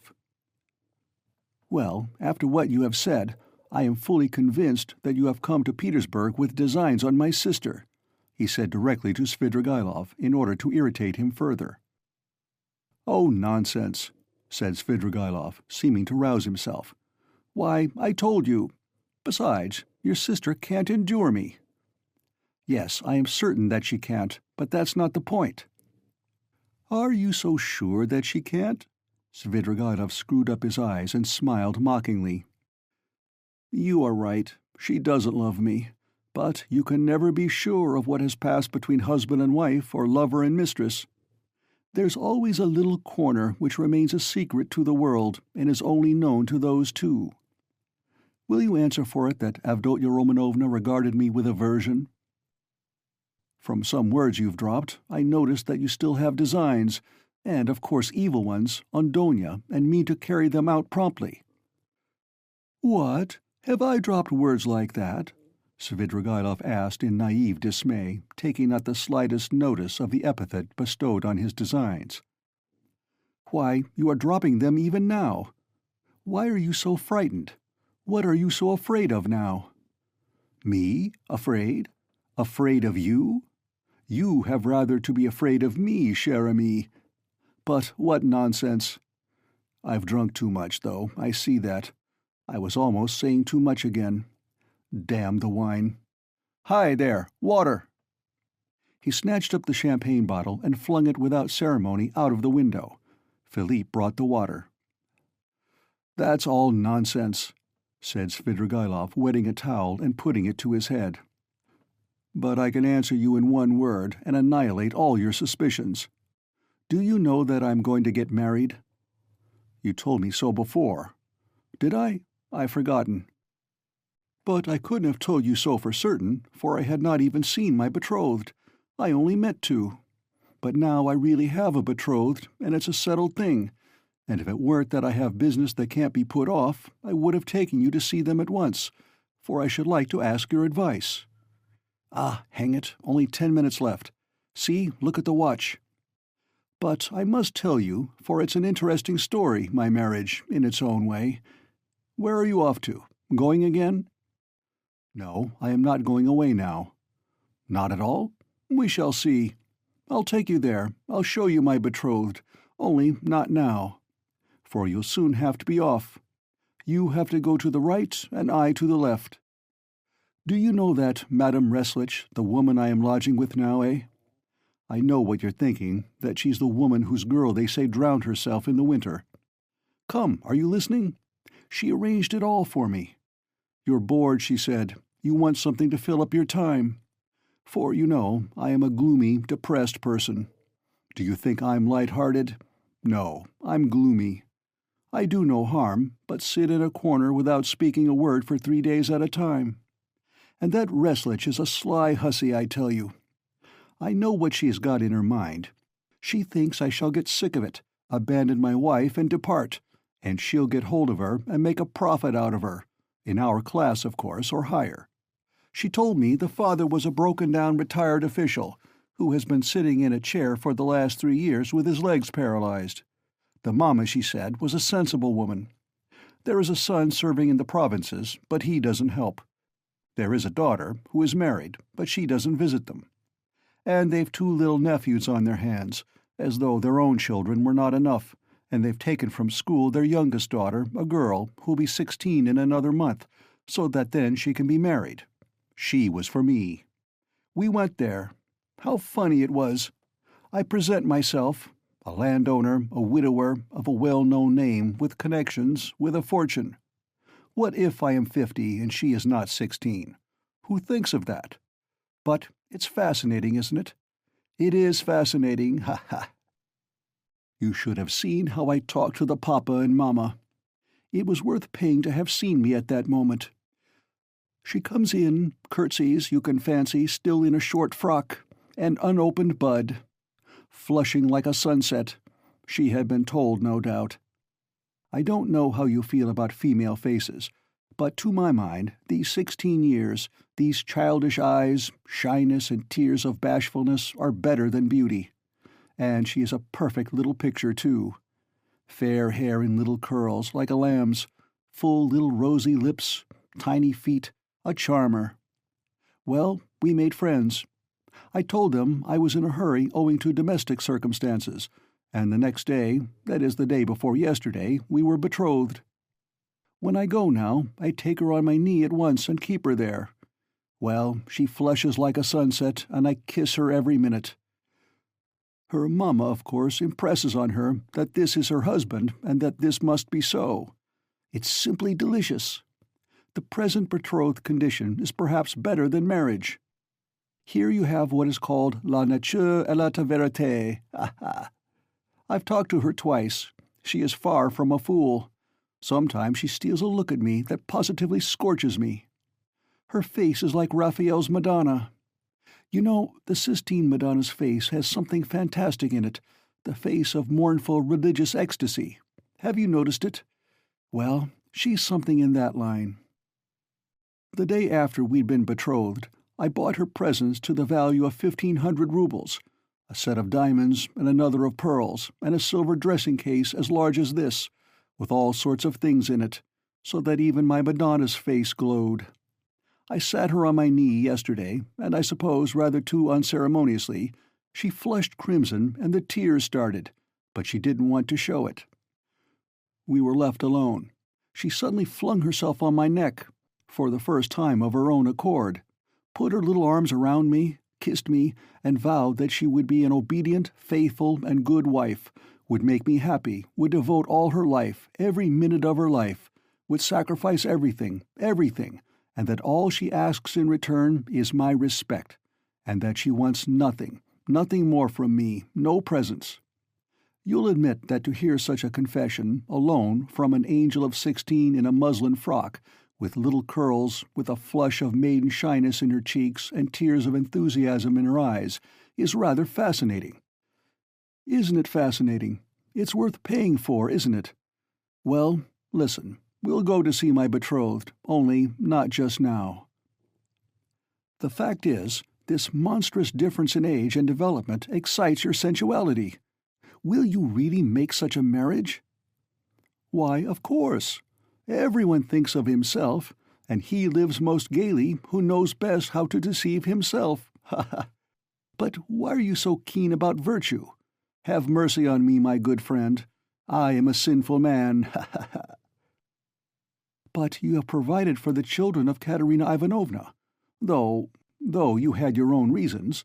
I understand it all now. I am always fond of children, very fond of them, laughed Svidrigailov. I can tell you one curious instance of it.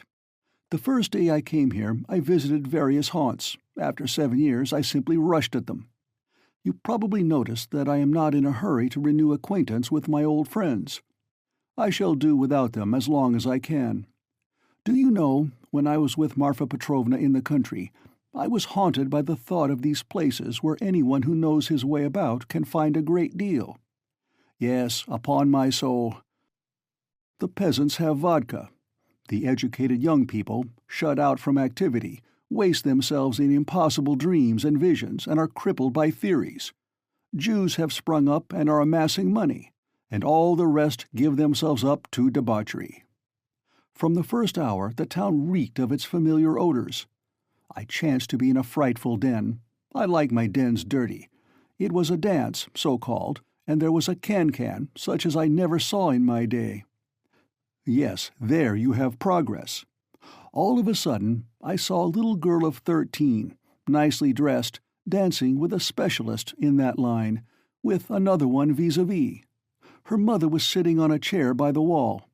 You can't fancy what a can-can that was. The girl was ashamed, blushed, at last felt insulted, and began to cry. Her partner seized her and began whirling her round and performing before her. Everyone laughed, and I like your public, even the can-can public. They laughed and shouted, "Serves her right! Serves her right! Shouldn't bring children!" Well, it's not my business whether that consoling reflection was logical or not. I at once fixed on my plan, sat down by the mother, and began by saying that I too was a stranger, and that people here were ill-bred, and that they couldn't distinguish decent folks and treat them with respect. Gave her to understand that I had plenty of money, offered to take them home in my carriage. I took them home and got to know them. They were lodging in a miserable little hole and had only just arrived from the country. She told me that she and her daughter could only regard my acquaintance as an honor. I found out that they had nothing of their own and had come to town upon some legal business. I proffered my services and money. I learnt that they had gone to the dancing saloon by mistake, believing that it was a genuine dancing class. I offered to assist in the young girl's education in French and dancing. My offer was accepted with enthusiasm as an honor, and we are still friendly. If you like, we'll go and see them, only not just now. Stop! Enough of your vile, nasty anecdotes, depraved, vile, sensual man. Schiller! You are a regular Schiller. Oh, la vertu va te sanish. But you know I shall tell you these things on purpose, for the purpose of hearing your outcries. I dare say. I can see I'm ridiculous myself, muttered Raskolnikov angrily. Svidrigaïlov laughed heartily. Finally he called Philippe, paid his bill, and began getting up. "I say, but I am drunk as a cause," he said. "It's been a pleasure." "I should rather think it must be a pleasure," cried Raskolnikov, getting up.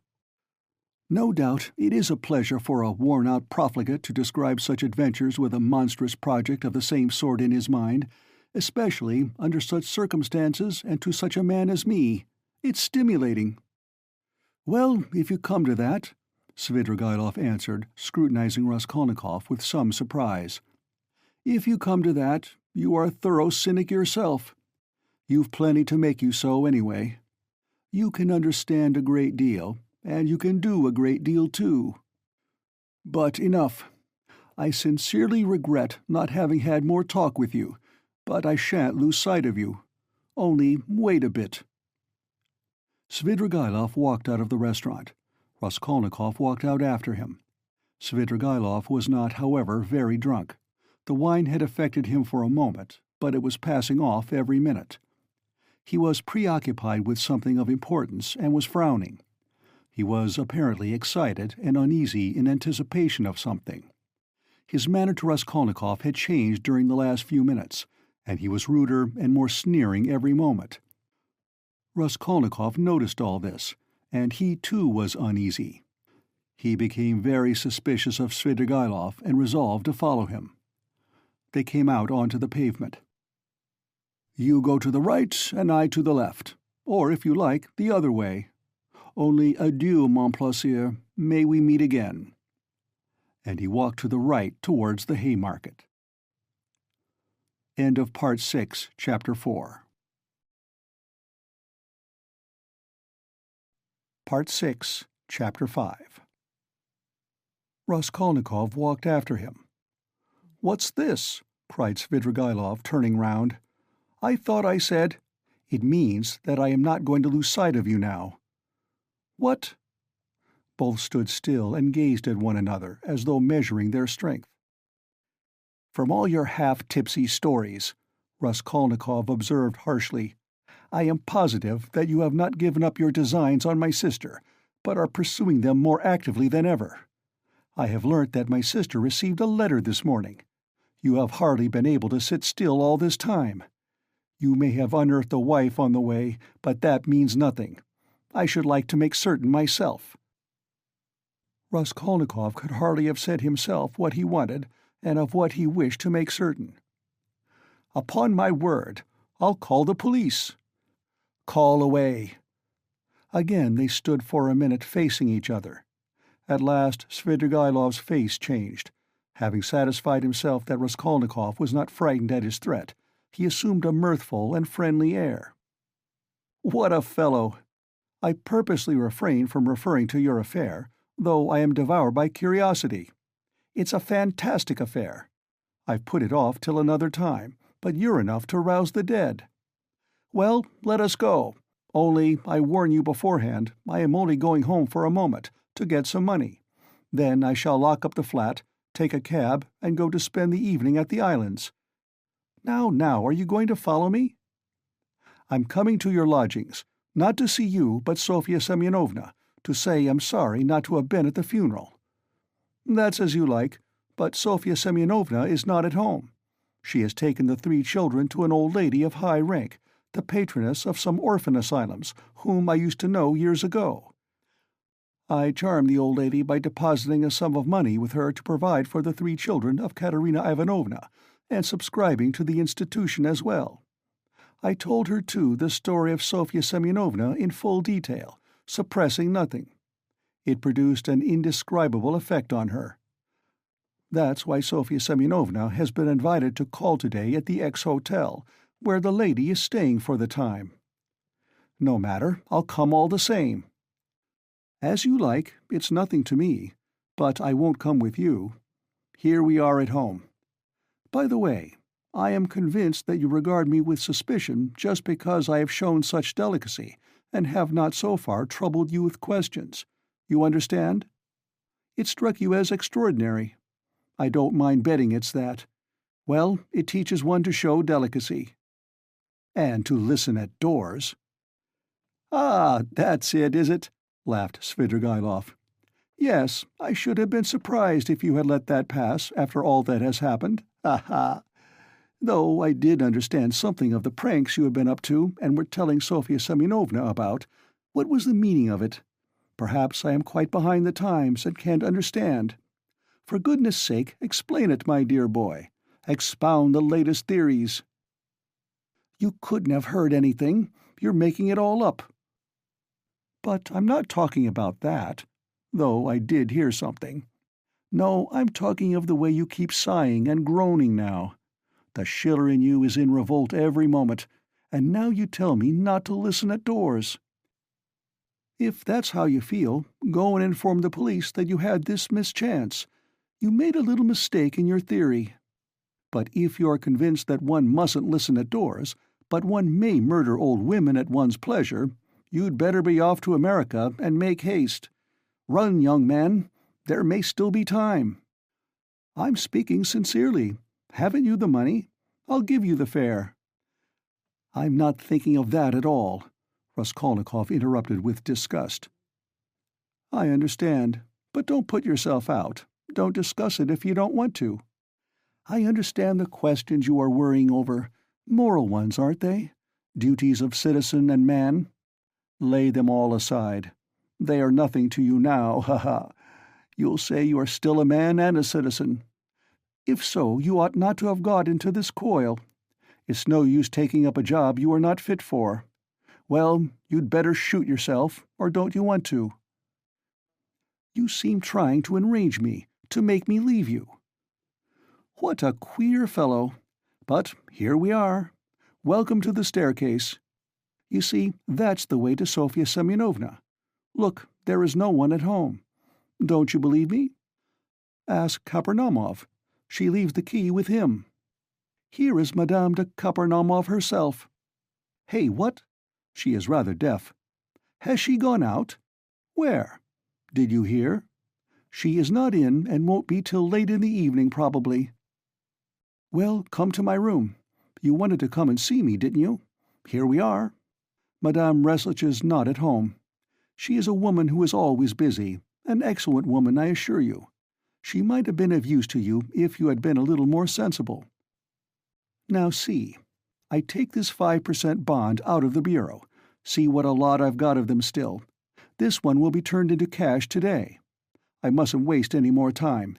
The bureau is locked, the flat is locked, and here we are again on the stairs. Shall we take a cab? I'm going to the islands.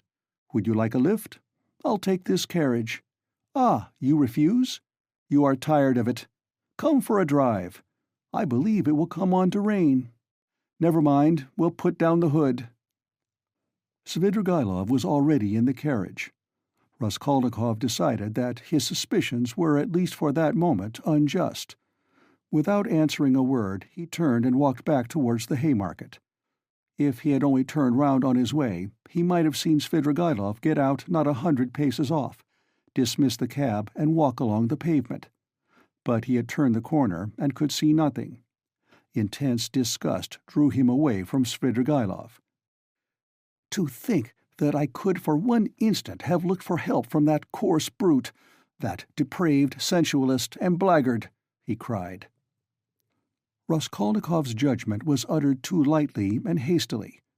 There was something about Svidrigailov which gave him a certain original, even a mysterious character.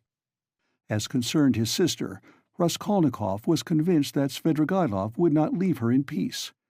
But it was too tiresome and unbearable to go on thinking and thinking about this. When he was alone, he had not gone 20 paces before he sank, as usual, into deep thought. On the bridge he stood by the railing and began gazing at the water, and his sister was standing close by him. He met her at the entrance to the bridge, but passed by without seeing her. Donia had never met him like this in the street before, and was struck with dismay. She stood still and did not know whether to call to him or not.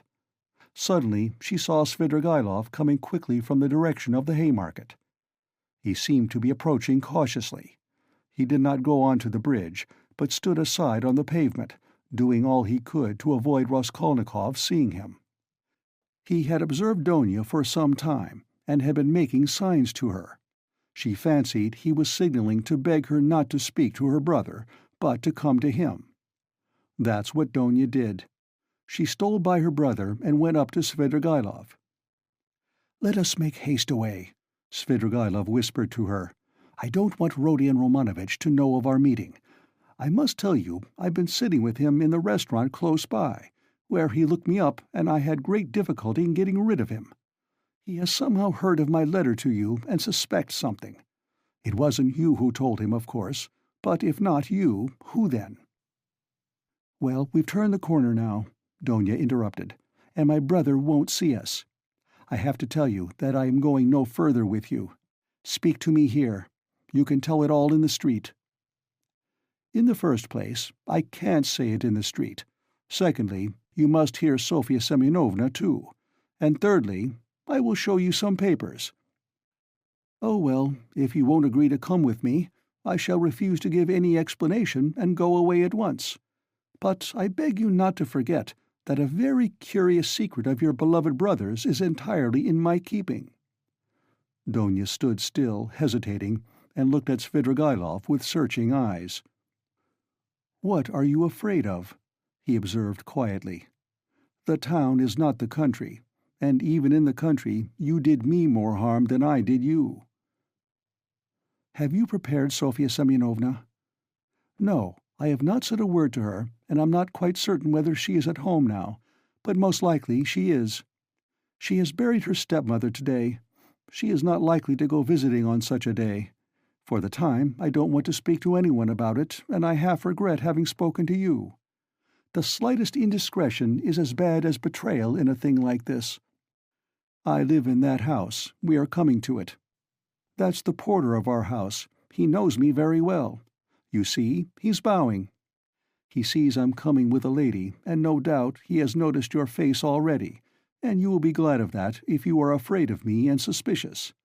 Excuse my putting things so coarsely. I haven't a flat to myself. Sofya Semyonovna's room is next to mine. She lodges in the next flat. The whole floor is let out in lodgings. Why are you frightened like a child? Am I really so terrible?" Svidrigaïlov's lips were twisted in a condescending smile, but he was in no smiling mood. His heart was throbbing, and he could scarcely breathe. He spoke rather loud to cover his growing excitement. But Donia did not notice this peculiar excitement.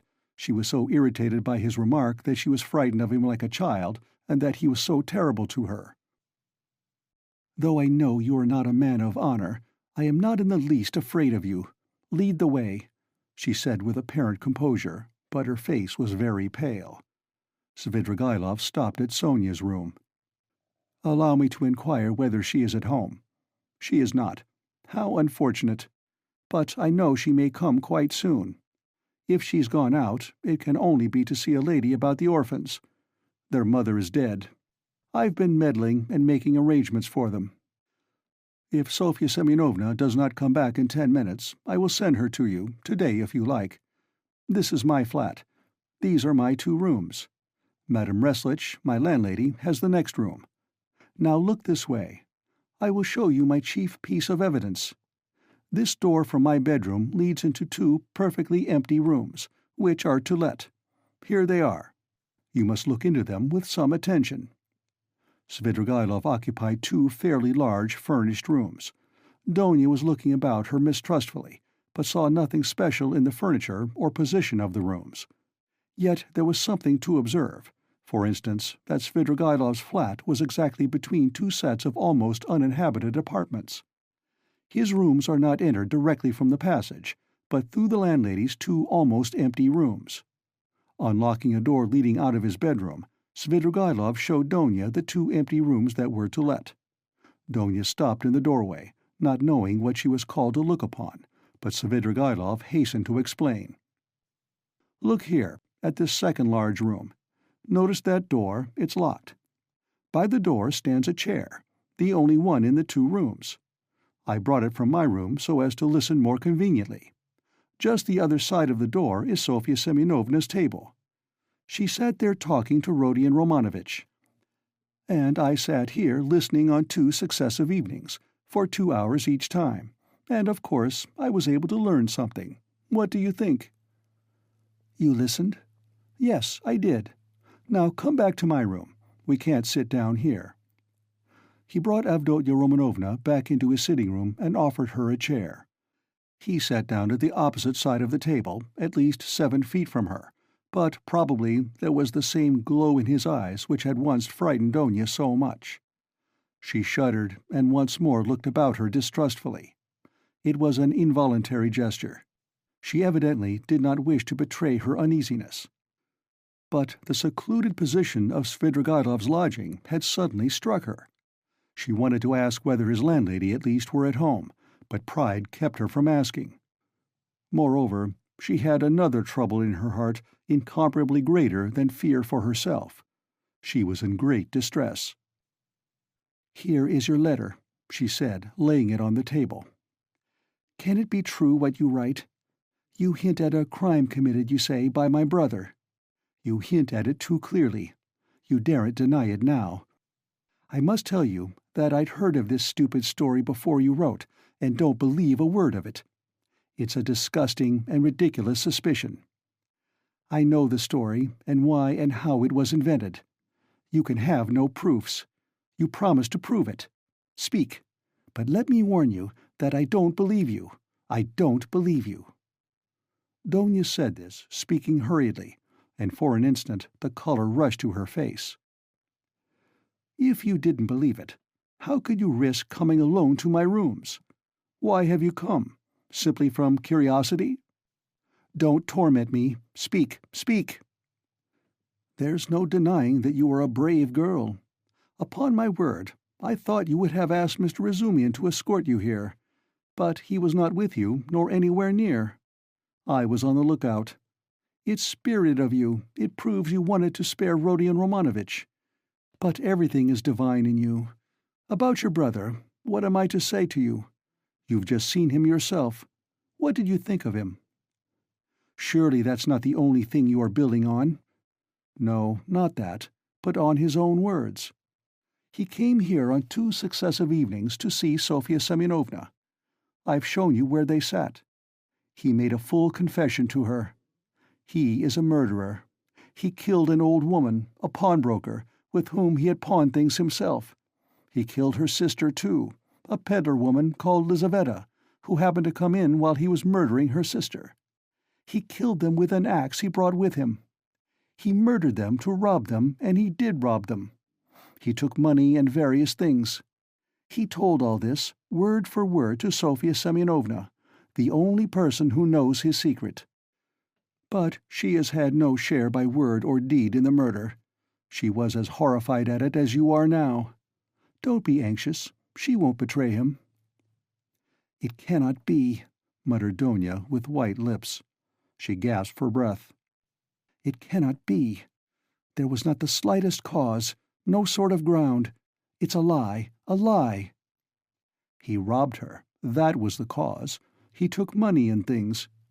It's true that by his own admission he made no use of the money or things, but hid them under a stone, where they are now. But that was because he dared not make use of them." "But how could he steal, rob?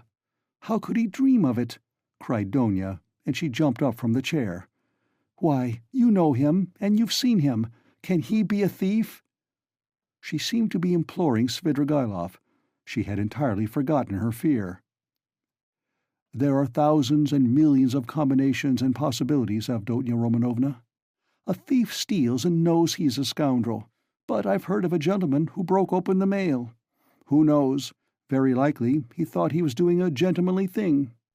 Of course, I should not have believed it myself, if I'd been told of it as you have, but I believed my own ears.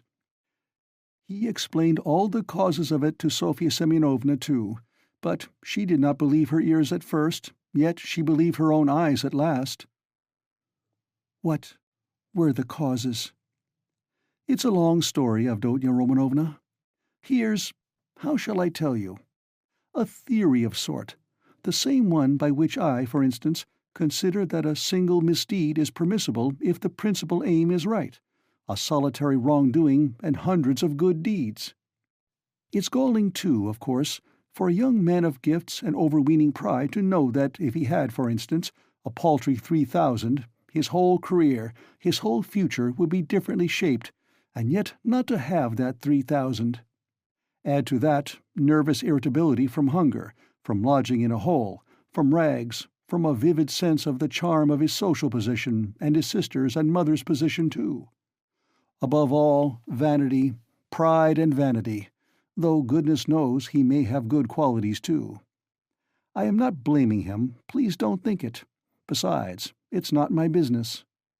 A special little theory came in too, a theory of a sort, dividing mankind, you see, into material and superior persons, that is, persons to whom the law does not apply owing to their superiority, who make laws for the rest of mankind, the material, that is. It's all right as a theory, une théorie comme une autre. Napoleon attracted him tremendously, that is, what affected him was that a great many men of genius have not hesitated at wrongdoing, but have overstepped the law without thinking about it. He seems to have fancied that he was a genius too. That is, he was convinced of it for a time. He has suffered a great deal, and is still suffering from the idea that he could make a theory, but was incapable of boldly overstepping the law, and so he is not a man of genius. And that's humiliating for a young man of any pride, in our day especially." "But remorse? You deny him any moral feeling, then? Is he like that?" "Ah, Avdotya Romanovna, everything is in a muddle now. Not that it was ever in very good order. Russians in general are broad in their ideas, Avdotya Romanovna, broad like their land, and exceedingly disposed to the fantastic, the chaotic. But it's a misfortune to be broad without a special genius. Do you remember what a lot of talk we had together on this subject, sitting in the evenings on the terrace after supper? Why, you used to reproach me with breadth. Who knows, perhaps we were talking at the very time when he was lying here thinking over his plan. There are no sacred traditions amongst us, especially in the educated class, Avdotya Romanovna. At the best, someone will make them up somehow for himself, out of books, or from some old chronicle. But those are, for the most part, the learned and all old fogies, so that it would be almost ill-bred in a man of society. You know my opinions in general, though. I never blame anyone. I do nothing at all. I persevere in that. But we've talked of this more than once before. I was so happy indeed as to interest you in my opinions. You are very pale, Avdotya Romanovna. I know his theory. I read that article of his about men to whom all is permitted. Razumian brought it to me. Mr. Razumian? Your brother's article? In a magazine? Is there such an article? I didn't know. It must be interesting. But where are you going, Avdotya Romanovna? I want to see Sofya Semyonovna, Donya articulated faintly. How do I get to her? She has come in, perhaps. I must see her at once. Perhaps she— Avdotya Romanovna could not finish. Her breath literally failed her.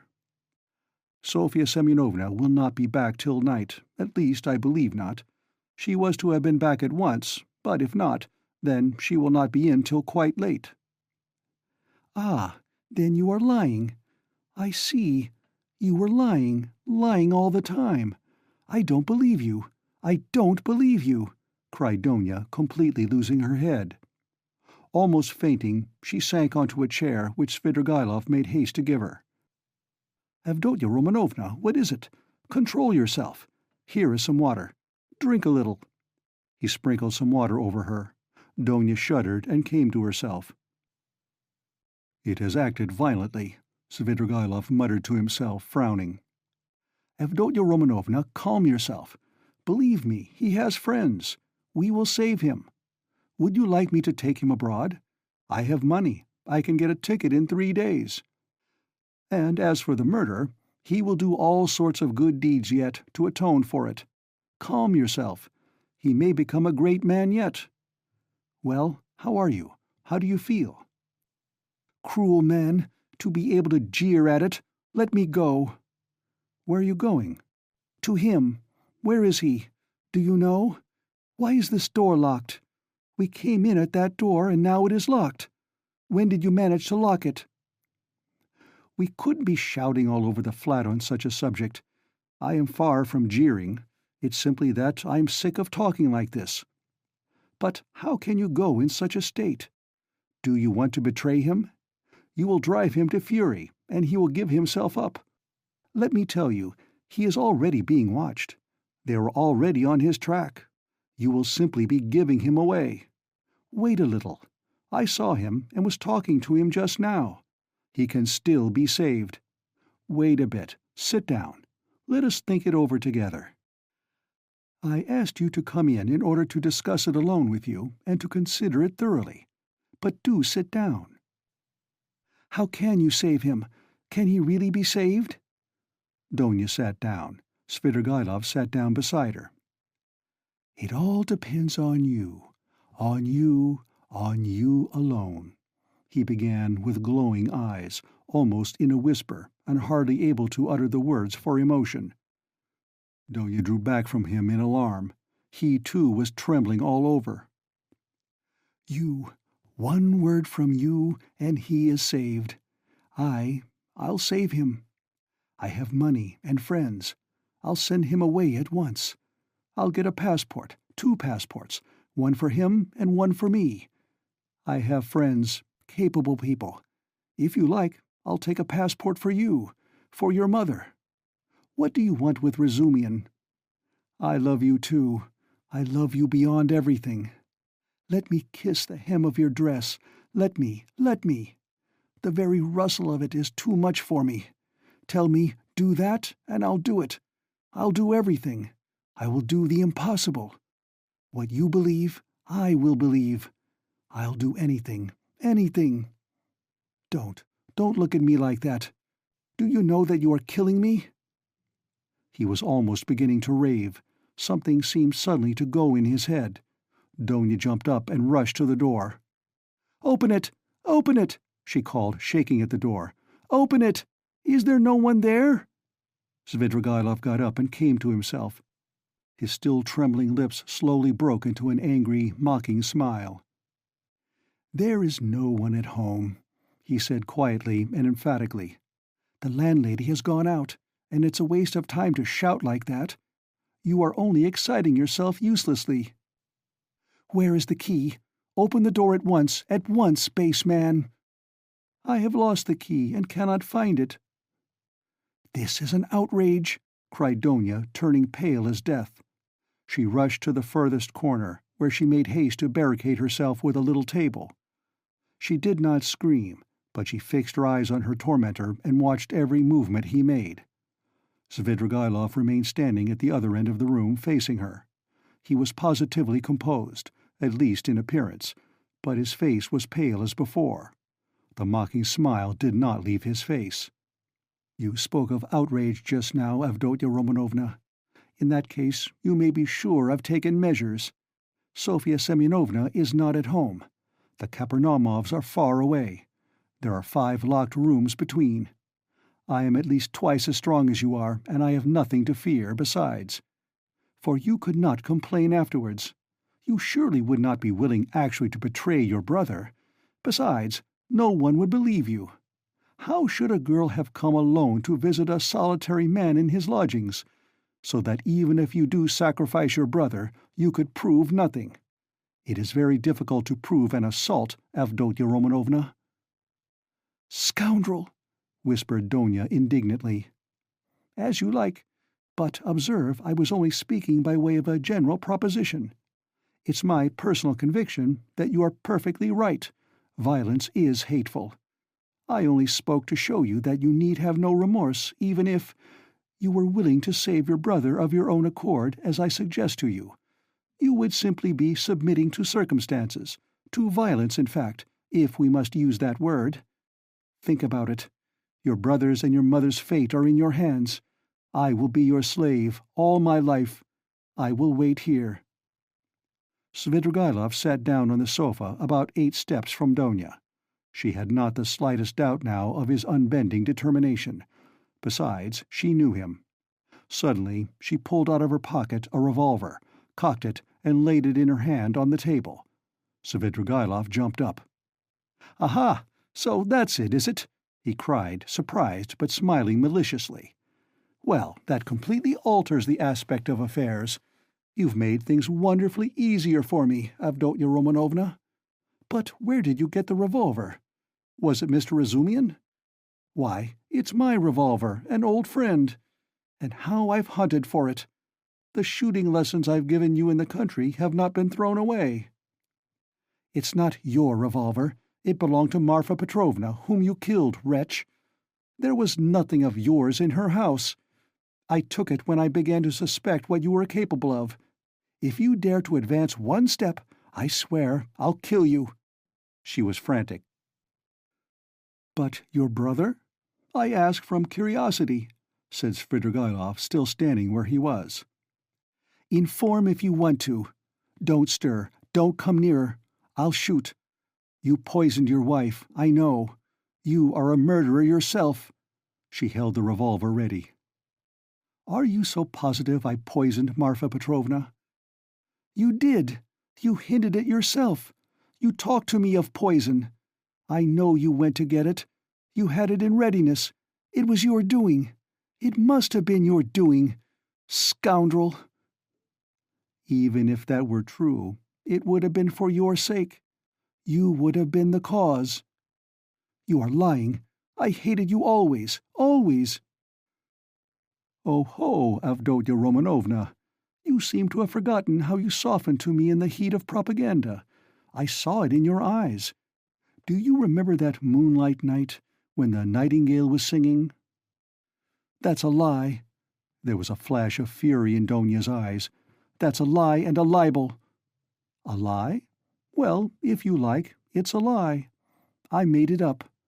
Women ought not to be reminded of such things." He smiled. "I know you will shoot, you pretty wild creature. Well, shoot away." Donia raised the revolver, and, deadly pale, gazed at him, measuring the distance and awaiting the first movement on his part. Her lower lip was white and quivering, and her big black eyes flashed like fire.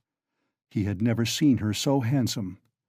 The fire glowing in her eyes at the moment she raised the revolver seemed to kindle him, and there was a pang of anguish in his heart. He took a step forward, and a shot rang out. The bullet grazed his hair and flew into the wall behind. He stood still and laughed softly. "The wasp has stung me. She aimed straight at my head. What's this? Blood?" He pulled out his handkerchief to wipe the blood, which flowed in a thin stream down his right temple. The bullet seemed to have just grazed the skin. Donia lowered the revolver and looked at Svidrigaïlov, not so much in terror as in a sort of wild amazement. She seemed not to understand what she was doing and what was going on. "Well, you missed. Fire again. I'll wait," said Svidrigaïlov softly, still smiling, but gloomily. "If you go on like that, I shall have time to seize you before you cock again."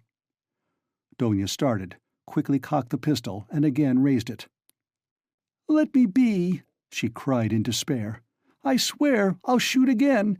I'll kill you." "Well, at 3 paces you can hardly help it. But if you don't, then—" His eyes flashed, and he took 2 steps forward. Donia shot again. It missed fire. "You haven't loaded it properly. Never mind, you have another charge there. Get it ready. I'll wait." He stood facing her 2 paces away, waiting and gazing at her with wild determination, with feverishly passionate, stubborn, set eyes. Donia saw that he would sooner die than let her go. And now, of course, she would kill him, at 2 paces. Suddenly she flung away the revolver. "She's dropped it," said Svidrigaïlov with surprise, and he drew a deep breath. A weight seemed to have rolled from his heart, perhaps not only the fear of death. Indeed, he may scarcely have felt it at that moment. It was the deliverance from another feeling, darker and more bitter, which he could not himself have defined. He went to Donia and gently put his arm around her waist. She did not resist, but, trembling like a leaf, looked at him with suppliant eyes. He tried to say something, but his lips moved without being able to utter a sound. "Let me go," Donia implored. Svidrigaïlov shuddered. Her voice was now quite different. "Then you don't love me?" he asked softly. Donia shook her head. And you can't? Never?" he whispered in despair. "Never." There followed a moment of terrible, dumb struggle in the heart of Svidrigaïlov. He looked at her with an indescribable gaze. Suddenly he withdrew his arm, turned quickly to the window, and stood facing it. Another moment passed. "Here's the key." He took it out of the left pocket of his coat and laid it on the table behind him, without turning or looking at Donia. "Take it. Make haste." He looked stubbornly out of the window. Donia went up to the table to take the key. "Make haste, repeated Svidrigaïlov, still without turning or moving. But there seemed a terrible significance in the tone of that "make haste." Donia understood it, snatched up the key, flew to the door, unlocked it quickly, and rushed out of the room. A minute later, beside herself, she ran out onto the canal bank in the direction of X Bridge. Svidrigaïlov remained 3 minutes standing at the window. At last he slowly turned, looked about him, and passed his hand over his forehead. A strange smile contorted his face, a pitiful, sad, weak smile, a smile of despair. The blood, which was already getting dry, smeared his hand. He looked angrily at it, then wetted a towel and washed his temple. The revolver which Donia had flung away lay near the door, and suddenly caught his eye. He picked it up and examined it. It was a little pocket 3-barrel revolver of old-fashioned construction. There were still 2 charges and 1 capsule left in it. It could be fired again. He thought a little, put the revolver in his pocket, took his hat, and went out. End of Part 6, Chapter 5. Part 6, Chapter 6. He spent that evening till 10 o'clock, going from one low haunt to another. Katya, too, turned up and sang another gutter song, how a certain villain and tyrant began kissing Katya. Svidrigailov treated Katya and the organ grinder and some singers and the waiters and 2 little clerks. He was particularly drawn to these clerks by the fact that they both had crooked noses, one bent to the left and the other to the right. They took him finally to a pleasure garden, where he paid for their entrance. There was one lanky 3-year-old pine tree and 3 bushes in the garden, besides a Vauxhall, which was in reality a drinking bar where tea too was served, and there were a few green tables and chairs standing round it. A chorus of wretched singers and a drunken but exceedingly depressed German clown from Munich with a red nose entertained the public. The clerks quarreled with some other clerks, and a fight seemed imminent. Svidrigailov was chosen to decide the dispute. He listened to them for a quarter of an hour, but they shouted so loud that there was no possibility of understanding them. The only fact that seemed certain was that one of them had stolen something, and had even succeeded in selling it on the spot to a Jew, but would not share the spoil with his companion. Finally, it appeared that the stolen object was a teaspoon belonging to the Vauxhall. It was missed, and the affair began to seem troublesome. Svidrigailov paid for the spoon, got up, and walked out of the garden. It was about 6 o'clock. He had not drunk a drop of wine all this time, and had ordered tea more for the sake of appearances than anything.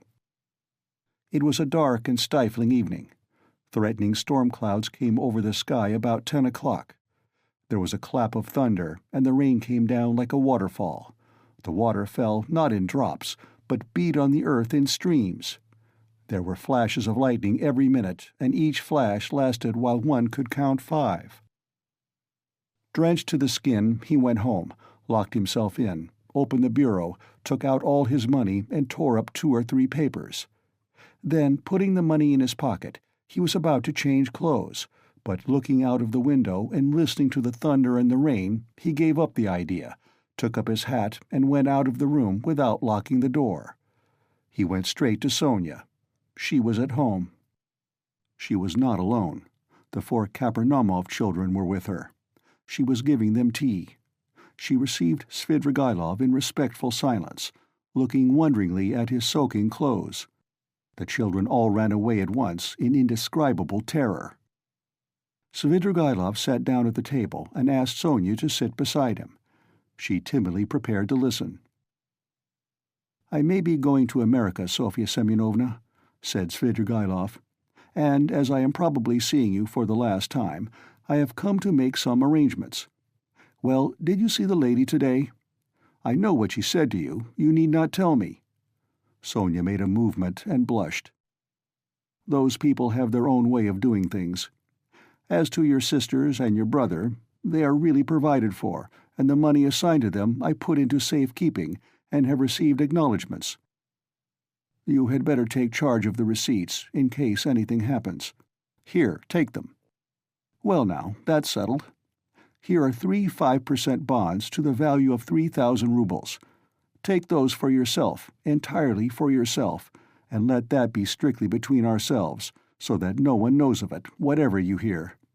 You will need the money, for to go on living in the old way, Sofya Semyonovna, is bad, and besides, there is no need for it now."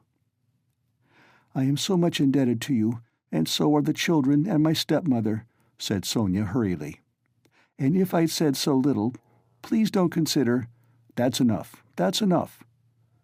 "But as for the money, Arkady Ivanovitch, I am very grateful to you, but I don't need it now. I can always earn my own living. Don't think me ungrateful. If you are so charitable, that money—" "It's for you, Sofya Semyonovna, and please don't waste words over it. I haven't time for it. You will want it. Rodion Romanovitch has 2 alternatives, a bullet in the brain or Siberia." Sonia looked wildly at him and started. "Don't be uneasy. I know all about it from himself, and I am not a gossip. I won't tell anyone. It was good advice when you told him to give himself up and confess. It would be much better for him. Well, if it turns out to be Siberia, he will go, and you will follow him. That's so, isn't it? And if so, you'll need money. You'll need it for him, do you understand? Giving it to you is the same as my giving it to him. Besides, you promised Amalia Ivanovna to pay what's owing. I heard you. How can you undertake such obligations so heedlessly, Sofya Semyonovna? It was Katerina Ivanovna's debt and not yours, so you ought not to have taken any notice of the German woman. You can't get through the world like that. If you are ever questioned about me, tomorrow or the day after you'll be asked, don't say anything about my coming to see you now, and don't show the money to anyone or say a word about it. Well now, goodbye." He got up. "My greetings to Rodion Romanovitch. By the way, you'd better put the money for the present in Mr. Razumian's keeping. You know Mr. Razumian? Of course you do. He's not a bad fellow. Take it to him tomorrow, or when the time comes. Until then, hide it carefully." Sonia too jumped up from her chair and looked in dismay at Svidrigailov. She longed to speak, to ask a question, but for the first moments she did not dare and did not know how to begin. How can you be going now, in such rain?" "Why, be starting for America, and be stopped by rain? Ha ha! Goodbye, Sofya Semyonovna, my dear. Live and live long. You will be of use to others. By the way, tell Mr. Razumian I send my greetings to him. Tell him Arkady Ivanovitch Svidrigailov sends his greetings. Be sure to." He went out, leaving Sonia in a state of wondering anxiety and vague apprehension. It appeared afterwards that on the same evening, at 11:20, he made another very eccentric and unexpected visit. The rain still persisted. Drenched to the skin, he walked into the little flat where the parents of his betrothed lived, in 3rd Street in Vasilyevsky Island. He knocked some time before he was admitted, and his visit at first caused great perturbation. But Svidrigailov could be very fascinating when he liked, so that the first, and indeed very intelligent surmise of the sensible parents, that Svidrigailov had probably had so much to drink that he did not know what he was doing, vanished immediately. The decrepit father was wheeled in to see Svidrigailov by the tender and sensible mother, who as usual began the conversation with various irrelevant questions. She never asked a direct question, but began by smiling and rubbing her hands, and then, if she were obliged to ascertain something, for instance, when Svidrigailov would like to have the wedding, she would begin by interested and almost eager questions about Paris and the court life there, and only by degrees brought the conversation round to 3rd Street. On other occasions this had of course been very impressive, but this time Arkady Ivanovitch seemed particularly impatient, and insisted on seeing his betrothed at once, though he had been informed, to begin with, that she had already gone to bed. The girl, of course, appeared. Svidrigailov informed her at once that he was obliged by very important affairs to leave Petersburg for a time, and therefore brought her 15,000 rubles and begged her accept them as a present from him, as he had long been intending to make her this trifling present before their wedding. The logical connection of the present with his immediate departure and the absolute necessity of visiting them for that purpose in pouring rain at midnight was not made clear, but it all went off very well. Even the inevitable ejaculations of wonder and regret, the inevitable questions, were extraordinarily few and restrained. On the other hand, the gratitude expressed was most glowing and was reinforced by tears from the most sensible of mothers. Svidrigailov got up, laughed, kissed his betrothed, patted her cheek, declared he would soon come back, and, noticing in her eyes, together with childish curiosity, a sort of earnest dumb inquiry, reflected and kissed her again, though he felt sincere anger inwardly at the thought that his present would be immediately locked up in the keeping of the most sensible of mothers. He went away, leaving them all in a state of extraordinary excitement, but the tender mamma, speaking quietly in a half-whisper, settled some of the most important of their doubts, concluding that Svidrigailov was a great man, a man of great affairs and connections and of great wealth. There was no knowing what he had in his mind. He would start off on a journey and give away money just as the fancy took him, so that there was nothing surprising about it. Of course, it was strange that he was wet through, but Englishmen, for instance, are even more eccentric, and all these people of high society didn't think of what was said of them and didn't stand on ceremony. Possibly, indeed, he came like that on purpose to show that he was not afraid of anyone. Above all, not a word should be said about it, for God knows what might come of it, and the money must be locked up, and it was most fortunate that Fedosia, the cook, had not left the kitchen. And above all, not a word must be said to that old cat, Madame Reslich, and so on and so on. They sat up whispering till 2 o'clock, but the girl went to bed much earlier, amazed and rather sorrowful. Svidrigaïlov, meanwhile, exactly at midnight, crossed the bridge on the way back to the mainland. The rain had ceased, and there was a roaring wind.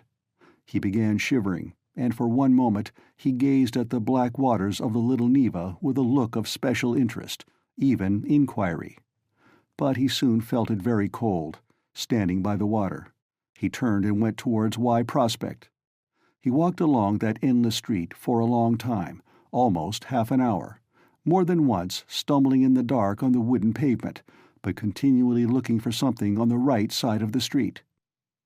He had noticed passing through this street lately that there was a hotel somewhere towards the end, built of wood, but fairly large, and its name he remembered was something like Andrianople.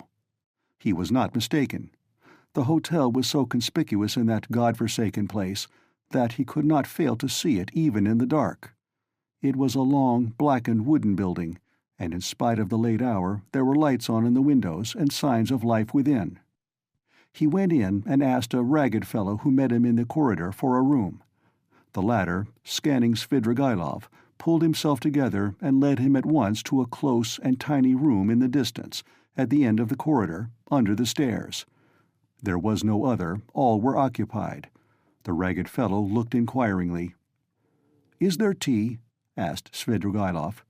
"Yes, sir." "What else is there?" "Veal, vodka, savories." "Bring me tea and veal." "And you want nothing else?" he asked with apparent surprise. "Nothing, nothing."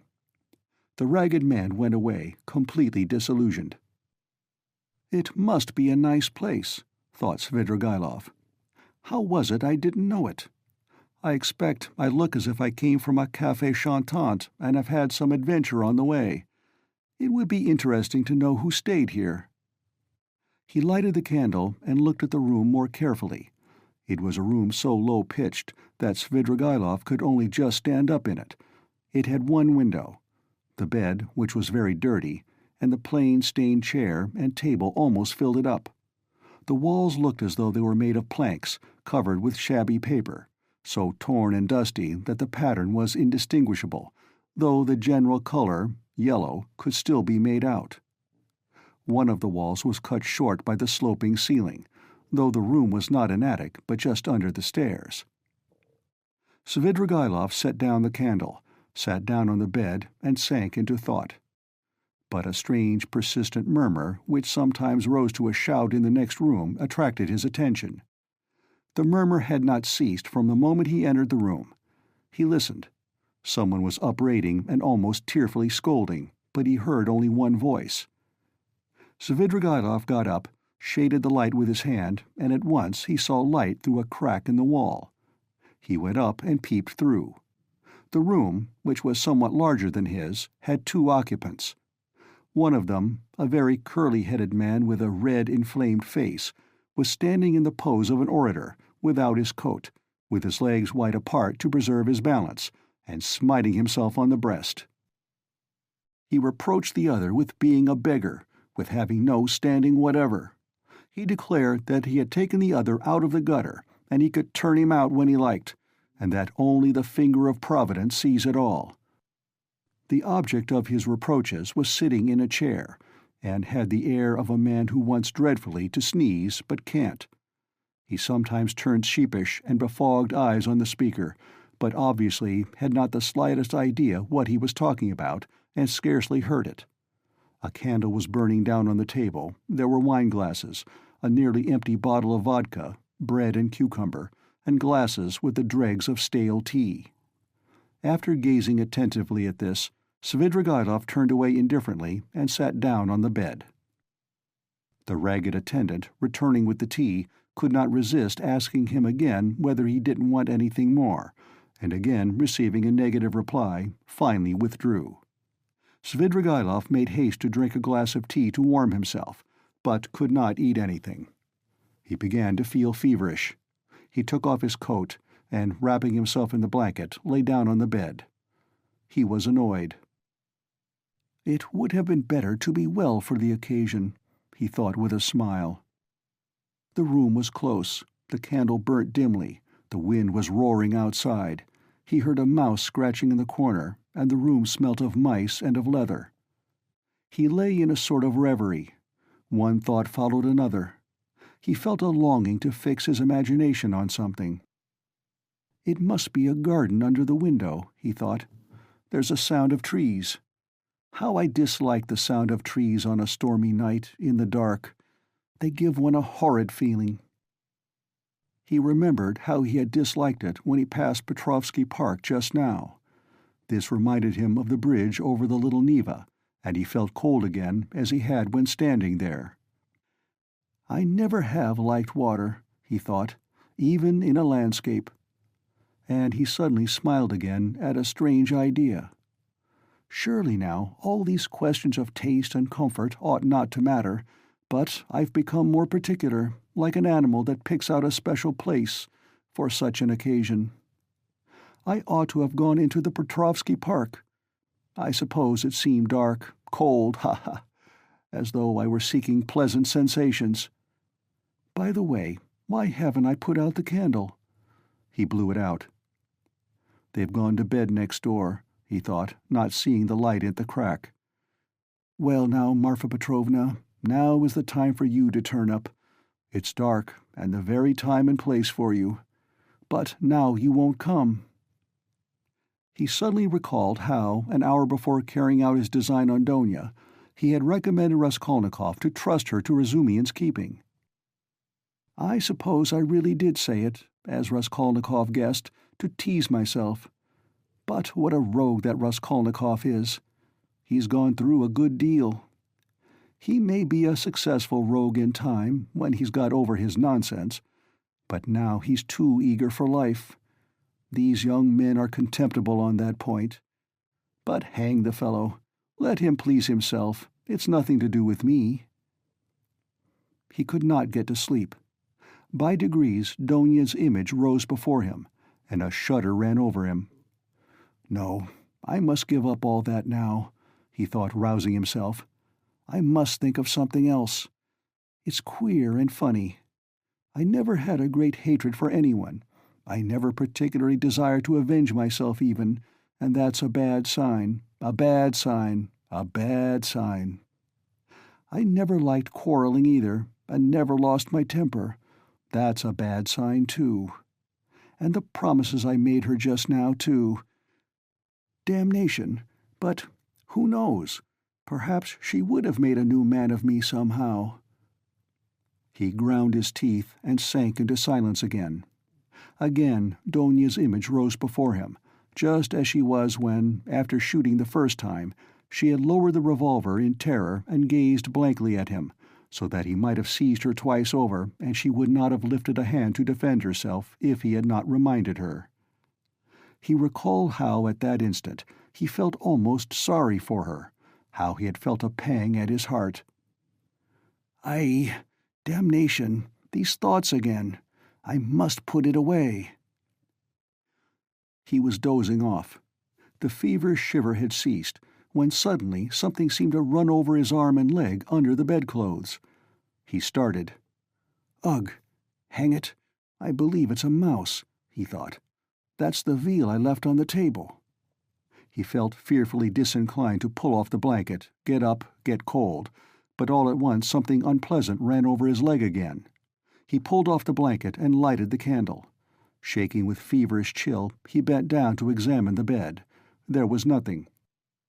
He shook the blanket, and suddenly a mouse jumped out on the sheet. He tried to catch it, but the mouse ran to and fro in zigzags without leaving the bed, slipped between his fingers, ran over his hand, and suddenly darted under the pillow. He threw down the pillow, but in one instant felt something leap on his chest and dart over his body and down his back under his shirt. He trembled nervously and woke up. The room was dark. He was lying on the bed and wrapped up in the blanket as before. The wind was howling under the window. How disgusting, he thought with annoyance. He got up and sat on the edge of the bedstead with his back to the window. It's better not to sleep at all, he decided. There was a cold, damp draft from the window, however. Without getting up, he drew the blanket over him and wrapped himself in it. He was not thinking of anything and did not want to think. But one image rose after another.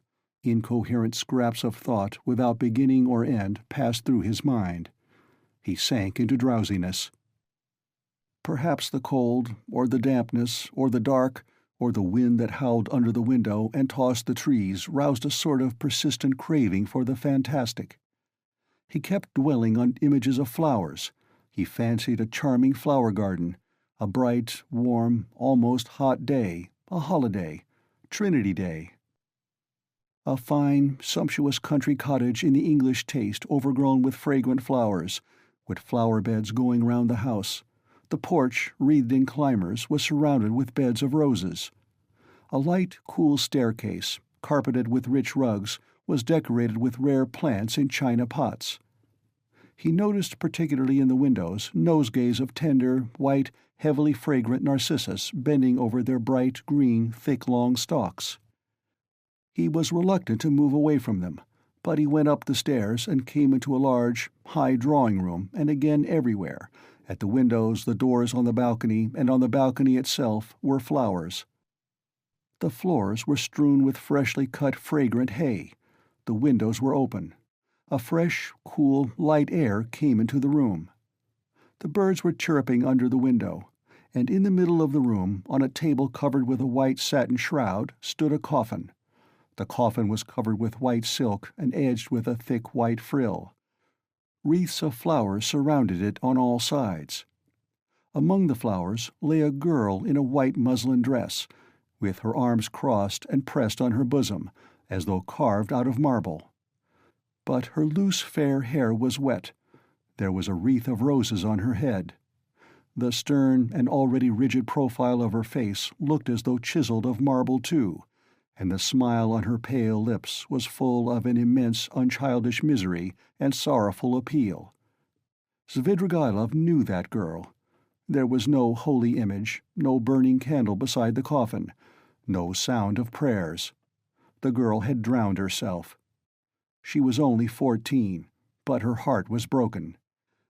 And she had destroyed herself, crushed by an insult that had appalled and amazed that childish soul, had smirched that angel purity with unmerited disgrace, and torn from her a last scream of despair, unheeded and brutally disregarded, on a dark night in the cold and wet while the wind howled.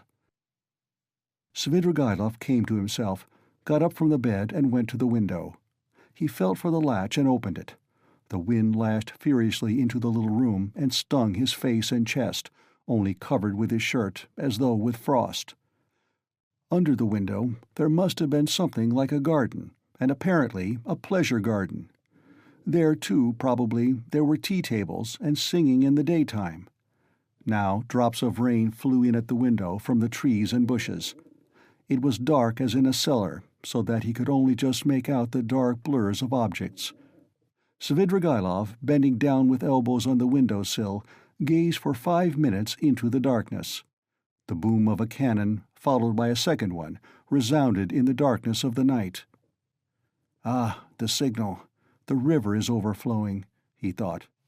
"By morning it will be swirling down the street in the lower parts, flooding the basements and cellars. The cellar rats will swim out, and men will curse in the rain and wind as they drag their rubbish to the upper stories. What time is it now?" And he had hardly thought it when, somewhere near, a clock on the wall, ticking away hurriedly, struck 3. Aha! It will be light in an hour. Why wait? I'll go out at once, straight to the park. I'll choose a great bush there drenched with rain, so that as soon as one's shoulder touches it, millions of drops drip on one's head. He moved away from the window, shut it, lighted the candle, put on his waistcoat, his overcoat and his hat and went out, carrying the candle, into the passage to look for the ragged attendant who would be asleep somewhere in the midst of candle ends and all sorts of rubbish, to pay him for the room and leave the hotel. It's the best minute. I couldn't choose a better. He walked for some time through a long, narrow corridor without finding anyone, and was just going to call out, when suddenly in a dark corner between an old cupboard and the door he caught sight of a strange object which seemed to be alive. He bent down with the candle and saw a little girl, not more than 5 years old, shivering and crying, with her clothes as wet as a soaking house flannel. She did not seem afraid of Svidrigaïlov, but looked at him with blank amazement out of her big black eyes. Now and then she sobbed as children do when they have been crying a long time, but are beginning to be comforted. The child's face was pale and tired. She was numb with cold. How can she have come here? She must have hidden here and not slept all night. He began questioning her.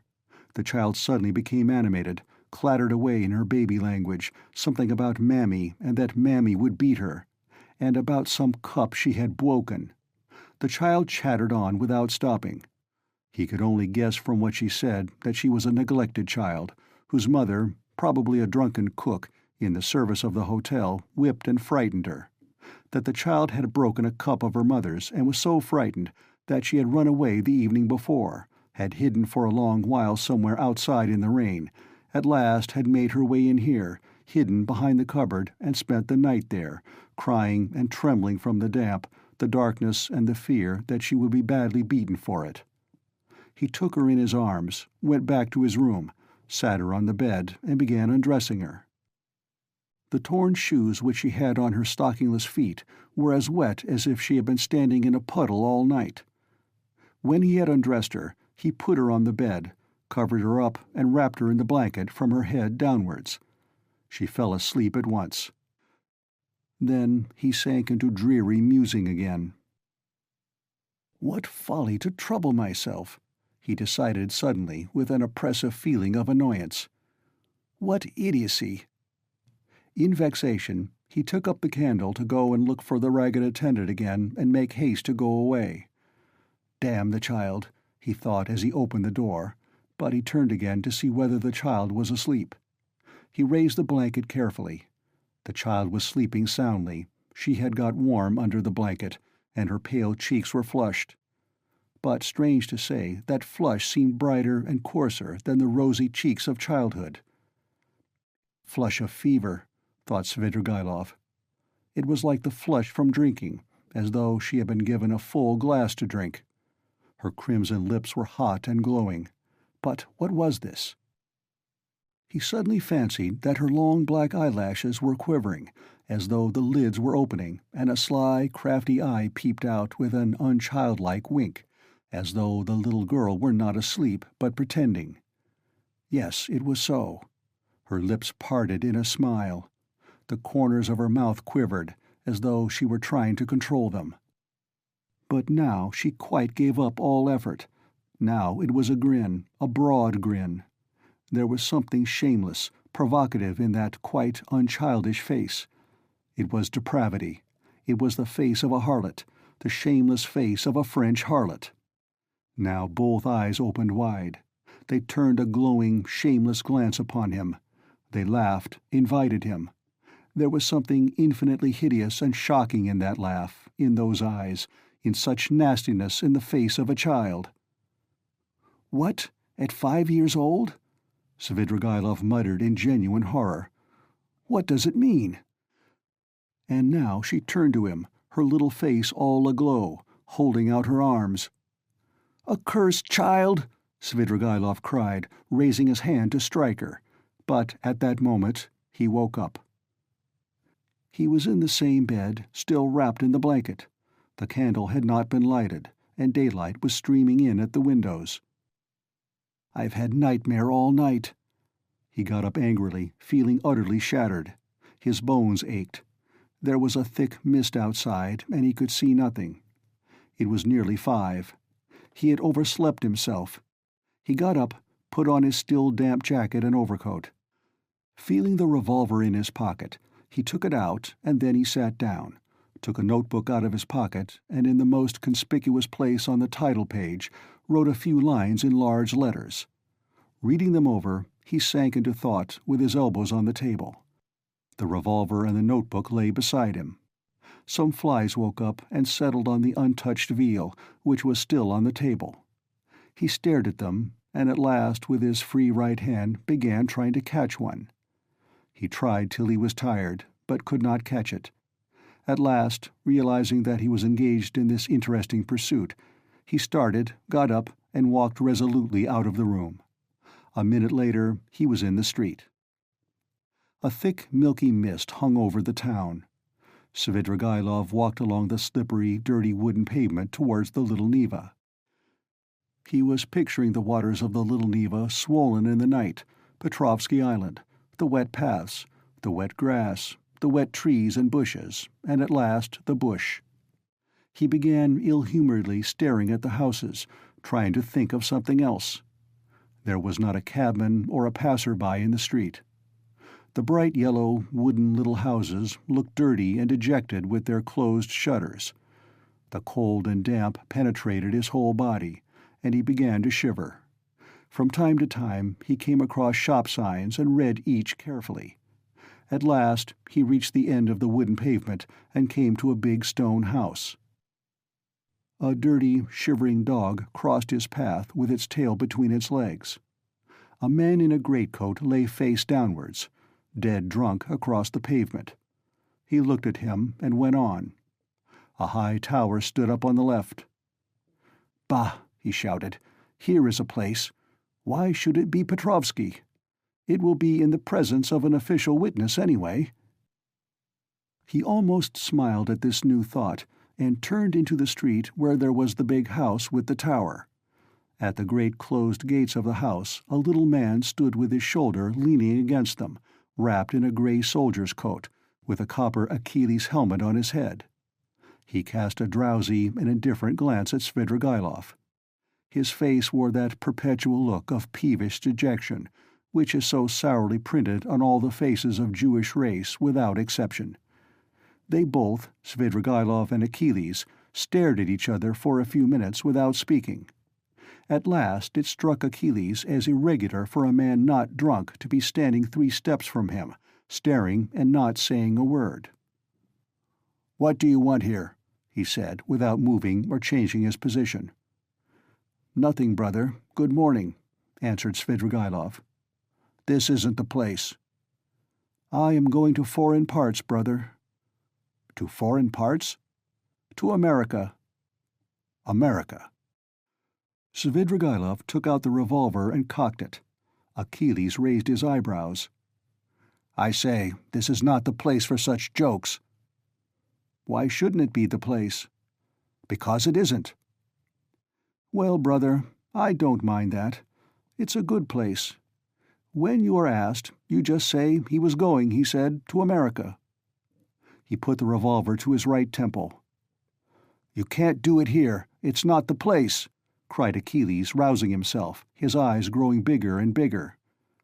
Svidrigailov pulled the trigger. End of Part 6, Chapter 6. Part 6, Chapter 8. When he went into Sonia's room, it was already getting dark. All day Sonia had been waiting for him in terrible anxiety. Donia had been waiting with her. She had come to her that morning, remembering Svidrigailov's words that Sonia knew. We will not describe the conversation and tears of the 2 girls, and how friendly they became. Donia gained one comfort at least from that interview, that her brother would not be alone. He had gone to her, Sonia, first with his confession. He had gone to her for human fellowship when he needed it. She would go with him wherever fate might send him. Donia did not ask, but she knew it was so. She looked at Sonia almost with reverence, and at first almost embarrassed her by it. Sonia was almost on the point of tears. She felt herself, on the contrary, hardly worthy to look at Donia. Donia's gracious image when she had bowed to her so attentively and respectfully at their first meeting in Raskolnikov's room had remained in her mind as one of the fairest visions of her life. Donia at last became impatient, and, leaving Sonia, went to her brother's room to await him there. She kept thinking that he would come there first. When she had gone, Sonia began to be tortured by the dread of his committing suicide, and Donia too feared it. But they had spent the day trying to persuade each other that that could not be, and both were less anxious while they were together. As soon as they parted, each thought of nothing else. Sonia remembered how Svidrigailov had said to her the day before that Raskolnikov had two alternatives, Siberia or... Besides, she knew his vanity, his pride, and his lack of faith. Is it possible that he has nothing but cowardice and fear of death to make him live? She thought at last in despair. Meanwhile, the sun was setting. Sonia was standing in dejection, looking intently out of the window, but from it she could see nothing but the unwhitewashed blank wall of the next house. At last, when she began to feel sure of his death, he walked into the room. She gave a cry of joy, but looking carefully into his face, she turned pale. "Yes," said Raskolnikov, smiling. "I have come for your cross, Sonia. It was you told me to go to the crossroads. Why is it you are frightened now it's come to that?" Sonia gazed at him astonished. His tone seemed strange to her. A cold shiver ran over her, but in a moment she guessed that the tone and the words were a mask. He spoke to her looking away, as though to avoid meeting her eyes. "You see, Sonia, I've decided that it would be better so. There is one fact, but it's a long story, and there's no need to discuss it. But do you know what angers me? It annoys me that all these stupid, brutish faces will be gaping at me directly, pestering me with their stupid questions, which I shall have to answer. They'll point their fingers at me. Phoo! You know, I am not going to Porphyry. I am sick of him. I'd rather go to my friend, the explosive lieutenant. How I shall surprise him! What a sensation I shall make! But I must be cooler. I've become too irritable of late. You know, I was nearly shaking my fist at my sister just now, because she turned to take a last look at me. It's a brutal state to be in. Ah, what am I coming to? Well, where are the crosses?" He seemed hardly to know what he was doing. He could not stay still or concentrate his attention on anything. His ideas seemed to gallop after one another. He talked incoherently, his hands trembled slightly. Without a word, Sonia took out of the drawer two crosses, one of cypress wood and one of copper. She made the sign of the cross over herself and over him, and put the wooden cross on his neck. "It's the symbol of my taking up the cross," he laughed. "As though I had not suffered much till now. The wooden cross, that is the peasant one. The copper one, that is Lizaveta's. You will wear yourself. Show me." So she had it on, at that moment? I remember two things like these too, a silver one and a little icon. I threw them back on the old woman's neck. Those would be appropriate now, really. Those are what I ought to put on now. But I am talking nonsense and forgetting what matters. I am somehow forgetful. You see, I have come to warn you, Sonia, so that you might know. That's all. That's all I came for. But I thought I had more to say. You wanted me to go yourself. Well, now I am going to prison, and you'll have your wish. Well, what are you crying for? You too? Don't. Leave off. Oh, how I hate it all. But his feeling was stirred. His heart ached as he looked at her. Why is she grieving too? He thought to himself. What am I to her? Why does she weep? Why is she looking after me, like my mother or Donia? She'll be my nurse.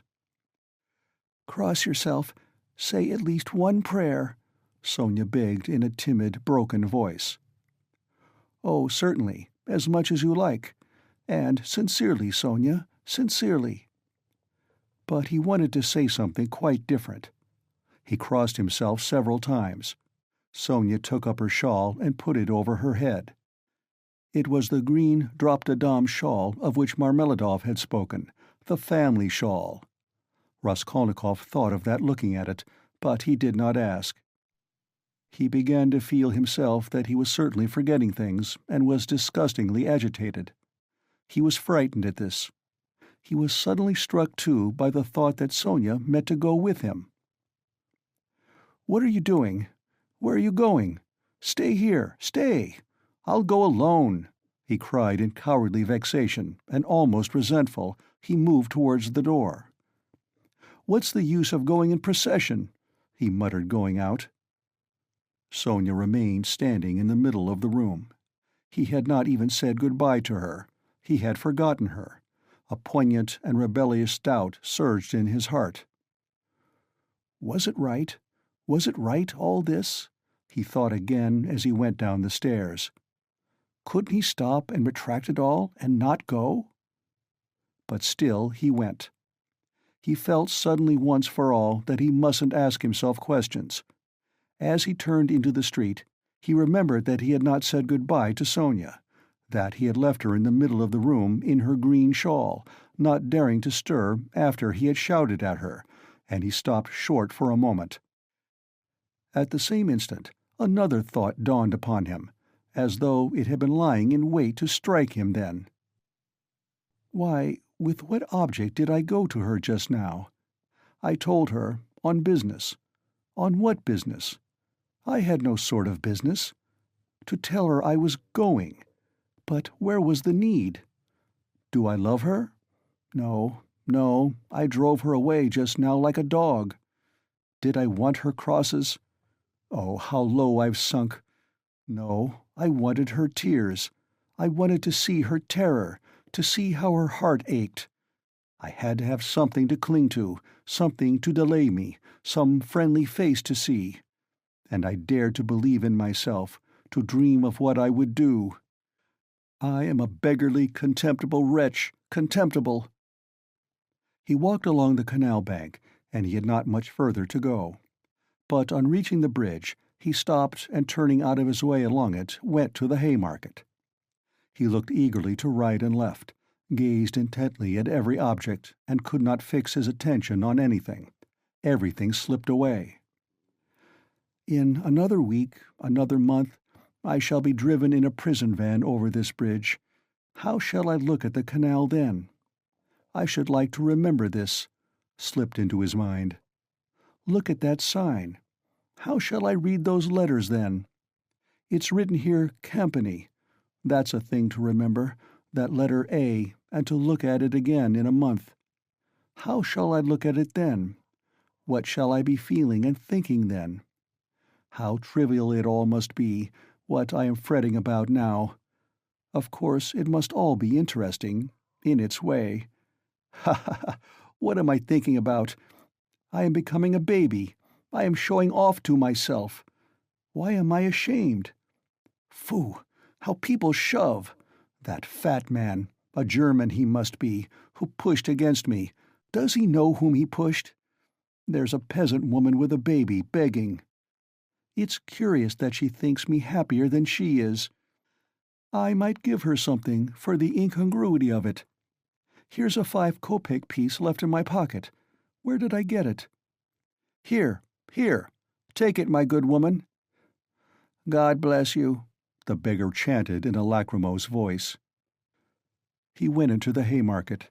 It was distasteful, very distasteful to be in a crowd, but he walked just where he saw most people. He would have given anything in the world to be alone, but he knew himself that he would not have remained alone for a moment. There was a man drunk and disorderly in the crowd. He kept trying to dance and falling down. There was a ring round him. Raskolnikov squeezed his way through the crowd, stared for some minutes at the drunken man, and suddenly gave a short, jerky laugh. A minute later he had forgotten him and did not see him, though he still stared. He moved away at last, not remembering where he was. But when he got into the middle of the square, an emotion suddenly came over him, overwhelming him body and mind. He suddenly recalled Sonia's words.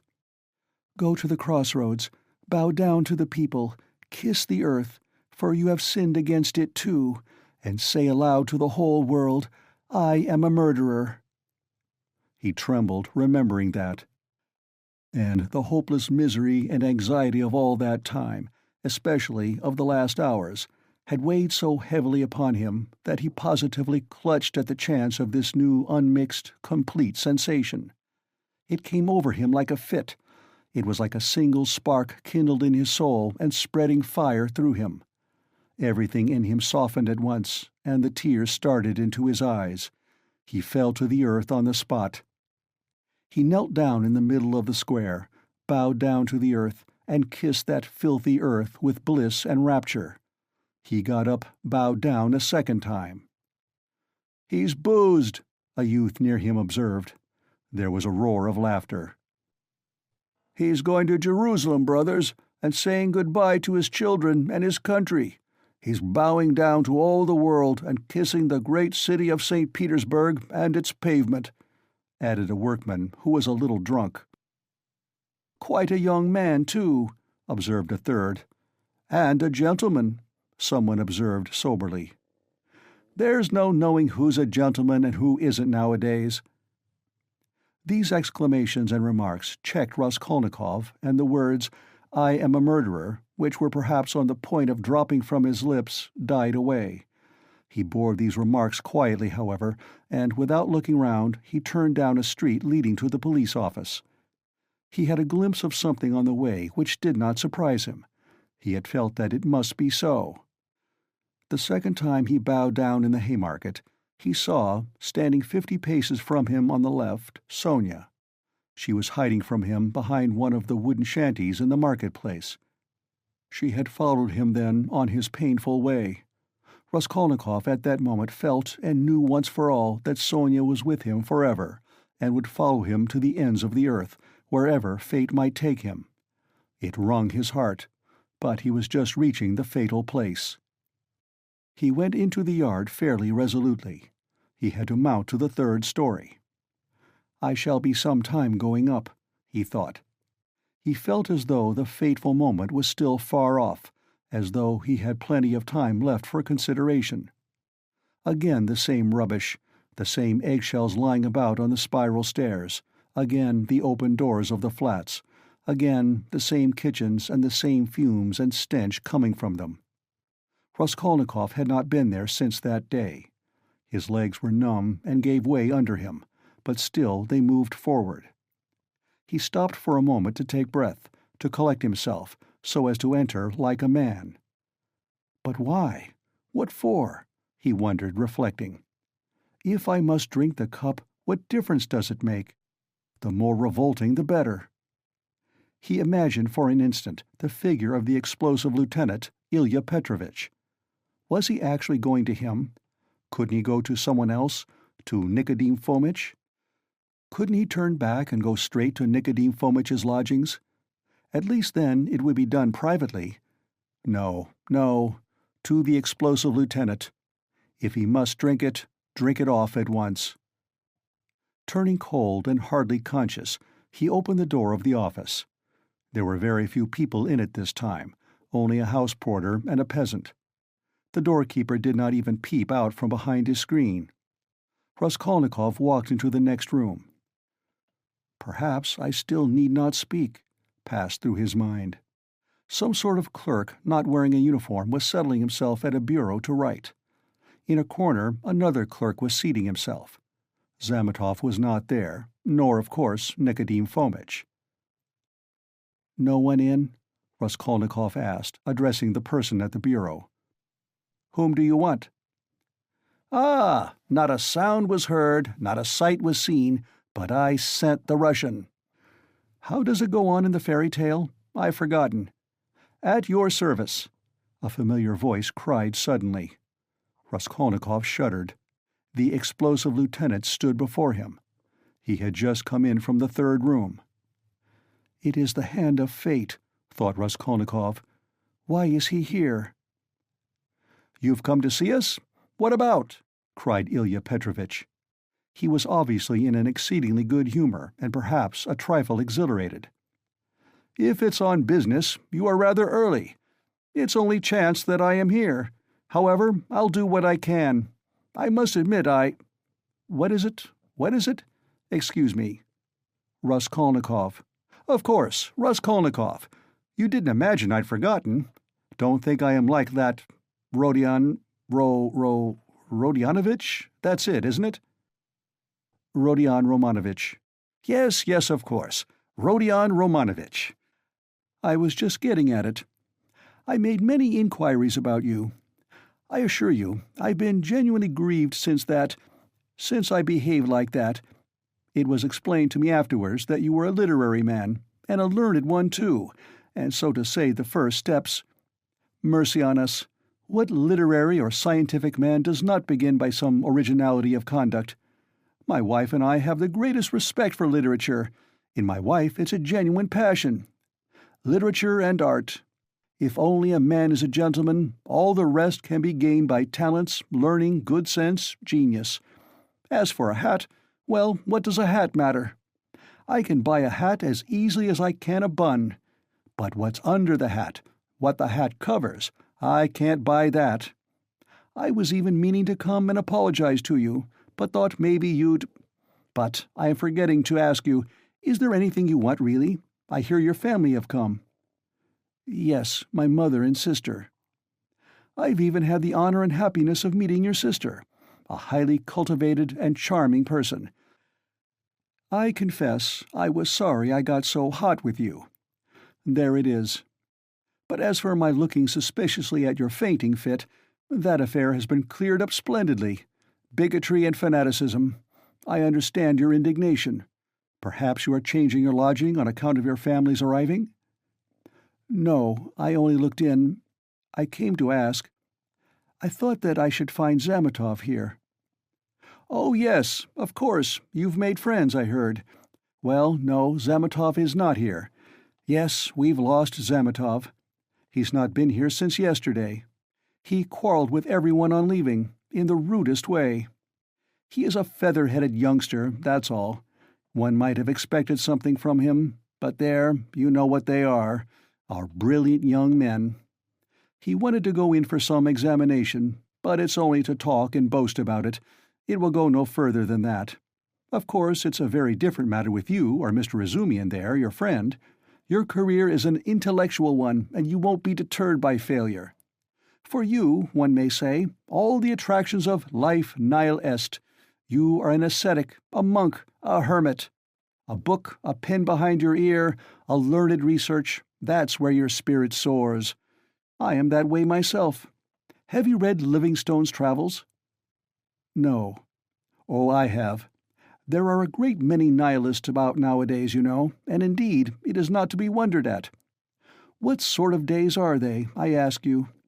But we thought— You are not a nihilist, of course. Answer me openly, openly." "No." "Believe me, you can speak openly to me as you would to yourself. Official duty is one thing, but— You are thinking I meant to say friendship is quite another? No, you're wrong.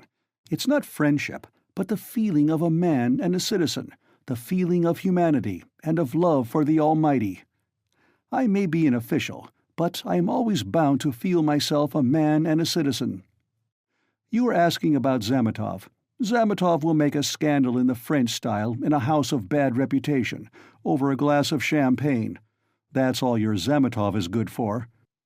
Well, I'm perhaps, so to speak, burning with devotion and lofty feelings, and besides, I have rank, consequence, a post. I am married and have children. I fulfill the duties of a man and a citizen. But who is he, may I ask?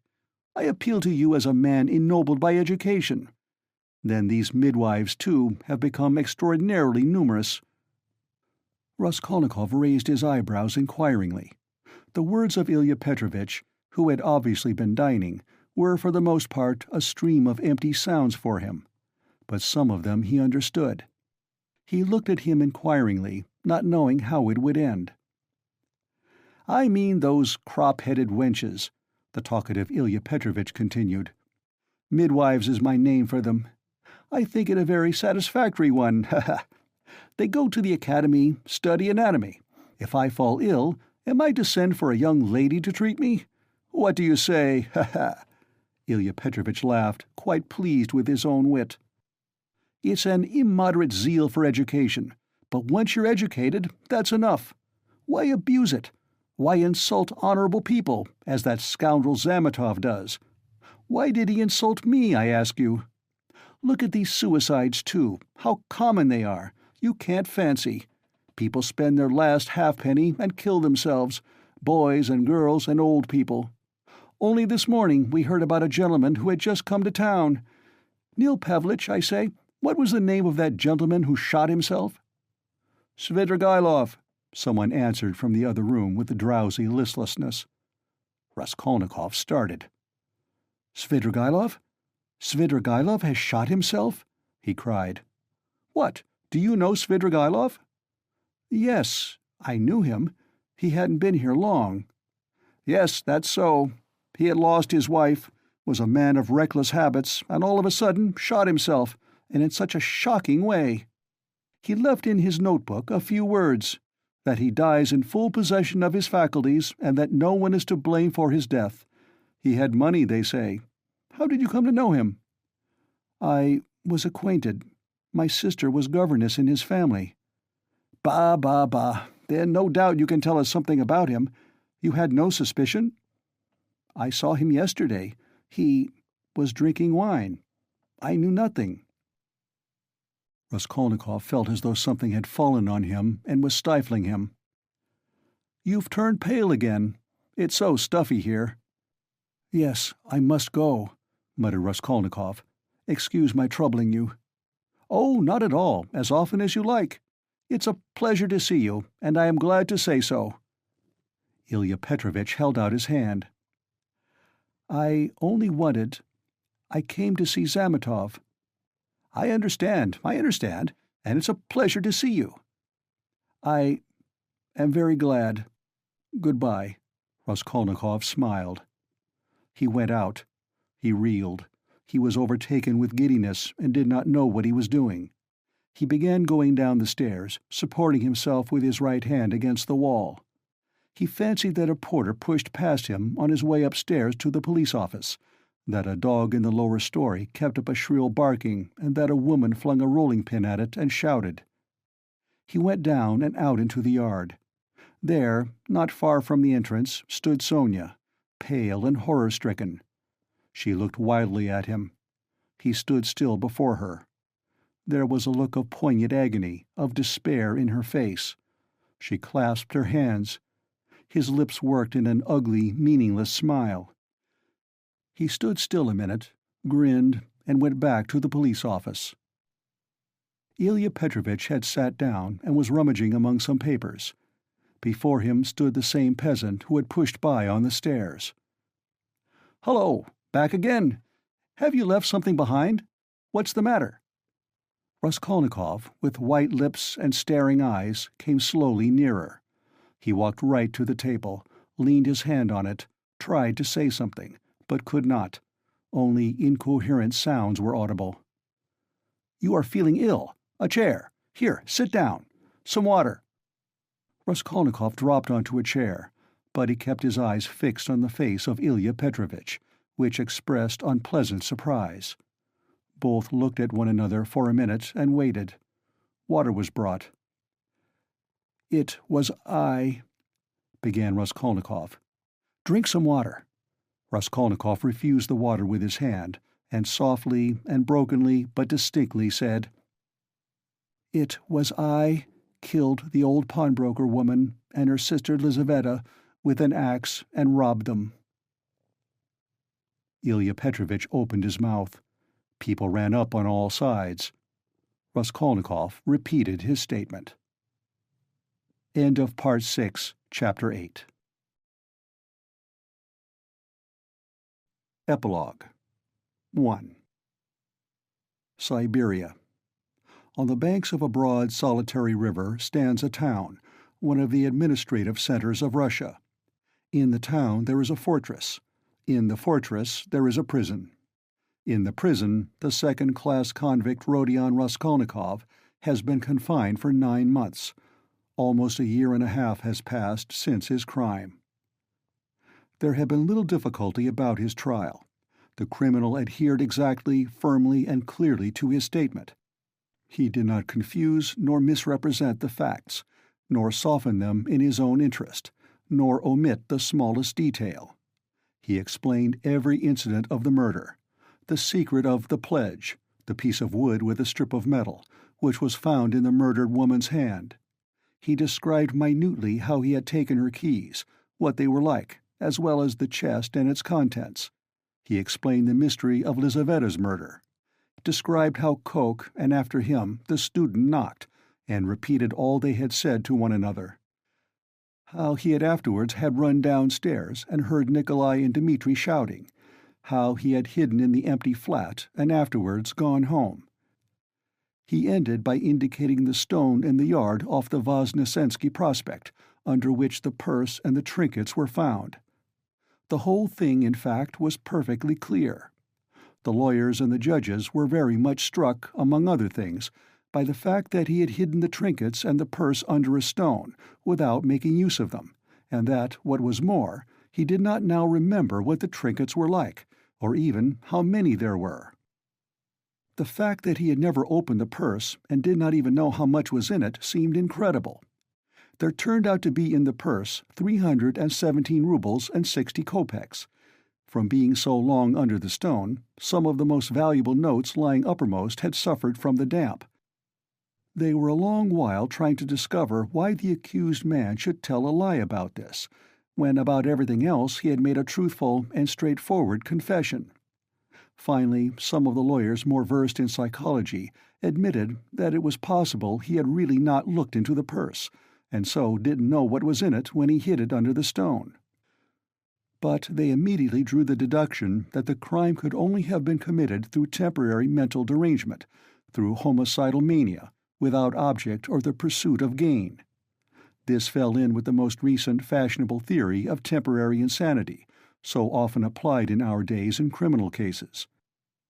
Moreover, Raskolnikov's hypochondriacal condition was proved by many witnesses, by Dr. Zosimov, his former fellow students, his landlady, and her servant.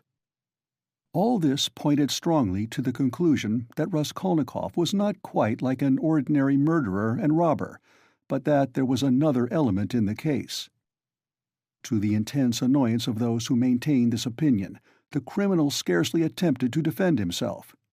To the decisive question as to what motive impelled him to the murder and the robbery, he answered very clearly with the coarsest frankness that the cause was his miserable position, his poverty and helplessness, and his desire to provide for his first steps in life by the help of the 3,000 rubles he had reckoned on finding.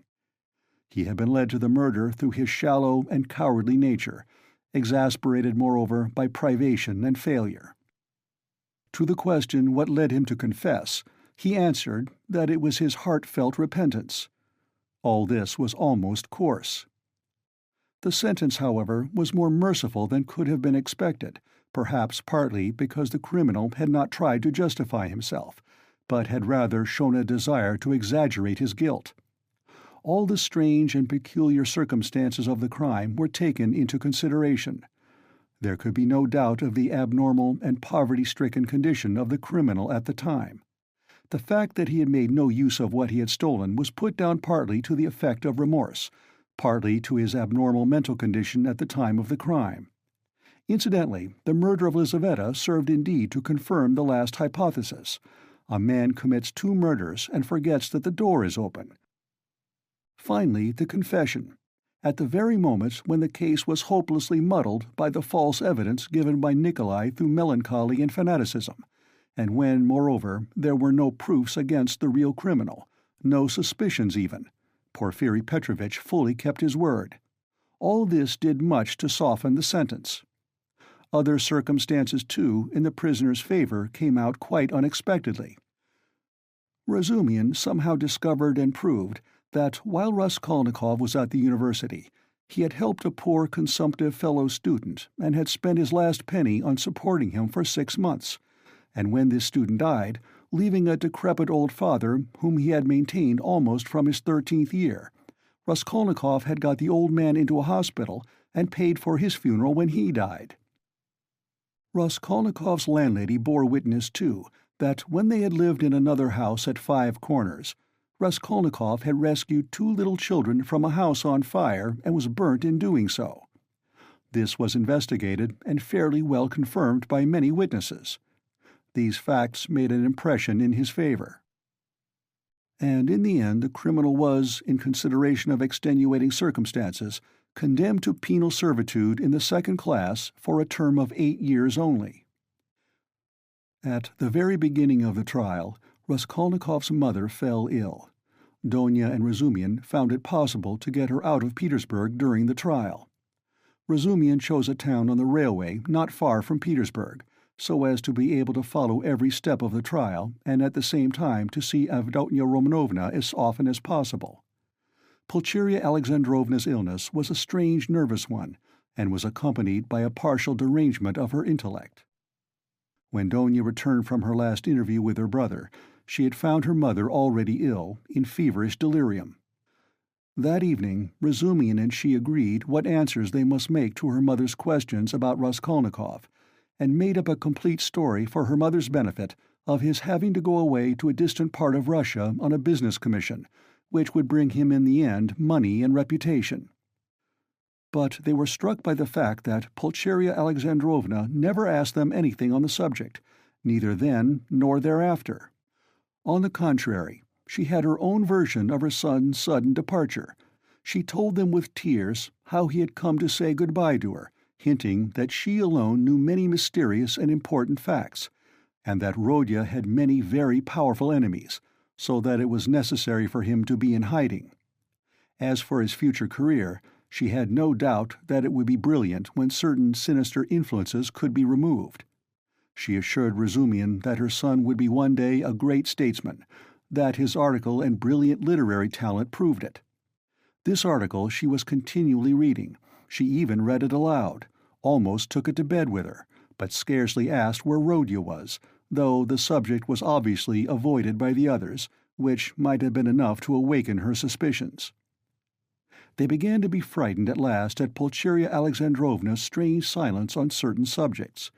She did not, for instance, complain of getting no letters from him, though in previous years she had only lived on the hope of letters from her beloved Rodya. This was the cause of great uneasiness to Donya. The idea occurred to her that her mother suspected that there was something terrible in her son's fate, and was afraid to ask, for fear of hearing something still more awful. In any case, Donya saw clearly that her mother was not in full possession of her faculties. It happened once or twice, however, that Pulcheria Alexandrovna gave such a turn to the conversation that it was impossible to answer her without mentioning where Rodya was, and on receiving unsatisfactory and suspicious answers, she became at once gloomy and silent, and this mood lasted for a long time. Donya saw at last that it was hard to deceive her, and came to the conclusion that it was better to be absolutely silent on certain points, but it became more and more evident that the poor mother suspected something terrible. Donya remembered her brother's telling her that her mother had overheard her talking in her sleep on the night after her interview with Svidrigailov, and before the fatal day of the confession. Had not she made out something from that? Sometimes days and even weeks of gloomy silence and tears would be succeeded by a period of hysterical animation, and the invalid would begin to talk almost incessantly of her son, of her hopes of his future. Her fancies were sometimes very strange. They humored her, pretending to agree with her. She saw, perhaps, that they were pretending, but she still went on talking. 5 months after Raskolnikov's confession, he was sentenced. Razumian and Sonia saw him in prison as often as it was possible. At last the moment of separation came. Donya swore to her brother that the separation should not be forever. Razumian did the same. Razumian, in his youthful ardor, had firmly resolved to lay the foundations at least of a secure livelihood during the next 3 or 4 years, and saving up a certain sum to emigrate to Siberia, a country rich in every natural resource and in need of workers, active men, and capital. There they would settle in the town where Rodya was, and all together would begin a new life. They all wept at parting. Raskolnikov had been very dreamy for a few days before. He asked a great deal about his mother and was constantly anxious about her. He worried so much about her that it alarmed Donia. When he heard about his mother's illness, he became very gloomy. With Sonia, he was particularly reserved all the time. With the help of the money left to her by Svidrigailov, Sonia had long ago made her preparations to follow the party of convicts in which he was dispatched to Siberia. Not a word passed between Raskolnikov and her on the subject, but both knew it would be so.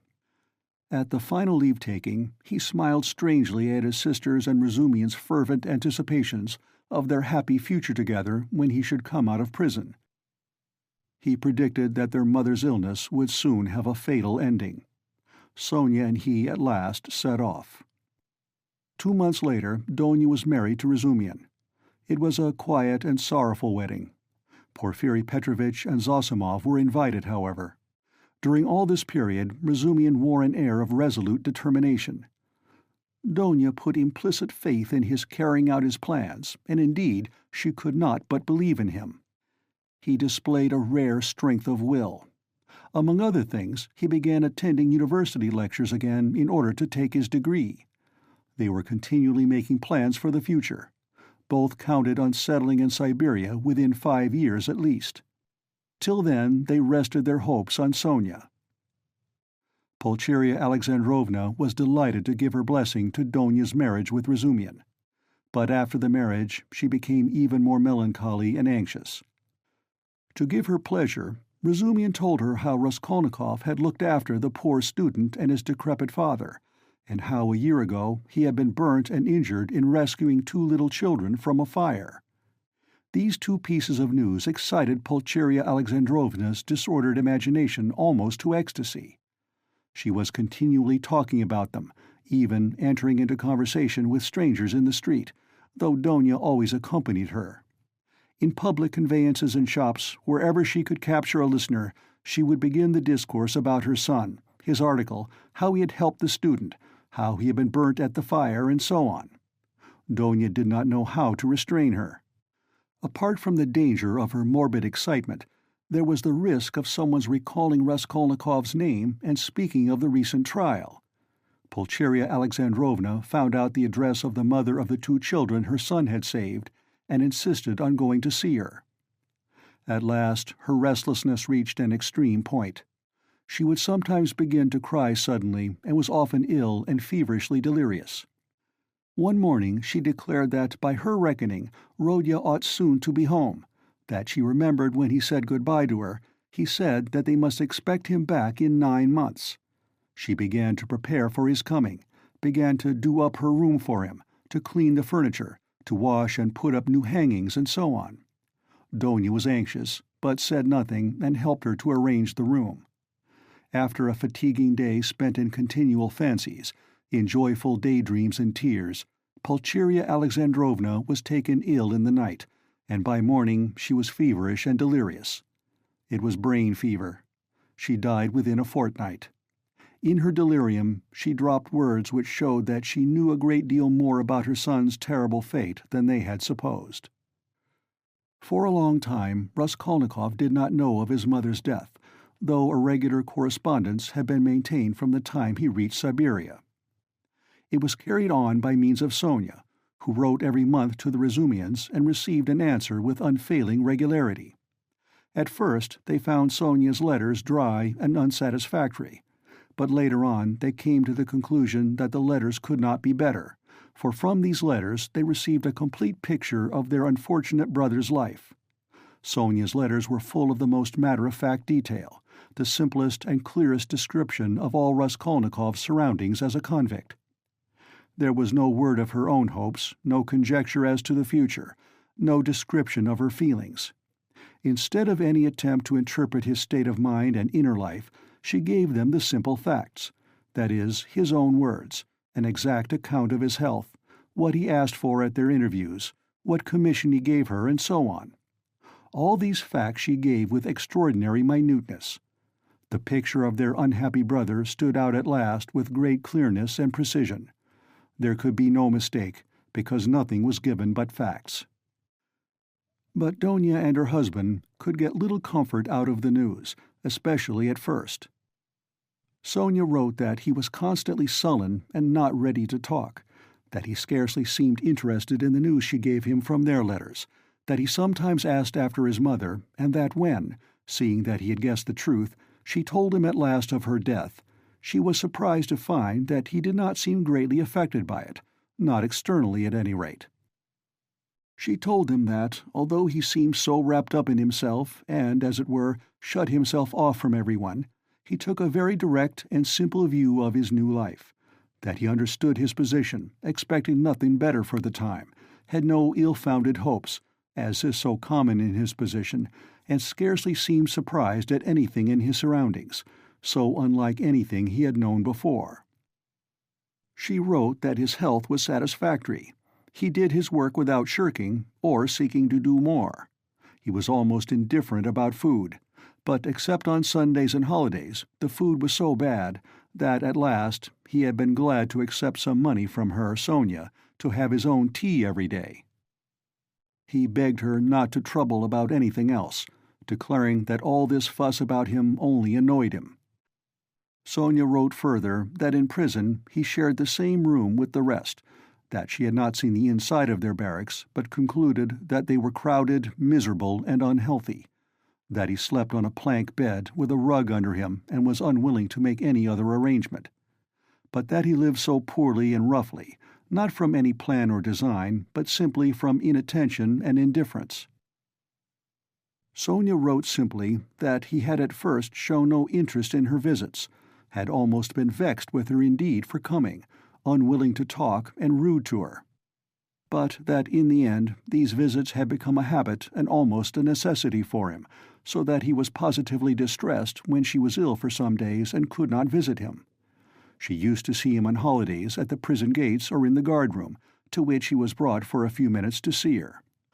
On working days she would go to see him at work, either at the workshops or at the brick kilns or at the sheds on the banks of the Irtish. About herself, Sonia wrote that she had succeeded in making some acquaintances in the town, that she did sewing, and as there was scarcely a dressmaker in the town, she was looked upon as an indispensable person in many houses. But she did not mention that the authorities were, through her, interested in Raskolnikov, that his task was lightened, and so on. At last the news came, Donia had indeed noticed signs of alarm and uneasiness in the preceding letters, that he held aloof from everyone, that his fellow prisoners did not like him, that he kept silent for days at a time and was becoming very pale.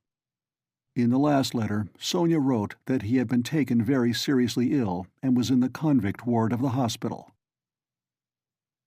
2. He was ill a long time, but it was not the horrors of prison life, not the hard labor, the bad food, the shaven head, or the patched clothes that crushed him. What did he care for all those trials and hardships? He was even glad of the hard work. Physically exhausted, he could at least reckon on a few hours of quiet sleep. And what was the food to him? The thin cabbage soup with beetles floating in it. In the past, as a student, he had often not had even that. His clothes were warm and suited to his manner of life. He did not even feel the fetters. Was he ashamed of his shaven head and party-colored coat? Before whom? Before Sonia? Sonia was afraid of him. How could he be ashamed before her?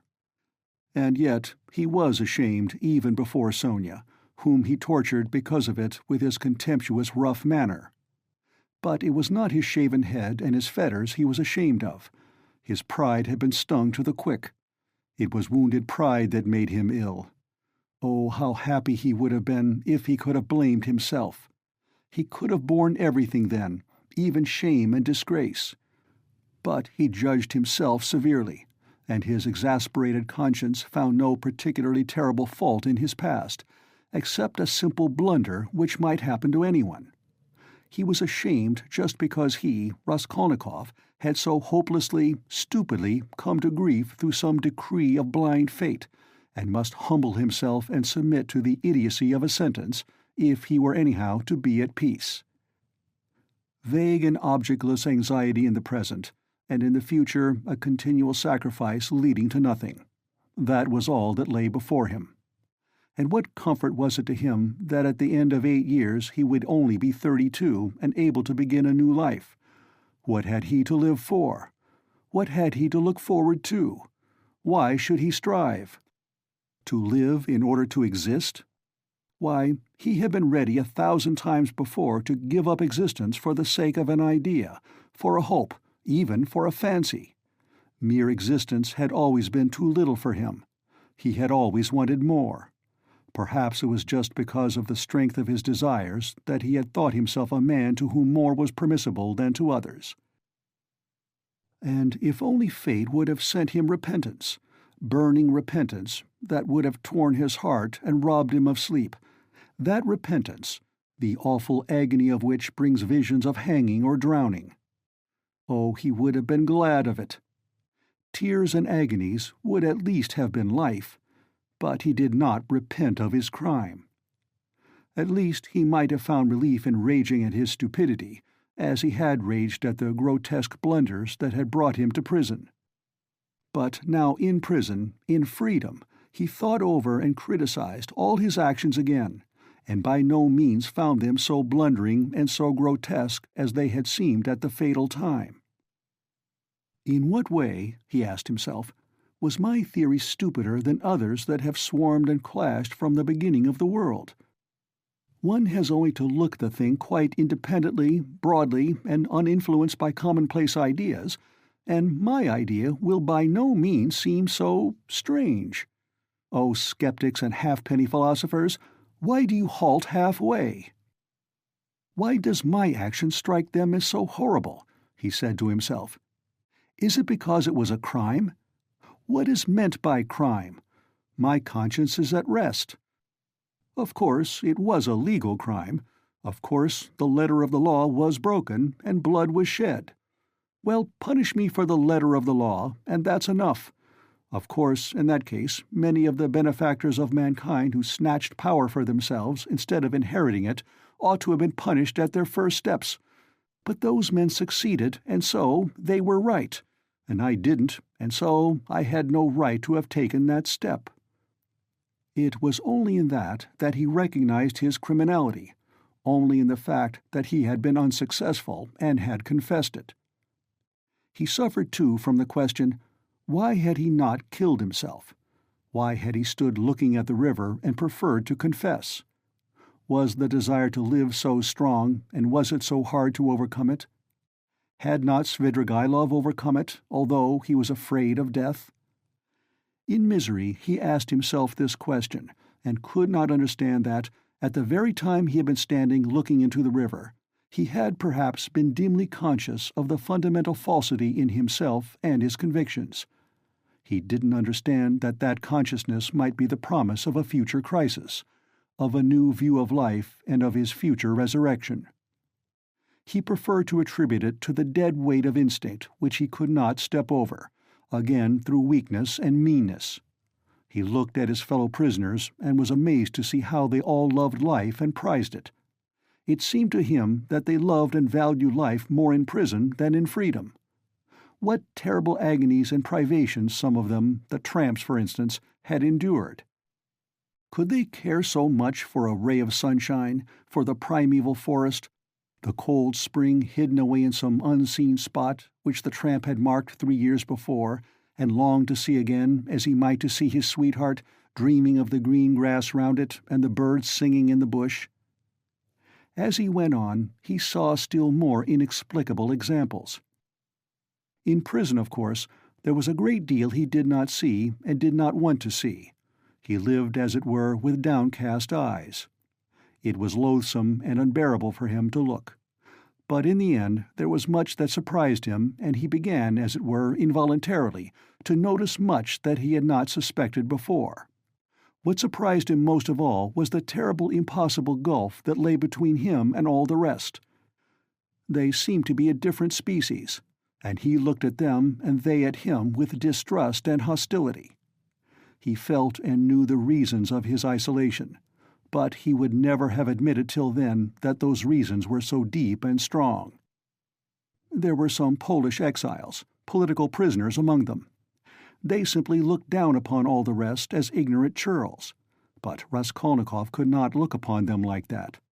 He saw that these ignorant men were in many respects far wiser than the Poles. There were some Russians who were just as contemptuous, a former officer and 2 seminarists.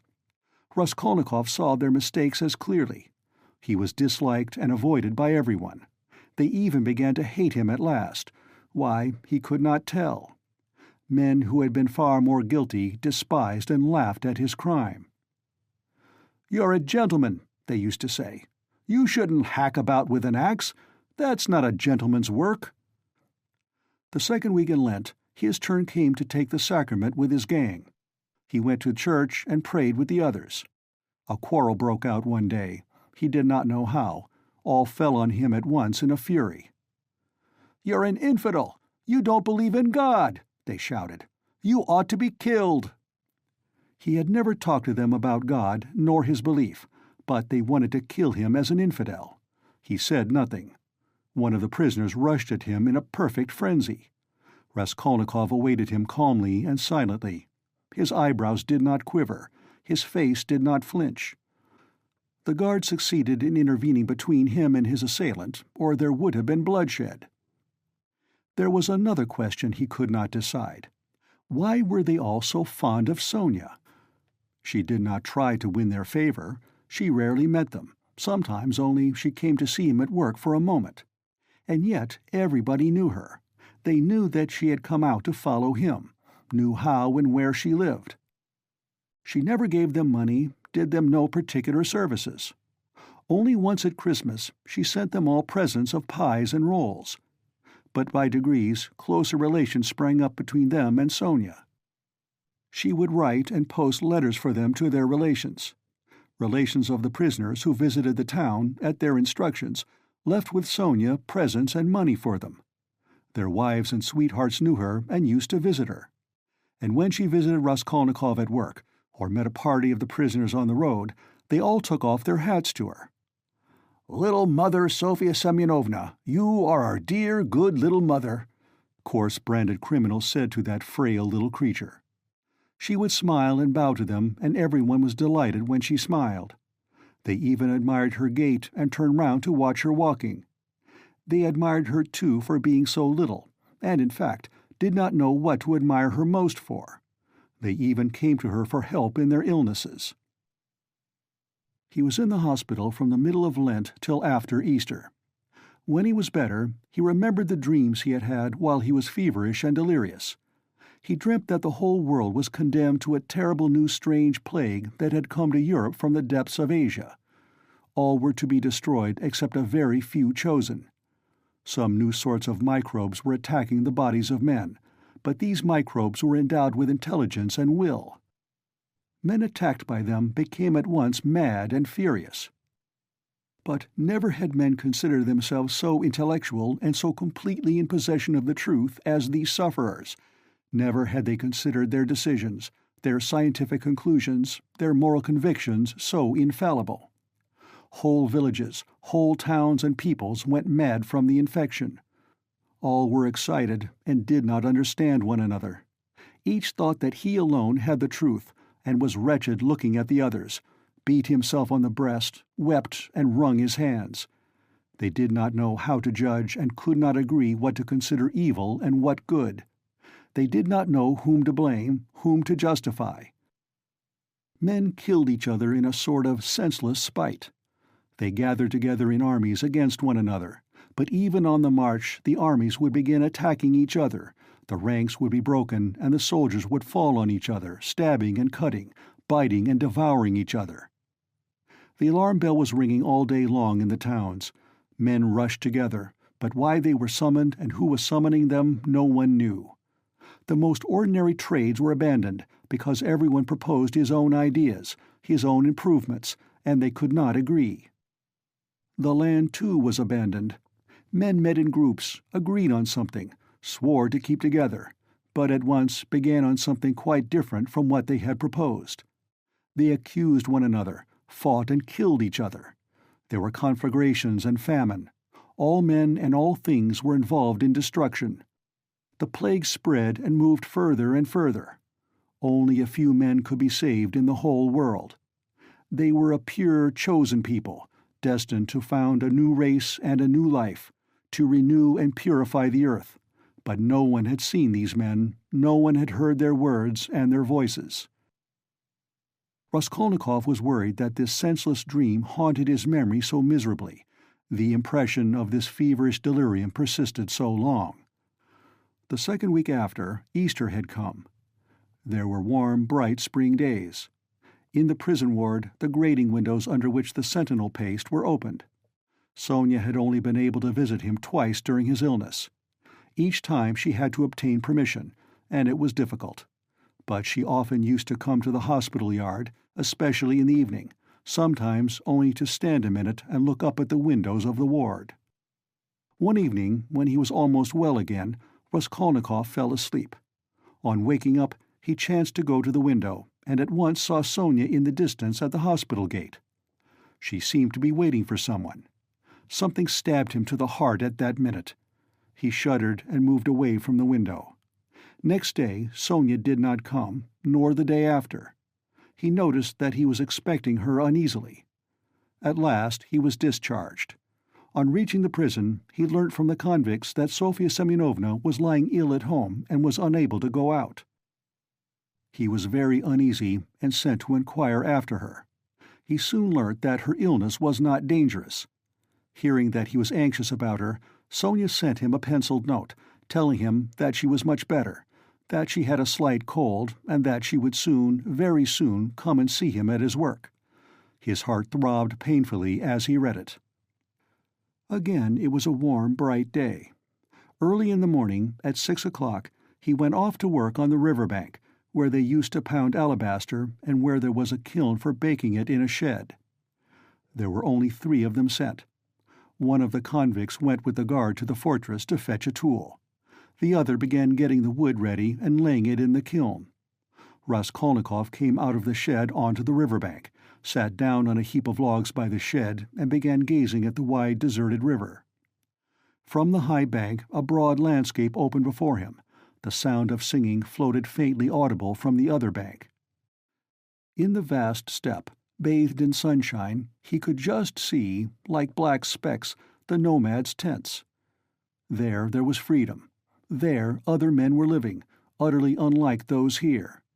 There time itself seemed to stand still, as though the age of Abraham and his flocks had not passed. Raskolnikov sat gazing. His thoughts passed into daydreams, into contemplation. He thought of nothing, but a vague restlessness excited and troubled him. Suddenly he found Sonia beside him. She had come up noiselessly and sat down at his side. It was still quite early. The morning chill was still keen. She wore her poor old burnous and the green shawl. Her face still showed signs of illness. It was thinner and paler. She gave him a joyful smile of welcome, but held out her hand with her usual timidity. She was always timid of holding out her hand to him, and sometimes did not offer it at all, as though afraid he would repel it. He always took her hand as though with repugnance, always seemed vexed to meet her, and was sometimes obstinately silent throughout her visit. Sometimes she trembled before him, and went away deeply grieved.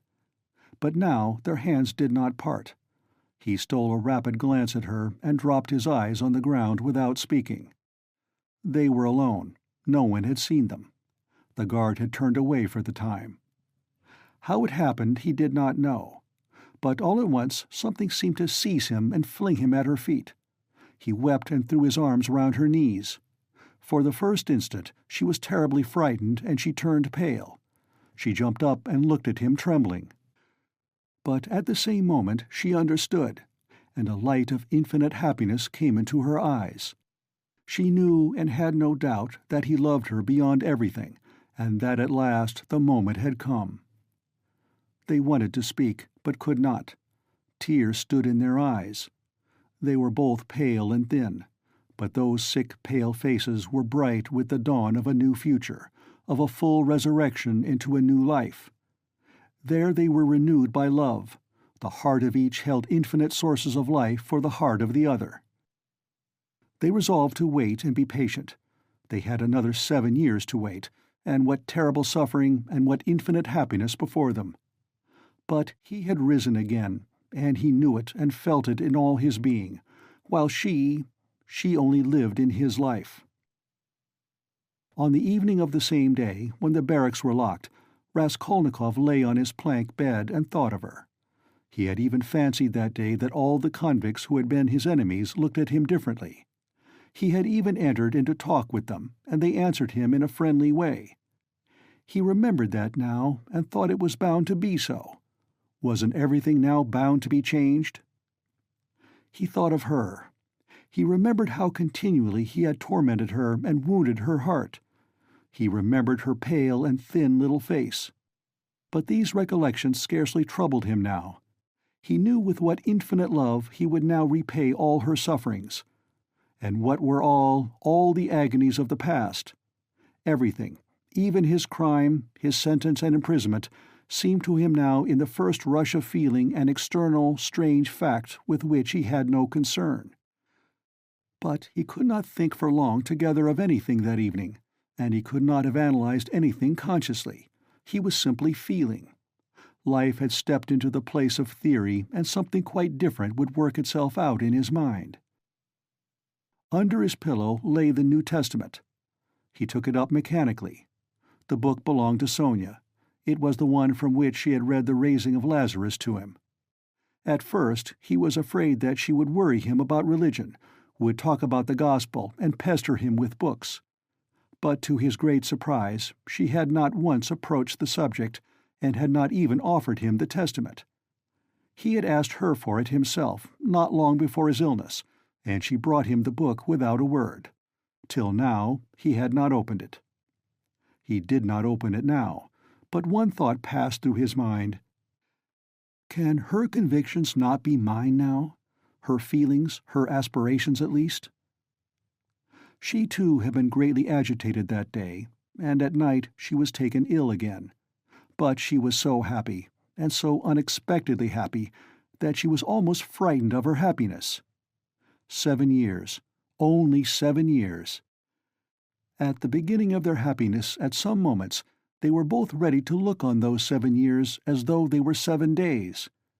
He did not know that the new life would not be given him for nothing, that he would have to pay dearly for it, that it would cost him great striving, great suffering. But that is the beginning of a new story, the story of the gradual renewal of a man, the story of his gradual regeneration, of his passing from one world into another, of his initiation into a new, unknown life. That might be the subject of a new story, but our present story is ended. The End of Crime and Punishment by Fyodor Dostoevsky.